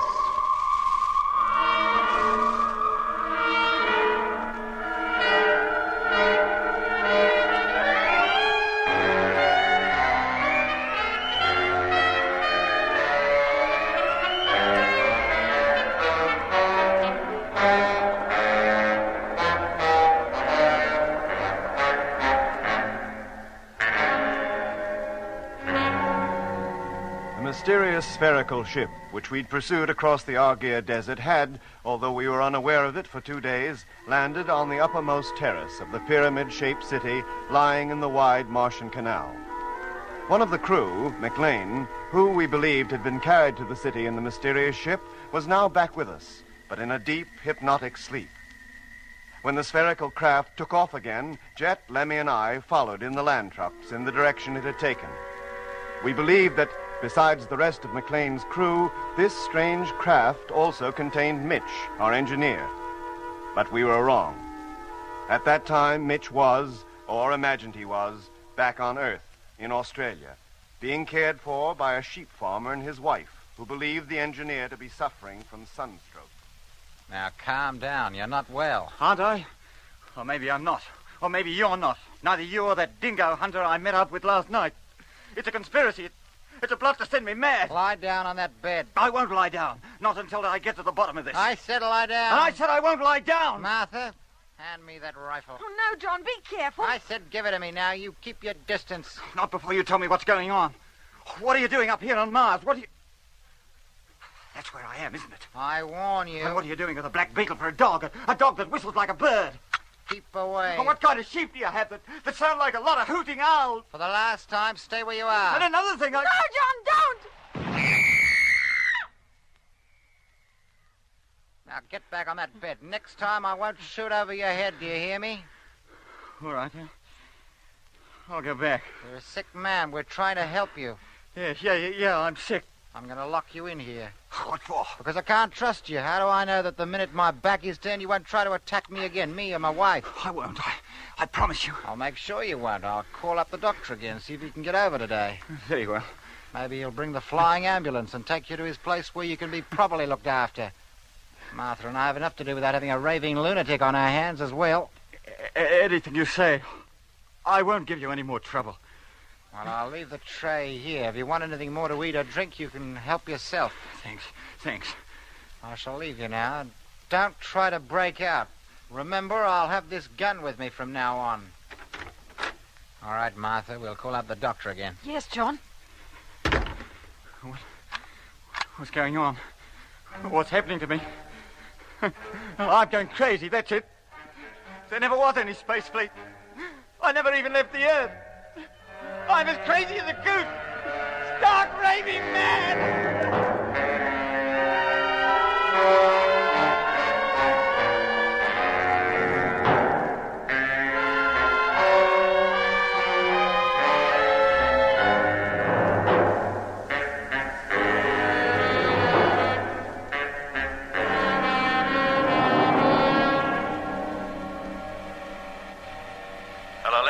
Yes, Jet. We're going to halt. Bring your truck up alongside mine, will you? Yes, mate. And tell Doc to come out into your cabin. I want him to take a look at what lies ahead. Why, have you seen something? Yes, Lemmy, I have. Hello, Doc. Yes, Lemmy? Come on into the driving cabin, will you? Jet's seen something and we're stopping. Be right with you. Hello, Jet. I'm in the driving cabin now. What's up? Oh, hello, Doc. Have you got the glasses there? Yes. Well, you see that rather high dune on the horizon? Yes. Do you see something on it, a box-like object? Yes, just. Well, turn the glasses on it. Now, tell me what you think it is. Well, hang on a minute. If I were on Earth, I'd say that it was a single-storied house of some kind. Do you see two smaller buildings at the side? A little way from the main structure, to the left. Yes, I do. This must be the place Frank told us about. Hey, you can just make out the fences. Hey, let me take a look, will you, Doc? Sure, Lemmy. Ta. Well? Yes, it's just like you say. Hey, wait a minute. Jet, are you looking at the moment? Yes, what? I can see somebody or something moving. From one of the little buildings towards the big one. Can you see it? Yes, I can. Now he seems to have disappeared round the far side. That must be a house. And that must be the geezer who lives in it. Well, what do we do now, Jet? We've got to get a closer look at that place, find out exactly what it is. Now, if I went alone and on foot, by using the sand dunes for cover, I might get close enough to get a good look at it. Leave us here in the trucks, you mean? Yeah. And supposing you're seen? Yeah, I need to run for cover in a hurry. Oh, that's a chance I'll have to take. No, Jet, that's too risky. You're right, Doc. Don't let him go. Then what do you suggest? Well, that we stay in the trucks. Of course. That we still use the dunes as a cover and get as close to that place as we can. Oh, we're supposing we haven't already been seen. Yes. Then we approach on foot as near as we dare. That's it. The three of us. Eh? There's greater strength in numbers, Lemmy. Yes, Doc, but number 3 is pretty near to 0 in my way of thinking. And what about McLean? If all of us leave the trucks, he'll be left back there in the living quarters alone. No, I don't think it'll hurt, Lemmy. Since we left the valley, he's just lain there on the bed. He hasn't said a word or moved a muscle in all that time. Oh, very well, Doc. That's what we'll do. I'll lead, but Lemmy, you keep your truck close behind. We'll stay on the lowest possible level all the way. Yes, Jet. Motor on. And here we go.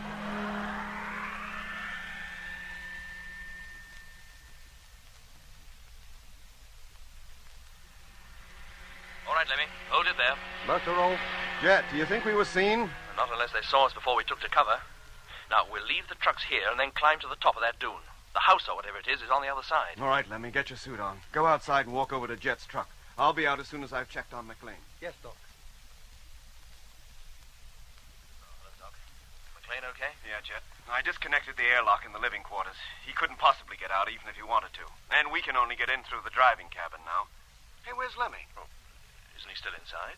No, Jet. I sent him out first and told him to come over here and wait. But he... Oh, there he is, coming from behind the cargo truck. What on earth is he carrying?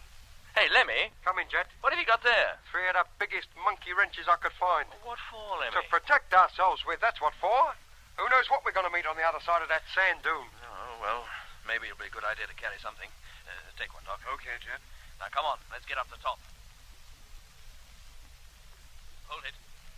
All right, Doc. Lemmy, now, you wait here. I'll go right to the top and look over the edge. If it's okay, you can follow me. You bet. And you be careful, mate. Don't you let nobody see you. Oh, I will. Don't you worry. I don't like this, Doc. If anybody should appear between us and those trucks right now, how would we get back? Oh, that's pretty unlikely, Lemmy. Hello, Doc. Yeah, Jet. I'm at the top now and looking over the edge, directly down on that house or whatever it is. Well? Those pens are full of peculiar animals. Like we ain't got enough trouble. How peculiar? But there's no other sign of life. Can we come up, Jet? Well, do you think it's wise?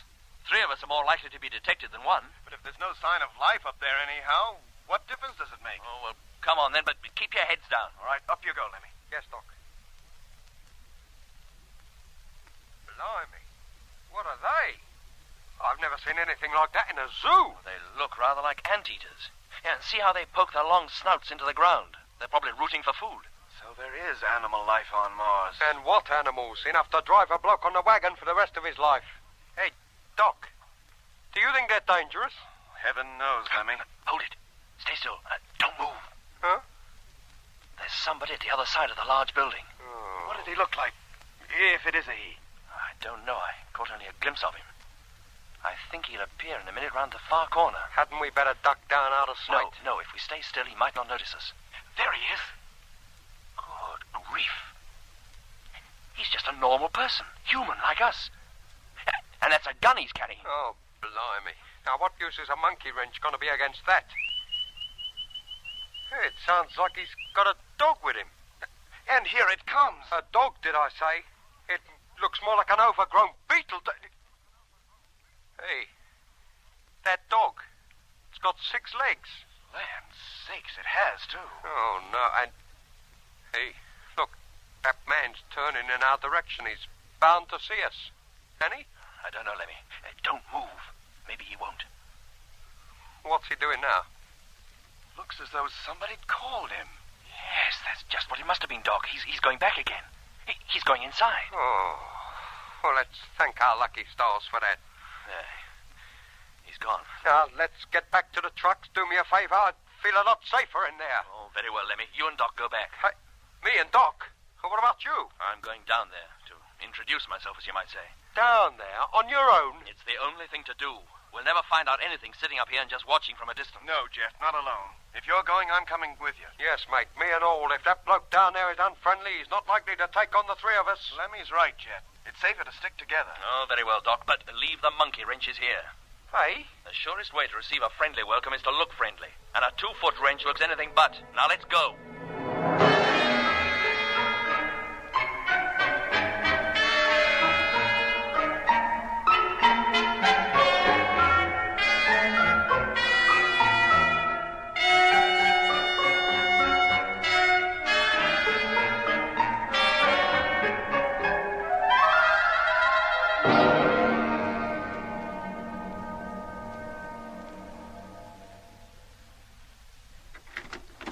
Well, Martha, what's the trouble? You went outside. But only to the sheep pen. Well, you promised not to leave me alone in the house while that man was still here. But there hasn't been a sound out of him for an hour or more. Well, there was a sound out of him just then. Huh? He yelled something at the top of his voice. Well, what was it? I don't know. But so long as he's in the house, I don't want you to leave it.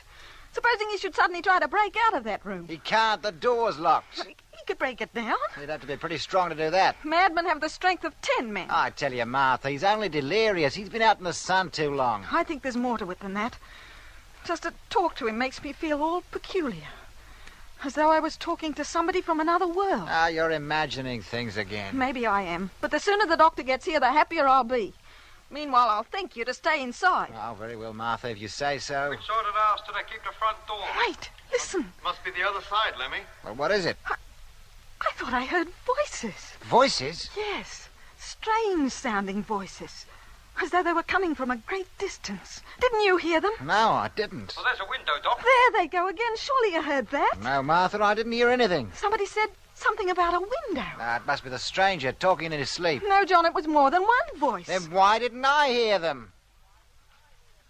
Now, look, Martha, you must try to relax. You're getting all worked up over nothing. Now, why don't you make yourself a nice cup of tea? Well, Doc, can you see anything? No, Jet. There are curtains blocking the view. Jet! Somebody said Jet. Jet?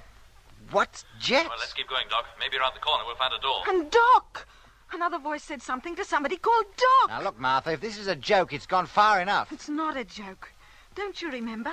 Jet and Doc are 2 of the names that fella in the next room was raving about. Jet, Doc, and one other name I can't remember. I think you'd better lie down, Martha. Do you think I'm delirious too? That I've got a touch of the sun? Look, as soon as the doctor gets here, I'll tell him he's got to take the stranger away with him. I tell you, I heard someone talking. Then why didn't I? I don't know why you didn't. I only know I did, John. Now, look, if it'll make you feel any better, I'll go outside and see if I can see anybody. No, John, don't leave me. Well, then, pull yourself together. Next thing you'll be saying... Who's that? Somebody at the door. Quiet, boy. Quiet! Must be the flying doctor. Then why didn't we hear him land? Because we were too busy talking about your stupid voices. But he's never knocked before. He's always walked straight in.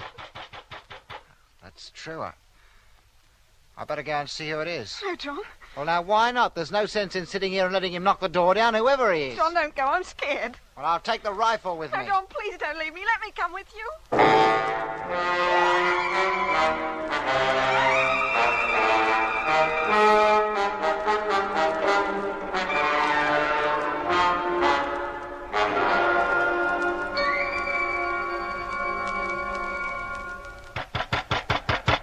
Well, it don't sound like there's anybody at home after all. But there must be. We saw somebody go into this building not 10 minutes ago. Then he must be deaf. What should we do, Doc? Go in? Give it one more try, Jet. Hey, not too hard. Make the stake that door's in, you'll knock it off its hinges. It certainly could do with a little repair. Yeah, the whole place seems to be pretty dilapidated. Oh, open the door, Jet, and let's go in. I don't think anybody intends to answer on knocks. Okay, Doc.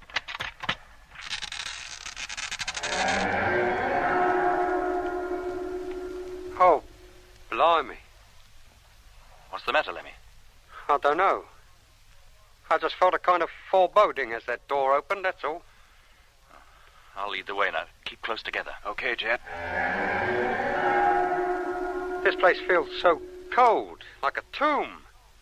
What kind of people could possibly live in here? From what we saw up on the sand dunes, ordinary human beings like ourselves. And for ordinary human beings, they seem to have an extraordinary taste in furniture. What's this contraption supposed to be? It looks like a table, but it's very crudely made. Yeah. Oh, I suppose this is meant to be a chair. I should think so. No, Lemmy, don't touch it. I just wanted to see what it was made of, that's all. Don't touch anything. Just look at the state of these walls. This place is virtually a ruin. And yet it seems so clean and tidy. Hey, Jet, over here on the wall. What is it, Lemmy? Well, a photograph it looks like, but it's so faded you can hardly see the picture. What's it a photograph of? Looks like a man and a woman on a beach, in bathing suits. Kind of old-fashioned ones at that. Yeah, kind of costume my old man wears in some of the pictures in the family album back home. Wait a minute. Here's an inscription. What does it say? John and Martha, Bondi Beach, Christmas 1935, on the occasion of our first wedding anniversary. Bondi Beach? Are you sure you're reading right? You can see it for yourself, can't you? Yeah, but who's John and Martha? How should I know, Lemmy? And how did that picture get here? Hey! Here, that wouldn't be a picture of that fellow we saw outside just now, would it? How could it?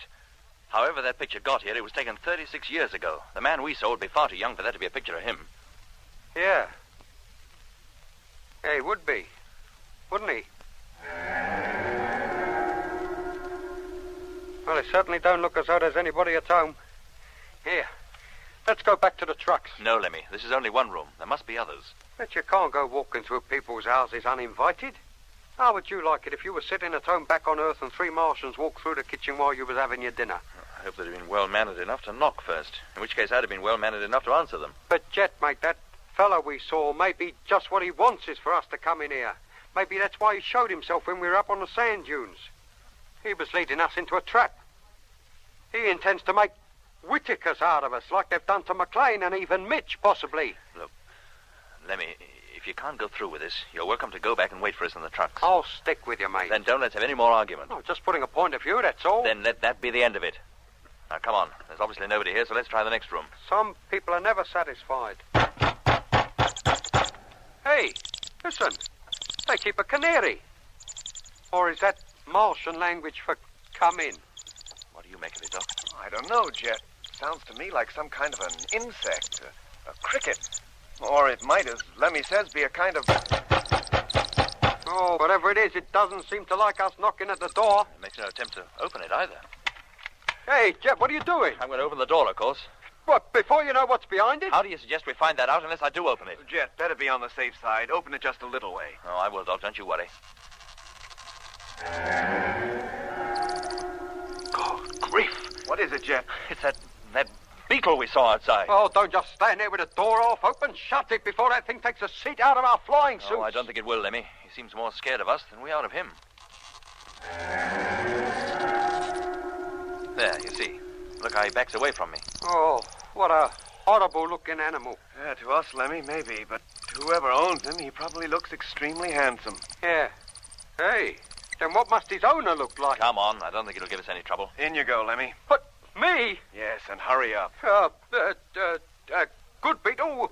Good boy. No, I won't hurt you. Go on, Lemmy. It couldn't be further away from us if it tried. Good boy. Down now. Down. Hey, that thing understands English. It got down, it folded up its back legs and sat down on the floor. Must be a fox terrier beetle. Here, up you get. Up. Come on. Yep. Oh, no, blimey, he's coming. No, Jet, mate, keep him off. Down, boy. There, that stopped him. He seems to be trained just like a dog. He must have excellent hearing, too. Well, the only way we can talk to each other is over our radios, and yet that thing hears what we say as though we were talking to him direct. Well, how does he do it? I tell you, Jet, he either has incredibly sharp hearing or else some kind of telepathic communication is possible between it and us. Telepathy? Yeah. In which case, it wouldn't matter which language we spoke in, or even if we didn't speak to him at all. Well, now that he is sitting down, do you think he'll stay sitting? Well, if he follows us, it's too bad, but I don't think he's likely to do us any harm. Now, come on. Let's see where the door at the end of this passage leads to.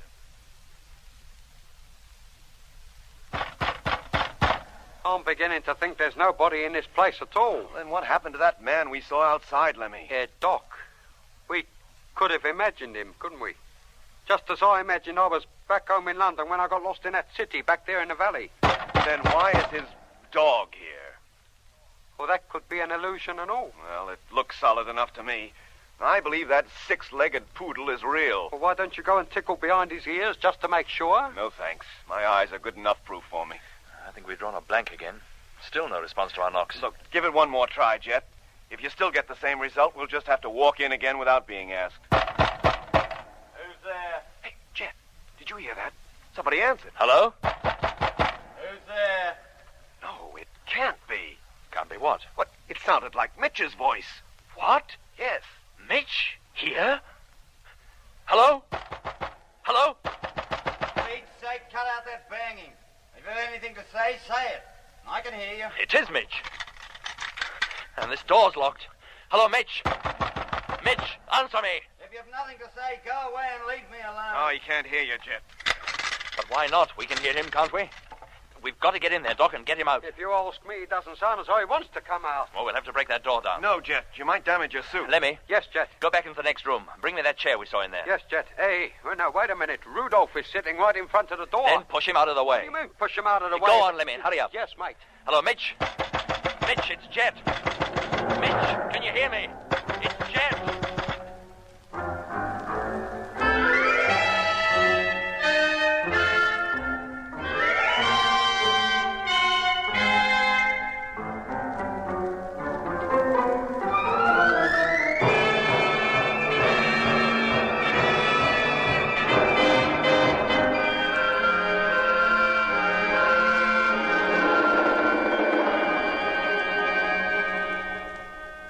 Jet.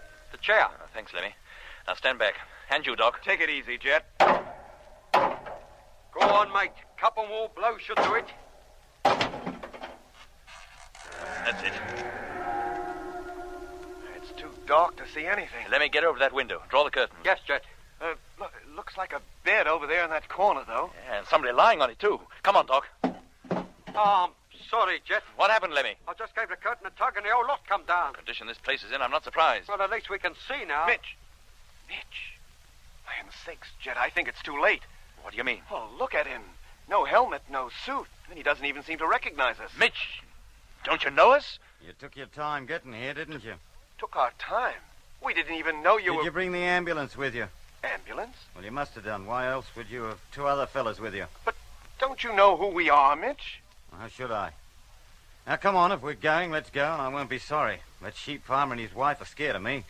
I think a little sunstroke has driven me crazy. Sheep farmer? Mitch, what are you talking about? A couple that took me in. They're certainly sheep they have in the pens outside, aren't they? Mitch, they're not sheep. I don't know why I scared them so much, Doc. They were good enough to me. Made up this bed with nice clean sheets. Sheets, did he say? That bed's nothing but a heap of furs made up on the floor. Yeah, Jet. Furs from those peculiar animals in the pens outside. Oh, why don't you sit down and make yourself at home? I need a couple of minutes to get dressed anyway. And where do we sit? There are chairs enough, aren't there? 2 armchairs by the fire and a sofa in the window. Armchairs? I've been wondering what they were supposed to be. I could make better furniture myself out of an old orange box. Lemmy. Yes, Mitch, we will sit down. Thank you. Over here by the window, though, it's rather warm in here. Hey? Come on, Lemmy. And you, Jet. What on earth has happened to him, Doc? Whatever has happened to him, he thinks he's on a sheep farm somewhere, and that this room is a part of a completely furnished farmhouse. He must be crackers. No, Lemmy. Just changed. Changed to what? I don't know. Hey, Doc. He's not another Whitaker, is he? Well, Lemmy, whatever he is, he sees things quite differently from what they are. Goodness knows where he thinks he is, or who we are supposed to be. Why did he think we might have brought an ambulance with us? Because he believes he's sick and we've come to take him away. Look, so long as he thinks that, that's what we'll do. We'll take him back to the truck with us. At least we'll have him back again, and then... Hey, what's that? Oh, that beetle. It's outside. What's worrying the dog? Dog? He thinks it's a dog. What's he kicking up that row for? Has he got somebody else out there? No, Mitch, boy. It's only us. Well, something's worrying him. Oh, blimey, I know what. Here, look out there. That ship we've been following, it's just landed outside. Doc, it has, too. Yeah, not 100 yards from the house. Doc! Doc! Who's that calling me? Stay where you are. Don't go into the house. It's the man we saw from up on the dunes. And there's a woman with him. And it's not you he's calling, Doc. He's running towards that ship like the devil was after him. What was that? Did you say a plane just landed? Yes, Mitch. But didn't you just land? No, we came here in the trucks. Trucks? What trucks? The land trucks, of course, of the land fleet. The farmer told me you'd be flying here. But how could he, Mitch? That farmer, as you call him, couldn't even known we were coming. Who are you? Aren't you the flying doctor? You might call me that. From Alice Springs? Where? Alice Springs? Look, Mitch, put your clothes on. Come on. Oh, where to? Back to the trucks, of course. Now, come on, Mitch. Take your hands off me. Hey, Jet, that ship. 2 men have come out of it, and that man and woman are talking to him and pointing over here. Hey? Look, come on, Mitch. Take your hands off me, I said. I'm not going with anybody until I know who you are. We told you, Mitch. We're Jet, Lemmy, and Doc of the Mars Space Fleet. You're one of our crew. The Mars Space Fleet? Yes, Mitch, we landed here 9 days ago in the flagship Discovery, and you too. This is Mars, and you're one of us. You're crazy, the whole lot of you. This is Australia. Australia? Now keep away! Mitch, you must believe Them us. 3 men from the ship, they're coming towards the house, and that sheep farmer is pointing towards this room. He must be telling them we're in here. Hadn't we better get back to the trucks? Yes, we had. Come on, Doc. Grab Mitch and let's go. Keep off, do you hear? Keep off or I'll hit you with this chair. Mitch, will you listen to me? No, Jet, keep away. He'll damage your helmet. Keep off, do you hear? They're nearly here, Doc. Let's get while the going's good. Mitch, we're your friends. We want to help you. Come a step nearer and I'll let you have it. Jet, look out! Oh, Jet! Oh, blimey, that's torn it. His helmet's bust wide open.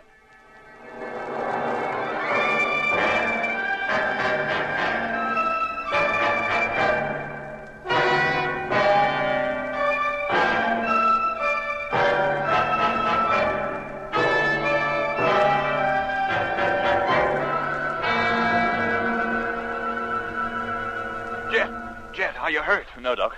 What about Mitch? Stop him! He's beat it.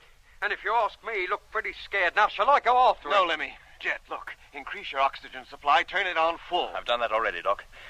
Can you find some way to block this hole? Hurry up. Lemmy, that curtain. Bring it over here, quick. Right. What are you going to do? Stuff that hole with it. It'll stop the leak enough for you to get back to the truck anyway. Here you are, Doc. Thanks. Now, Jet, bend your head forward. That's it. What is it, Doc? Oh, this fabric, it breaks up into little pieces like it was rotten. You mean you can't use it? Lemmy, look, on the bed, the sheepskins, whatever they are, bring some of those. Yes, Doc. Hang on, Jet. One of those should do the trick temporarily anyway.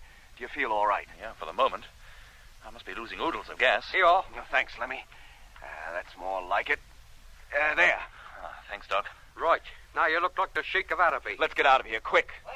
Along the room, along the end of the passage. Hey, wait a minute. There's somebody coming. It's the geezer what owns that beetle. And the men from out of the ship. The window. We can get out of there. Yes, come on. Hey, there's somebody out there, too. We're trapped. Right, we'll have to fight our way out. And risk all our helmets being punctured? So what else can we do? Stay where you are. Oh, well, it's pretty obvious what else we can do. Nothing. They're here.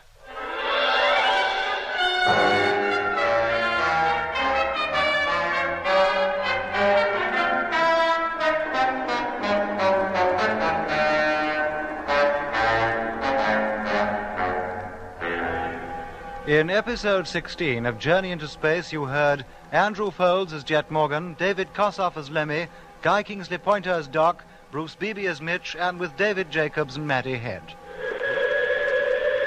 The BBC presents Jet Morgan in Journey into Space.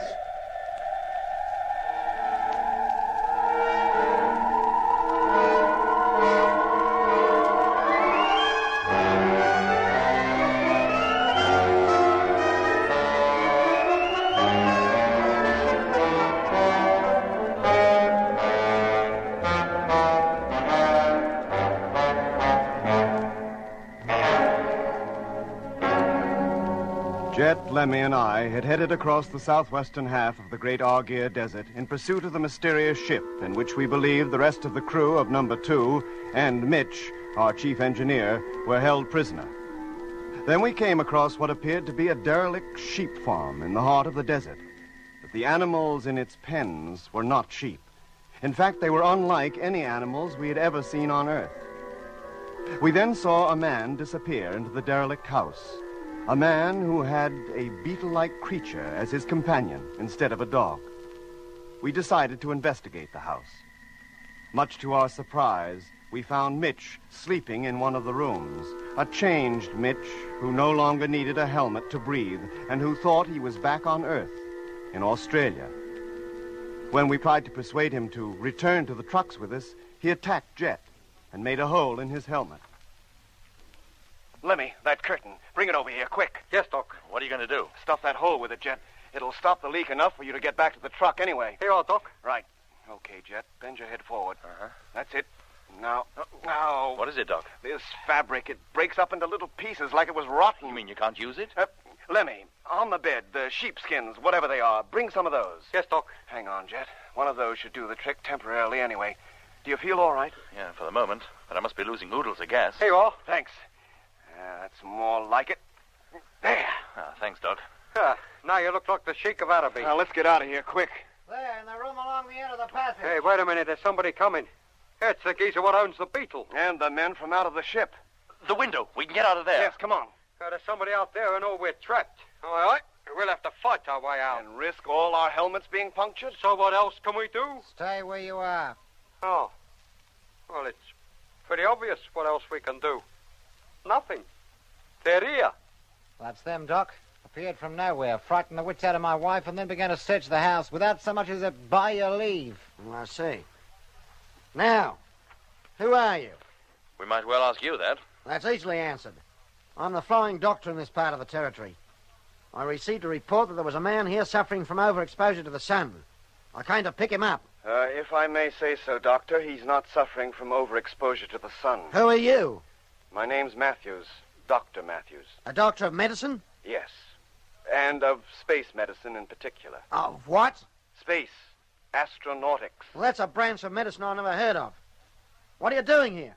Where did you come from? We came looking for our chief engineer, Stephen Mitchell. The man you say has had an overdose of the sun, but, well, he was fit enough when he left us. Have you ever seen these men before? Not that I remember. Mitch, what do you remember? How did you get here? That's a funny thing. I don't remember that either. Everything that happened before today seems vague and uncertain. In your condition, what else do you expect? The sooner I get you into bed and under proper medical care, the better. Sorry to disagree with you again, Doctor, but that's not the reason. Yesterday, he was one of us, and like us, he couldn't even walk around on this planet without a spacesuit. Now look at him. A spacesuit? Is that what those get-ups you have on are supposed to be? And where are you supposed to be from?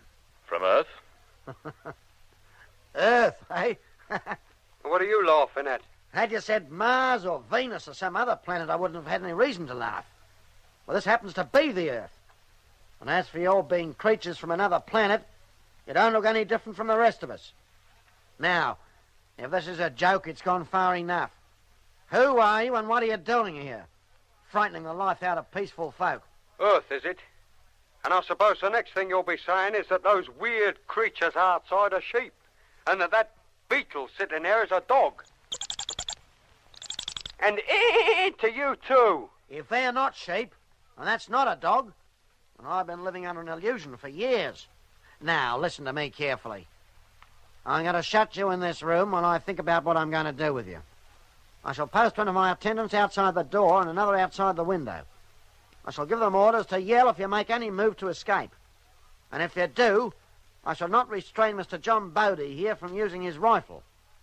Is that clear? Look, you can't keep us here. Captain Morgan's helmet is punctured. His oxygen is escaping. Then tell him to take that goldfish bowl off his head and behave like a normal human being. He can't, I tell you. The oxygen in the atmosphere is far too low for us to breathe. Is it? Well, maybe that's an illusion you're living under. Now, come on, John. And you, sir. We'll leave them here to think things over for a bit.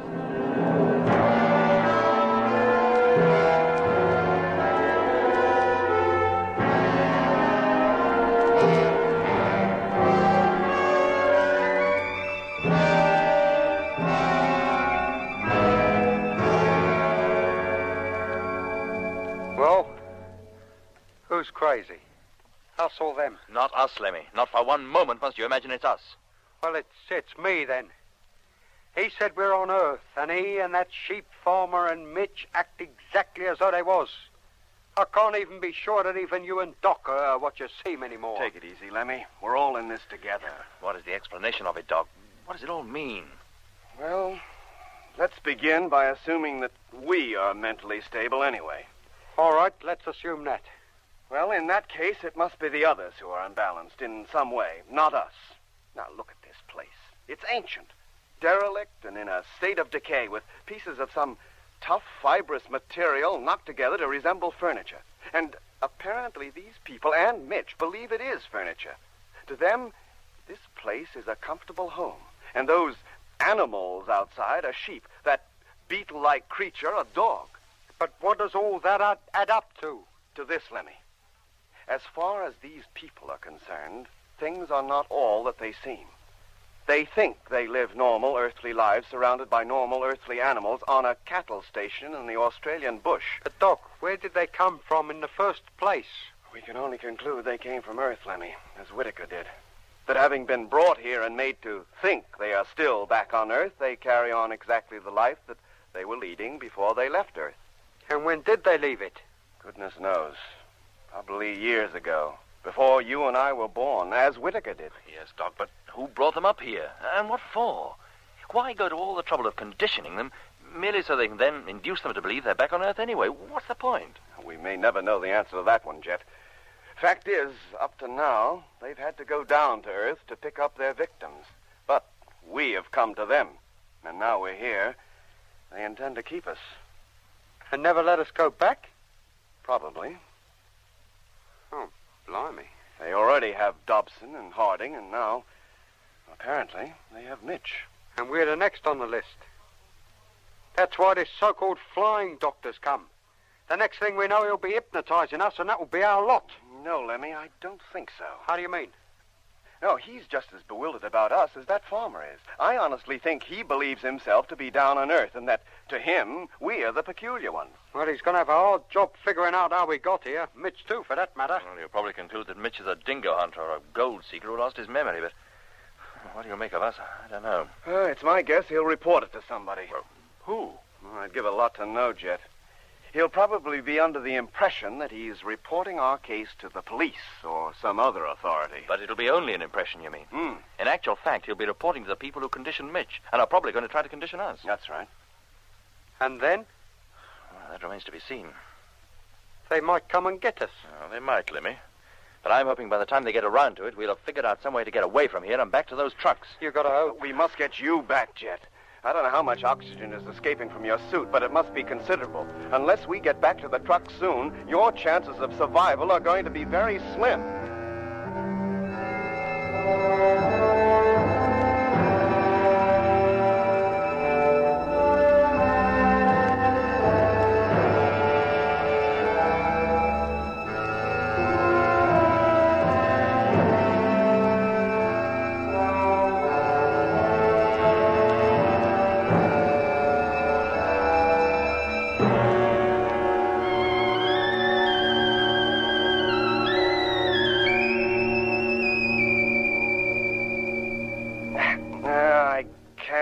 Any tighter, Jet. The only hope is to get you back to the trucks. Yes, Jet. Guard or no guards, we've got to get you out of here. If only we knew what they intended to do with us, we might work out some plan of escape. Well, why wait? Let's get to work now. Hey, Lemmy, where are you going? Only to the door. Oh, he's still there. He was so quiet I thought maybe he might have got fed up and scarpered. Hey, you. Hey, I'm talking to you. Orders are that you stay in that room.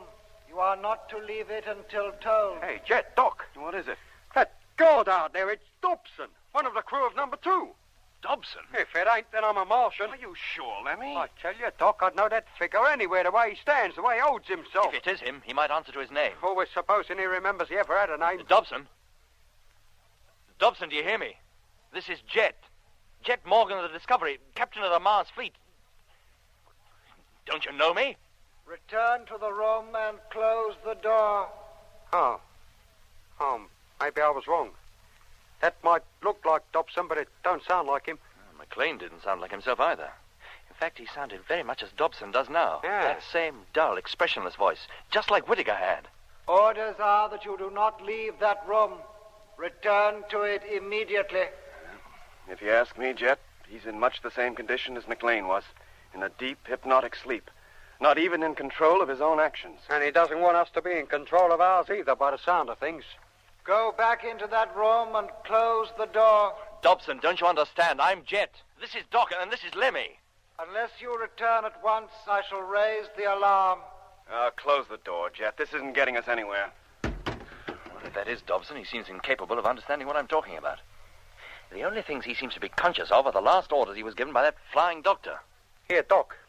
You managed to get some sort of control over McLean. Couldn't you do the same with him out there? I might, Lemmy, if I had him in the ship or even in the living quarters of the caravan. Why is it that Dobson is like McLean, and yet Mitch and that farmer and his wife appear to behave like normal people? Say, now, listen, wait a minute. Yes, Lemmy? If Doc and me rush out of this door and down the passage, I think we could overpower Dobson, and then while we hold him down, you could make a run for it. Maybe, Lemmy, but Dobson's bound to start yelling for help, or at least to give the alarm that we're trying to break out. Well, what does that matter, so long as Jet gets back to the trucks? And if he doesn't get there soon, he's never going to make it. Yeah, it might be worth the risk. No, Doc, no. The others are bound to come running in. But you'd be well on your way by then, and that's the important thing. Once you're away, Doc and I would have a better chance of making a break later. Yes, Jet. It's stupid for you to remain here while there's the slightest chance of your making an escape. Suppose they decide to keep us here all night and all tomorrow as well. Our suit cylinders carry only 2 days' supply of oxygen, and you must have used at least half of yours in the last 2 or 3 hours. Yeah, but how can you expect me to go running off to safety and leave you and Lemmy here to face the music alone? Because with both our suits still intact, we got a much better chance of survival than you have. If you stay here, you've got no chance at all. Come on, Jet. Let's give it a try at least. Now, what do we do, Lemmy? I'll tell you. We fling open the door, run down the passage, and jump on him before he realizes what's happening. You can bet your life that as soon as the other bloke guarding the window hears all the commotion, he'll come running over here to see what it's all about. Then Jet hops out the window, makes his way over the sand dunes to the trucks, and bobs your uncle. All right. And if I make it, I'll call up Frank and get him to head this way with all the Never mind what you intend to do when you get there, mate. Get there first. All right, Lemmy, all right. All right, that's settled then. Now get over to the window and watch the other guard, who, I'll lay 10 to 1, is holding. More than likely. Okay, let's go. We'll open the door wide, Lemmy, but keep close to the wall and out of sight. Right. With any luck, Dobson will be coming walking down the passage to see what's going on. I gotcha. As soon as he gets close enough, I'll signal. Right. Then you go for his legs. If he doesn't begin to yell, then you yell for him. Good idea. Make all the row you can. Okay, Doc. Now you all set, Jet? Yeah, Lemmy. And let's open the door for the start. No, I'll do that, Lemmy. You get up against the wall, and I'll... Oh. All right, gentlemen. On your feet. You're coming with us. Oh, let's put play to that little idea, isn't it? Come along. We're taking off almost immediately. Where to? Our orders are to take you with us, and orders must be obeyed without question at all times. times. Blimey, he's at it now. Where's Mitchell? What have you done with him? He's already on his way out to the plane. Plane? That thing out there is the funniest plane I've ever seen. Now, come along. We have no desire to harm you, but if you're troublesome, remember that Mr. Bodie is walking just behind you and that he's carrying his gun. Isn't that so, Mr. Bodie? Yes, Doc. Now, away you go. My 2 attendants will walk either side of you, and Mr. Bodie and I will walk behind you, as far as the plane anyway. Now, get going.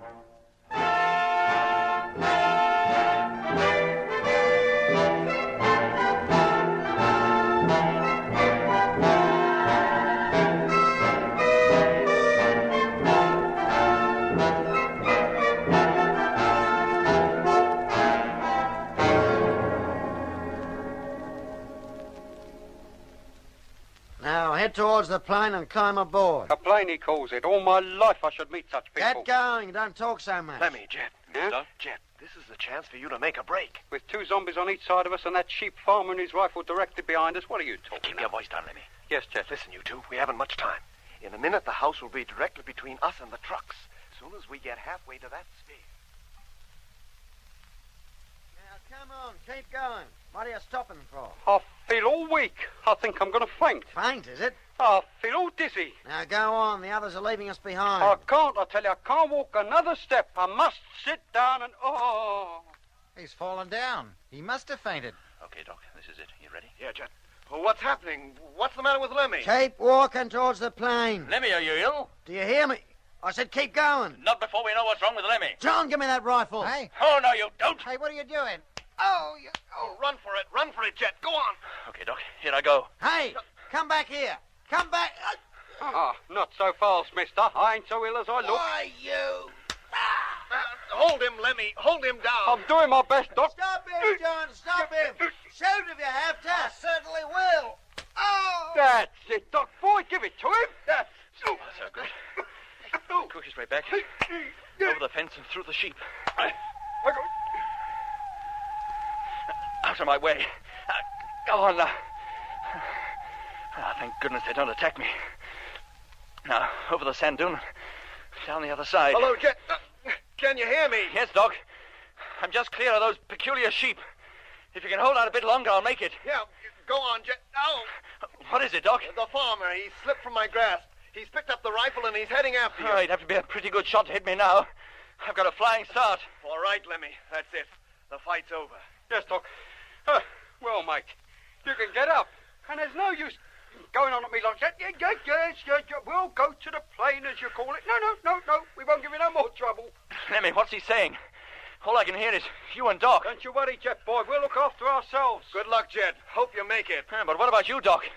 And Lemmy, what am I... Hey, what was that? The farmer. He's shooting at me. Oh, blimey. But from a long distance. In a minute, I'll be over the dune, out of his sight. There. I'm descending the other side now. Oh, the truck's still there, Jet. Yes, Doc. Then go on, boy. Alongside the trucks now. And opening the door. The farmer's on top of the dune. He's shooting at me again. Then get inside, Jet. And quick. Don't you worry. I'm already in.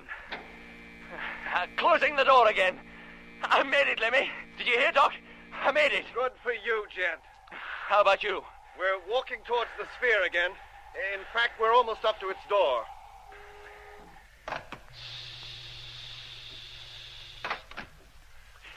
Well, I'm in the driving cabin now. Removing my helmet. There. How far are you from the ship now? Almost up to it, Jet. Try and stall them. I'm going to drive over there. Then you'd better hurry up, mate. They're just pushing us through the doors now. I'm just mounting the dune. I'll be up on the ridge in just a few seconds. Lemmy, did you hear me? Lemmy, answer me. I'm at the top now and I can see the ship. Good grief. It's taking off.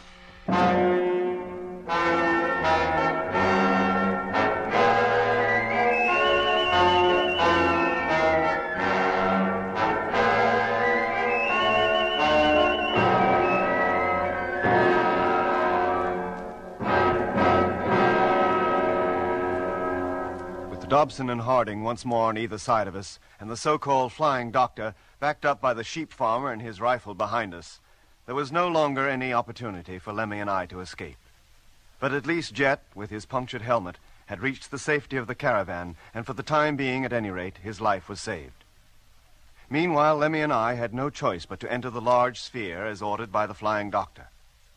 Although the craft was spherical in shape outside, it was cylindrically shaped inside, with circular walls and flat roof and ceiling.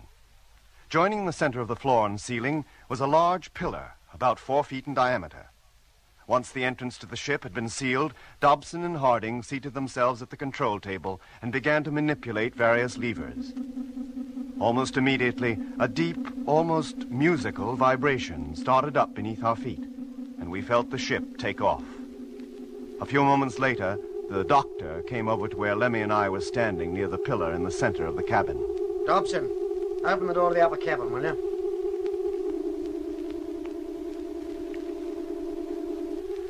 Now, Dr. Matthews, if you'll kindly climb up the ladder, I think you'll find the upper cabin much more to your liking.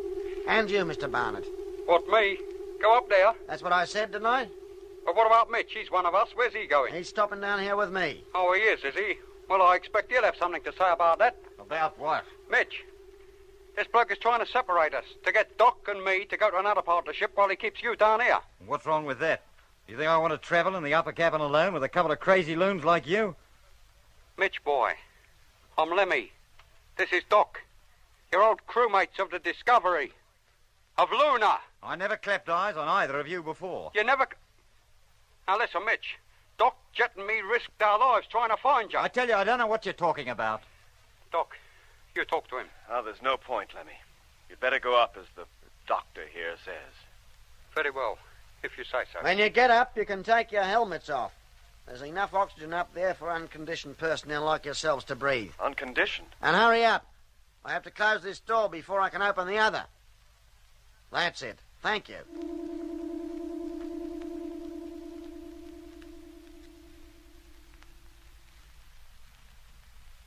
Take your helmet off, Lemmy. He was right. We can breathe. That flying doctor down below knows more about us than he cares to admit. Hey, Lemmy, your helmet. Take it off. Go on. Yes, Doc. And there's no need to make a thing of it. The atmosphere is okay, I tell you. I've been breathing it for the last 5 minutes. Oh. Well, what is going on, Doc? What are those Martians trying to do to us? Send us crackers?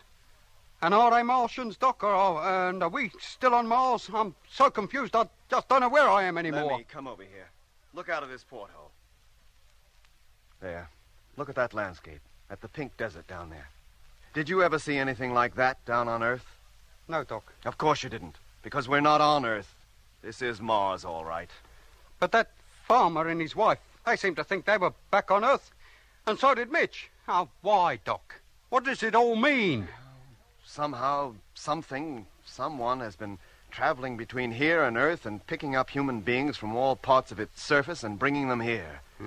And on the way back, they've been conditioned so that it's not only possible for them to live in the Martian atmosphere, but for them to believe they're still living normal lives back on Earth. I see what you mean. There are even animals here for them to raise. Oh, they're not sheep, but they think they are. They even think another type of Martian animal is a dog. Then what about that flying doctor down below? What is he? He seems to know what's going on all right. Why else would he put us in this special oxygenized chamber? Hey, and why does this ship carry a special oxygenized chamber suitable for Earthmen like ourselves to live in? Yeah, that's a point. Yeah. Do you think this is one of the Martian ships that goes to Earth to pick up victims? Oh, I doubt it, Lemmy. It hardly seems big enough for that. Well, unless it were carried in a bigger ship, which waited above the Earth while this one and others like it made the descent down to the surface. Hey, Doc, look down there. What? We seem to have left the desert behind. We're flying over greeny brown country now. Yes. We've been traveling in a northwesterly direction. So this must be the Mare Erythraeum. The what? The dark region south of the Argeir Desert. Oh, yeah. Hey, look, there are buildings down there. What? Yes, Doc, like a couple of square boxes. Yes, Lemmy, and there's another one over there, and another. And the ground, it's cultivated. Cultivated? Yes. And those box-like buildings must be the homes of the people who look after it. Earthmen, you mean? Brought here from Earth and put to work as farmers. If there are thousands of Earthmen and women up here, as I think they are, then they have to have food. Somebody has to grow food for them and probably for their masters, too. Yeah. Oh, they seem to have things pretty well organized up here, don't they? Hey, look. There's another canal down there, directly below us. Yes. We seem to be following its course. Where does it lead to? And when they get us there, what do you think they'll do to us? I can't imagine. Well, they'll never make a farmer out of me. I know that. I don't doubt it, Lemmy. Doc, why haven't they conditioned us? Like they have Mitch. Well, they did try to condition you, Lemmy, twice. Yeah, but why not you? Well, maybe because I'm not a good subject. At the medical college, even the director of the Department of Hypnotic Medicine failed to put me to sleep. I just didn't react. Go on. Yeah. Hey, what would happen if you were back on Earth and you had to have an operation then? Well, they'd have to use anesthetics. I've heard of people like that, Doc, but I didn't realize you were one. Well, yes, I am. And that's probably why, of all of us, I'm the only one that's not been affected by orange lights or sleep-inducing sounds. Then from now on, I'll stick close to you. And then if I start hearing that weird noise, you can help me. Hey, Doc, listen. Huh? Am I imagining things, or do I hear it now? Yes, Lemmy. You do. And so do I. Oh, blimey, Doc. They're at it again. Now, Lemmy, keep calm. Tell yourself that whatever happens, you will not go to sleep. Yes, Doc. Whatever happens, I will not go to sleep. Whatever happens, I will not go to sleep. Whatever happens, I will not go... Lemmy, walk up and down. Stay on your feet and keep moving. Yeah. Yes, Doc. What are you doing? To keep you awake, Lemmy. Now, don't go to sleep. It's all right for you, Doc. It doesn't seem to affect you. And I'm going to see that it doesn't affect you either. Now, come on, start walking. Come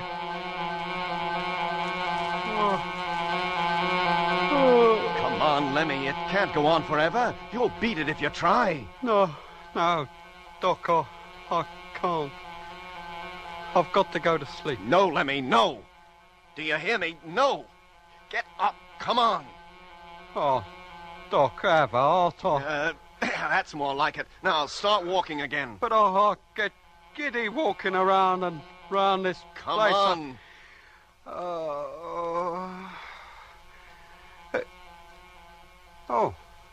Feeling better? Yes, Doc. I think so. That noise seems to be going here. It's dying away. Well, keep moving just the same. Yes, Doc. And I don't feel half so tired now. Good. I think you'll beat it, Lemmy. It didn't work this time, did it? No, Doc. It had no effect on me at all. Well, I wouldn't go that far. Oh, I'm immune, like you. Now, Doc, now what did I tell you? All you need is willpower. Calm down, Lemmy. I'll show him. Lemmy. Try and make a Whitaker out of me, would they? Lemmy. Yes, Doc? I think we're going to land. I'm sure we are. Come on over to the window. There. Now, what did I tell you? Crikey, Doc. The Eye of Mars. Huh? The place where lots of the canals meet at one point. Like the spokes of a wheel. But when we looked at it through the televiewer a couple of weeks before we got here, it looked just like an eye. It's the Lacus Solis, Lemmy. The Lake of the Sun. Why are they bringing us here? How should I know? Hey, wait a minute. Look down there on that oasis. The green patch. Another city, but a huge one. Much bigger than the one you got lost in. And there's no doubt about it, Lemmy. This is where we're landing. And what happens to us now? And what about Jet? Stuck back there by that farmhouse with only a Whitaker McLean for company? I don't know, Lemmy. We can only wait and see.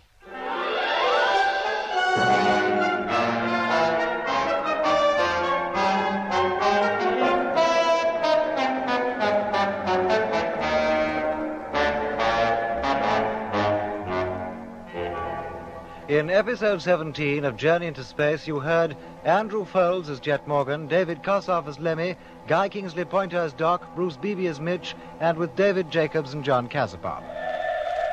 The BBC presents Jet Morgan in Journey into Space.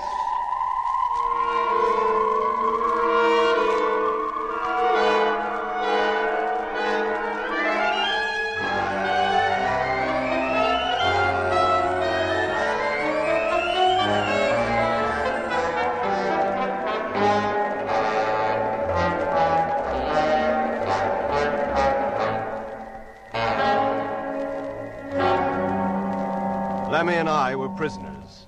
During the struggle with Mitch at the strange farm we had found on the edge of the Argyre Desert, Jet's helmet had been punctured. It was imperative that he should get back to the land fleet parked on the other side of the high sand dune about 100 yards away.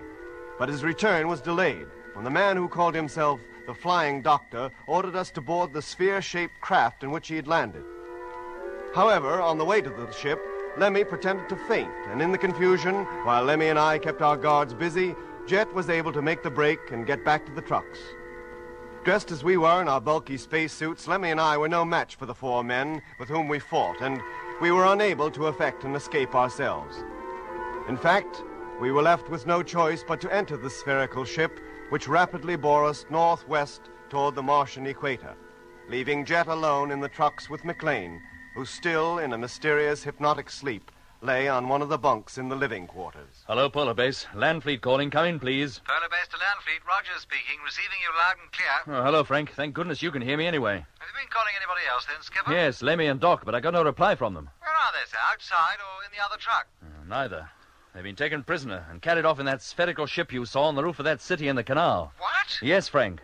And as soon as they entered the sphere, all radio contact with them was lost. Well, how did they allow themselves to be caught like that? Oh, we all were, Frank. Mitch as well. But who by? Well, that farmhouse you saw. Yes? It was occupied by a man and his wife who seemed to think they were back on Earth, sheep farming in Australia. Mitch was with him, and he seemed to think the same thing. But how could that be, Skipper? It doesn't make sense. Oh, I know it doesn't, Frank, but I haven't the time to go into it now. You must just believe what I tell you. If you want to help get the three of them back, do what I tell you as well. Yes, sir. Now, listen carefully, Frank.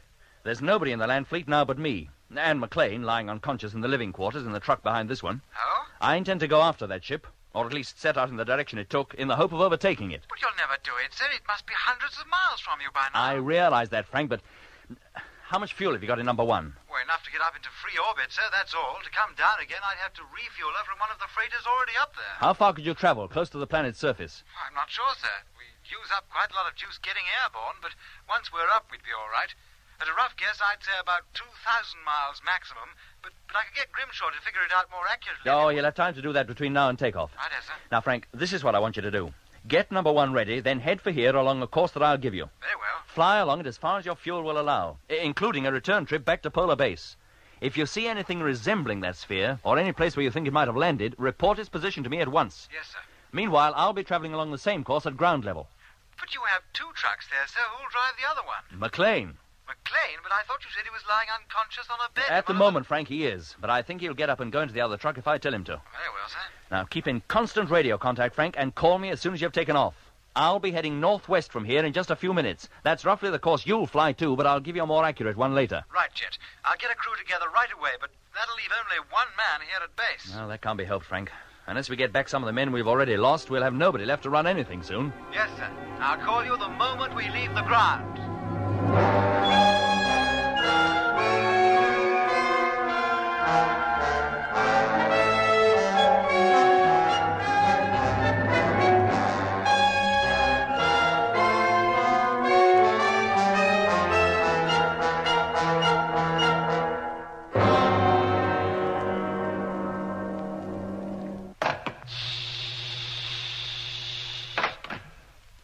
McLean.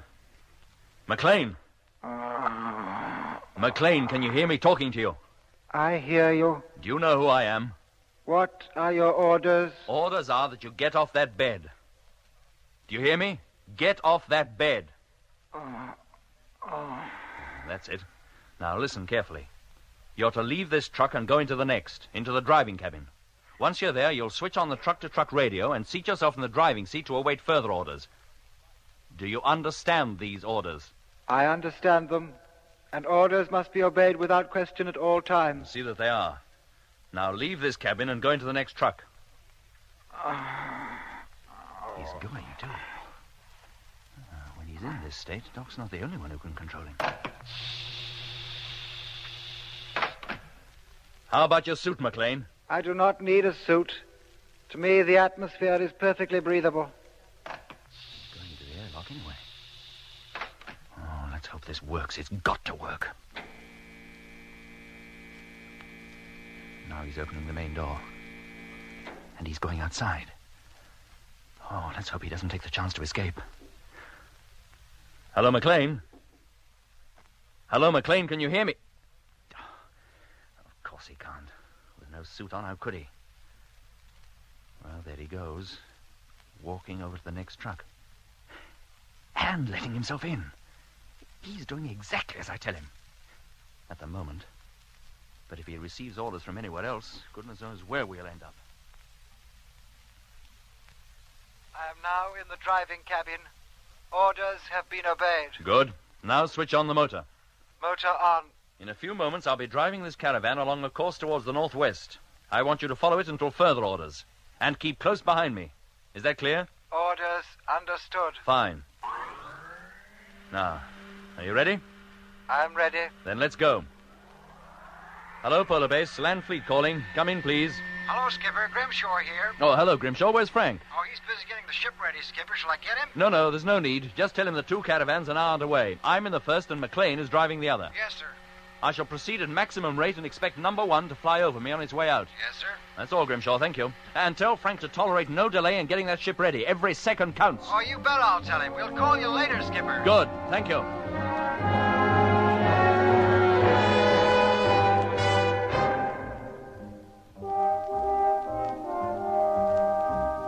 And so Jet set out in what could only have seemed a hopeless search for Lemmy, Mitch, and myself.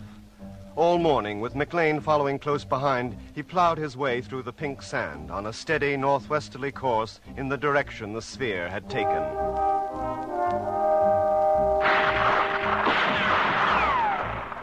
As he passed by the farmhouse, he was greeted with a round of shots from one of the windows.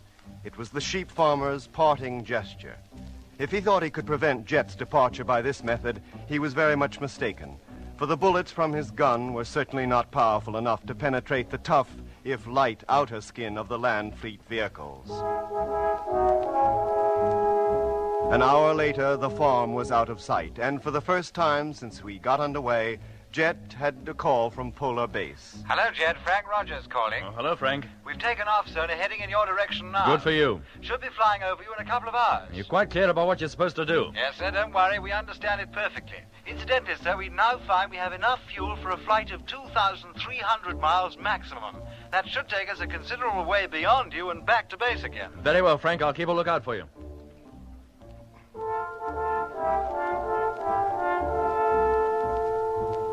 Frank's speed in the freighter was, of course, far in excess of Jet's along the ground, and little more than an hour after Jet had spoken to Frank, the huge freighter passed overhead.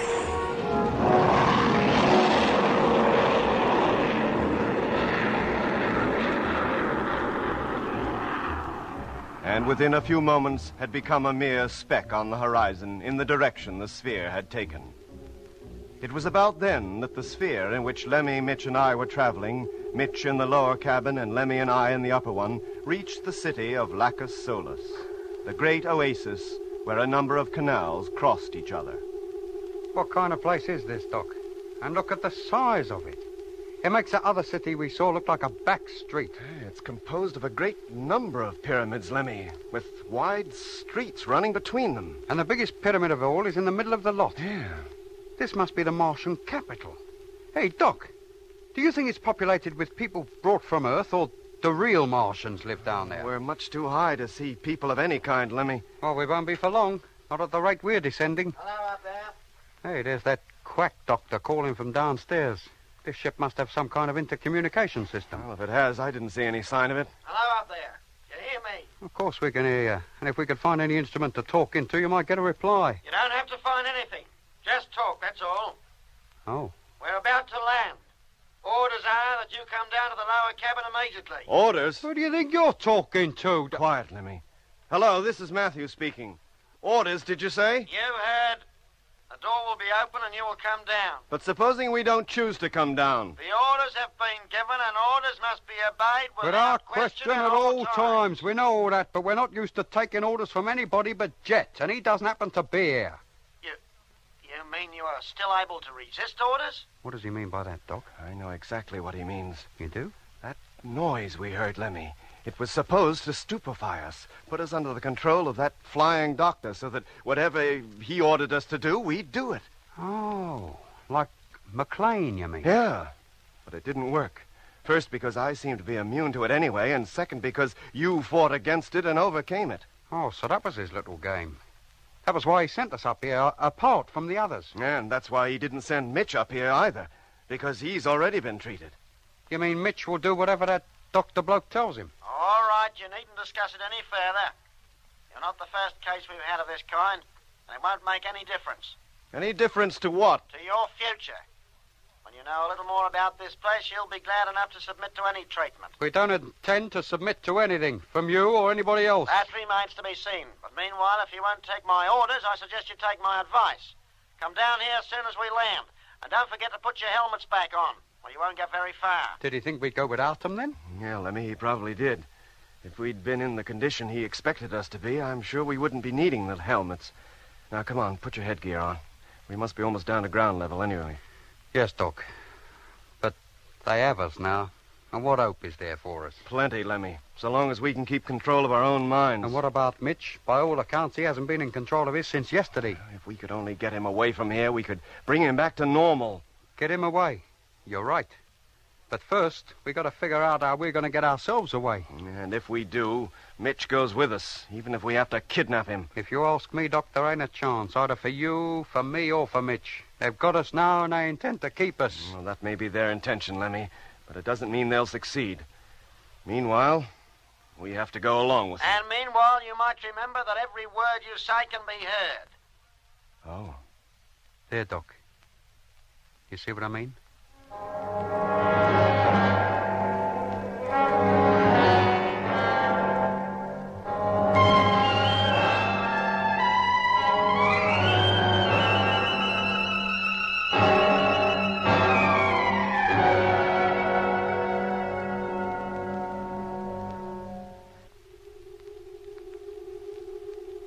Put your helmet on, Lemmy. We should touch down any moment now. Yes, Doc. And while we're about it, we'd better test the radios, too. How's that? I can hear you. Seems to be working all right. Yeah, mine, too. Pity we can't call up Jet. Tell him what's happening. He must be hundreds of miles behind us now. He'd never hear us. No, Doc. Hey. Listen. What, Lemmy? What can you hear? Nothing. Nothing? I mean, we must have landed. The noise has stopped. Yeah. Let's get over to the window. Yes, we've landed all right. On the roof of the giant pyramid, as I thought we would. And look down there, Doc. That street, it's got traffic in it. And people. Yes, and peculiar-looking traffic it is, too. Yeah, it looks like a lot of giant ladybirds on wheels. And just about as colorful. Well, the different colors are probably a means of identification. All right. Hold it, Doc. Sounds like his nibs is coming. Very well, gentlemen. If you're all set, let's go. Where to? Down to the other cabin for a start. And we'll all be together again. Not the way I was expecting, but we're all here anyway. What do you mean, not the way you was expecting? I thought we might have had the pleasure of all at least looking like normal human beings. But as you two prefer to remain as you are, you still have to wear those monkey suits. And that's a pity, because new personnel arriving here in an unconditioned state can often upset many of the others. And what about Mitch? He's supposed to be normal, I suppose. On this planet, he is. Doctor, would you mind telling us exactly what is happening and where we're going? Sorry, gentlemen, I wish I could. Merely carrying out my orders to condition you and bring you here. But we're not conditioned, not Doc and me. No, but at least you're here. It hasn't been a bad haul, really. You two, the two gentlemen who are now my assistants, Mr. Mitchell and the one you call McLean. McLean? But he's back in one of the land trucks with Jet. At the moment, yes, but his orders were to bring Mr. Morgan here, and I've no doubt he will. When orders are given, they're always obeyed. And after Mr. Morgan, there aren't many of you left, are there? Aren't there? We know a good deal, Dr. Matthews. We knew when you left the moon and the scheduled time of your arrival here on Mars. Mars? Then this is Mars. You admit it? To you, of course. Well, why to us? And if this is Mars, what are you?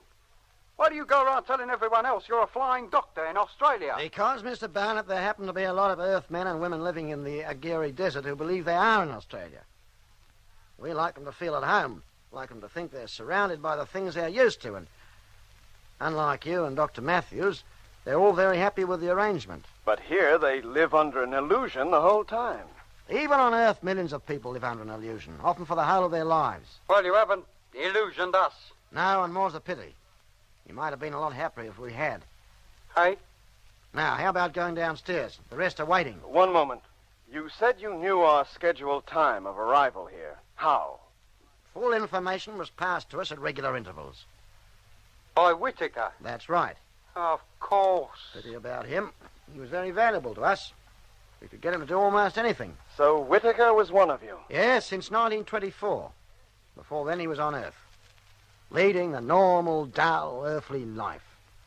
At least we gave him something to live for, something to achieve. And look how he ended up. Yes, we hadn't allowed for Peterson. Well, what do you mean? With the exception of yourself and Peterson, there wasn't a man in the fleet that Whitaker could not have controlled. Could not, given the time, have brought completely under his own influence. So that's why we had all them nightmares whenever he was around. Yes. It's easier to get control of a subject once he's asleep. But if they won't sleep... Now, let's go downstairs. Just a minute. Well? Where did you come from? From Earth. How long ago? 15 years.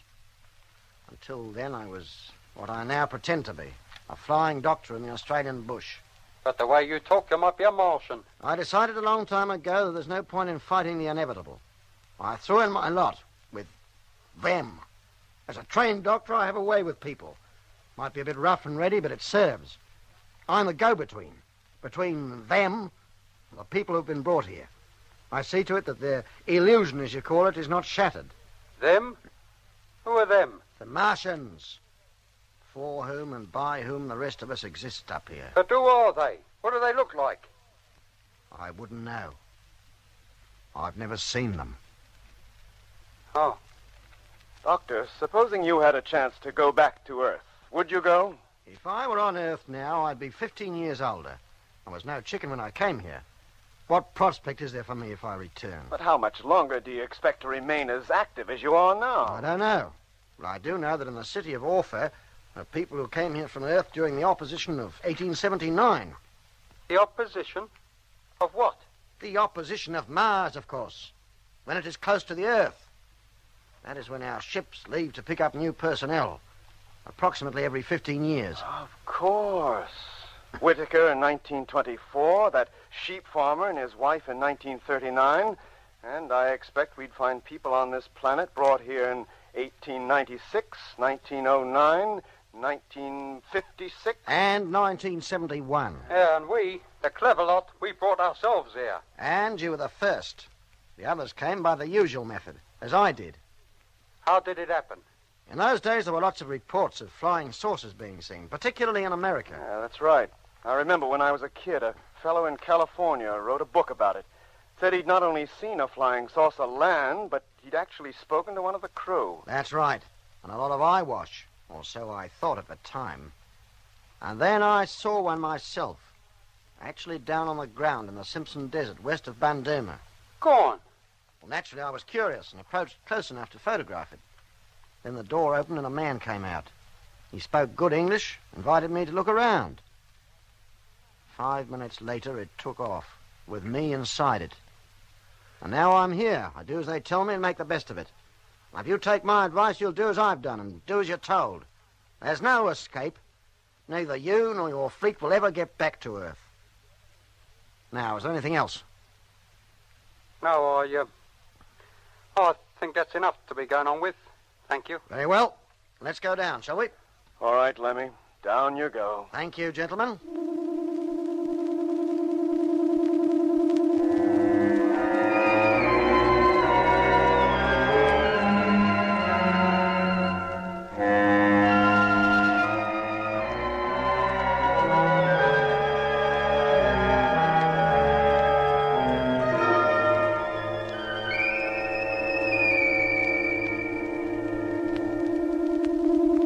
Now, gentlemen, if you wouldn't mind stepping outside, I'll take you down to the intake section, where you'll be categorized for work most suited to you.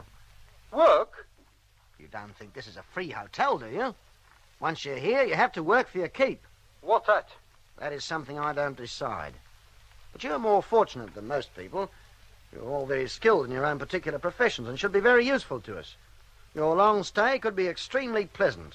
Who are you kidding? Come over here to the terrace wall. Well? Look down at the city. What do you think goes on down there in all those buildings? How should we know? Well, I'll tell you. Each pyramid is a little city within itself, has its own citizens, a couple of hundred in each. Whether they're domestic staffs and their own medical staffs and directors of culture, leisure and sport. Our aim is to see that every worker is happy, well-fed, properly trained and highly efficient. Sounds marvelous. Just like a colony of ants. But what are they working for? To go back to Earth, eventually. Hey? For nearly 100 years they have worked to that end. And when they return, they will carry the true Martians with them in the largest space fleet the universe has ever seen. You mean they're building a space fleet to invade the Earth? Mars is a dying planet. If its inhabitants are to live, they must move elsewhere. The nearest and best place for them is the Earth. And what about the people who already live on the Earth? And the people brought up here from Earth, what about them? They will be rewarded for their part in making the invasion possible. And how long before this invasion is possible? The next close opposition. 1986. That should see the beginning. Good grief. So you see how important it is that none of your expedition gets back. It's all too horribly clear. If the Earth knew what was in store for them, they might make preparations to resist. And... what's that? Sounds like a plane of some kind. Hey, Doc! Doc, look! It's one of our fighters. It's number one. It's right.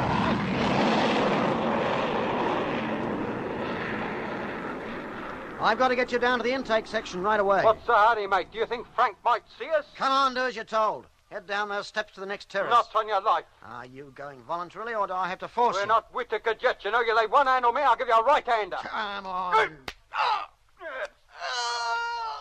Oh, blimey, Doc, he went over the wall. Straight down to the next terrace. It was a lucky blow, Lemmy. Come on. Lucky, I might have killed him. Look at him. He just lies there and he don't move. Come on. We haven't got time to worry about him. We've got to get away before someone else comes up here. Hey, what's going on out there? It's Mitch. He's come out of the sphere to see what the ruckus was Keep about. him away from the wall, Lemmy. Don't let him look over Yes, it. Doc. What's going on? Where's the doctor? Mitch, boy, he's gone down to the next terrace, Mitch. He says we're to wait in the sphere until he gets back. And what was that flew over just now? It was pretty low, wasn't it? Not as low as we would have liked. What? Hey, it sounds like it's coming back again. Yeah, it seems to be pretty interested in this part of the world, doesn't it? Hey, Doc, Frank must have seen us. And he is low this time. Frank! It's us, matey! It's Ruby and Doc! Number 1. Freighter number 1. Hey, Doc, did you hear what he said? Mitch, do you recognize that ship? Does it mean anything to you? I don't know. I never saw a plane of such size, and yet it seems vaguely familiar. Has its picture been in the paper or something? It certainly has, but not on this planet. On this planet? Mitch, go back into the sphere. But the doctor told you to wait there, didn't he? I'm all mixed up. Hey, what place is this? It's not Adelaide, is it? No, Mitch, no. Now get back to the sphere. Yeah, I guess I'd better. All right, Lemmy, come on. Where are we going? We're getting into that sphere, too. This is our chance to escape, to get back to Jet at least. Hello, Jet. Number 1 calling. Hey, listen, that's Frank calling Jet up on the radio. And we can hear him. Hello, Frank. Hello? Hello, Jet. Will you repeat that, please? It wasn't Jet, Frank. It was me, Lemmy. Hold it, Jet, will you? I could have sworn I heard Lemmy's voice then, and pretty strong, too. I couldn't hear what you said. Hello, Lemmy. Come in, please. Hello, Frank. It was Lemmy you heard, and this is Doc. We can hear you, but not Jet. Can you hook us up, please? Yes, Doc, you bet I can. Where are you? On the roof of the highest pyramid. You just flew over it. Hello, Doc. I can hear you now.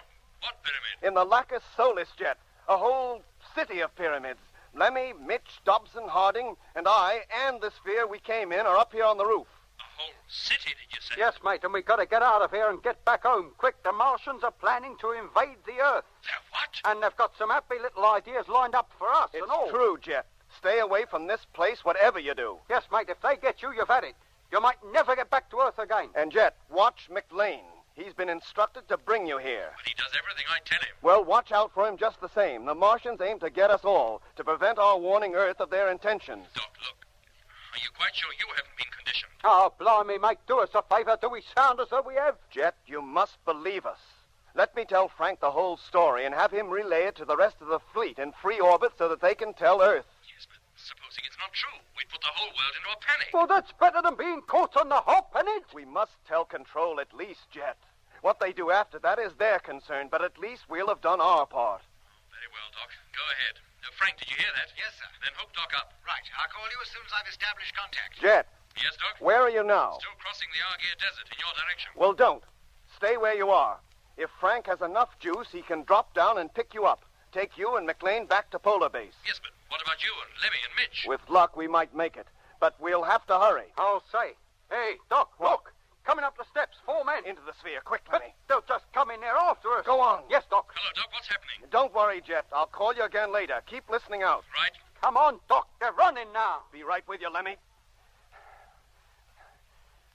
There. Yeah, and how do we close the perishing door? We haven't a clue how this ship works. We haven't, Lemmy, but Dobson and Harding have. Yeah. Dobson, close that door. Will they take orders from you? We'll soon see. Close the door, Dobson. Oh. And only just in time and all. Now what? We'll get them to take us off, Lemmy. Here, what's going on? Where's the doctor? Why have you shut him out? Sit down, Mitch, and keep quiet. Hello, Jet. Not before you tell me what's going on. Hello, Frank. Sit down, Mitch. We're all hooked up now, Skipper. Doc can go ahead just as soon as he likes. Did you hear that, Doc? Go ahead. Thanks, Jet. Oh, no. Listen. Look, we ain't got enough trouble yet. Must be their way of trying to stop us taking off. Trying to put us to sleep, you mean? You must fight it, Lemmy, as you did before. Yes, Doc, I will. Whatever happens, I must not go to sleep. Whatever happens... Hello, Doc. Go on. Frank is waiting. Hello, Frank. Can you hear me? Lemmy, you must not go to sleep. What was that, Doc? That wasn't me yawning, Doc. That was Mitch. Mitch. And Dobson. Oh, good grief. Dobson, take the ship up immediately. Take off and return to the Argyre Desert. Do you hear? Aye, aye. Something's happening. And whatever happens, I must not go Hello, to sleep. Frank. Frank, hello. Doc, Mitch is out, asleep on the floor. Hello, Frank. Hello, Doc. Jet, what is it, Frank? What's wrong? I don't know. There's that peculiar noise, and I feel so sleepy. Frank, you must fight it. You must stay awake. I'm trying, Doc, but the ship, What about it? she doesn't seem to respond. I can't control her. Oh, no. Take a hold of yourself, Frank. Frank, do as Doc says. You must stay awake. But we're off. Doc, we're taking off. And for Dobson, this is a time to go to sleep. Get over there, Lemmy. See if you can control her. Me? What a hope. Go on, Lemmy. Yes, Doc. Hello, Jet. Doc. Yes, Frank? It's no good. We're losing height. I can't control her. You must, Frank. We're almost on the deck now. Here we go. Frank. Frank, answer me. Hello, number one. Hello. What is it, Doc? Frank. He must have crashed.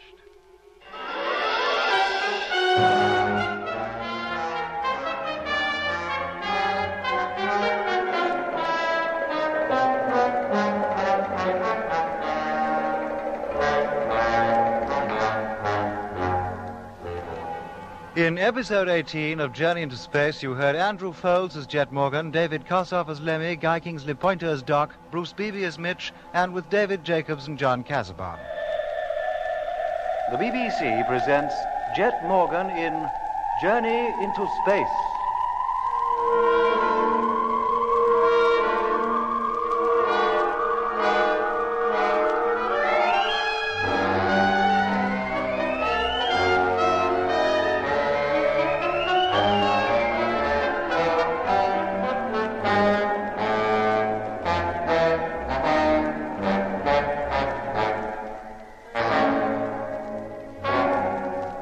Lemmy, Mitch, and I, prisoners of the so-called Flying Doctor, had been carried to a Martian city in the heart of the Lacus Solis.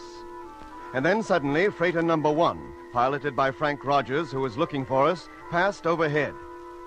During a struggle which ensued, the Flying Doctor fell over the wall and onto the next terrace, where he lay motionless.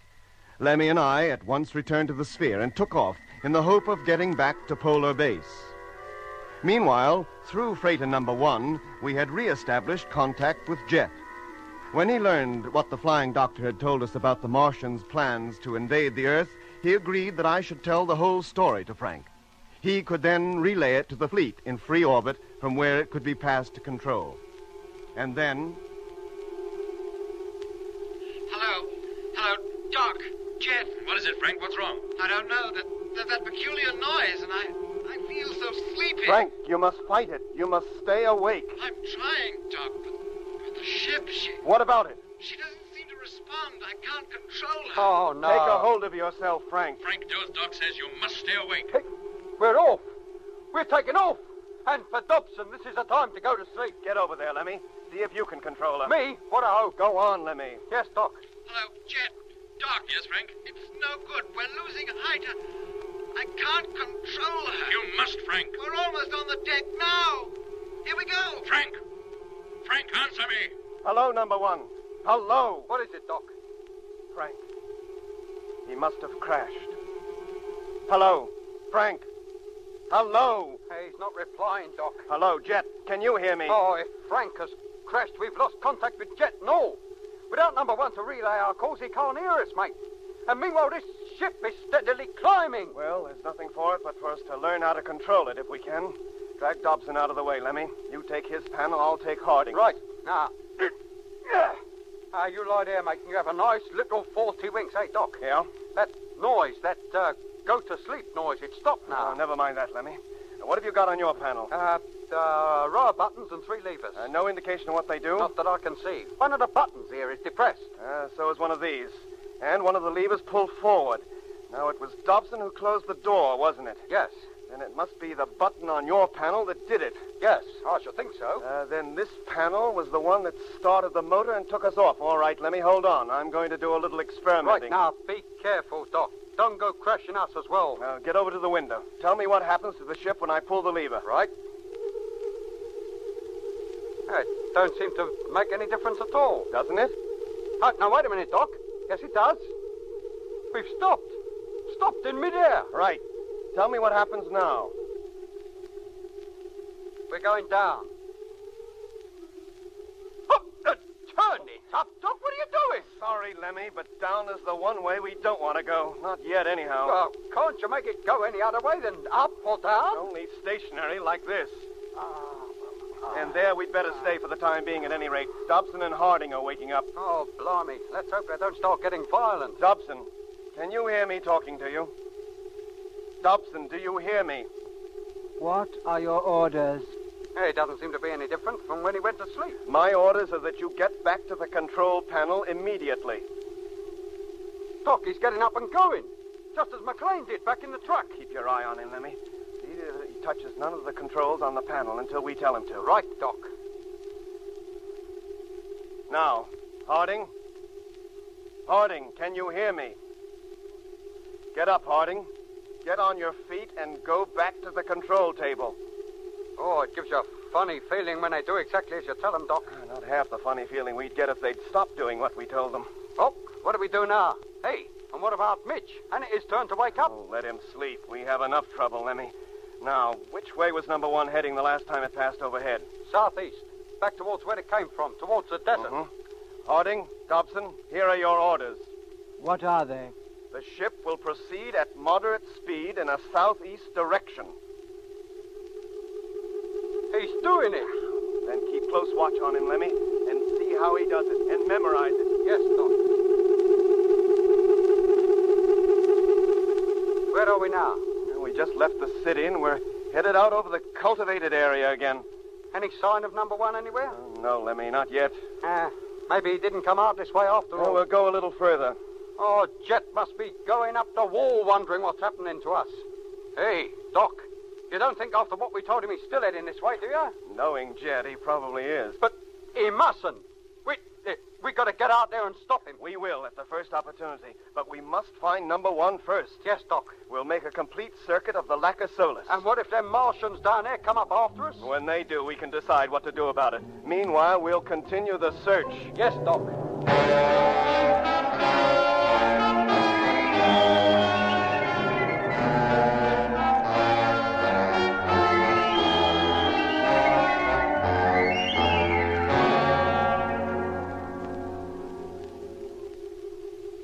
But if you ask me, Doc, we've had it. There's no sign of it in this direction. Then there's only one place it can be, Lemmy. It must have crashed into the city itself. That's just what I was thinking. We'll change course. Head back towards where we came from. Fly back over the city, you mean? Yeah. But if we show ourselves over that place again, they might send somebody up after us. Try and get us to crash and all. They could have done so any time in the last hour. But there's been no sign of any sphere or anything else that's looking for us. No, there ain't, is there? I wonder why there ain't. Maybe they just can't be bothered. Their one aim is to prevent our getting back to Earth. So long as we're flying around up here, there's no chance of that. Besides, they know we have to land sometime, or starve. Oh, yeah. Yeah, I hadn't thought of that. Now get over to the control panels. Have Dobson change course. I'll keep lookout from here. Yes, Doc. Let me stop the ship. I can see it. I can see the freighter. Hey, Dobson, did you hear that? Stop the ship, but keep her at this height. Come over here, Lemmy. Coming, Doc. Where is it, mate? Here. Down there. Crashed into the base of one of the pyramids, see? Oh, blimey, yes, I do. And look at that great mob round it and all those ladybird cars or whatever they are. It looks like they're tearing the ship to pieces, ripping out all the gear and carrying it away. And Frank and his crew as well by now. Doc, are we going down there? If we did, we'd be delivering ourselves right into their hands. But, mate, we just can't leave him down there. We have no choice, Lemmy. The first thing we've got to do is to pick up Jet. If we ever find him. Have Dobson change course. We're heading for the Argyr Desert. Yes, Doc.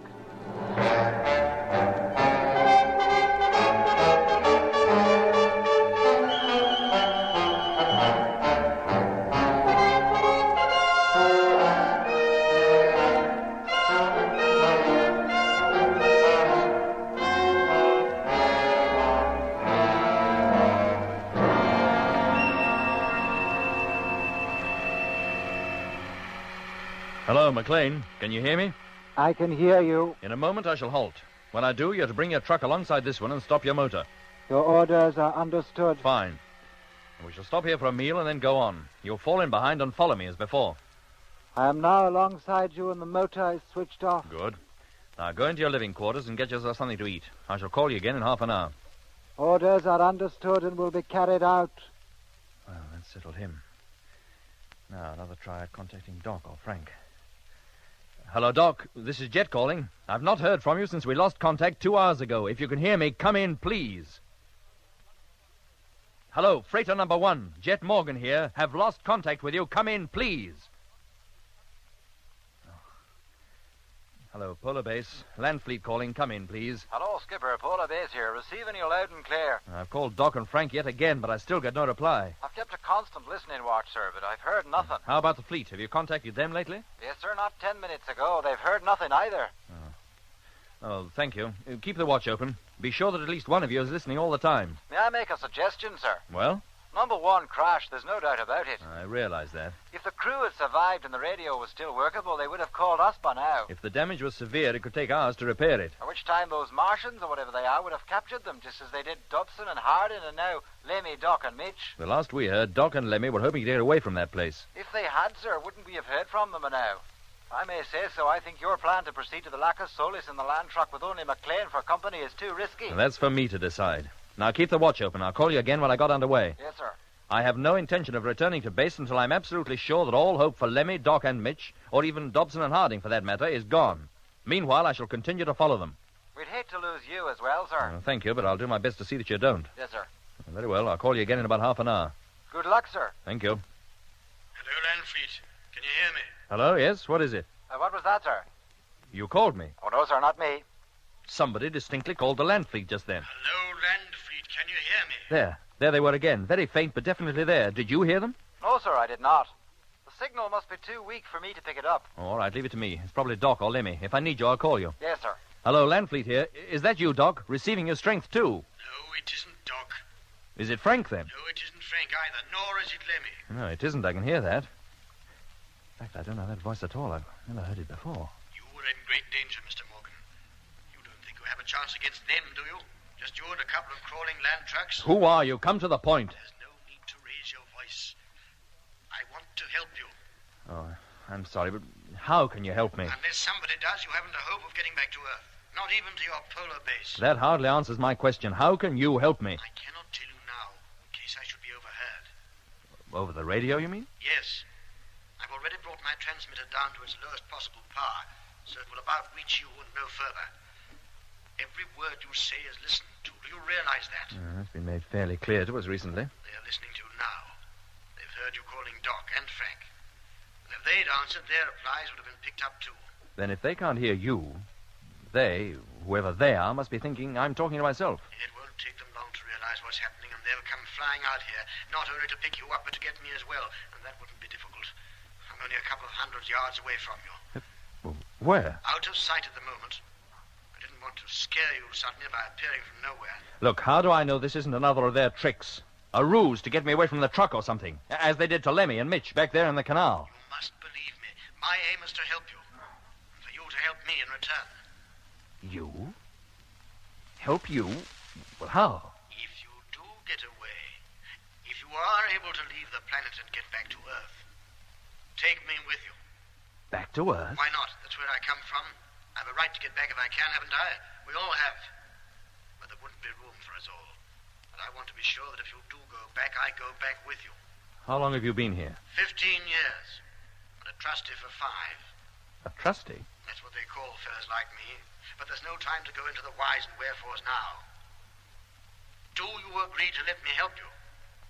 Or do I go back and leave you to fend for yourself?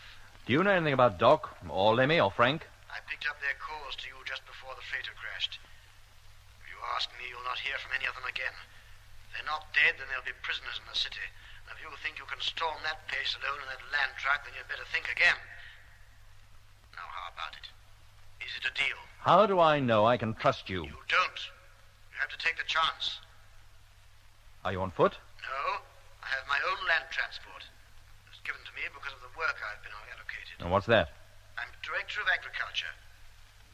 Maria Rithriman is under my command. Look, you might be anything. You might be imagining the whole thing. Come to that, so might I. You must believe me. At least let me show you myself and talk to you face to face. Very well. Bring your truck, your transport or whatever it is, over here. I'll be in the driving cabin. Place yourself where I can look at you. Very well. I'll drive round to the front of your vehicle and face you. I'm no ogre. Just an ordinary human being like yourself. Hello, Polar Base. Morgan calling. Hello, Skipper. What was that all about? You heard it all then? Oh, no, sir, only you. Who are you talking to? I don't know. What was that? I said, I don't know. But I hope to. In just a few moments.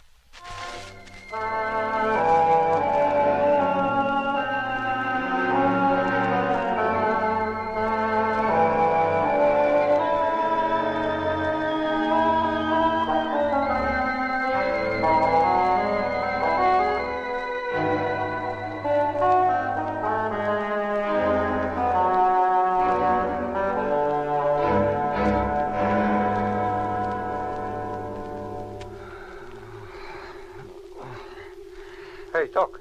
Yes, Lemmy? Mitch, he's waking up. Are you sure? Yes, Doc, he's just moaned and moved his head. There he goes again. Get over to the window, Lemmy, and keep lookout. So far as I can calculate, we should be halfway across the Argeir now, and you can expect to see the land fleet almost any time. Yes, Doc. Yeah, are you going to be able to manage him on your own? Sure, why not? But supposing he's no different from when he went to sleep, he might start getting aggressive again. I think I can handle him if he does. Now get over to the window, or we may pass over Jet and not even see him. Yes, Doc. What a time to choose to come round. Mitch. Mitch, are you awake? Yes. Can you hear me, Mitch? This is Doc. Doc? Yeah, Doc Matthews. Oh, I'm so cold. What's happened to the heating system in the ship? So far as I know, it doesn't carry one. What are you talking about? All ships carry a heating system. You'd better get one of the engineers over to look at it. Grimshaw for number 3, and quick before we all freeze to death. Mitch, there's nothing wrong with the heating system. It's you that's cold. Cold? Well, that's putting it mildly. My inside feels like it's frozen solid. Listen to me. Do you know who I am? Oh, why shouldn't I? Hey, what's the matter? What are you wearing your suit for? Lemmy and I have to, Mitch. Oh, the heating system has failed. You're wearing your suit to keep you warm. Now, what's the idea? Why didn't you wake me up and tell me? Look, we're not wearing our suits just to keep warm. It's because the atmosphere in here is too thin for us to breathe. How the dickens can I breathe it? Now, what is going on? You can breathe it, yes. So can Dobson and Harding. Look at them. They haven't any suits on.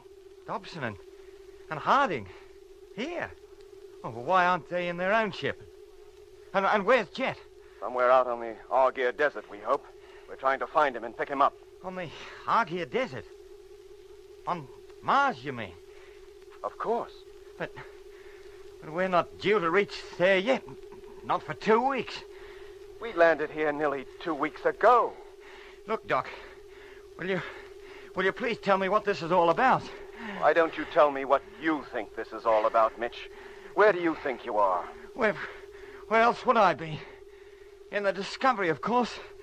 Nearly 6 months out from the moon. The Discovery? You mean you think we're still on the way to Mars? Oh, cut it out, Doc. You know darn well that's where we are. No, Mitch, don't get up. I'll get up if I want to. How do I come to be lying on the floor anyway? And what's happened to the bunks and the cabin? It looks all different. Where am I? What? Doc, my chest, it feels tighter. I can't. Lemmy. Breathe. Yes, Doc, come over here, quick. What's the matter? Is he all right? He's far from all right, Lemmy. I think he's coming back to normal, but he can't breathe the atmosphere in here. Oh, blimey, and we've got no suit for him. That oxygenized chamber upstairs. Yes. Harding, open the door to the upper cabin immediately.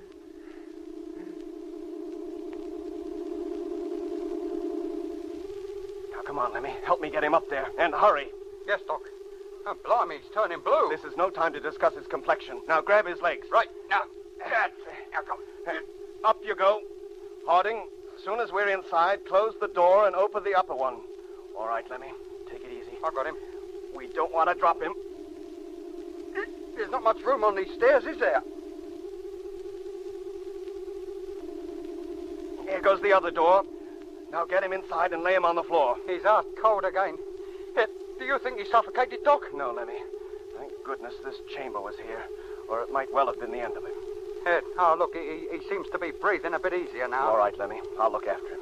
You go back downstairs and continue to keep watch for Jet. Right. If you sight the land trucks, give me a call. Yes, Doc. Hello, Doc. Hello? Yes, Lemmy. What is it? One of the caravans, almost directly below us. Only one? That's all I can see. Halt the ship. I'll be right down. Did you hear that, Dobson? Stop the ship, but maintain height. And not so fast. You want to knock us off our feet? That's more like it. Now, a little farther. And slowly. That's it. Now hold it there. Where is it, Lemmy? Here you are, Doc. Just in front of us. We should land just alongside it. What happened to the other truck? The one McLean was supposed to be driving. I wouldn't know, Doc. Hey. Unless that is McLean's. Well, let's hope not. Hello, Jet. Can you hear me? Jet, this is Doc. His radio can't be on, Doc. He should hear us easily from this distance. I'll keep calling him, Lemmy. I'll get over to the control table and have Dobson take us down. Or maybe we just scared him and he's lying low. How do you mean? Well, how can he be sure it's us in this thing? He probably thinks it's that flying doctor come to take him off. Keep calling anyway, Lemmy. Dobson, take us down to ground level. Hello, Jet. Jet, this is Lemmy calling. Lemmy and Doc come to pick you up. All right, Lemmy. Let's get out of here. What about Mitch? I think he's going to be okay. But he'll have to stay upstairs until we can get him a suit. Does he still think he's in the Discovery? Yeah, he does. He's all confused. Now, let's get going. Harding, the door. Open it. Out you go, Lemmy. Right. Go round to the driving cabin. See if there's anybody in there. No, Doc. Whoever's in that truck must be in the living quarters. No, then we'd better let ourselves in. Open the airlock. Come on. Okay. Okay. Close and exhauster.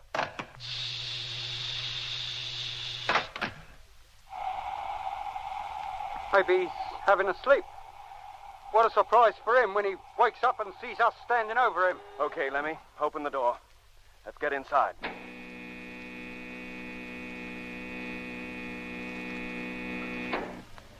Right. Hey, Jet! Jet boy! It's me! Doc and Lemmy. There's no one here. The truck's empty.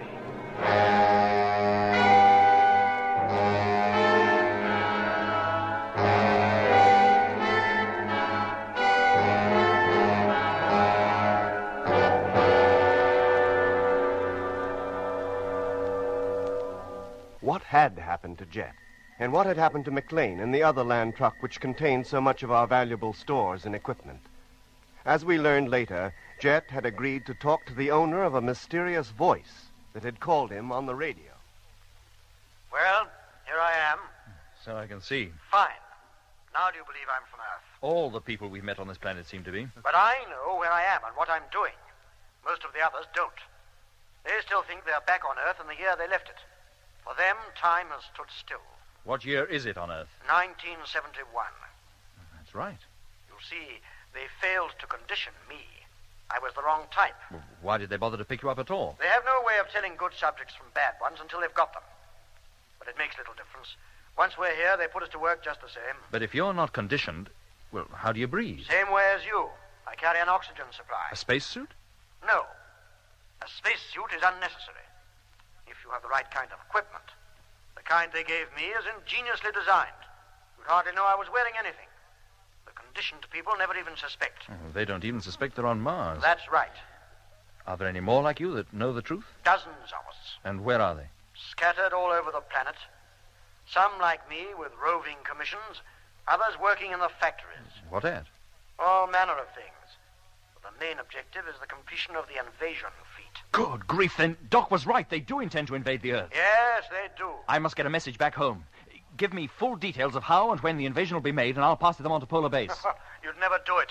The moment you began to give your polar base any information of that kind, your transmissions would be jammed. Oh. Your only hope is to get up to the fleet and tell Earth yourself. And what hope is there of that? There's a 50-50 chance, providing you do all I tell you, without question.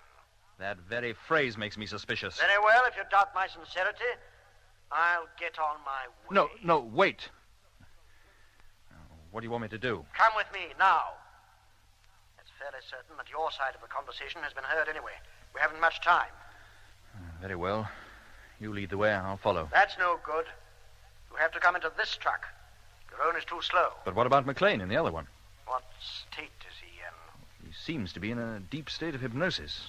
He does everything I tell him. Does he indulge in any kind of conversation? No. Then leave him. Leave him? Oh, not on your life. If I'm going back to Earth, then he comes with us. You'll be wasting your time. He's too far gone. How do you mean, too far gone? Of all people brought here, his type is the most unfortunate. They have no recollection of anything previous to the time they were hypnotized. They do nothing unless told and have no control over their actions. Yes, but they could be revived, couldn't they, once we got them away from here? No. They may appear to revive, but they don't. Not even when they are sent back to Earth. What? You mean they are sent back? Of course. Some are there now. To all appearances, normal people, except for an odd way of speaking and a few eccentricities that nobody on Earth would regard with any seriousness. Whitaker was one of those. Didn't you find him a little odd? We certainly did. There are plenty of others like him, too, already down on Earth. The Martian fifth column, as you might say. They're in the factories, working on secret governmental projects. How do you think the full details of your journey to this planet were known? Well, why didn't they just wreck the whole project before we set out? That would have proved the presence of an antagonistic power on Mars. Something they are trying to keep secret. But an effort was made to turn you back. But when that failed, I suppose it was thought better to let you land and then make use of you when you got here. I see. Now, time's running out. Do you join me, or do you propose to fight it out alone? If I do, what chance have I? With Doc and Lemmy and Mitch missing. Half the fleet's crew already in the hands of the Martians. Alone? None at all. But if you come with me, there is a chance of your getting Mitch, Doc, and Lemmy back. Even Frank. And what if you are one of them, like the Flying Doctor? That's for you to decide. Very well, I'll take the chance. I'll come. Good. But McLean comes too. All right, if you insist. Hello, McLean. Can you hear me? I can hear you. You are to leave that truck and enter the vehicle in front of this one. Orders were that you and I proceed to the Lacus Solis. I have changed those orders. The orders were not yours to change, and orders must be obeyed without question at all times. Now do you believe me? McLean, I order you to leave that truck and to come over here. McLean, do you hear me? Hey, what's he doing? He's pulling out. But where's he going? Only he knows that. I must get after him. If you do, you go alone. But I can't leave him. You're not leaving him, he's leaving you. There's nothing you can do, Mr. Morgan, believe me. Follow him and your chance of getting back to the fleet is gone. Completely.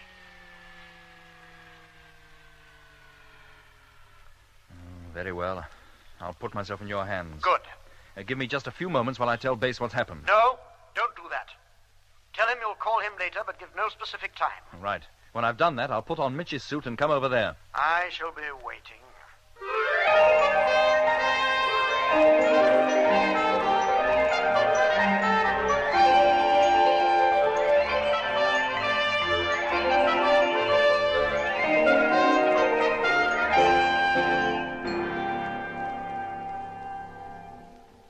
How much further do we have to go? About 3 hours more. Do you think we'll make it? And find Doc and Lemmy and Mitch? It all depends. On what? On whether anybody back in Lacus Solis knows what we're doing. They'll pursue us, you mean? That's right. Nobody's appeared yet. No sphere or anything. They won't be in any hurry. Wouldn't take them above an hour to overtake us. When can you be sure they're not pursuing us? 2 hours from now, maybe. Let's keep our fingers crossed, huh? Well, there she is, on the horizon. If we can make that far, our chances are good. That great glass dome, you mean it? It's colossal. It's not glass. The men working in it are like you and me. They need a good supply of oxygen to breathe. They have plenty of it in there. Who built it? Other Earthmen, under the Martians' direction. I tell you, so long as you play along with them, they treat you well. Oh. Well, what's the matter? What are you stopping for? They're here. What? Who? Look. Up there. Hovering above us. A sphere. Good grief. They've found us. It's all over. I'm afraid we'll never make it now.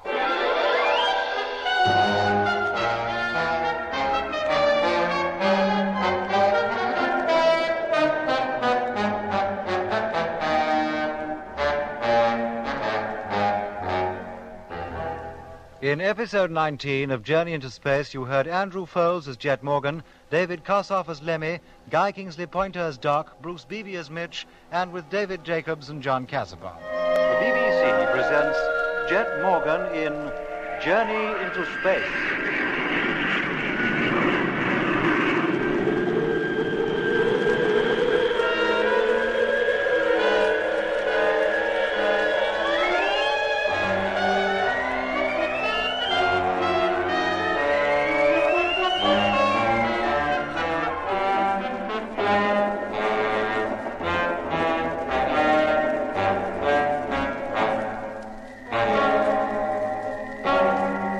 With Mitch as an unwilling prisoner and Dobson and Harding operating the sphere, Lemmy and I had managed to escape from the city of Lacus and head out over the Argyre Desert in search of Jet. Meanwhile, Jet had left the land fleet for a Martian truck, the driver of which had declared himself willing to help Jet get back to Polar Base if he would take the man back to Earth with him. This Jet agreed to do, and so the two men set out in a westerly direction towards the Mare Erythraeum. Oh, what's the matter? What are you stopping for? They're here. What? Who? Look, up there, hovering above us. A sphere. Good grief. They've found us. It's all over. I'm afraid we'll never make it now. Well, couldn't we make a dash for it? Oh, there'd be no point. But don't worry. No physical harm will come to you. The Martians rely on other methods, and I gather you're immune to the hypnosis. No, I'm not. They hypnotized me the first day I landed here out on the ice. Eh? Then why didn't they... Look! The door's opening. And somebody's stepping out. He's wearing a spacesuit. Well, it's Doc. Hello, Doc. Lemmy, this is Jet. Hello, Jet boy. Then you are in there, mate. It's not McLean. No, it's not. Stay where you are, Lemmy. We're coming out. I'll explain everything when we're safely inside the sphere with you. Okay, Jet, come on.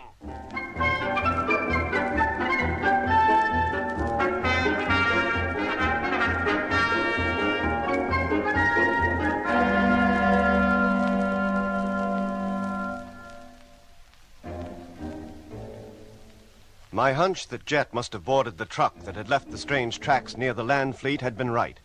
And we had overtaken the machine within a few minutes of leaving Jet's empty truck where we found it, out on the desert. Once aboard, Jet introduced us to the stranger. His name was Webster. He'd apparently lived in South Africa before being picked up by a Martian ship and brought to the Red Planet. Jet then told me to take the ship off and head for the great dome that lay on the horizon. But the stranger had other views. No, not the dome. Head back for your polar base. Polar base? But we'll never find Frank or any of the others up there. I tell you, Mr. Morgan, if you want to get back to Earth to warn them of the proposed invasion, you have no time to lose. Look, out there on the desert, we made a deal. Very well. I'll do what I can. Take off and make for the dome. But don't blame me if you all end up as the crew of number one almost certainly have already. Well, that's our lookout.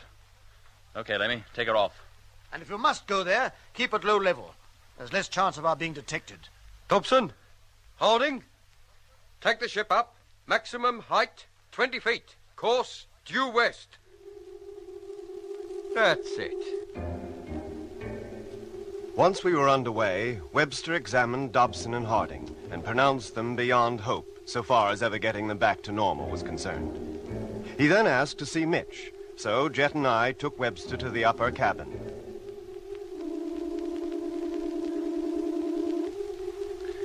Hello, Mitch.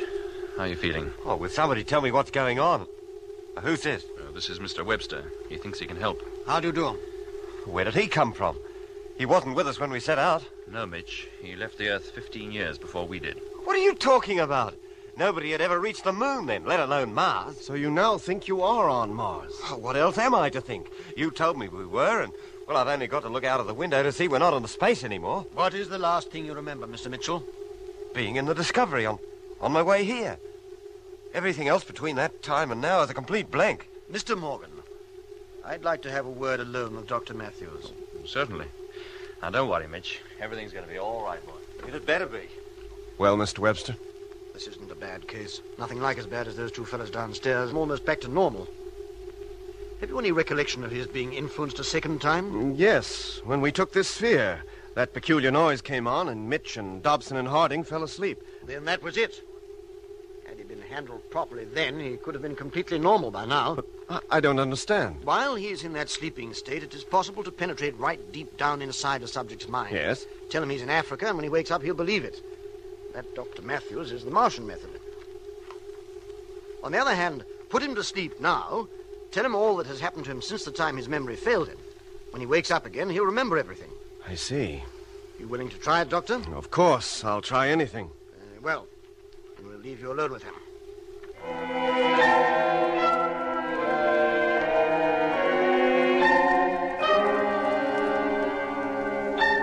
Well, it worked all right. I put him to sleep just as Webster suggested, told him everything, and when I woke him up, he was quite normal. Oh, let's thank our lucky stars for that. If only we had a suit for him, he could come down here. Dobson, Harding, stop the ship. Have we arrived already, then? Yes, now, open the main door. All right, Mr. Morgan. If you care to wait here, I'll go and see what I can find out about Frank Rogers and the rest of his crew. And at the same time, bring a breathing apparatus for Mr. Mitchell. You're going alone? You look rather conspicuous in that spacesuit. Other people here might begin to ask awkward questions. That's all very well, mate, but how do we know what you're up to once you're out of our sight? You don't trust me? We've learned not to trust even our own eyes on this planet. Very well. If it makes you feel any better, I'll get breathing sets for the rest of you, and you can all come. Oh, and then once we're in there, you've got the lot of us. You don't seem to like any of my suggestions, Mr. Barnett. That's right. Leave this to me, Lemmy. Mr. Webster, you may or may not be in a position to help us. We cannot be sure as yet. So? So whatever you do, we must have some say in the matter. And what are you saying now? That you go into that dome and bring 4 sets of breathing apparatus with you. Yes? When you return, I'll have decided whether all or any of us will be coming back with you. Very well. Now, how long will it take you to get them? About 10 minutes. Right. But if you're not back in that time, we shall take off. What, and leave me here? But you promised you would take me back to Earth with you. Be back within 10 minutes, alone. You can expect me back well within that time. Harding, close the door. Hey, Jet, what's the idea? I'm taking no chances, Lemmy. What if his plan is to get us in there? But, Jet, if we don't go with him, how do we find out about Frank and the rest of the crew? Or even if Webster's speaking the truth about him when he does get back? 2 of us will go with him. We'll put a time limit on our return. And if we're not back within that time, you take this sphere back to Polar Base, board the Discovery, and head for home. Oh. From which I gather you will be going and I'll be staying. Yeah, Doc. Me and Lemmy. If we don't return, it's up to you and Mitch. Right? Here, Jet. That dome must be at least a mile wide in diameter. And there's lots of buildings scattered all over the ground it covers, like pillboxes. Ah, never mind the scenery, Lemmy. What's happened to Webster? He's just disappeared through a circular door in the base, which I can only take to be a form of airlock. Well, keep your eye on it and let me know the minute he comes out again. Yes, mate. Webster returned in 7 minutes, and, as he had promised, brought 4 sets of breathing apparatus with him. They were so compact that at first I couldn't believe they would be of any use, but a test proved that they were efficient enough. While Lemmy and Jet were taking off their suits prior to going outside, I took one of the breathing apparatuses up to Mitch. A few minutes later, he was down in the cabin with us and breathing its thin atmosphere quite normally. Well, that's it. And thank goodness I don't have to stay upstairs alone anymore. Are you ready, Mr. Morgan? The more time wasted, the less chance we have of getting away. All right, Doc. If we're not back in an hour, you know what to do. Yes, Jet. And good luck. Take care of yourself, Cover. Come along, Lemmy. Yes, Jet. But I'd feel a lot better if I was carrying my spacesuit over my arm. Hey, what happens if this thing gives out on me? It will last you more than 48 hours. And in any case, you need wear it only for a few minutes.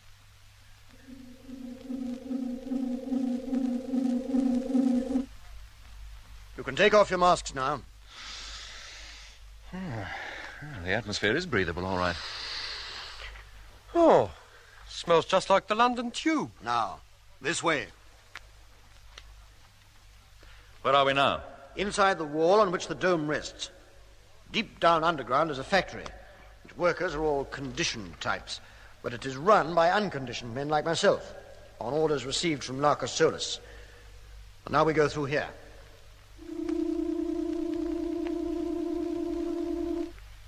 Blimey! What place is this? It's one of the assembly shops. We have to pass through it to get to the main control room.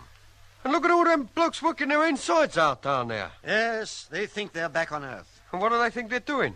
Working in an aircraft factory. Making bombers. Hey? Now, come on. We go along here and down the stairs.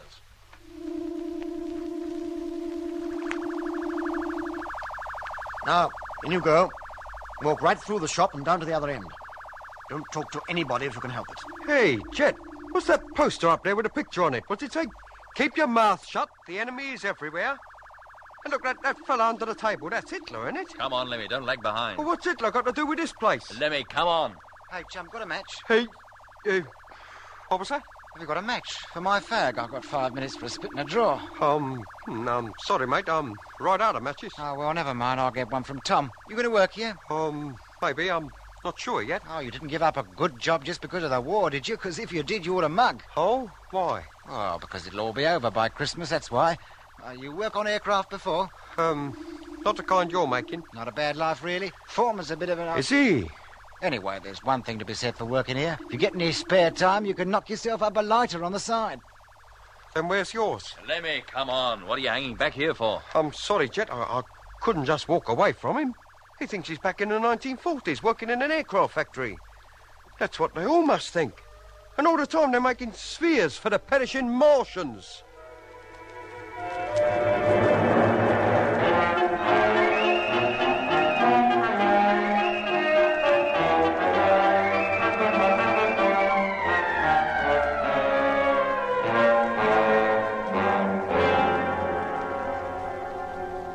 What place is this? This is the main control room. It's in constant touch with Larcus Solus.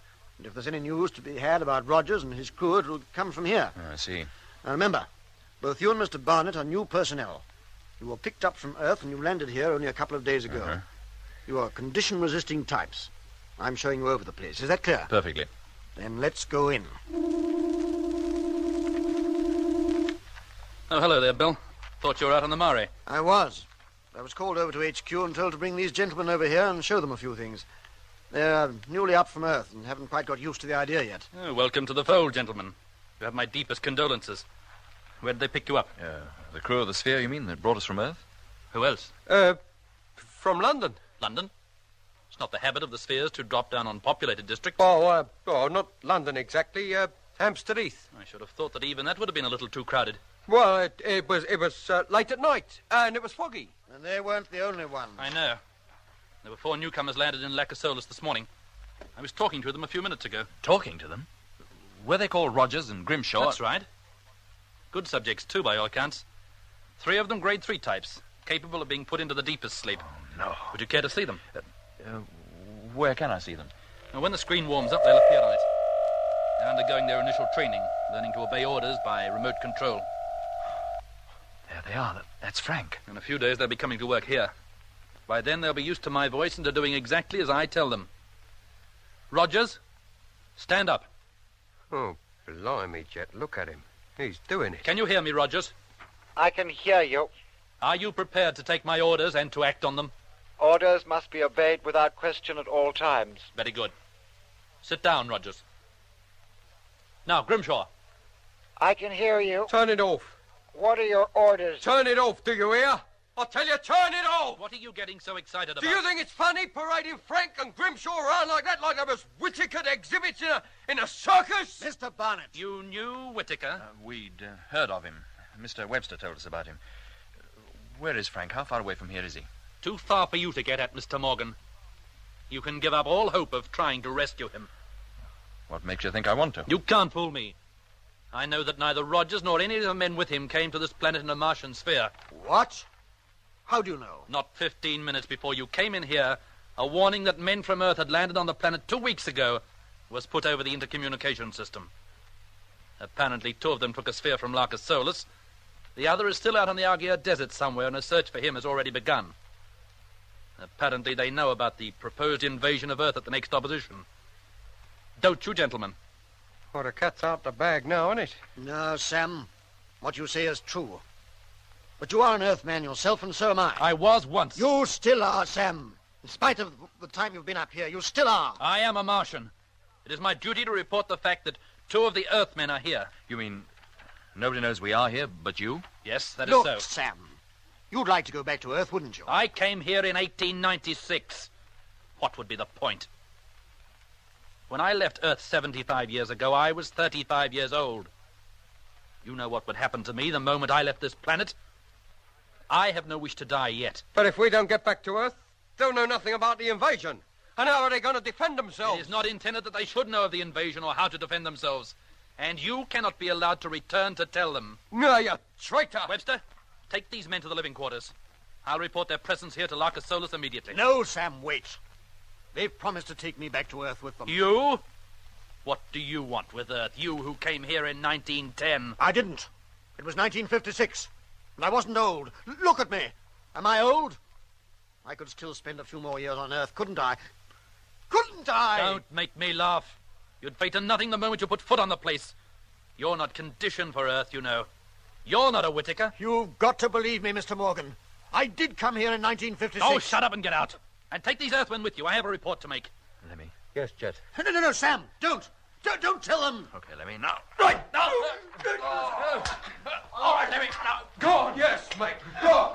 Bring it on. That's it. Oh! What have you done? Give me the tickets to pay. Never mind. Now, if you want to get back to Earth, help us get out of here. Yeah. All right, Lemmy, that's Hey. enough. Hey? If anybody could get that gear to work now, he'd be a genius. Right, mate. Now what? Now, back to the sphere. I'm right with you, boy. Come on, Mr. Webster. If you want to get back to Earth, this is your last chance.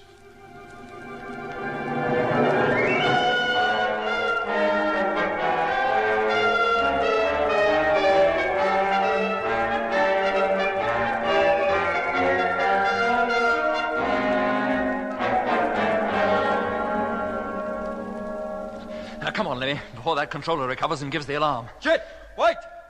Webster! What about him? He's fainted or something, Eh? mate. Hold on, I'll be right with you. Now, what's wrong? Oh, look at him. Go on. Leave me and go on. What happened to you, Webster? I got hurt in the fight. Why didn't you say so? I didn't want to hold you up. Now, do as I say. Go on. Put his arm around your shoulder, Lemmy. Right. We haven't far to go now. Right. Come on, quick as you can. The airlock's just along that corridor. Put on your mask, Lemmy. You'll need it when we get outside. Right. There they are. Hey, stop. Oh, blimey, they're here. Wait. Stay where you are. Come on, Lemmy, inside. Quick! And carefully. That's it. Wait, Mr. Morgan. Wait. I'm sorry, chum. We got a train to catch.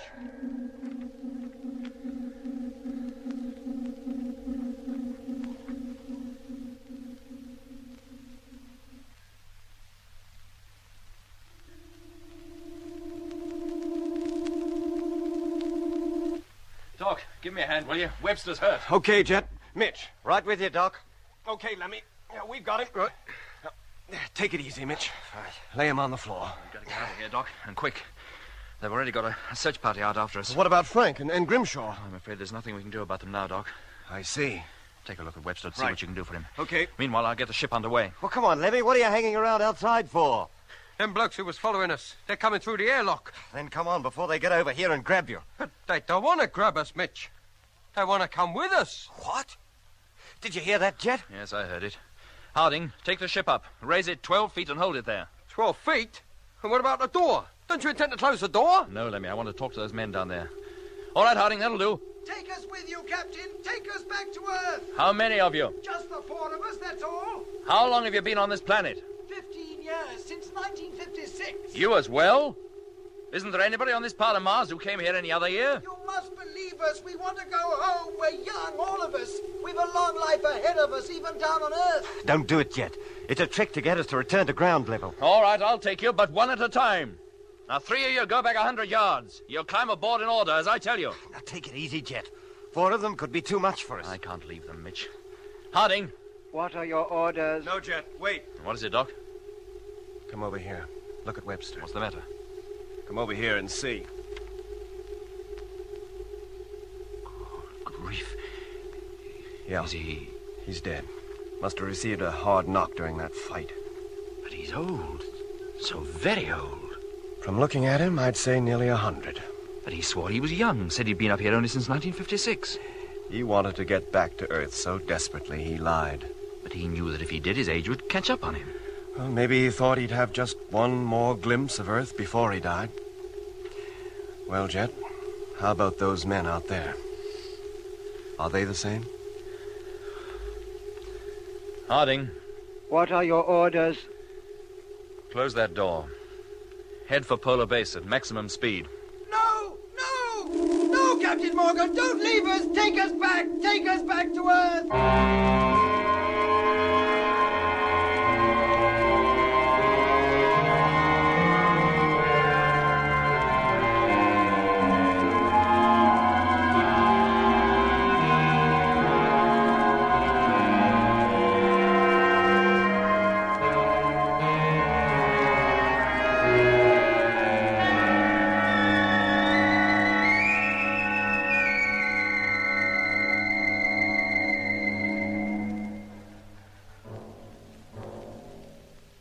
We hated leaving those men behind, but what could we do?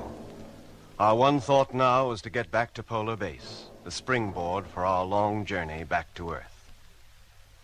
The distance to base was covered in less than 2 hours, and it was with a sigh of relief that we sighted the Discovery, standing upright on the ice, ready to take off. Half an hour later, we had left the sphere, were in the flagship, and almost ready to fire the motors. And, up to now at any rate, there was no sign of any machine in pursuit of us.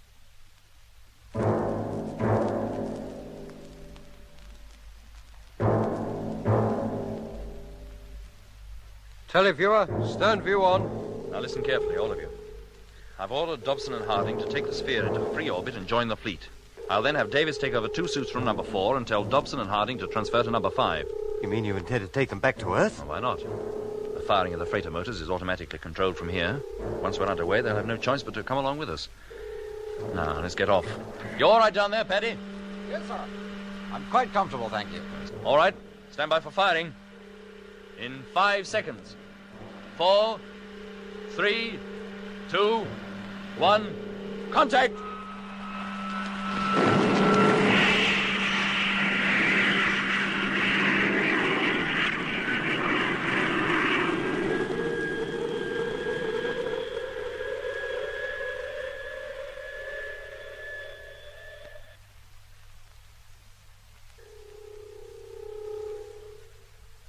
Okay, Jet. Discovery in correct position and traveling in free orbit. Right. Now, we'll have to wait an hour before our position is favorable to fire the motors and head for Earth. Lemmy, let Paddy out. As soon as you're settled in your own ship, Paddy, give me a call. I will, sir. Do you see the sphere, Doc?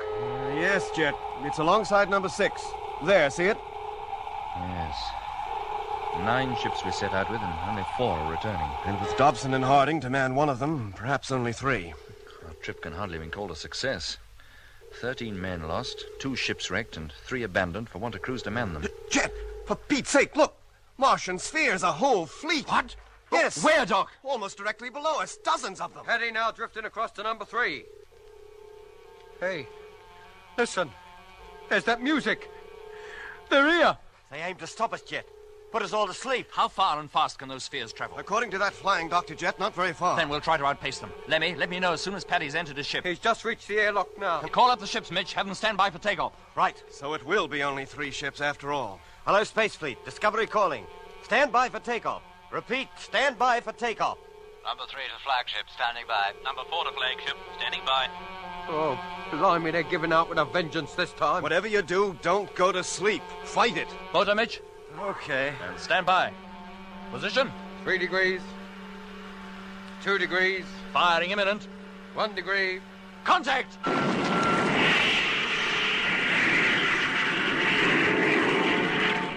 Lemmy, the 2 freighters, are they with us? Yes, Jet.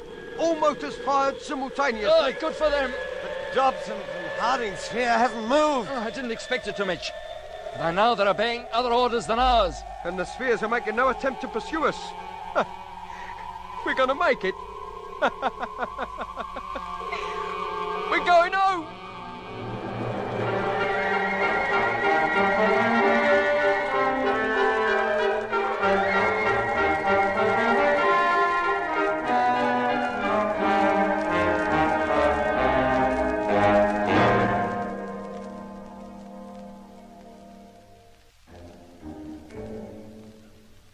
We established contact with Control a week after takeoff, and as we suffered no interference or jamming from Mars, we were able to tell them the whole story of our landing, of the loss of most of our ships and half our men. The main object of our trip, the exploration of Mars, was virtually unaccomplished.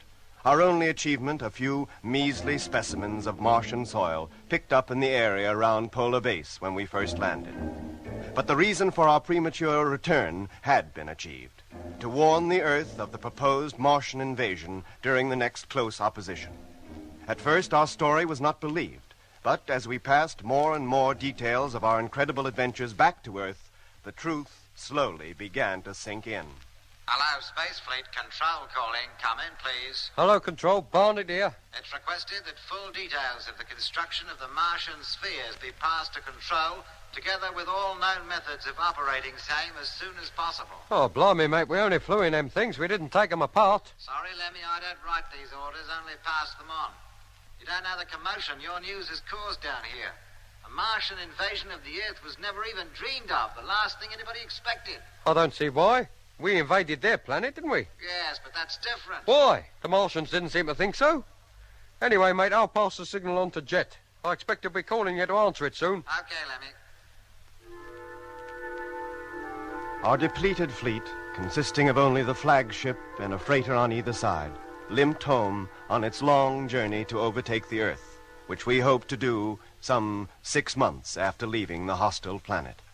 We were constantly at the radio, telling Control everything we could remember, of the people we had met who had originally come from Earth, of the pyramid in the canal, of the great pyramid city in the Lacus Solis. Nothing was left out, and most of it retold over and over again.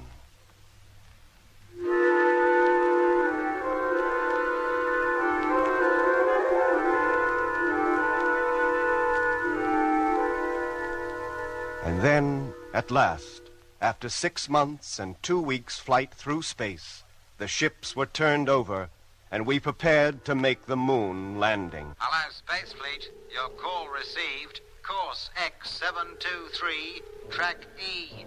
Platform is now cleared and ready for touchdown. And good luck. Thank you, Control. Landing imminent. Doc, gyro. Contact. Motor, Mitch. Okay. And stand by for firing.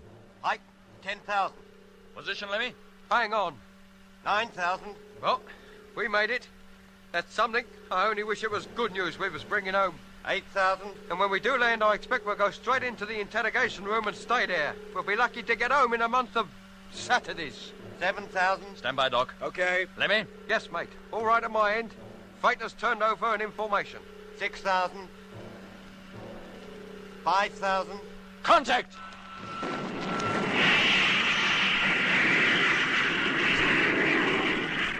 Well, gentlemen, that's it. We made it safely. And let's hope the next ship to land here is not a Martian one.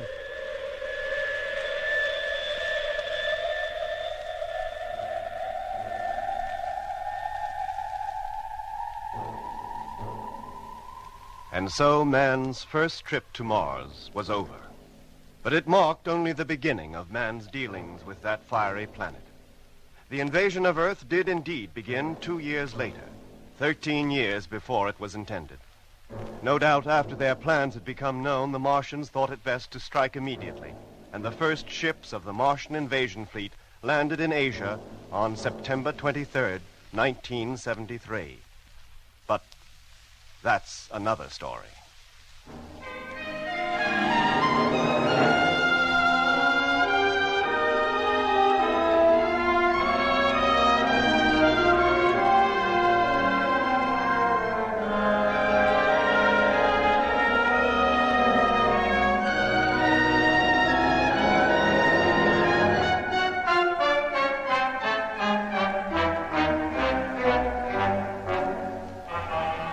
In episode 20 of Journey into Space, the last of the present series, you heard Andrew Folds as Jet Morgan, David Kossoff as Lemmy, Guy Kingsley Pointer as Doc, Bruce Beebe as Mitch, and with David Jacobs and John Casapon. The orchestra was conducted by Van Phillips, who also composed the music. The sound control and special effects were by Brian Willey and Joe Young.